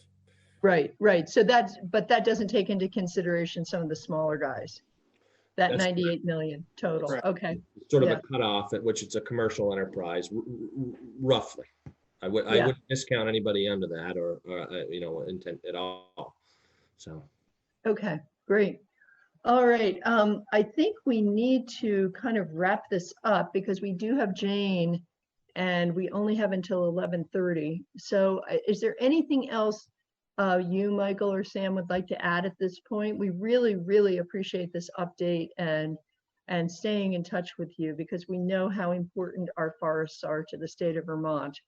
Well, thank you, Madam Chair, and all of you for the time. I think we can leave it at that for now, knowing that we're counting on visiting with you again. In the meantime, we'll keep at it. We're happy to come back when you're ready for an update or status report as things move. And to Representative O'Brien's question, we'll be working on some things that might make sense to discuss with you about what can be done together, policy-wise or otherwise, to respond appropriately in the best way. We'll keep at that and alert you when we think we might have something to share, and when you're ready, let us know, and we'll look forward to getting together again. Does that work for you, Sam? Yes, thank you all. It's been a good conversation. Thanks to Jane for patience. And yes, thank you all. Stay well. See you all. Guys, so much. We really appreciate everything you do.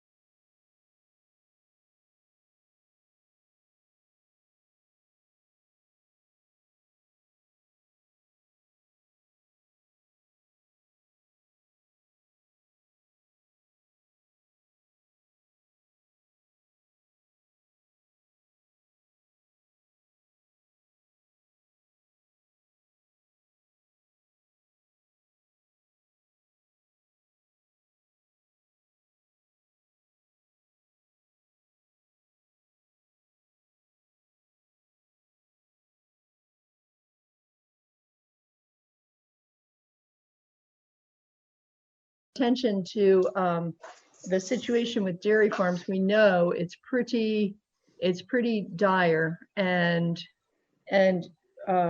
this may also be a segue if we have time for me to talk a little bit about something that's been going on in the Senate in terms of a response. But we want to welcome Jane Clifford here to talk a little bit about this, and I think she has her hat on as an actual farmer herself, to let us know what's happening there. So welcome, Jane. Thank you so much for joining us. Oh, well, thank you, Representative Partridge, and thanks to the committee for having me. Yes, today my hat is dairy producer, and I'll just give you a 30-second overview for some of you who don't know. My husband and I operate a dairy farm in Starksboro, Vermont. It was the first farm in Starksboro back in 1793, and we are the last dairy farm in Starksboro now. We crop, we own 500 acres, and we milk, we're an MFO, and we milk 3 times a day. My husband and I have been doing this, just let's say, for over 40 years. He is the 8th generation on the farm.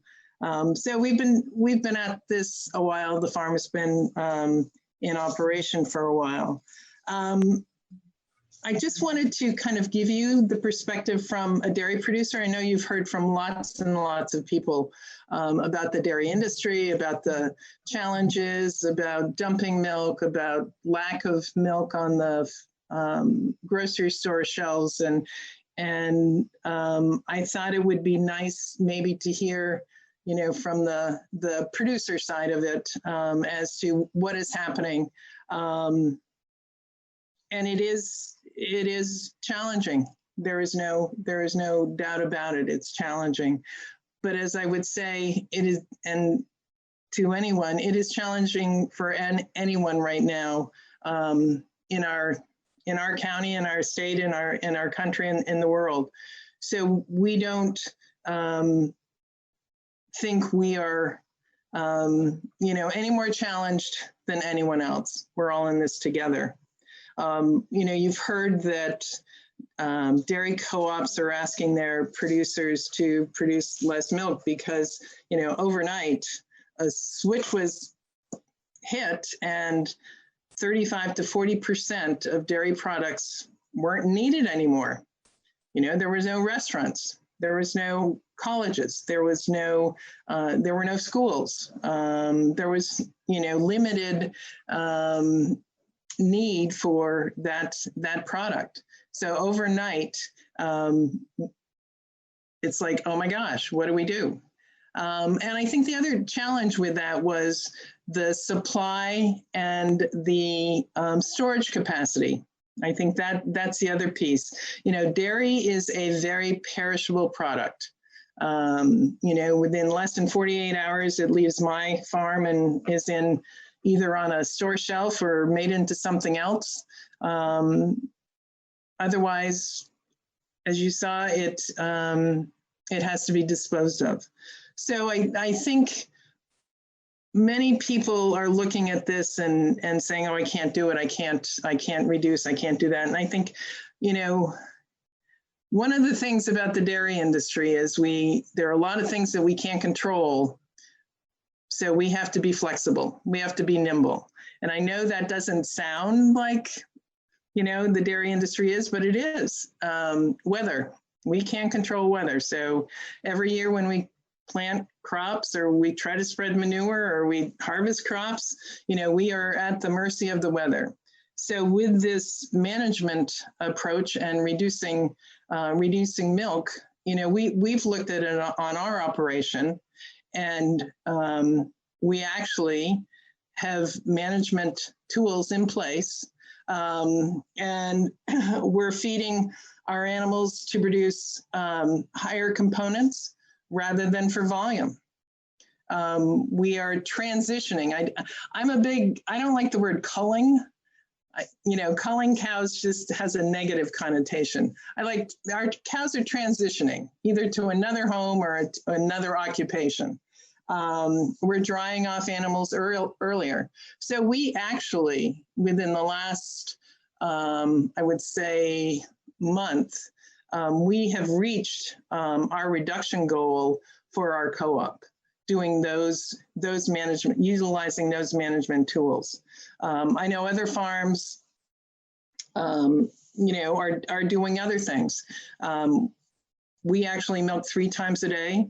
We were considering, you know, if we had to, we would milk 2 times a day, which would again reduce the volume. So we are very confident that we will meet the volume that our co-op is looking for us to do, which it's a responsibility that I see as a producer. If there's too much product out there, which we've been talking about for years, how do we get a better handle on the amount of product out there? I think it's my responsibility as a producer to work to make sure that there isn't an over excess. If there's no home for a product, why do you want to produce it? You know, that's always been our philosophy. You know, we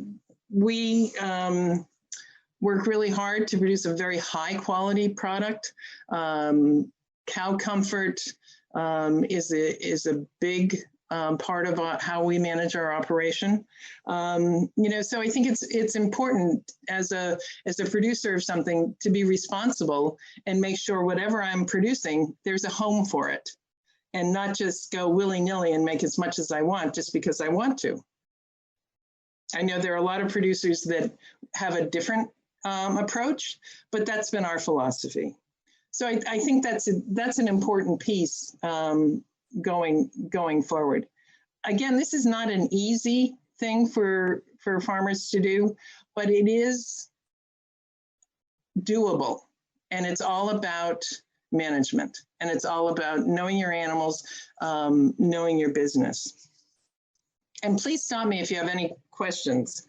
Jane, I actually, you may have said it, but I missed it. You shipped to Agrimart, and so. No, we shipped to DFA.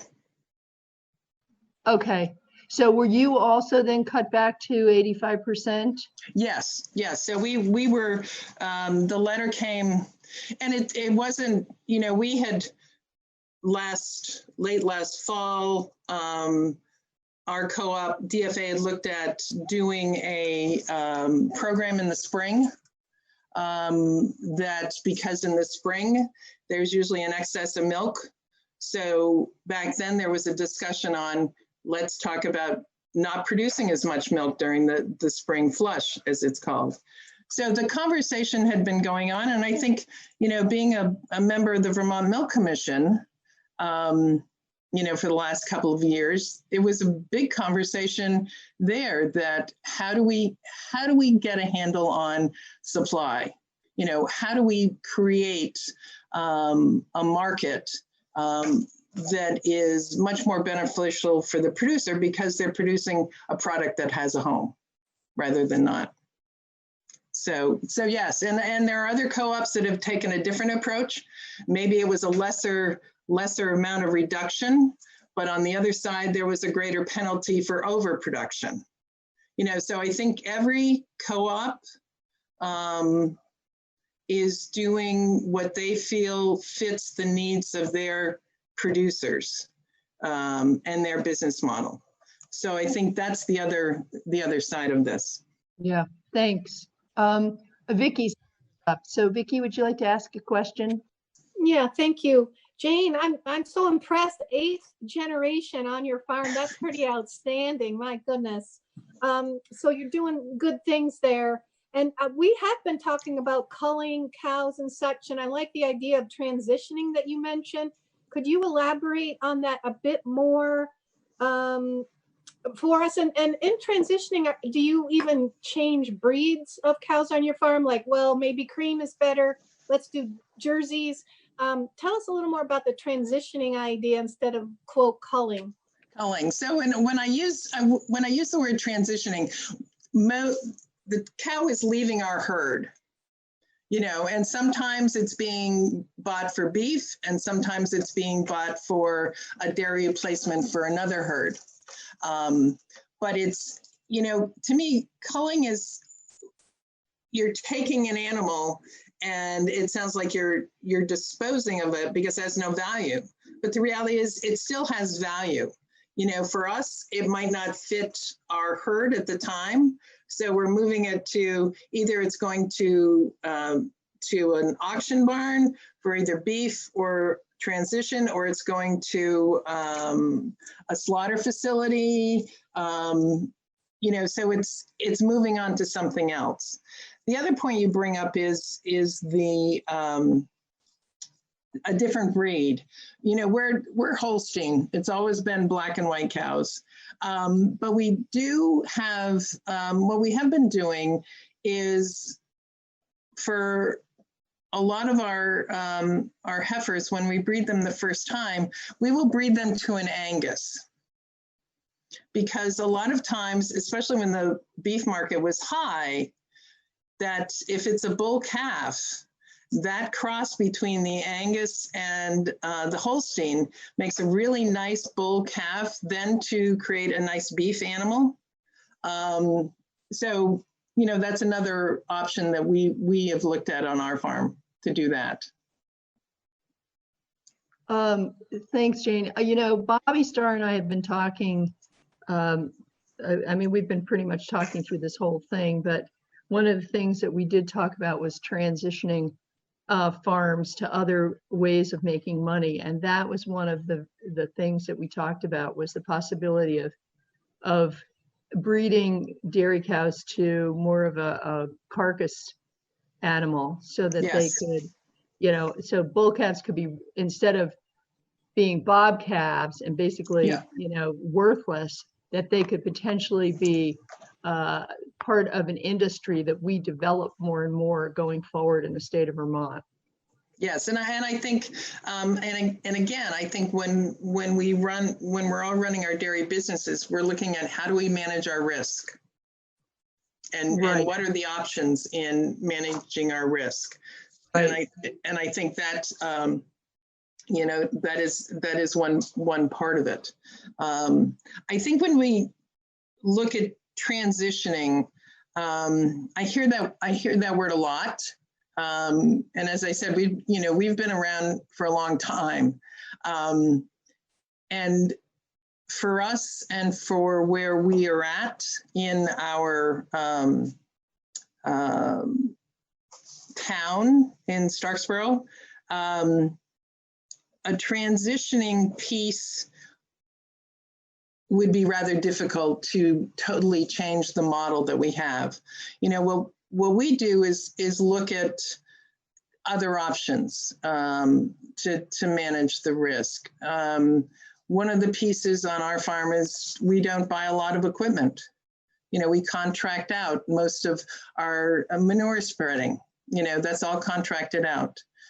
We do plant our own corn, but we don't do any of the cropping. Again, we contract that out because the reality of owning a large piece of equipment that sits there for 10 months out of the year isn't cost effective, you know, for us. You know, so those are the types of things that we look at. And I think because we have been through a lot of different things over the years, efficiency is another piece, but not at the expense of either our animals or our employees. Those are our two biggest assets in how we manage our business. We have between 7 and 8 full and part-time employees, and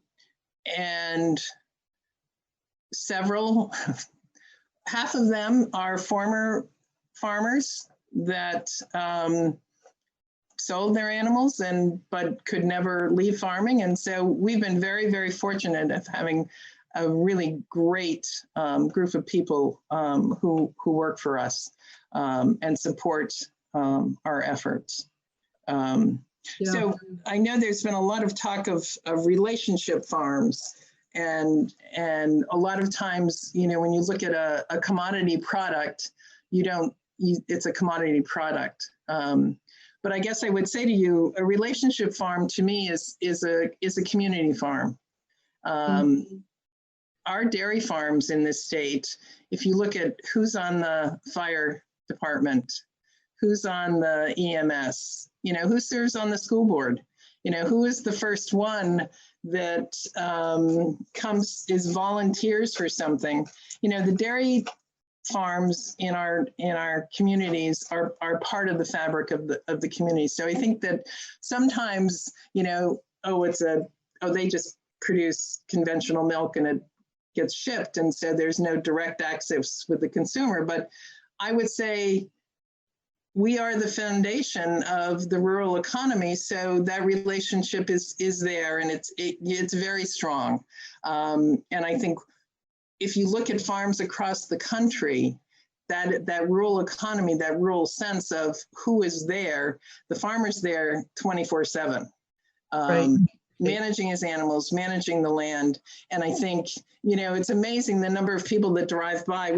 Our farm is right on Route 116 in Starksboro, Vermont. So even now, we have to keep them at bay, but the people that just drive by or stop on the roadside and, you know, take pictures of the animals or the fields, or, you know, the number of turkey hunters that we've had, you know, for the last week, just utilizing the property we have. So I think that sometimes gets lost in those of us who make, you know, conventional milk.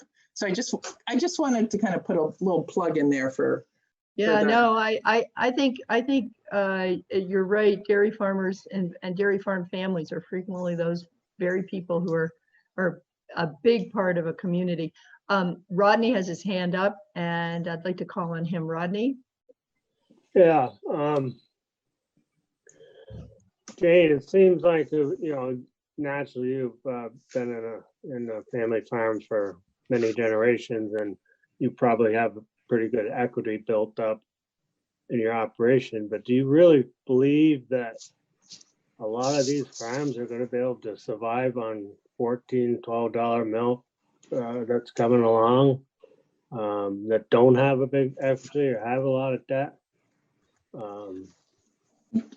You know, you might be able to survive it a lot longer than some other farms. And you think that, do you see a lot of farms going out?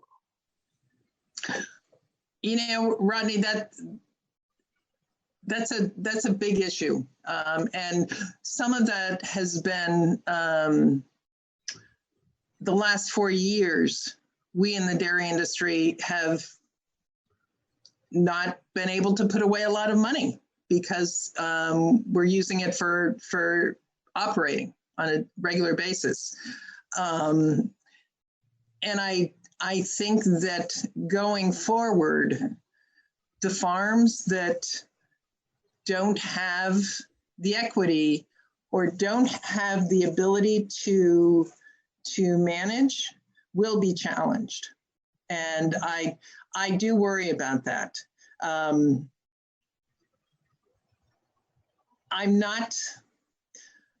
I think that we have to look at how we go forward within the industry and how we're not going to change pricing. You know, let's be honest, the pricing system in the United States right now for milk has been in place for years. And we all would love to change how it's priced, but that's not going to happen. So I think we have to look at how do we support those producers that want to stay in the business and have a balance sheet that might be a little weak, but with the right management style could move forward. I'm an optimist, Rodney,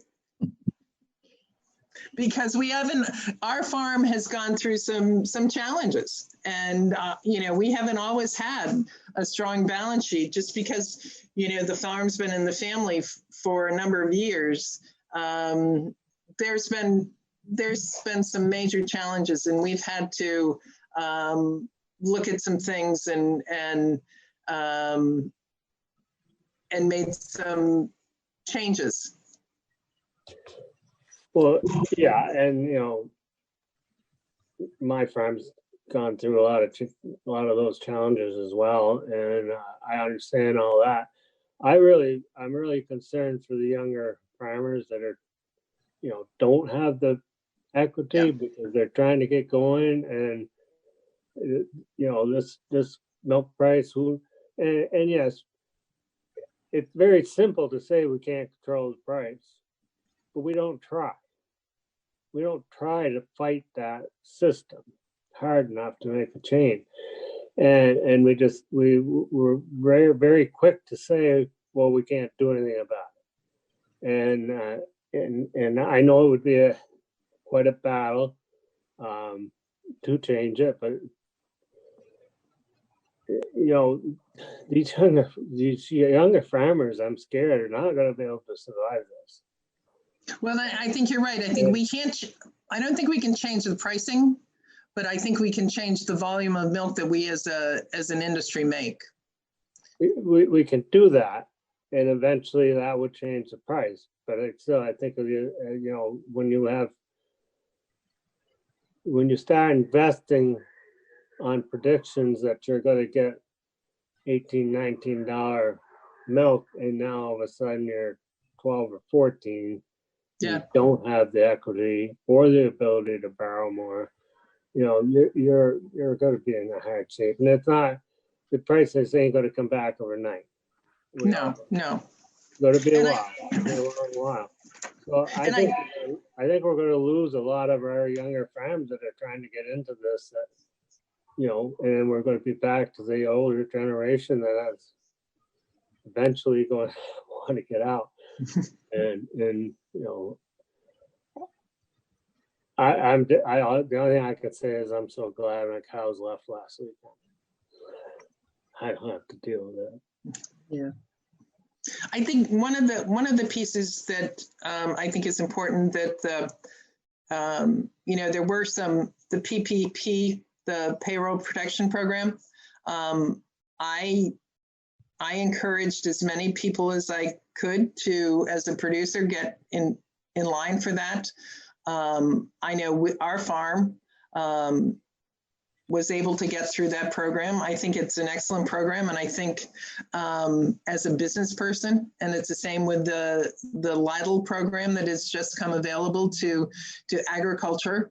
Again, there's an opportunity for an investment, the PPP program, using it for payroll, the opportunity to have that become a grant. That's a huge piece for a farm, you know, for that period of time.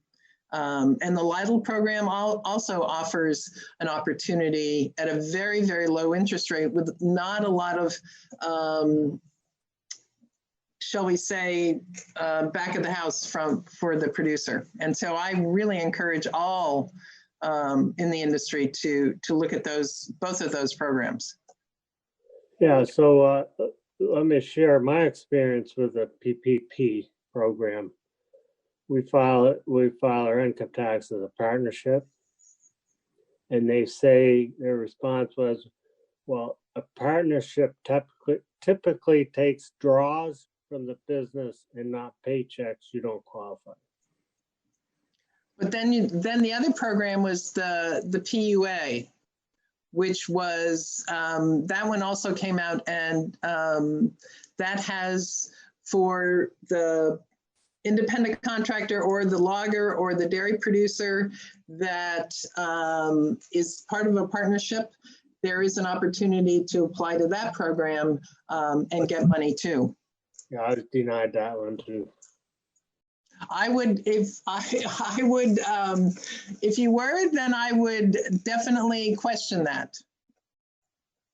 Yeah, thanks, Jane. So this brings me to something that I've been talking with Bobby Starr about. Bobby, Senator Starr, who, as we all know, chairs the Senate Agriculture Committee, has been working on a bill that he presented, I wanted to be careful that we didn't, bring this out, talk about this too quickly, but they've been working on a bill that has to do with dairy assistance during this. And Mike O'Grady worked really hard on this with Bobby to come up with some ideas, some numbers. And Mike, would you just like to, and committee, this is on our website. Linda loaded it onto the page.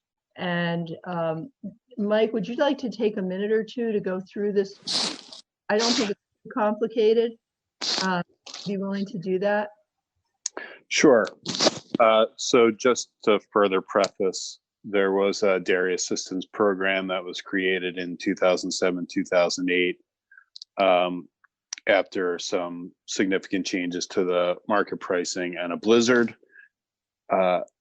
This is based on that, but it is simplified. The 2007 assistance was based on a differential in price.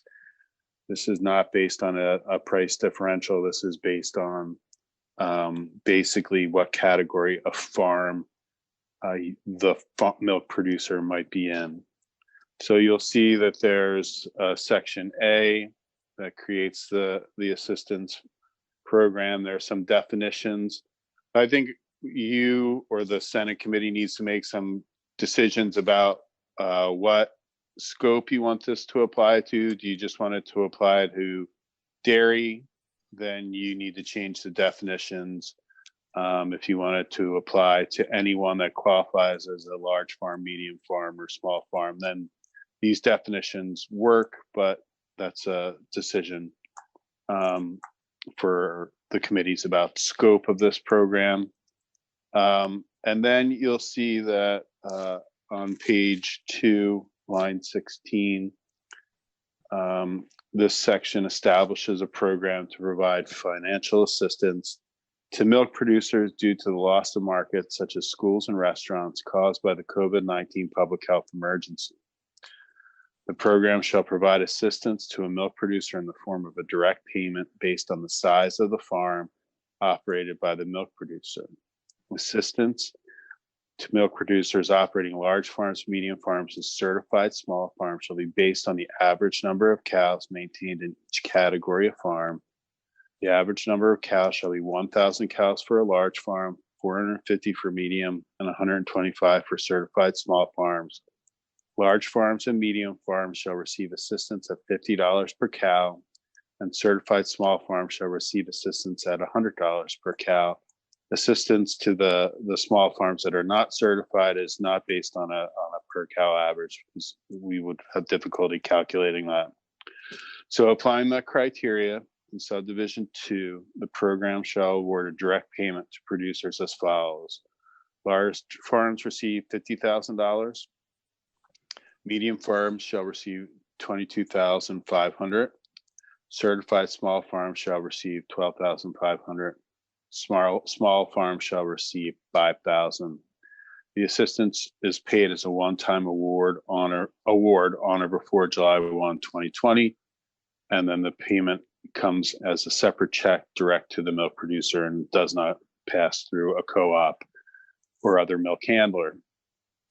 Section B is probably, actually, why don't I stop there and ask him if you have any questions? Rodney, your hand is up. Rodney, you need to unmute yourself. Yep. Yeah, I guess I forgot to put it down before. That's okay. I haven't. Is this gotta be retroactive to when the pandemic, when the emergency was declared, or is this? Well, that's a great question, and that kind of is related to my point at the beginning about the scope of the program. There were at the beginning of the year 644 dairy farms. There's probably less at this point. This is based on the 644 number. I think if you wanted it to apply retroactively to those farms that were in existence as of, say, January 1 or March 12th, you could do that. That's kind of what the issue with scope. For example, in the Senate committee, there's at least one member that wants it to be broader than just dairy, wants it to be for poultry and potentially other production. And so that's a question. That's a question for you and the Senate committee on who you want it to apply to, how far back you want the assistance to go. And that is not specifically answered in this language. Okay, so that's something we could discuss. The Senate has not passed this bill out of committee, right, Mike? That's correct. Okay. And I'm not seeing any other, oh, Sharon has her hand up. Sharon? Thank you. So I'm looking at this and I'm thinking about how, if I were a small certified operation and it would only take me 5 cows to qualify as a medium, and I knew this was coming down, I'd go buy 5 cows. And I just think that we don't want to encourage the growth of herds right now. So I'm not sure what the answer is, but that's just like one spot where I feel like it's worth commenting. That's all. I know from appearances, it looks like that would be an easy thing to do, but you would have to get a medium farm operating permit, and the requirements under the MFO rules for operation are more stringent than under the RAPs for certified small farms. So you might actually be doing economic damage to yourself rather than benefit. Okay, so I know some farms that have already culled some cows, and if I know they culled, they have what is the cutoff to be medium farm? 200? You have to have 200. 200 to 699. Okay, so this is a medium-sized operation, but they were at about 200.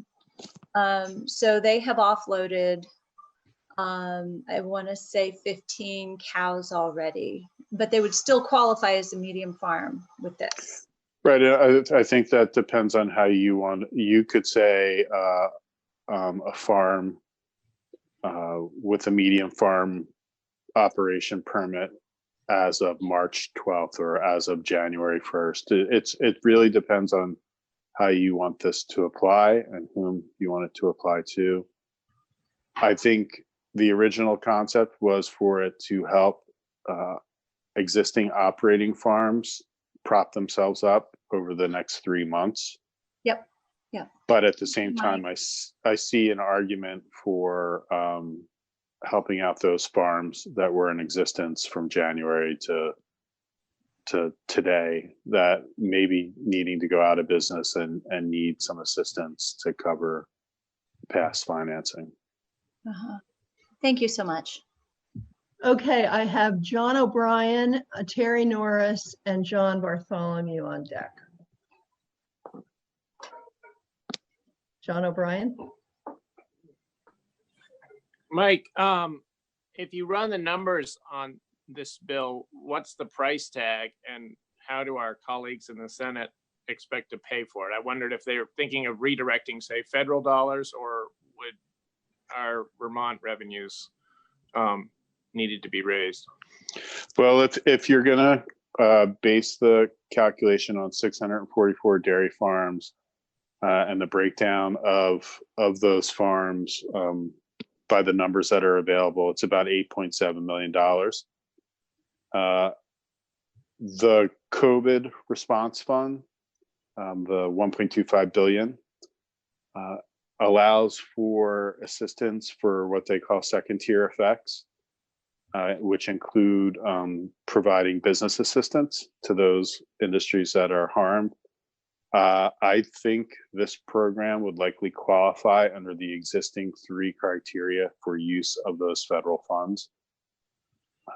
And so I think those monies would be probably the preferred way to fund this. Okay, thank you. And so Terry, your hand is down. Did you want to ask a question? It was kind of pretty much what John just asked. I was wondering if we were going to be able to get this money from the CARES Act or whether it was coming out of general fund, because I didn't see that as being a possibility. But I mean, I think it's a good idea. Hopefully we can make it work, because I mean, when we were farming back when they had the original original program, I think we received it, and it certainly does help. Right, and I actually was on the Agriculture Committee at the time. I was not the chair at the time. David Zuckerman was, and Al Perry from Richford. Really worked hard on this, and we ended up, I think, spending $13 million, as I recall. I might be wrong about that number, but it was, I would say, at least that, right, Mike? Well, the initial appropriation was 3 million, and then there were some supplemental appropriations. I can't remember what the supplemental amount was. Right. John Bartholomew, you had your hand up. Did you get your question answered? Same question. Okay, great. Yeah, if you scroll down to the end of the bill, if you pulled it up on your own computers, you can see what the cost is. Now, Mike, in my conversation with Bobby, he said something about this Section B, the loan buy down program, probably not being included in the bill ultimately. Do you know? Sure. So the 2007-2008 program did have a loan buy down through VITA, the Ag Credit Program. Senator Starr, the Senate committee, asked me to reach out to VITA to see what would be the benefit of buying down interest rates by a point for the 3 months following, for the next 3 months, effectively, to see if that would be helpful to farming. And Cassie Polhamus, who is Joe Bradley's successor, was very responsive and very helpful, and very willing to brainstorm further on ways to help the ag and forestry industry. She responded that for the dairy portfolio, 3 months of interest is $163,000. For non-dairy, 3 months of interest is $112,000. So a 1% reduction in their rates will not have a material impact on their cash flow. Their total dairy portfolio is $65 million in assistance, and their non-dairy is $45 million. So in the case of dairy, the dairy farmers can't afford any payments with milk prices significantly below production cost. So any buy down really won't help them, is effectively her point. But she is available to brainstorm more if you would like to do that.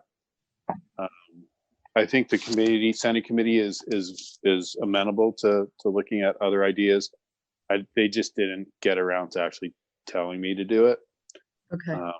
So I have to kind of trying to stay within my lane and do what my clients asked me to do. Right. Right. Yeah, thanks. So we're going to have to wrap this up pretty quickly. But John O'Brien has, I think, what will be our last question for the day. John? Mike, would it help to have a legislatively created program to capture this money like this bill does? Or is this something potentially even the agency could set up a program on their own and get that and redirect that federal money? I didn't know if. Well, you would have to appropriate the money to the agency for them to redirect it to farms. So all federal money from COVID has to go through the legislature? No, well, yes, you're the constitutional entity with appropriation authority, but there is the Joint Fiscal Committee, which does have limited or some ability to make appropriation. There is some negotiation going on right now about the Joint Fiscal Committee having some ability to appropriate money directly to the executive branch to go forward and use that money for certain criteria. But for 1.25 billion or whatever subset of that significant subset, I think I would recommend that you have a direct appropriation to an agency to be consistent with the constitutional authority. Okay, great. But with that said, you could do what U.S. Congress did. They gave USDA $9.5 billion and said provide assistance to farmers. And USDA now has to figure out how to do that. And so if you wanted to do something very broad and give the agency, some generalized criteria, I think you could probably do that as well. Great, thanks, Mike. So I think we're going to wrap this up. Jane, we thank you for your. I just wanted to note that I sent Linda a draft of the farmers market letter. So I'll ask her to send it out to the committee so you can review and let me know if you want to make any edits. Perfect. Thank you so much. You were sort of reading our minds. We appreciate that. Jane, thank you so much for joining us today. And did you have a couple of last words?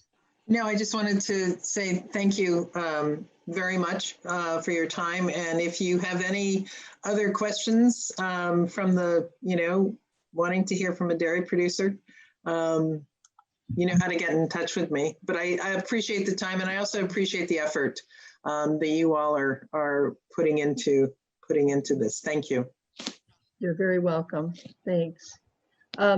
So on Friday, we have pretty limited time. I think going forward, I'm going to try and get us to be able to meet at 8:30 on Fridays, but I wasn't able to accomplish that for this week. So we'll be meeting at 9 on Friday. And I would like to be able to vote the two hemp amendments to 656 formally.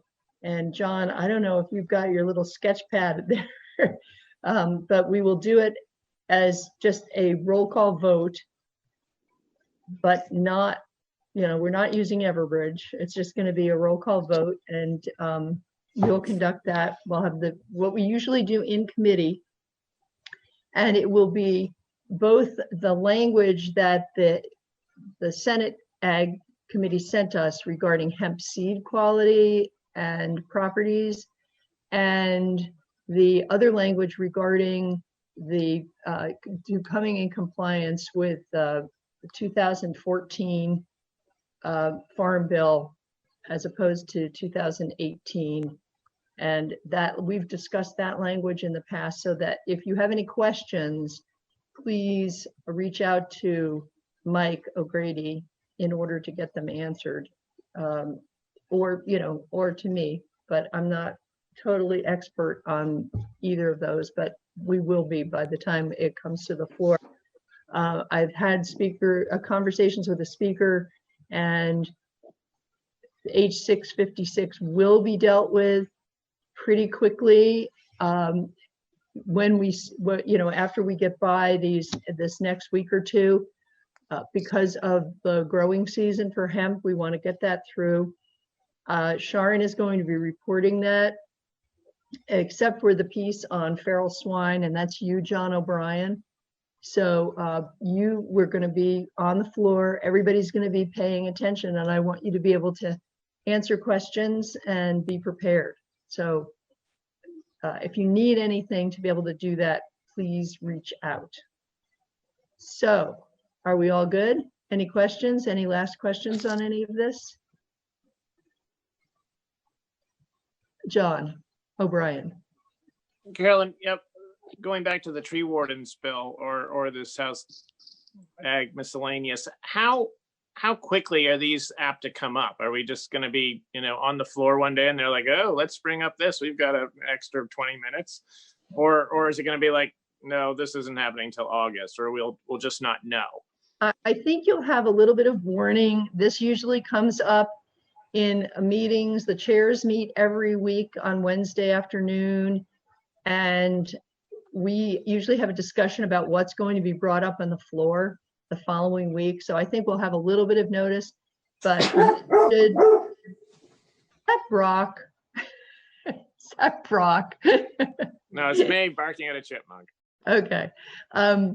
So if but you might want to start getting prepared. I'm not sure if there are two bills. We have the humane officer language, and we have the tree warden bill, aside from our housekeeping bill. So I'm hoping we can do both as well as housekeeping, but it's really going to be up to the speaker. So yeah, so I think you'll have a little bit of warning, but you might want to be preparing.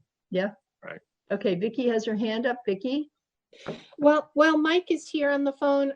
The question came up yesterday about the mandatory composting date, July 1st.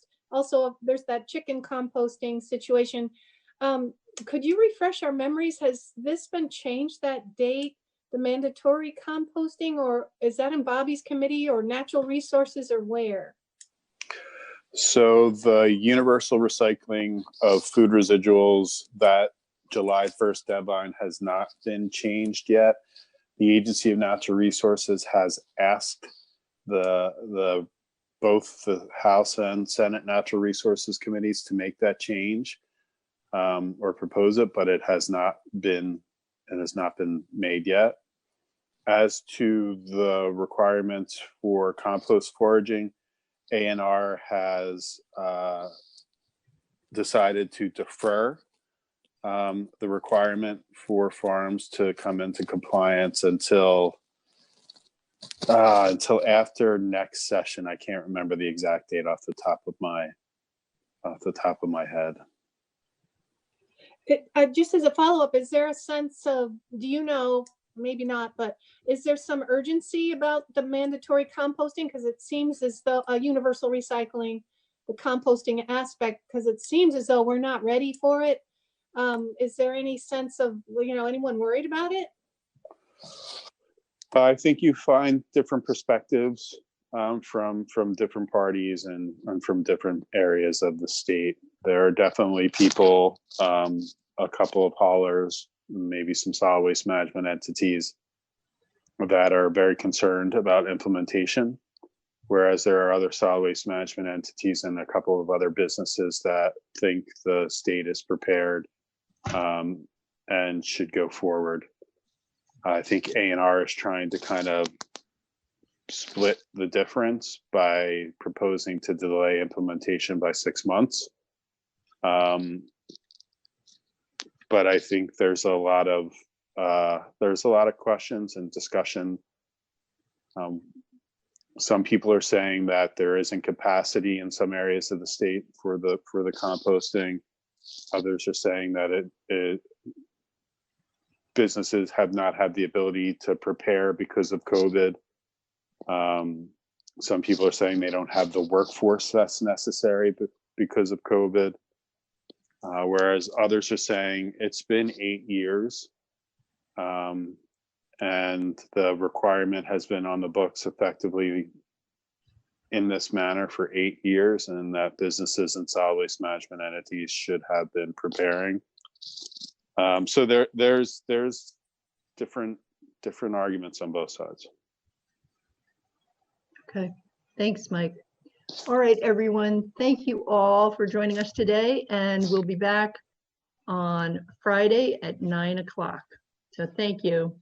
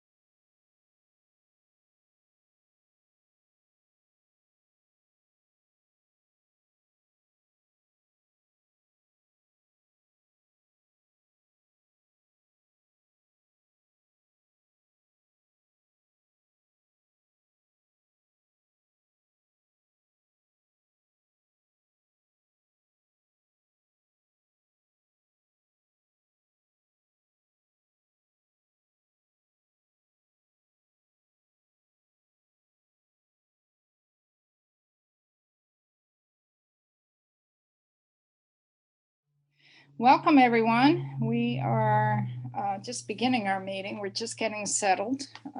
This is House Corrections and Institutions Committee meeting. We are continuing our work on S338. And we are starting today. We have with us some folks from Corrections as well as Bryn Hare. And we are also going to begin our day with taking some testimony from Jessica Barquist. I think that's how you pronounce your last name. Jessica from the Vermont Network on Sexual and Domestic Violence. And she wants to focus in on for parole consideration, a term of compassionate release. And I believe it's on section 6 is what we came with. So if we can go to that section. And Jessica, I'll turn it over to you. If you could just identify yourself for the record and then begin your testimony would be great. Thank you. Thank you, Madam Chair. Nice to see you all. I've been following along on YouTube, but it's definitely not the same as being in the committee room with you all. So happy to be here today.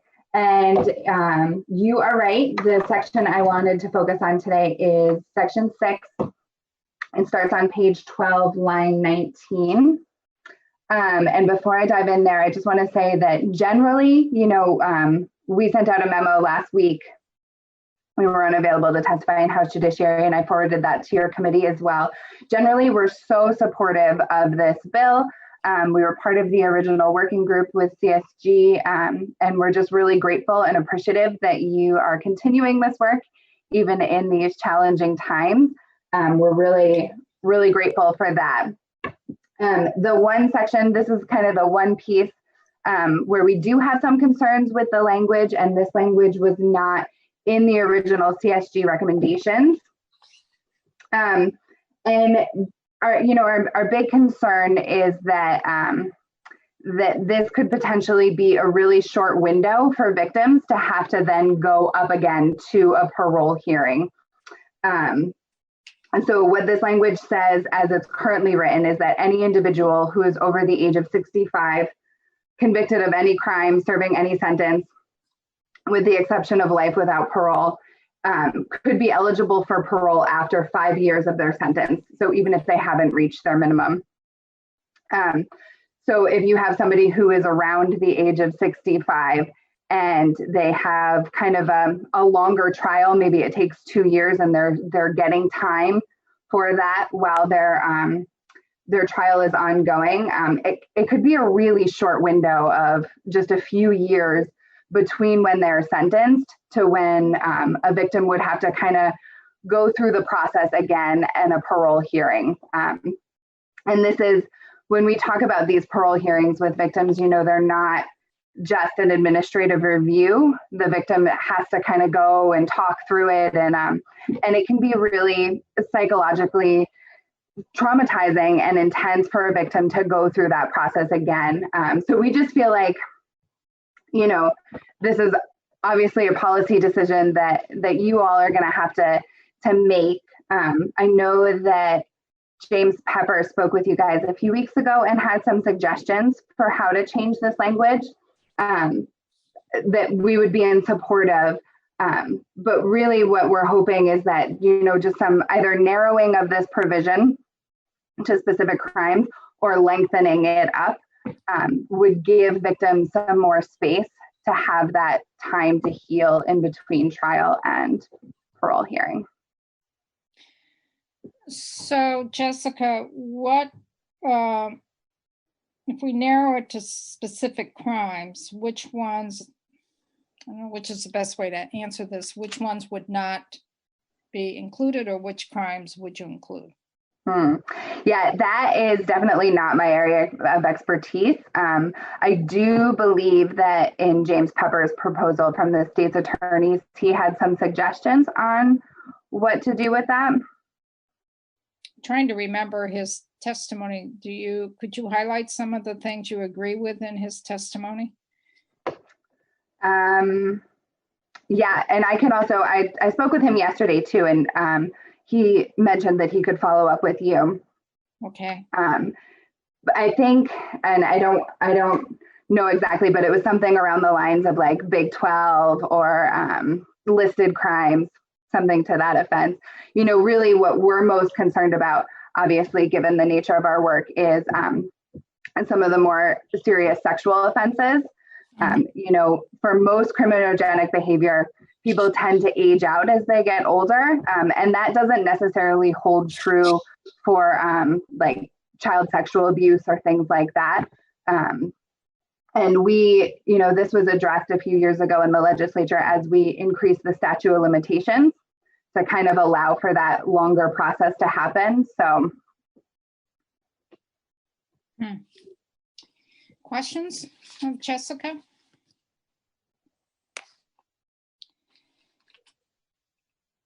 Sarah.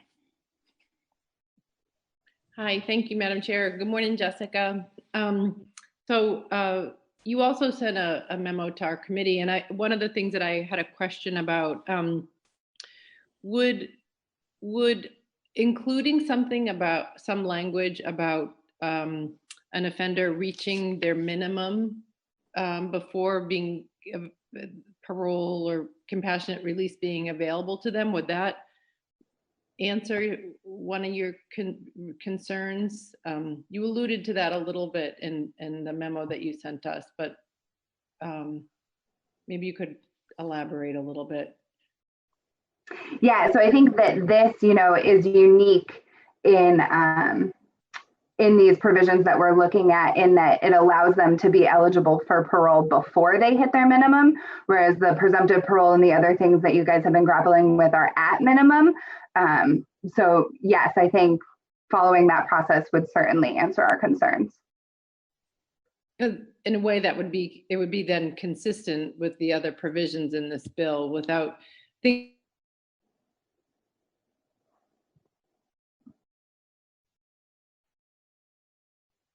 Did she just freeze up, or is it my internet? I was just wondering the same thing. I think you froze up, Sarah. Yes, she did. Okay. You froze up. Okay. Sorry. I can see you all. I can see you now, but can you see? Can you hear me? Yes.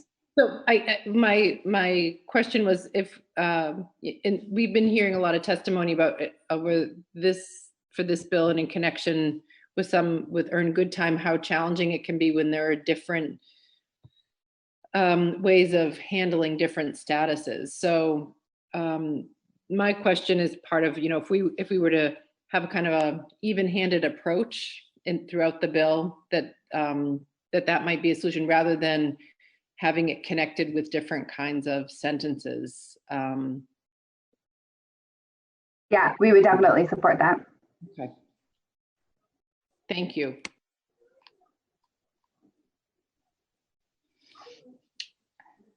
Other questions, Butch?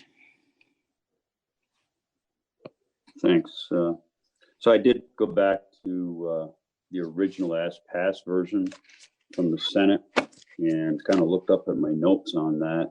And there is some comments from James Pepper. I'm trying to remember what my notes mean now, because this was a while ago. But for one of the first things that I learned, that this is not a CSG recommendation, and James did allude to that when he testified. So just throwing that out there. Then I also have a note that says recommend that it's only limited to non-listed crimes. That might be Pepper. Then that is James Pepper. Yeah.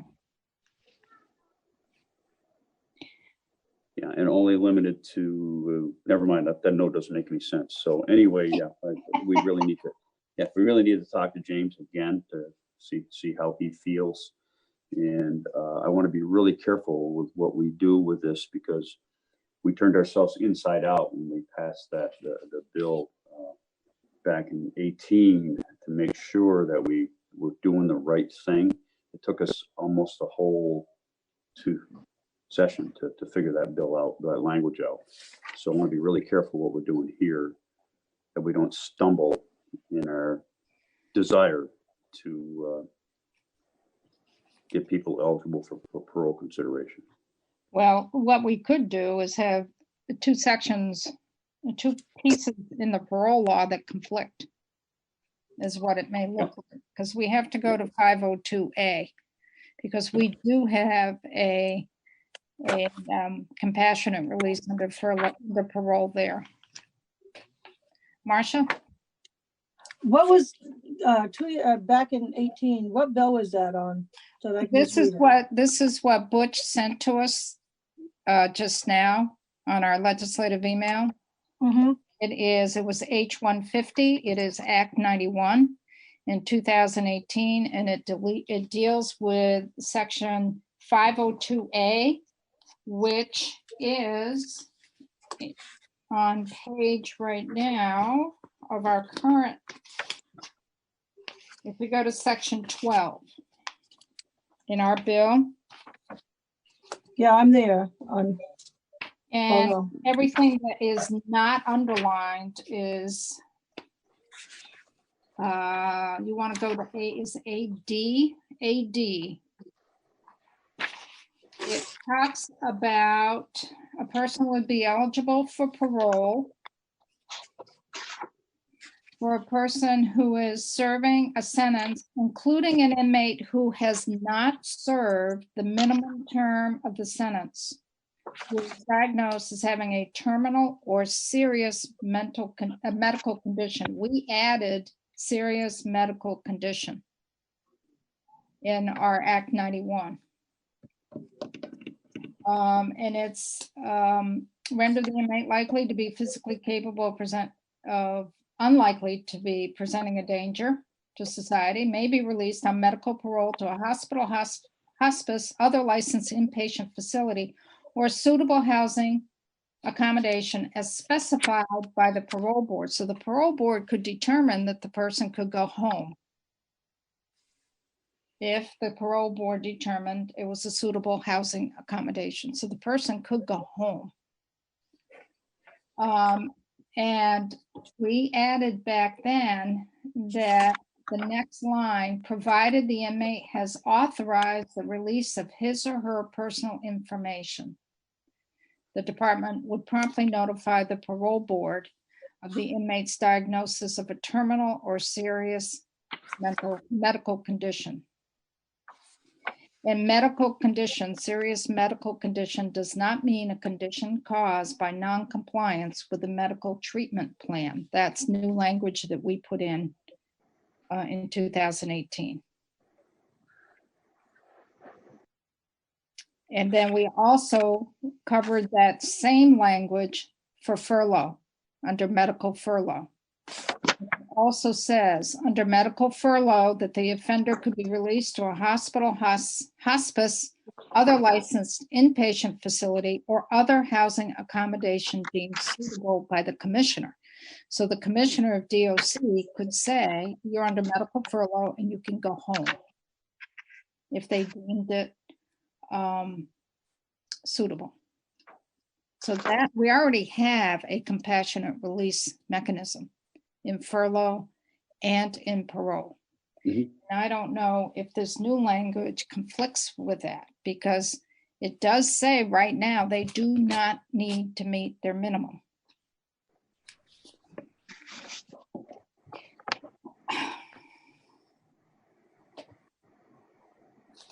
But they have to be rendered, the inmate would need to be rendered unlikely to be physically capable of presenting a danger to society. So they may be released on medical parole or medical furlough. So we have that in place right now. And we did that in 2018. So I don't know if this undoes it. I don't know if it builds another layer. I don't know if it conflicts. Representative Emmons, would you like me to comment on that? Sure.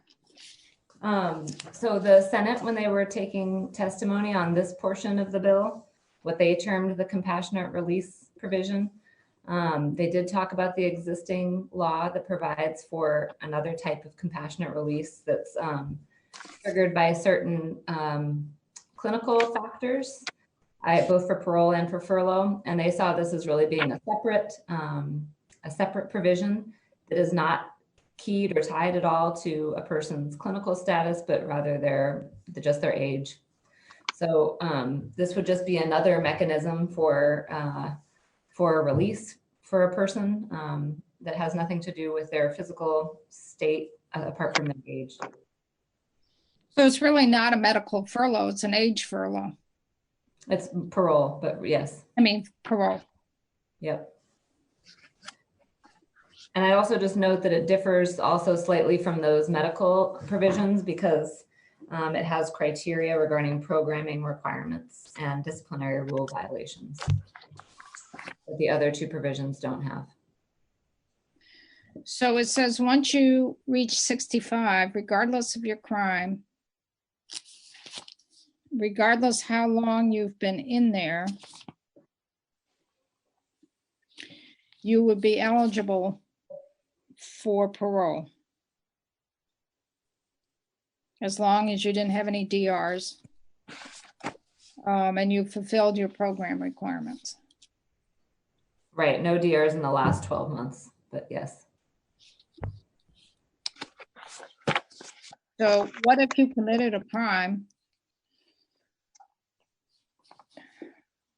when you were 64 and you were a detainee for 2 years before you got sentenced, so you were 66? Or what if you committed your crime when you were 66 and then sentenced? Would the qualification be that you had to complete your programming first?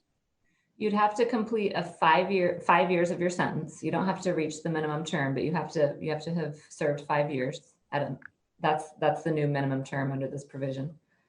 And you have to complete any programming requirements, and you can't have received a DR in the last 12 months.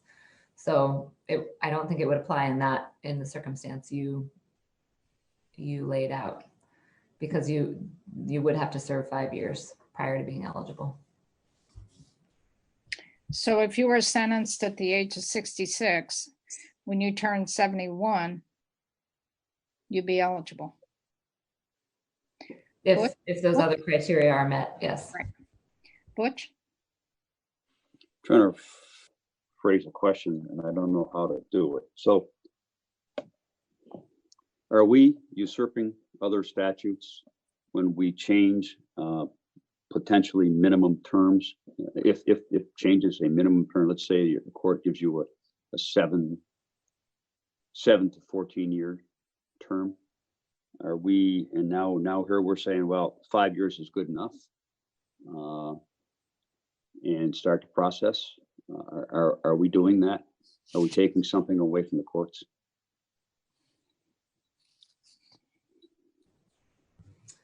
I suppose that's one way to look at it. You do provide, and this is policy that you guys are responsible for creating, and you've created various avenues for when a person is eligible for parole consideration. I would just remind the committee that it doesn't mean that the person is going to be released on parole. It just means that they are then eligible to go and have a hearing before the parole board. So it's not like you're saying that these people are automatically going to be released. There's still that mechanism for what the parole board provides. So elsewhere in the bill, we provide mechanisms for good time towards people's min and max. And I'm just stuck on this, have we created a special person in this section of the bill as it compares to other sections of the bill? I guess that's the question that's haunting me a little bit. I'm not sure how to answer that. I will tell you that the Senate spent a lot of time on this section, and there was quite a bit of conversation about it. And they had that conversation when we passed this bill too. Oh, yeah. When we passed Act 91. So, Bryn, I don't know if it was my internet or yours, but I didn't hear what you said after You said that the Senate Judiciary spent an awful lot of time on this. Yep, they spoke about this section quite a bit. It came from another bill that was in their committee. That was Senator White's bill. It was a portion of that bill, and that's where it originated. It changed substantially from how it appeared in her bill. But there was quite a bit of conversation about whether it should be tied to clinical factors or other things, but this is where they wound up. Carl. Thanks, Madam Chair. I just have a question. Did the Senate take any testimony on this part of the bill, Bryn? Do you know? They heard from, the stakeholders the same way you're hearing from the stakeholders. I can't remember exactly what all the stakeholders' testimony was on this section in the Senate. I don't recall that there being a major focus on this section among the stakeholders. I think that they were pretty focused on hammering out the other provisions, like the presumptive parole provisions and things like that. But they did hear testimony from all of the people you're hearing testimony from. Thanks, Bryn.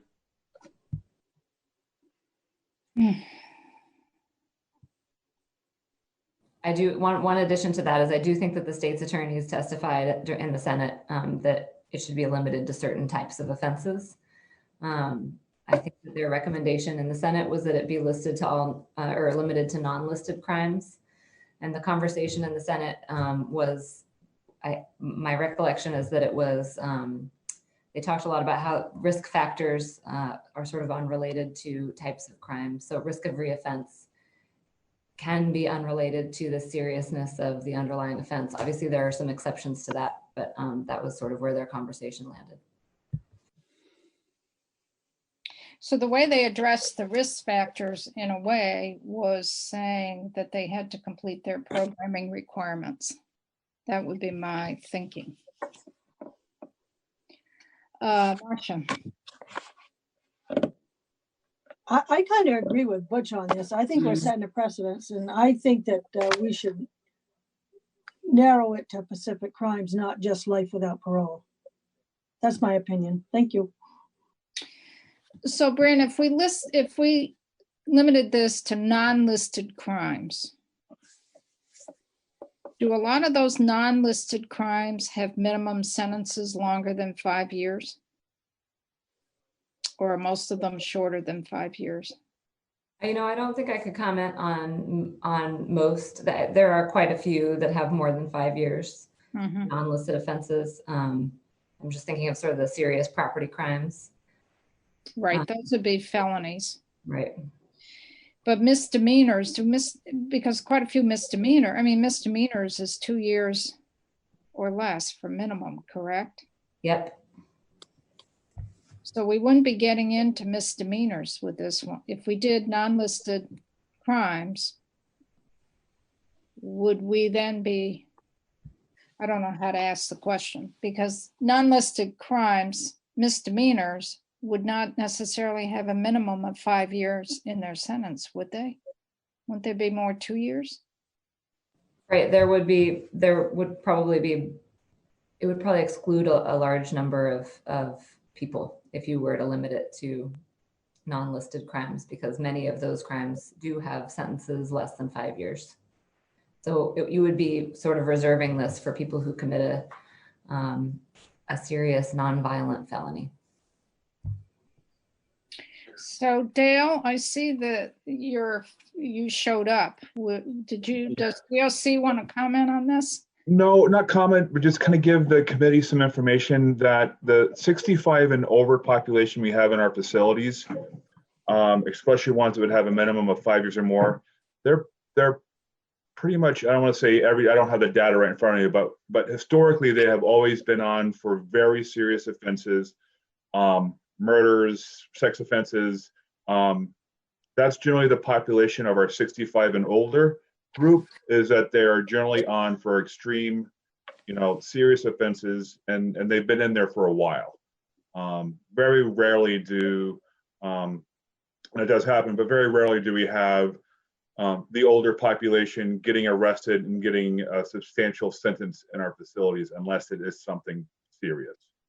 I believe once we've checked on, oh, I see Monica, she's our data guru, so she might have the exact data, but. Well, I mean, I did provide the committee, it was a couple years ago, I'm not sure if you remember, Monica Weber, Administrative Services Director, Department of Corrections. There was another bill that was being considered along this line. It actually started with people who are 55 and older, and had different provisions around if you were 55, you needed to serve 10 years. If you were 65, you needed to serve 5 years. And we did provide a fair amount of information to the committee about the people and the types of crimes that they had committed and their sentence lengths. And I could certainly go back and find that, but I know that we provided some extensive testimony several years ago on this very specific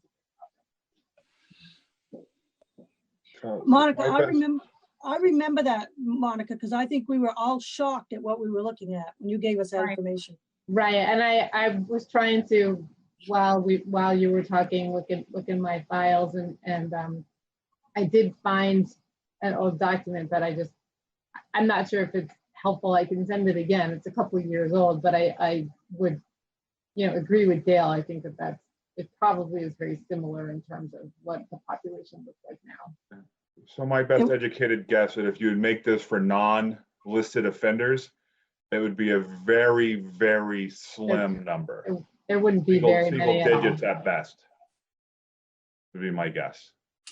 And Dale, for the folks who are serving those long sentences, and you said they've been in for a while by the time they reach the age of 65, what would be the age that they would have probably been sentenced at? 40, 45, 50? An adult, it'd be the best I could give it. I mean, everything from 18-year-olds to, we have individuals that have been charged for homicide at 70. So it's the entire adult population would fall anywhere within that range.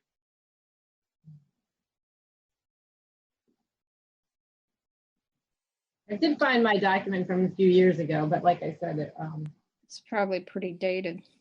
Yeah, I mean, yes and no. I think that this population actually has remained relatively consistent. I don't think it's too different, but I just wanted to remind you that we did have a lot of testimony about that. I don't think it's changed much. Maybe the numbers are different, but the data itself in terms of the types of crimes is probably very similar.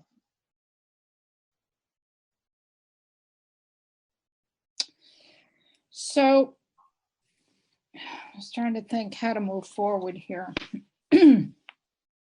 So Alice, I don't know how much mining that DOC would have to do, and it may be inconsequential, but I'm just wondering if they have a feeling for how many folks might be served by this this section of in the bill. I remember when we did H-150, we narrowed it down so it was down to the numbers of 2, 3, or 4 back then, and I don't know how much of a job it would be for our DOC to come up with some sort of a round number. But H-150 was medical. Right. This is not medical. This is but H-150 started out like this. Yeah. If I remember. But then it went. It did. Yeah. Yeah. So we have another question, Carl. Then you put your hand down. Butch asked my question. Just how many of those folks are there? But I'm wondering about it just seems weird to be letting people out before their minimum. It seems weird to have a provision to let someone who has been sentenced and is serving time to let them out before their minimum, unless we're looking at some of the medical provisions that are later on. I just think that's excessive, and I'm not exactly a law and order kind of guy. I mean, but I just think this is kind of goes a little bit too far, just based on age and not on risk factors. That's all. That's my 2 cents. So if we kept the age, and if we kept the 5 years, but not their minimum, would we want to really focus in on risk factors, having that more the determinant? And the parole board looks at different risks assessments than DOC. Sarah? Thank you. You know, I found Jessica's testimony pretty compelling, and that I know we could get into a lot of details about, you know, putting conditions on this, but I guess what Carl said, I would support what Carl's saying. You know, it seems to be giving an avenue and that undermines the sentence without somebody who, you know, they haven't reached their minimum sentence. And I think I'd rather see us not add a whole lot of layers of complication and rules for DOC to have and our parole board to have to sift through. Because, you know, in my short time on this committee, I've heard so much about how complicated that is, having kind of these special provisions. And it seems like we have medical treatment furlough. And also I just find this testimony from Jessica pretty compelling, that we are, and from the folks from DOC, that the folks there are folks in on more serious crimes, that this would impact. Well, the other option is we delete this language. Yeah. But that may bring some real problems. I don't know. That's what I'm trying to figure out. Yeah. Carl? Thanks, Alice.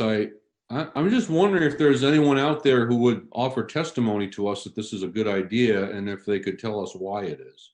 ACLU supports it. That's a language, that's what I have. And then the parole board said this is regular parole and it would still need to go before the parole board.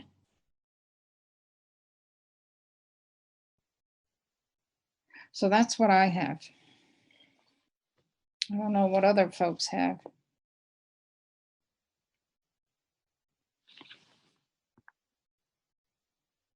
Everyone's quiet. Am I off? Or is everybody muted? Everybody's muted. That's what I've got, Carl, so I don't know. Kurt? Well, it is my understanding that there's a particular senator who advocates for this. Yes, and she's on the committee. Can we have the senator tell us why her arguments are?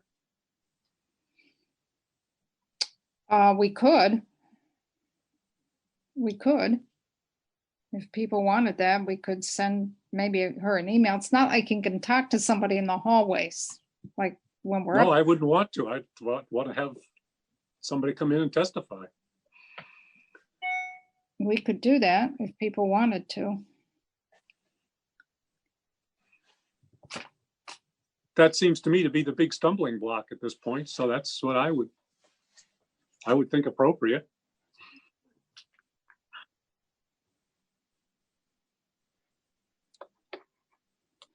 Other folks? Marcia? I agree with Kurt. I need a reason. I mean, I don't think that just because you're 65 and you did one of the big 12, you have reason to be out sooner. And I need a reason. Other folks? Carl? Yeah, I agree. I mean, we've really sort of been taking CSG's lead here based on the research that was done in JR2, and this seems like just kind of a one-off without any real reason for it. And I would need to hear from someone about why this is a good idea before I would support it. Okay, anyone else? So if we do ask Senator White, it would be for our next meeting, which would be Tuesday. If we want to do that. Are we okay with doing that, folks?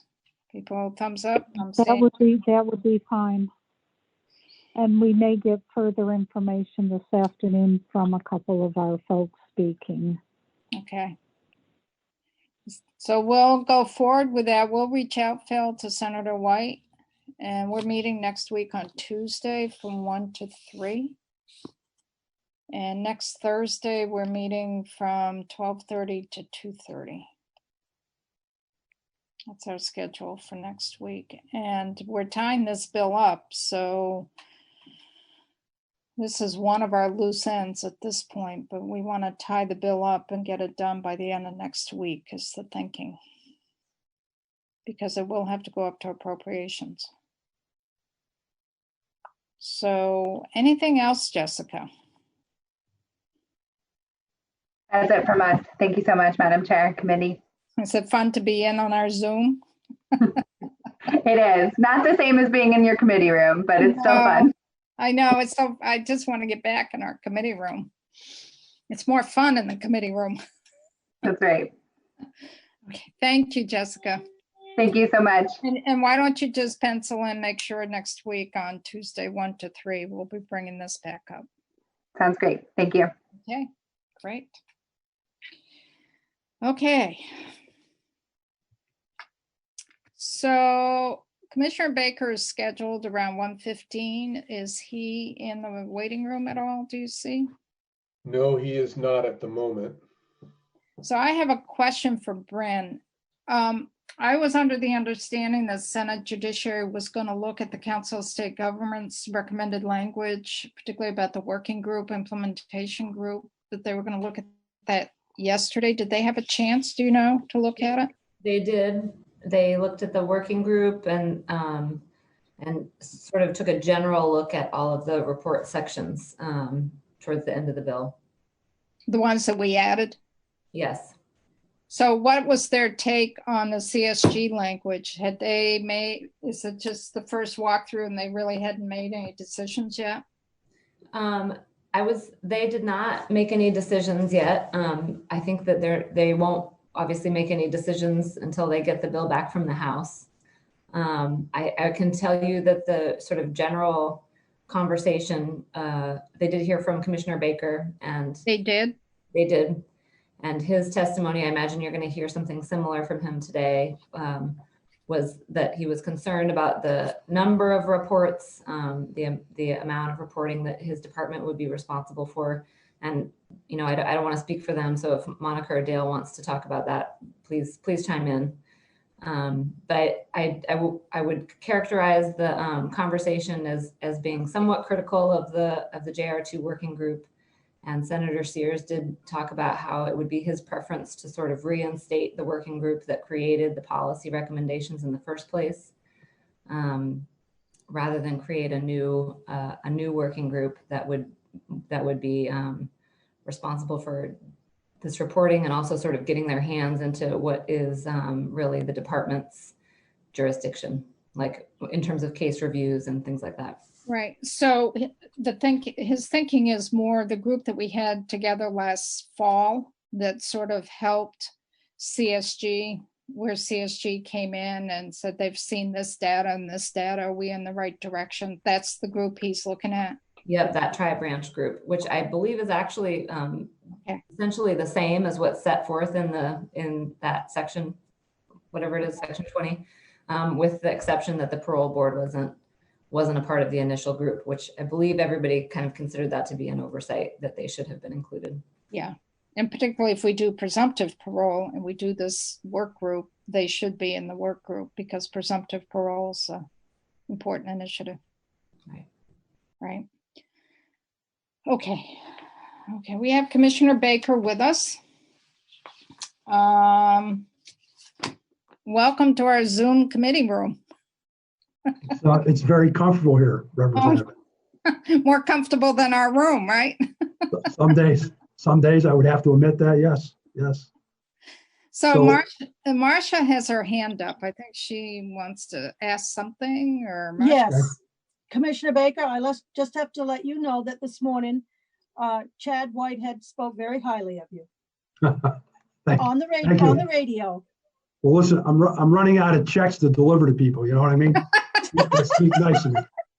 So, no, he said that you guys had done an exceptionally good job and that you should be proud of them. Well, I appreciate that, Representative, a lot, but I appreciate that they call me out. But I got to tell you, the staff has been unbelievable. That's what he said. We're facing some challenges, and we're going to be starting some more testing next week. But I'm knock on wood where we are right now. I'm not sure we thought we would be where we are right now. So we're Well, it was something a little worse. It was something positive for you, so I couldn't wait to share it. Exactly. I'm looking forward to the day that my name's no longer in the newspaper. That's what every commissioner of DOC says. So welcome. We are on our second, almost third draft of S338. And the commissioner wanted to come before our committee and just weigh in on the bill as a whole. And there may be some specific parts that you really highlight. So it's all yours, Commissioner. Yeah, and I think I just heard Bryn finishing up some conversation from Senate Judiciary yesterday. And I don't think I've had the chance to come in and talk about the bill itself, kind of an overview from the commissioner's standpoint, and also from the administration standpoint. But let me just say this, on the issues of presumptive parole and good time and some of the mechanics of the bill, I know that Dal Crook and Monica Weaver have been talking to you about that, and they represent where we are in the department. And as the commissioner, I'm less concerned about that because we're supportive of that and how good time works out in presumptive parole and cutting down on the various types of furlough. We're all supportive of that. Where my concern comes is Representative Evans, you and I have had a couple of these conversations privately, and this is where I weighed in yesterday. A couple of things that concern me about the bill is, number one, the level of number of potential reports that we would have to be involved in. I guess if we were talking 2.5 months ago, I would be less concerned about it than I am now. I just got off a phone call with a committee that we're standing up internally to start the conversation about what's the new norm going to look like for corrections, and not knowing the financial picture at all. But I think you all know that fiscal year 22 is going to be very difficult. That conversation next year will be very difficult. 21 is going to be difficult enough. We thought we had a budget, and now we don't have a budget. Now we're going to potentially a skinny budget with yet a second budget with a second budget adjustment. And that requires a fair amount of staff time. And I'm not trying to get out from doing reports, but as I said to Senator Sears' committee yesterday, we already missed the April 1st report, which was supposed to be on, sanctions and housing and a couple other points, only because we had this slight distraction called the pandemic, and we've already missed that. And so I am concerned about the number of reports that are in there instead of reporting back. And I think the way the committee was leaning yesterday, and I'm certainly not talking for Senator Sears or any of the senators on the committee, I think what I heard them say is they'd be interested in a conversation about us reporting back on certain key factors to the legislature. Certainly, that's your role for us to report back as oversight. That's not a problem. Some of these other, even the reports like on racial disparity, is going to tie staff down doing the data research. So again, I'm just putting out a kind of a caution light about, take a look at the number of things that we're expected to report on to include what's in the capital budget. And the budget adjustment, the first budget adjustment, and some of the language that is in here. I think I heard part of that conversation about, I did say to the committee yesterday that when I look at section 20 and section 22, so section 20, I believe, is the working group inside corrections. And then you go to 22, which would have been yet another committee working group. There's a couple of things that worry me here. And I think it was, conversation broke out in Senate Judiciary yesterday about this. And Senator Sears' recommendation that maybe you use that working group, the original working group, would be fine with me. We would be supportive, we would participate, because again, it's not the issue of the working group as much as the confusion about what's each working group doing. So if you read section 20, it's a working group internally, and then you got an external working group. I would just ask the committee to think about how can you combine that work so there isn't, same work being done in two different locations. I do believe that inside the conversations around why section 22 was put there, I think I understand it, and I understand the reason why. If I understand this right from talking to Ellen at CSG, it's really about forcing the conversation inside all the relevant components at AHS about how do you support the movement to a better, more effective community corrections model than we may have now, especially around the population that we supervise currently, because it's complicated. So as I've done the visits, although I've never got them completed because of the virus, as I was going around to the field, to the district offices, what I heard loud and clear from the probation and parole staff is that their workload is very complicated. There is not the collaborative, and this is not pointed at one agency or the other. There's not a collaborative effort in the field around things like mental health and substance abuse, and the access to those resources are challenging because there isn't local, there isn't direction driven from the top down that those services are accessible or available or a combination thereof to the complicated population that we supervise. So I'm a little worried about too many working groups and getting the conversation splintered instead of a focused conversation on how do we do that moving forward. So, I mean, the rest of it for me is an emphasis to moving towards a better management of the population in the field, taking good inmates to good citizens and not having them return to the system. And I think we're all in agreement that that's what we want to do. I just don't want to get bogged down in reports and processes and not doing the work, if that makes sense.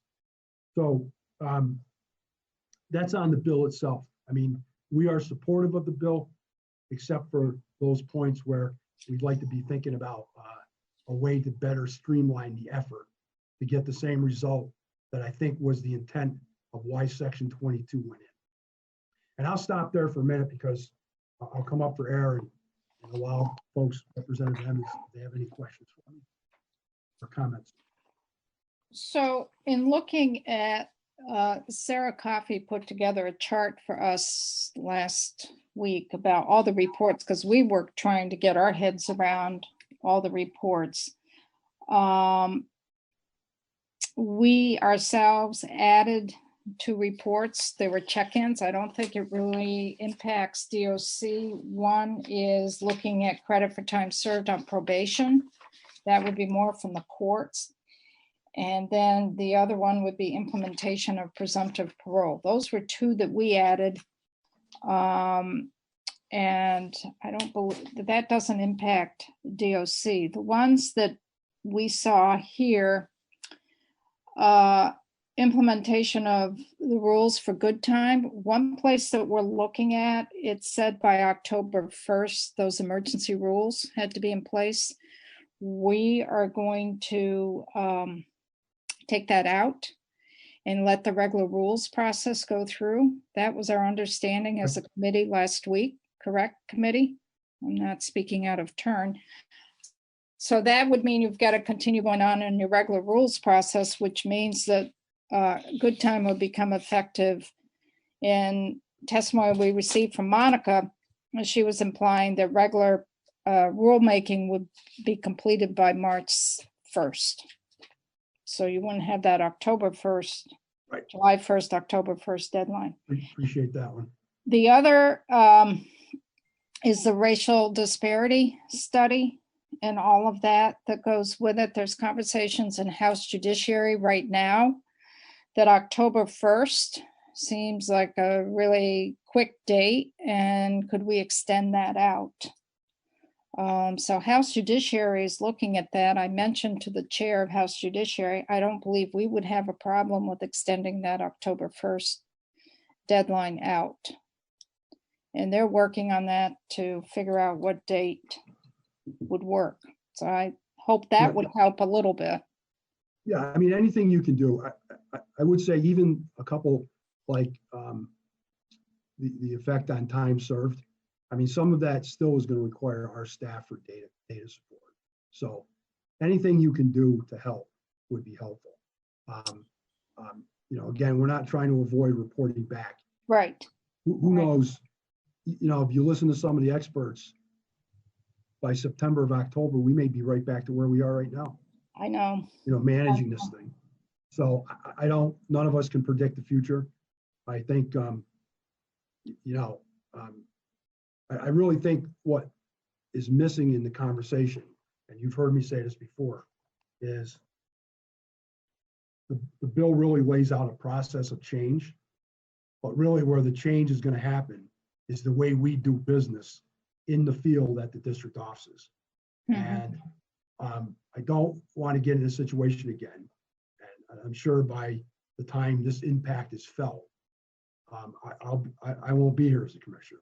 I don't want to set the next commissioner up for a fall, not having a good, healthy conversation about how you're going to implement that, and really think about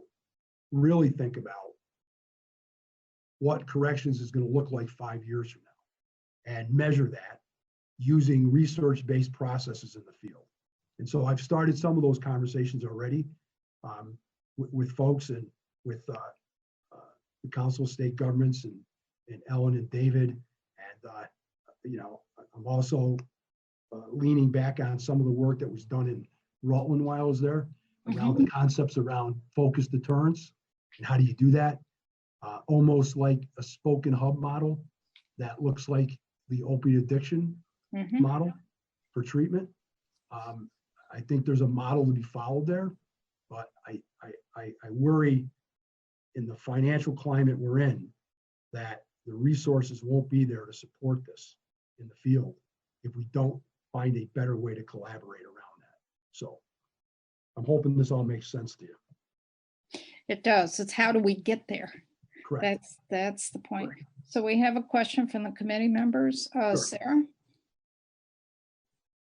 Hello, Commissioner. Hey, Thanks Sarah, for, how are you? good. Good to see I you. I should not be calling you Sarah in a committee. Oh, it's okay. So I appreciate your comments because as our chair said, I pulled out all the deadlines and who's reporting to whom, and I think it wowed all of us to see it all laid out there. And I appreciate your comment about like your concern around splintering off these conversations. Do you think that the programming conversation can be part of the larger conversation within that working group? Is that what I'm hearing you say? Yeah, instead of having multiple working groups having splintered conversations, I think the work that, you know, again, I came into this right at the end, right? So I don't know what the temperament was in the working group, but I understand that it was pretty cohesive, right? Yeah, and it was. There were four legislators, and then there were people from the judiciary and people from the administration, and so I think Representative Coffey, to answer your question, is that I think again, and I'm not saying what we're doing for programming is not right now, but I do know from and a lot of that is internally, some of it's external when we're supervising people, but I really think we need to dig deep about what is evidence-based and what is the best processes out there. And I'm not saying that I know what I'm about ready to say with any certainty, but I think we have to figure this out. I know when I went in as a chief in Rutland and we first started talking about Project Vision, that people were saying it's going to cost too much money. And at the end of the day, the resources were there to do what we needed to do. Yep. Now, the methadone clinic came into play at the time. You know, at the time, Governor Shumlin was the governor, and he put people on the ground in Rutland to get the methadone clinic going. That was a big expenditure, and it had a big part of how successful we were in driving down the crime rate. But a big part of what we did there was our relationship with the Department of Corrections and how we worked in partnership with them to help them supervise the high-risk people. Not in the sense of we were looking to go out and arrest them, but it really was a wraparound process. And I think there's room for that kind of conversation. And I'm not saying I have the answers, because I've never been at this end of the process. I've been at the other end. But I do think, based on some work that was done with academic folks when I was in Rutland, I think we can rekindle that conversation, but have everybody in the room. And again, Secretary Smith has said this several times before the pandemic happened. The issue of how corrections struggles with finding the right support for people who supervise is not just corrections issue, it's AHS's issue. And so I think part of, if I understand this from talking to folks, part of what was trying to be accomplished with this working group was trying to get that cohesiveness going inside AHS. And I think some of that can be done with that working group. So you anticipated my other question, which was like how integrated it should be with AHS, because there are almost three, right? The way it currently is written, there are like three separate groups and reports. And so this is. I just think it's splinters. It's splinters. Yeah. And again, I understand why folks are thinking this way. And what I said to Senate Judiciary yesterday is look, I've been in state government a long time. You know, I've been part of many conversations at the legislature, my state police days and my academy days, and now here at corrections. And I'm not, believe me, I know all of you know me well enough now. This is not directed at you personally, but we always do these reports, and the reports take so much time that we could have been doing the work. And I'd rather spend the time doing the work than getting bogged down in reports. Now, with that said, you need to hold us corrections accountable in your role as oversight to make sure that everybody is in agreement on a vision and we're moving in the same direction. And so I get why you want to report back on certain things. And I will agree with what Senator Sear said yesterday. Probably one of the more important report backs was the one that we missed, is that April 1st one. And we just missed it because, you know, we've been in this battle now for 8 weeks. And we started that process and never finished it because it was all hands on deck on the virus.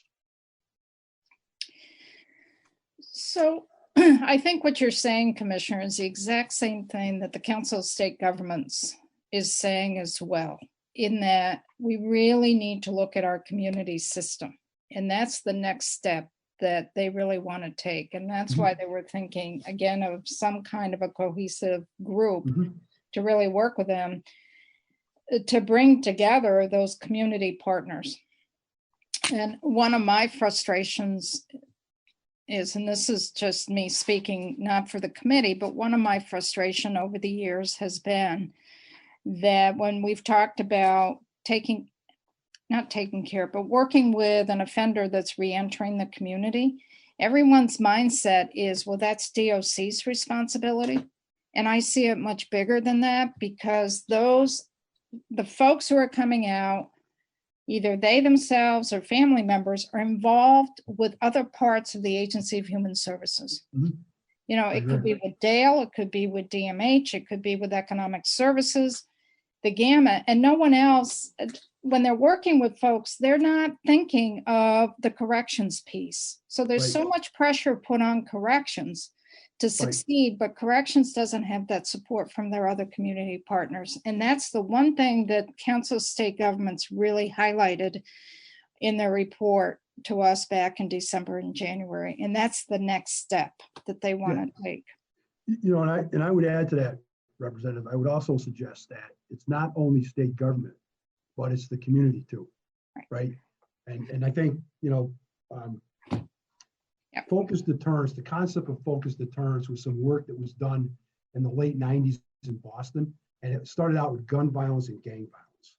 And the idea is that you use what they refer to as levers, and you pull levers when you have to pull levers to get people to be compliant. And it isn't a catch you, you know, I think sometimes, you know, and I played part of this game when I was a police officer. Some of this is kind of, can we catch them offending, right? And it's kind of like this game of catch them. Well, that really doesn't help shape them to be good citizens. Now, some folks are not gonna be successful, but if there's a whole community wrapped around them with all the services that community can offer, with all the state government services can be offered, it's made very clear to them, you have this support. We want you to be successful. We're not trying to catch you out of bounds, but here's the support system. But oh, by the way, if you choose not to take part in this and you are not compliant, there's a swift reaction to that and a swift punishment. And the studies show that it isn't necessarily how severe the punishment is, it's how close it comes to being out of bounds. It has to be quick, and it has to be meaningful, and it has to send a message. And so I think I would say to you, I appreciate your comments, because it's easy now that I'm at this end of the system. I was probably one of those people as a police chief and a station commander at the state police that was critical of corrections. But hey, I'm in a different seat. Why are they letting him out? Why are they letting him do that? That's right. Who the hell, you know, What do they know? Exactly. So I'm at the other end of this pipeline now. And I think my experience in Rutland, and I'll just leave you with this, probably one of the most successful elements of what we did in Project Vision was 2 social workers that were embedded inside the police department that were there as a result of a grant. I can't remember if it was through corrections or DCF, it doesn't matter.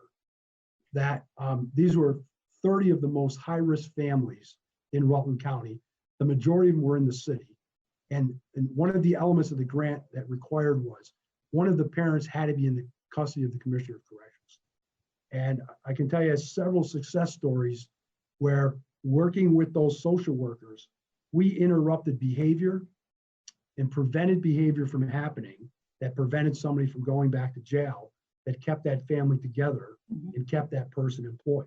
And so, to me, I'm trying to draw on my experiences there about a vision in line with what, you know, CSG talks about and how we're going to be successful. And, you know, I do think it's going to require some money, but I think the implementation of that's going to take a bigger conversation with a bigger group of people, if that makes sense. It does, and it's helpful. We have some questions from the committee. Carl and then Butch. Thanks, Madam Chair. Commissioner, it's nice to see you. Thanks for joining us this afternoon. No problem. It's good to see you. I think we are really concerned about the over reporting, and I appreciate your feedback on where some of these reports might be able to be combined or streamlined a little bit.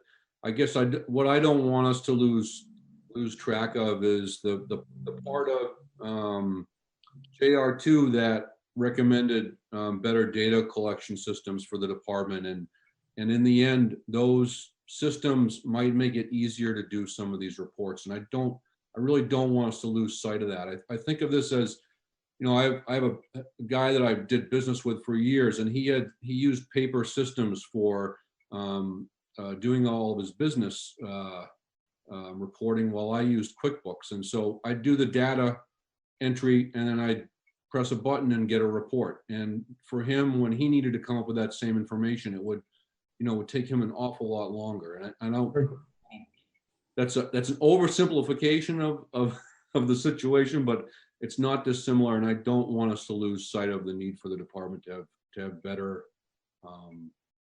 systems for that reporting. And I don't disagree with you all. I agree with you 100%.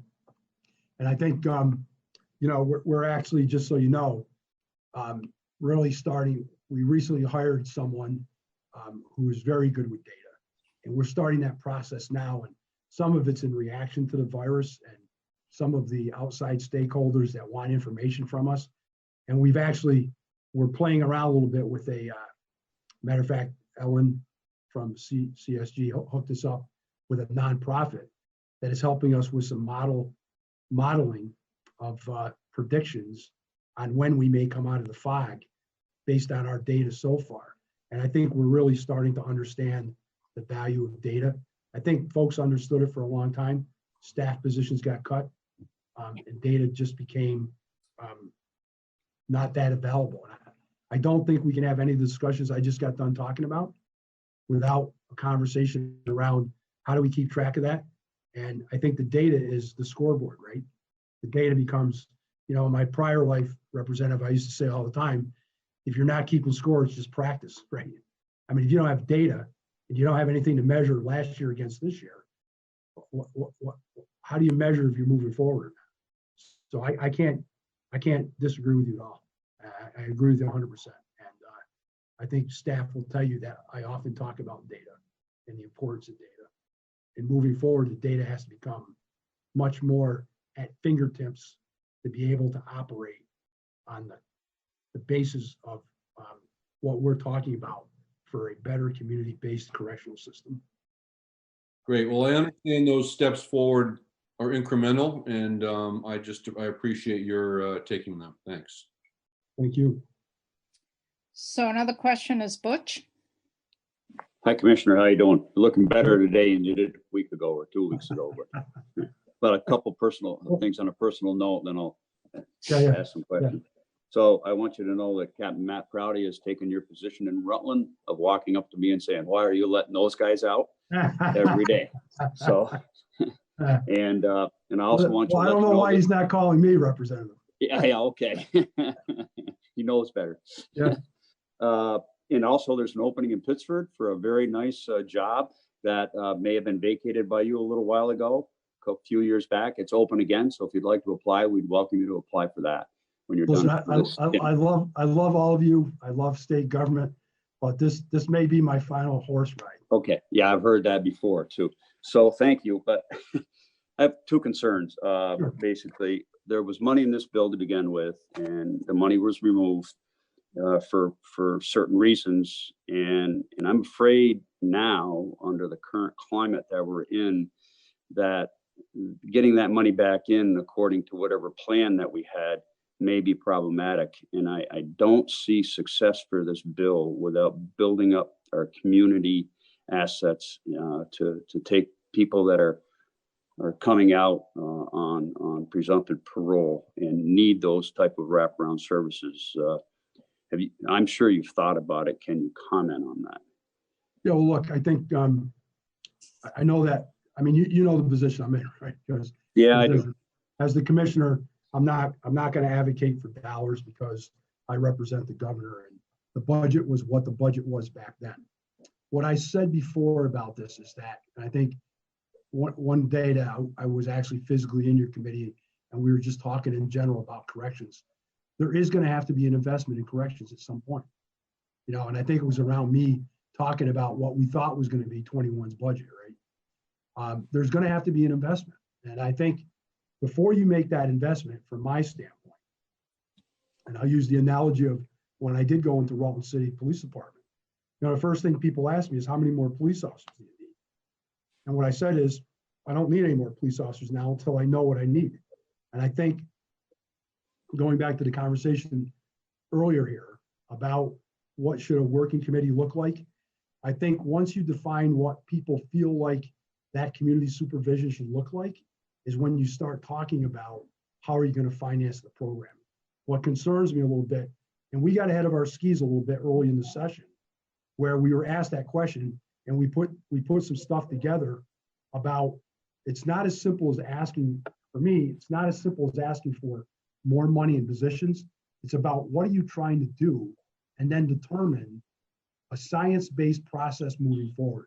What is the absolute best practices we can put in place, and then figure out the cost of those, if that makes sense. Because I think otherwise, it's classic state government. Give us more money, we're going to spend it. I'm fully aware that part of what I just charged this committee on taking a look at opening up corrections again is really what I said to them in charging them with this committee work, is that, the revenue, you all know this, the revenue estimates for 21 we're talking $500 million left revenue. I mean, that's, every time I say it, I can't believe I'm saying it. So I think we still have to run corrections and we still have to do a good job. And I think the only way you do a good job is step back from it and figure out, is there a better way of doing this community supervision than we're doing it now? And I'm not saying we're not doing a good job of it, but no one should sit back and say, we're doing a good job and there's no need to talk anymore because we're doing a good job. We need to figure out how to do it better and then figure out what that's going to cost. So I get that, Commissioner, but again, I just say, should this bill prove wildly successful and we start letting people out on parole more than the system can handle, and we haven't ramped up to do whatever we need to handle these folks coming out and give them the services that they need, what's next? What happens? Do we fall? Does this whole bill fall under its own weight? Well, I think what will happen is, and I think we're going to see some of this now. It's not that we really loosened up the reins on who we decided to put out, because that process pretty much followed our process. And look, I'm going to say something that people probably get a little nervous, but we're not supervising in the field the way we were prior to locking down for the pandemic, because we had to take a lot of folks from the field and move them into facilities because of sick leave. And people were out on leave because of childcare issues. I mean, once daycare shut down, we saw a drastic uptick in people that took advantage of the state's COVID leave. So we had to pull people in from the field. The last 2 days I've been having conversations about, we're gonna have to start pulling the reins back a little bit. So I think we're seeing a little bit of an experiment about this now, but I think the problem is, if you don't have the support in the field, corrections will get blamed for it, which, okay, that's the perception issue. But I think you're gonna run the risk of harming community safety and harming, sometimes it's not even safety, sometimes it's chaos, right? Adding chaos to the community. That without that type of support, I think those are what's going to happen. Thank you. And then just for my last question or comment, and this may be out of your wheelhouse, but I want to talk a little bit about credit for people on probation. And there's certain things that keep me up at night, and this bill does. I want to make sure that we don't miss anything. And if we just want to make it a good, strong piece of legislation. And I was wondering, when we did good time, we asked the department to help us understand who should receive good time credit and who shouldn't, and when it should start, and who would be eligible, and all those various things. And we set up this really neat committee to come up with those answers. They brought it back to us and said, figure it out yourself. And we did. I think we have in this bill. But probation, the question I raised to myself, and I had a conversation with the committee about it really early, and you were the one name that came up for today, was that who should get credit for time served on probation? When should it start? Should it be retroactive? Should it be available to everybody going forward today, or should it only be available to new people coming in on probation? I'm not going to hold you to any answer because it's probably way again, look, here's where I am on good time, right? Because I probably understand it less than you do. And so my comments earlier about, I don't necessarily have a problem with the way the bill is written now, as it's explained to me by Dale and Monica, right? And I know probably for my conservative friends in the law enforcement world, if they're listening, they're all shaking their head about what happened to Baker, right? I believe if you go back to this concept of focused deterrence, where you can use good time as a lever, as a result of, it can be used as an incentive to better program people, but you can't program people if you don't have the programs. So I don't I know I'm not really answering your question because I really don't understand it completely.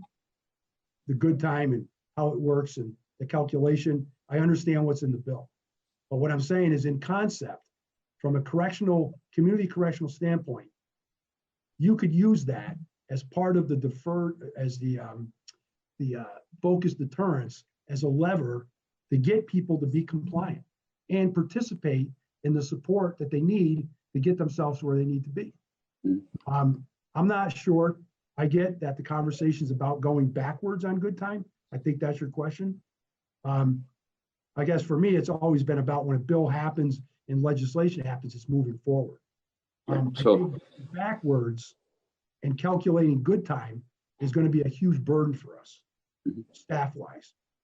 I'm willing to accept whatever the legislature decides they want to do, but I do think it's going to be a big burden for us, budget. And I think, there I go again, calling someone by their first name. That's fine. So But what I'm going to do. let's clarify, Butch, before it's Right, for the good time, it's not going retroactive. It would be applied to those folks who are currently sentenced going forward.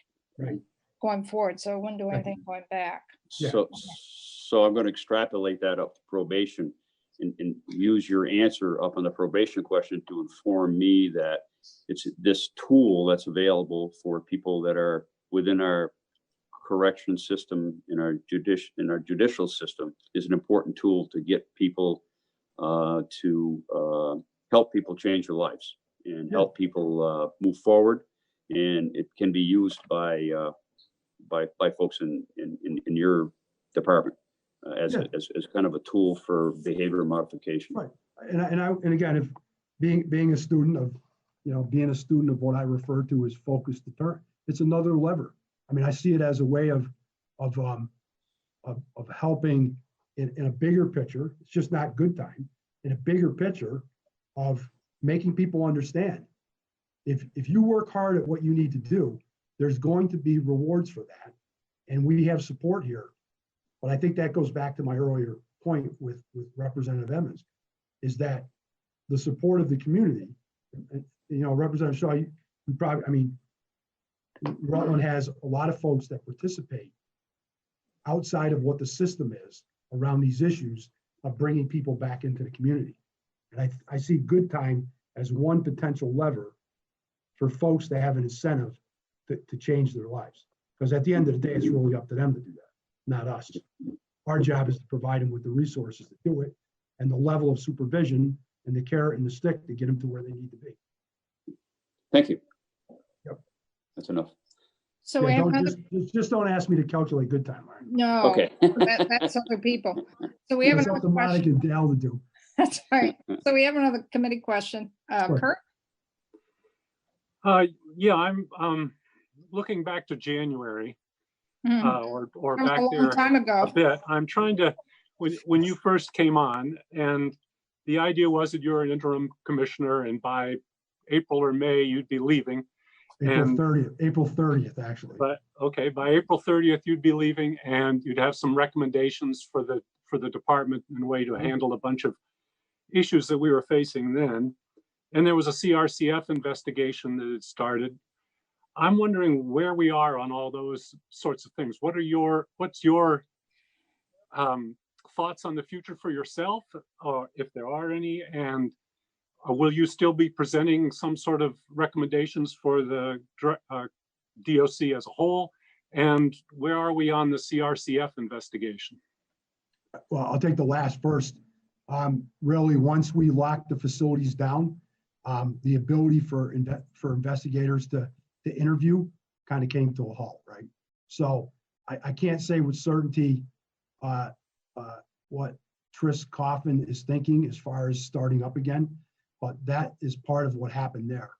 To get to your second question, and I will, in fairness, I should circle back with Tris anyway, and talk to the secretary about where we are with that and what our thoughts are, especially as we start to think about loosening things up a little bit, not so much in the correctional system, but in the rest of the world. When the pandemic happened, Secretary Smith, I had a quick conversation about my shelf life. And what I agreed to is that I would stay on. I wasn't going to leave on the 30th. My letter of employment ended on the 30th. This is too complicated right now to bring in a change of leadership in corrections. So I agreed to stay. I'm here right now through the end of June. I do plan on writing some version of a report or a memo or suggestions back to the secretary about some of the things that I think has to happen inside corrections. But I got to tell you, I've said this a couple times, and I may have said this to folks privately.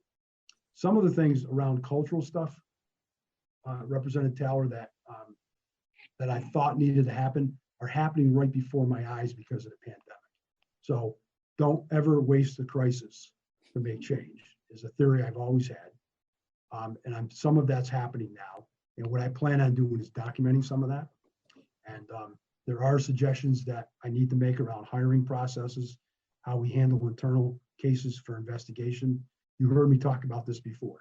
And so there's a bunch of other stuff, things that I think around racial disparity, fair and impartial supervision of people we're responsible for. Those are things that I've been talking about off on the side since I've been here. And I will leave behind a document that lays out what I think needs to be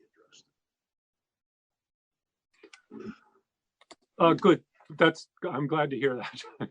And I'm glad to hear that you're staying on through the rest of this crisis. So good. Thank you very much. Thank you for the support. Any other questions from the committee or comments here? Because I'm sure Commissioner Baker needs to move on to taking care of some bigger issues. We don't want to hold him up any longer. But yeah, my next thing is a budget conversation. Oh God. Oh God. I think he would rather stay with us than do the budget. Probably. That's clearly a voice I hear coming up the road from Bennington there. Thank you, Commissioner. So this is helpful, Commissioner, and what I'd like to do now with the committee is really talk about the working group and work with Bryn in terms of coming up with new language to incorporate what occurred in the Senate yesterday and here today. So, and again, thanks especially to Phil squeezing me in because I went back and forth with him a couple times. I appreciate your patience with me. Thank you. That's fine, no problem. Anytime. Have a good day. Thank you. Thank you. Thank you. Thank you. So while it's fresh in our minds, what I'd like to do is we've got a draft sort of in the works, another draft. We're also waiting for Senate Judiciary on this. I mean, House Judiciary. But I'm wondering, Bryn, if between what you heard yesterday in Senate Judiciary and the testimony just now from the commissioner, if there could be new language, gave enough direction for some language about reinstating the group that was together last year in the fall and winter that worked with CSG. And also incorporate within that looking at maybe the graduated sanctions, reentry housing needs, the community piece, behavioral health piece, is kind of consolidate all of that. Does that make sense, Bryn? Or is that too much? No, I think that makes sense. Does the committee know what it wants to do with the Agency of Human Services report? Is that something that you want to consolidate with this sort of overarching JR2 working group? I was sort of thinking about that, but I'm not tied to that. Other folks, because they had there was for the Justice Reinvestment 2, that was on section 22. which is reports on findings and any recommendation for legislative action. And then the Agency of Human Services, with the assistance of Council of State Governments, would be gathering information on mental health, substance use disorders, and assessments for incarcerated individuals, how screening informs case plans for sentencing individuals, and existing behavioral health care coordination and case management protocols. So that was more data collection from the Agency of Human Services. Yep, so you want to leave that one as is then and just have them report to the working group? I would say so on first blush. And then in the working group, incorporate the issue about strengthening graduated sanctions piece in reentry housing. Is that the Department of Corrections program working group? Yeah. Section 20? Yes. That was 24. Oh, okay. Or section 20. There's also section 20, but that's not, is that connected? Yeah, that is connected with the Yes, Council it of is, State yeah. Governments. Yeah, I was thinking of that working group, section 20. Right. That was my understanding, to consolidate that programming piece with the JR2 group. But are you asking that the section 24, that language that passed in the Budget Adjustment Act, would you like that to change as well? Well, that's what I'm sort of looking at, because that's another one of DOC. I'm wondering, could that be part of that working group in section 20? I don't know. I'm just putting those out as thoughts. Okay. Okay, so Kurt, you have your hand up. Sarah gave a thumbs up. Kurt, is your hand up still? Is it new or is it from the previous question? No, it's waving. Okay. Okay, it's all yours. You have something, Mary, too? Yes, my hand's up. Okay, so Kurt and then Mary. There's an awful lot of working groups being tossed around, and I'm not sure the composition of each. And we seem to be talking about taking the original Justice Reinvestment 2 working group and substituting it for this Justice Reinvestment working group, but I'm not exactly sure who the members were of the previous one and what their charge was and how that differs from this one. The one that was involved last year had a tri-branch. It had to be tri-branch because this was a work of justice reinvestment where you had agreements from the three branches of government. So you had 4 legislators on there. The Chief Justice was the chair.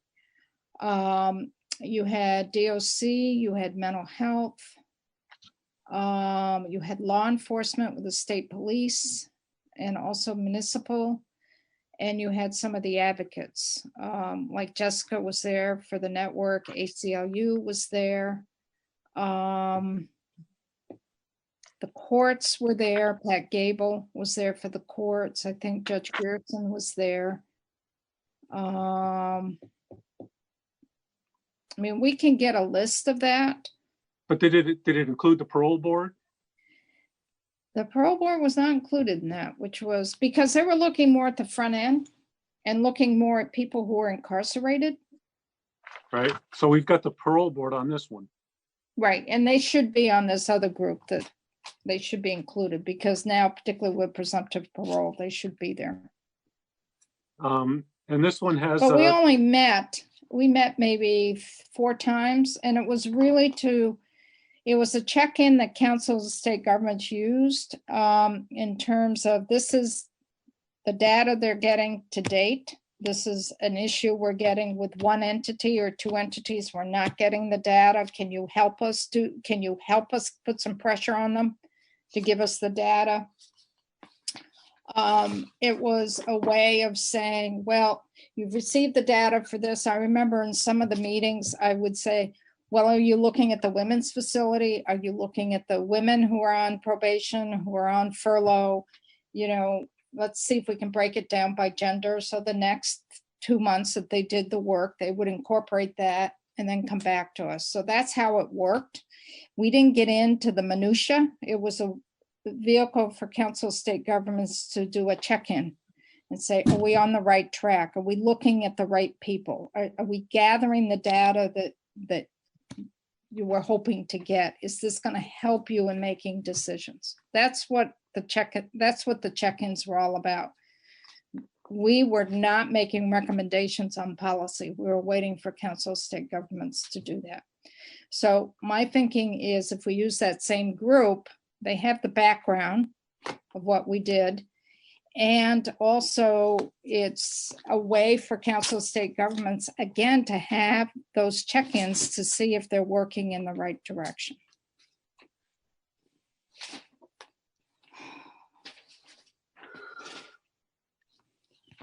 I have a cat that's rolling over in all the papers. I guess I need to be able to think about with the different makeup of the group, whether the powers and duties need to change and things like that as well. I don't think we need to overthink it. I don't think we need to overthink it. Well, determining their powers and duties, how's that? Huh? I mean, they have to, what are they going to be doing? They're not going to be doing the same thing they were doing before. Well, it's a way for the council of state governments to check in and also look at how DOC or the community is implementing presumptive parole, the different types of furlough and what's coming in. It's how do we take those next steps in justice reinvestment too. So Butch has his hand up. Butch? Thanks, Al. So I'd like to think this proposal that the Senate put out yesterday is kind of a compromise proposal, because the working group that we have in our current version of the bill probably wouldn't live through another look from the Senate, because I don't think Senator Sears was, his initial reaction is, we'll just let justice oversight do it. And I think that. You mean the one from Justice Reinvestment? Yeah, that whole section of the bill, he was not in favor of it all. So I think this is probably a bit of the Section 20 working group. I think this is a bit of a compromise from them. So we have to, I'm going to look at it that way a little bit, I think, and try to figure it out without monkeying it up so much that it's not going to work. Kurt? Well, I think Mary had a question, didn't she? Oh, I'm sorry, Mary. I am sorry. Thank you, Kurt. That's all right. I think my question was answered because I was trying to define what the committee looked like it had done and that. So I think my questions were answered. Mm-hmm.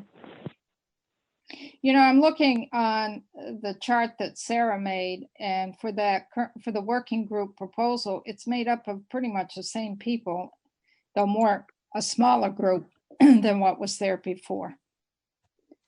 Kurt? I think I'd like to hear from CSG about what they think of it, because it sounds to me like, well, this original working group has a lot of hands-on working that it was going to be doing. And I think that's what the commissioner was saying. It looks into things pretty in a detailed way, into some of the things going on in corrections. And we're backing off of that, and I think we're putting more onto CSG, and I'm wondering whether this is something that they feel is good or that they can do. If this turns into more of a report back from CSG, we have to know whether they're willing and able to do it. I think they are. I mean, this language here is a recommendation from CSG. They're anticipating once the S338 passes, that the next step for CSG will be implementation, and also to really start focusing on the behavioral health piece of it, in the behavioral health care piece of it within the community. And the goal is that we'd have some federal dollars coming in to help us with this, and CSG would be the key entity that would be working on this for implementation. Right, but this is CSG's addition to have somebody else do a bunch of work, this working group, not No, for them it's to to do help- it. No, it was CSG would be doing it, but this is to help them in terms of, are we implementing this correctly? Is this the direction that you want to go as a state? So would CSG be looking into the implementation of case reviews and the release of individuals newly eligible for presumptive parole? They'd be reaching out to those individual entities to give them the data, and CSG would assimilate that. CSG has been in direct contact a lot with Monica. And I don't know if you want to speak up on what has occurred in the past in terms of your work and CSG's work together to get the data and how that worked, because I would assume that's the continued process. Am I off base on that, Monica? And then Sarah did have a question. I'm happy to wait if that's, or I can answer the question now. Why don't you answer the question and then we'll go to Sarah. Yeah, I mean, I think it's, yes, CSG will be coordinating what I would say a lot of gathering of data.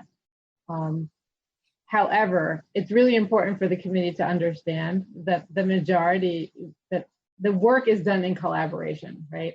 We spent a tremendous amount of time with Ellen and Cassandra and with Ed Weckerly, being able to, one, provide them with the information that they needed, interpret the information that we were giving to them, read through a lot of reports. So it's a collaborative effort versus CSG just coming in and doing the work. They can't do it without us, and I would say us includes the judiciary, the parole board, all of these agencies spent a lot of time working with CSG so that they could produce those reports. And this implementation working group, whatever it will look like, I imagine will require at least as much and possibly more work, as the commissioner, I think, was saying earlier in his testimony. It will require a lot of work from all these different agencies.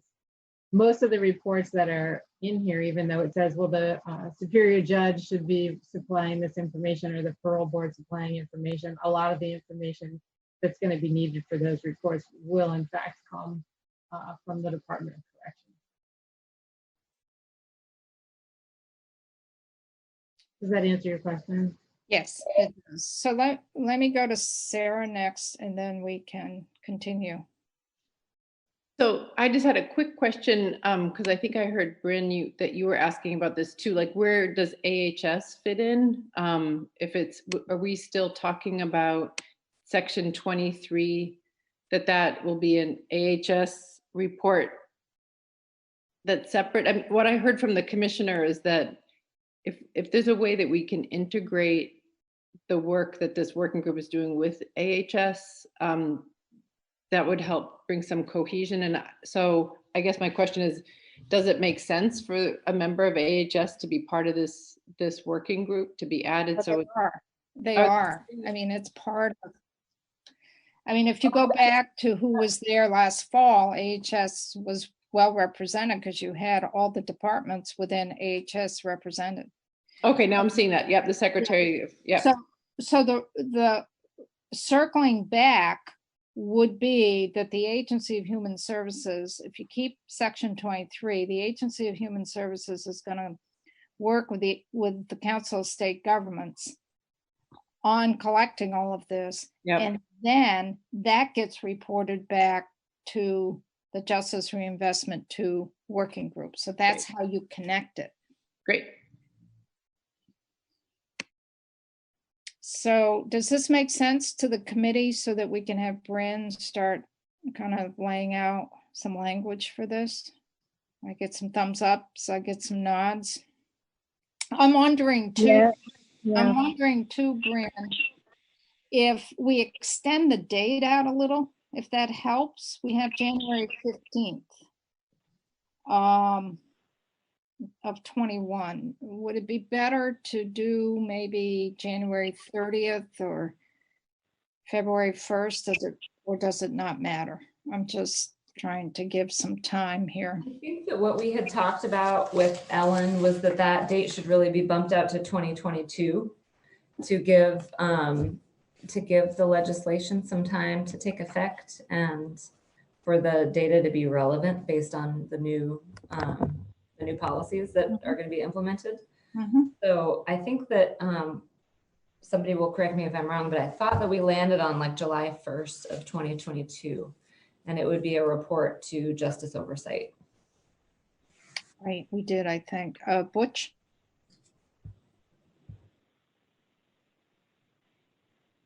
Unmute yourself, Butch.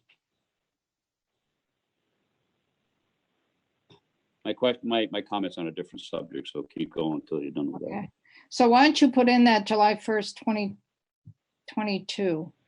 I had January for my notes. January 1st, 2022? 22, but I don't think so. I don't know. Well, if you do January 1st, 2022, that's the, oh, there goes my internet again. If you do January 1st, 2022, then you've got that legislative session, the second year of that biennium. If you push it out to July 1st of 2022, then you're not going to deal with anything until the legislative session of 23. So it'll be 2 years from this January, next January that you.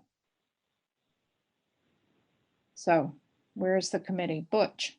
No, you've got something else. You want to do January 1st, 2022 or January 15th, 2022 or July 1st, I think 2022. I think January, whether it's January 1st or January 15th of 2022, then it gives a biennium to. Well, 1 year of the biennium, it's the last year of the biennium. Oh, right. The new biennium starts next January. Yeah, right. Yep. So, but if we don't do that, then we skip a biennium. We skip 2 years. Yeah. So our folks, how many folks would prefer January 22? How many folks want January 22? Okay, how many folks want July 22? I think everybody was January. January, yes. So Bryn, we're at January 15th, 2022.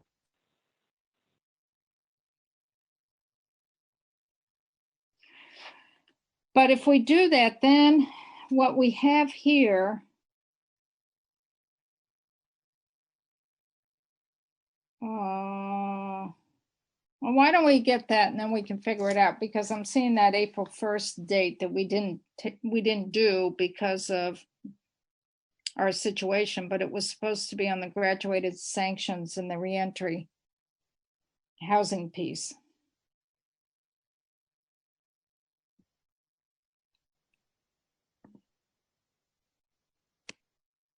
So let's get the language and then we can see it next week on Tuesday. That will help us, I think.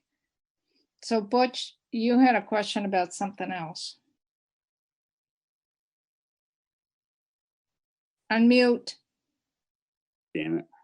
I'm going to tell Isn't your that wife nice? to keep you muted. Yeah, I know. I'm gonna go back to probation as long as Bryn's getting ready to make some changes. And I know we're waiting for judiciary to come over with their language in that. I'm wondering if we should consider taking a look at the current language or the language we're proposing on who's eligible for good time and maybe put that a similar language, because current law just says a judge can, like, I know, can just set probation.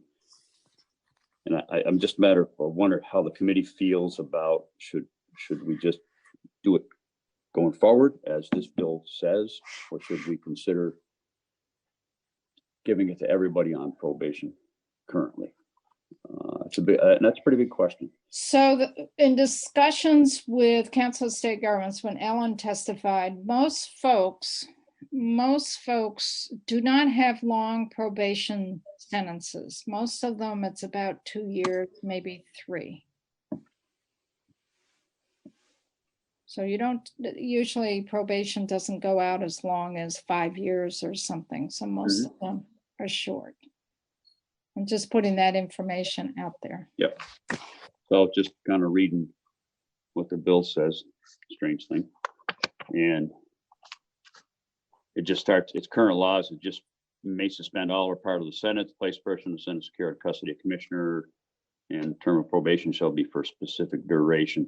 And if everybody's happy with that, and I can go on with whatever everybody feels, we're just going to go only, that's only available to people that are sentenced to receive a probationary sentence after this bill's passed. Right, going forward. Yep. Did Senate Judiciary talk at all about people who are currently on probation that going forward, when the bill became law, that they would be able to get time for credit served going forward as well? I do not recollect the Senate taking any testimony about whether it would apply to people who are currently incarcerated. No, currently on probation. Oh, I'm sorry. Not incarcerated. No, there's folks on probation. We're talking about credit for time served on probation. I don't think that they discussed that. I don't believe that they discussed that. I don't know if it would be problematic or not to put it on folks who are currently on probation. I don't know. Dale, you showed up. Is that a reason you want to talk? I believe the understanding was it for it whenever, if the language, there's a few different versions of it, but whatever language passes would be effective that date moving forward. Right. For everyone on probation. So we wouldn't have, because it's not changing the sentence. It's not changing the sentence. It's what it's doing is making a fairness for all of our different legal statuses. But the question is it credit for time served for folks who are on probation? Is it for someone, when this becomes law, would a person who is currently on probation qualify going forward for credit for time served? Prospectively, it wouldn't be retroactive. Okay. So let's say it goes into effect July 1st. Right. So July 1st, he would earn his first day. July 2nd, July 3rd, it'd be moving forward toward the current sentence. So we wouldn't go back in time and look forward. It's everything moving forward. So. But for someone who is currently on probation, right. Once this bill becomes law, going forward for each day they continue on probation, they would get credit for time served. Correct, unless the legislature wants to change that, like they did with good time, how it was everyone that's sentenced will earn good time, but it's not retroactive. It's prospective moving forward.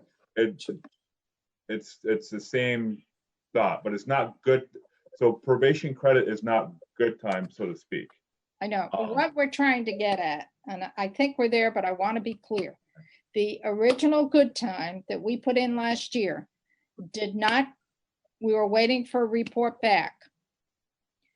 But the way it left last year was when it was implemented, the good time would only go to those folks that were sentenced once the bill became law. It did not apply to those folks who were currently sentenced. Correct. And I see Monica there. So. We have now shifted that to say yes.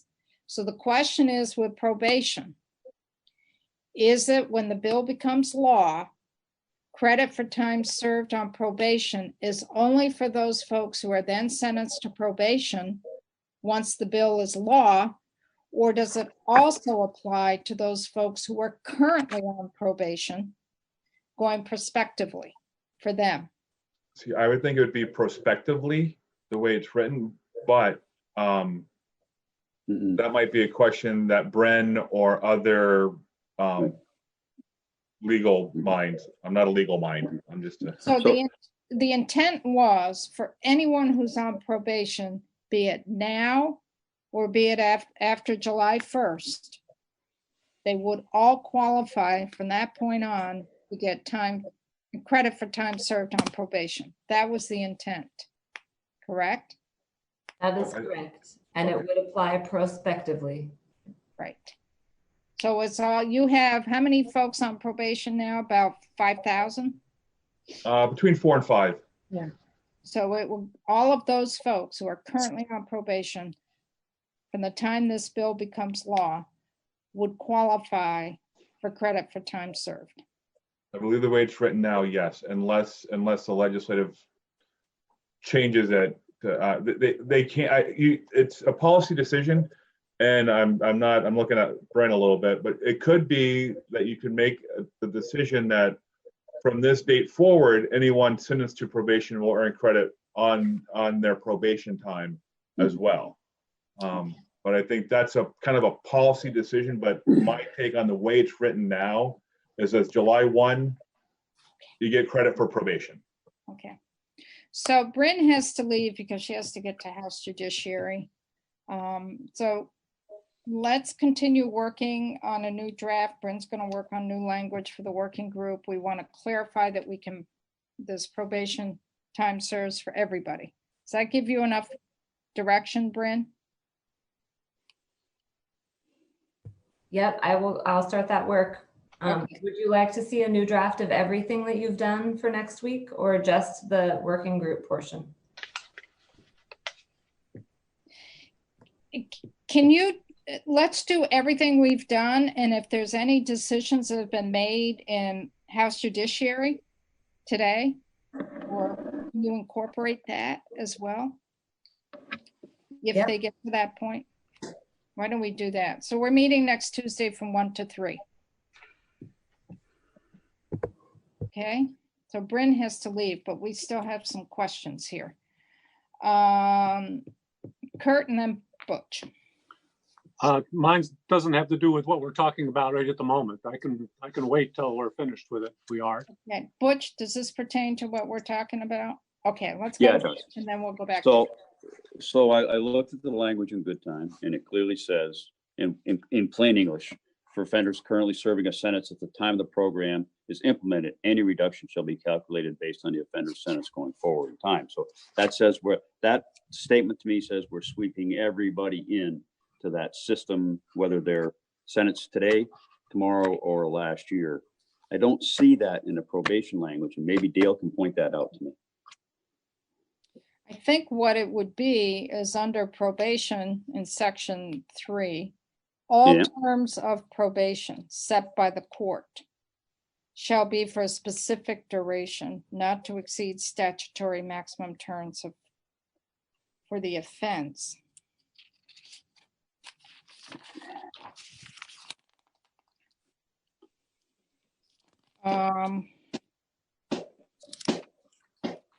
So, Representative Shaw, what I see is like the probation that I'm on page 9, D1, where it says a probationer shall receive 1 day of credit toward the probationer's minimum sentence, et cetera, et cetera. So that would mean that once the bill becomes effective, that the probationer would receive credit. That's how I interpret it. So if it's not the direction of if it's not your policy decision, I would have that cleared up because it could be interpreted one way or the other. I would interpret it as I serve 1 day on probation, I get 1 day credit if that probation gets revoked or something of that nature. So I understand that, Dale, and I appreciate it, but you're a corrections guy.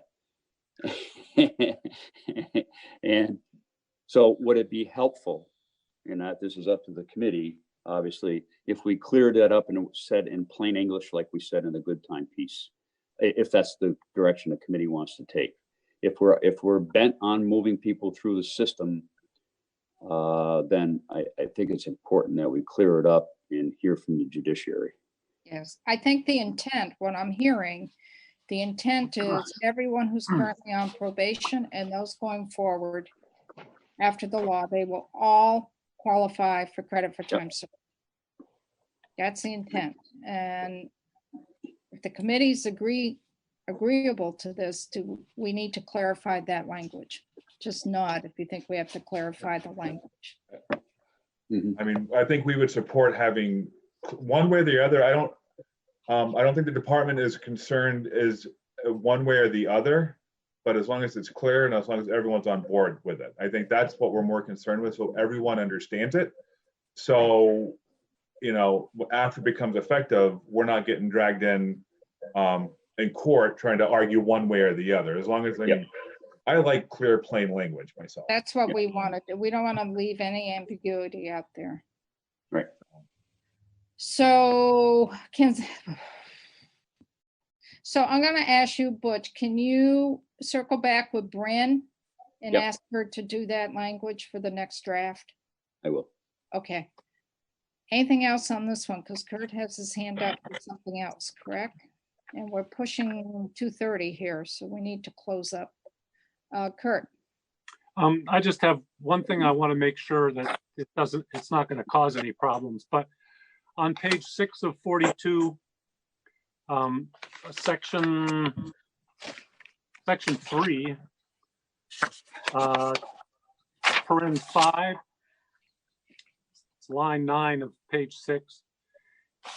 I realize this is existing language, but it enables the probation officer to add to the probation as much as a year. And I'm wondering whether that's going to bump up against what we're also saying about probation not being allowed to be more than the maximum or something. Because they can keep adding probation as long as they are not doing their programming, it sounds like to me. Well, they have to file the petition with the court. Yeah. So what that is, Representative Taylor, is we have someone on for a term probation and they're getting toward the end of their term and they haven't completed their conditions of supervision. We can, if we violate, go back to the court and have that term extended so that they can complete what they need to do. Now, you do bring up a good point here that this, with the way that with the credit would be reading now, there could be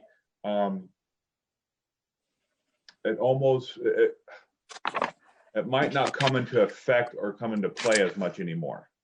It would be for current cases with longer terms that are already in effect, but it really depends on the term that's set and the sentence that's imposed. So it could be, in effect, someone has a 2-year max sentence that's all suspended, but a 1-year term.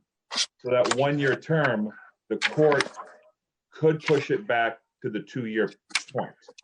But if it was a 2-year term and a 2-year max, you couldn't really push it beyond that because at the 2, the probation's done. I see. So it adds a layer that when the courts and agreements are being written up as far as probation and terms, that's just something that they'll have to kind of take into effect is the term. And if we're going to look to push it back, you can't have the term can't be longer than the max with the new language. That's what I wanted to make sure. Yeah. Okay. I hope I explained that correctly, or I hope I explained it well enough to understand. Okay. No, that does. Okay. I just want to get that down because I was interrupted here. Okay. Mm-hmm. Anything else before we finish up? So I just want to give the committee what the thinking is in terms of our time frame here for this bill. The speaker has asked if this bill needs to go to appropriations. I'm assuming it does, even though we don't have an appropriation to it. What I would like to do, there was a group review working with Mary Hooper, there was Sarah, and there was Carl and Felicia and Mary. Could you folks connect with Mary? And I know they're in the throes right now of BAA, the large BAA. Mm-hmm. And they are going to be getting in, I believe, a week and a half from now, The FY21 budget recommend from the administration. This would be an FY21 appropriation. And it would be really important to get a conversation going with Mary Hooper to kind of figure out what the thinking is for S338 for money and for what. They're going to be doing a skinny bill for FY21 that my internet's unstable, so I hope you can hear me. That they hope to get out and passed by the end of May, beginning of June is the thinking. So Mitzi has asked if we can get this bill out next week. And I said, well, we're pretty close. We're waiting for House Judiciary. And Do we know when they will be done? Maxine and I spoke yesterday because the speaker emailed both of us yesterday. And Maxine and I spoke yesterday in terms of what they're looking at. They are looking, I asked them to really look at the minimum max issue for credit for time served on probation, if it should also go towards the max. I asked them on furlough, Rule 75 or Rule 74. And they're also spending time on the racial disparity and the sentencing commission. And they want to know about the stakeholders in the racial disparity. They were thinking of getting all those folks in to testify. And I said, you don't need to, we've heard from the majority of them. Our concern was that the report back from the racial disparity study that didn't need to have a report from every stakeholder and that people are fine with the changes that they made. So House Judiciary will go along with that, but they're really concerned about the Sentencing Commission.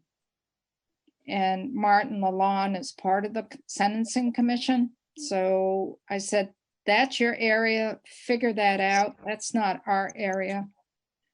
So I think they'll probably have something by next Tuesday, I would hope.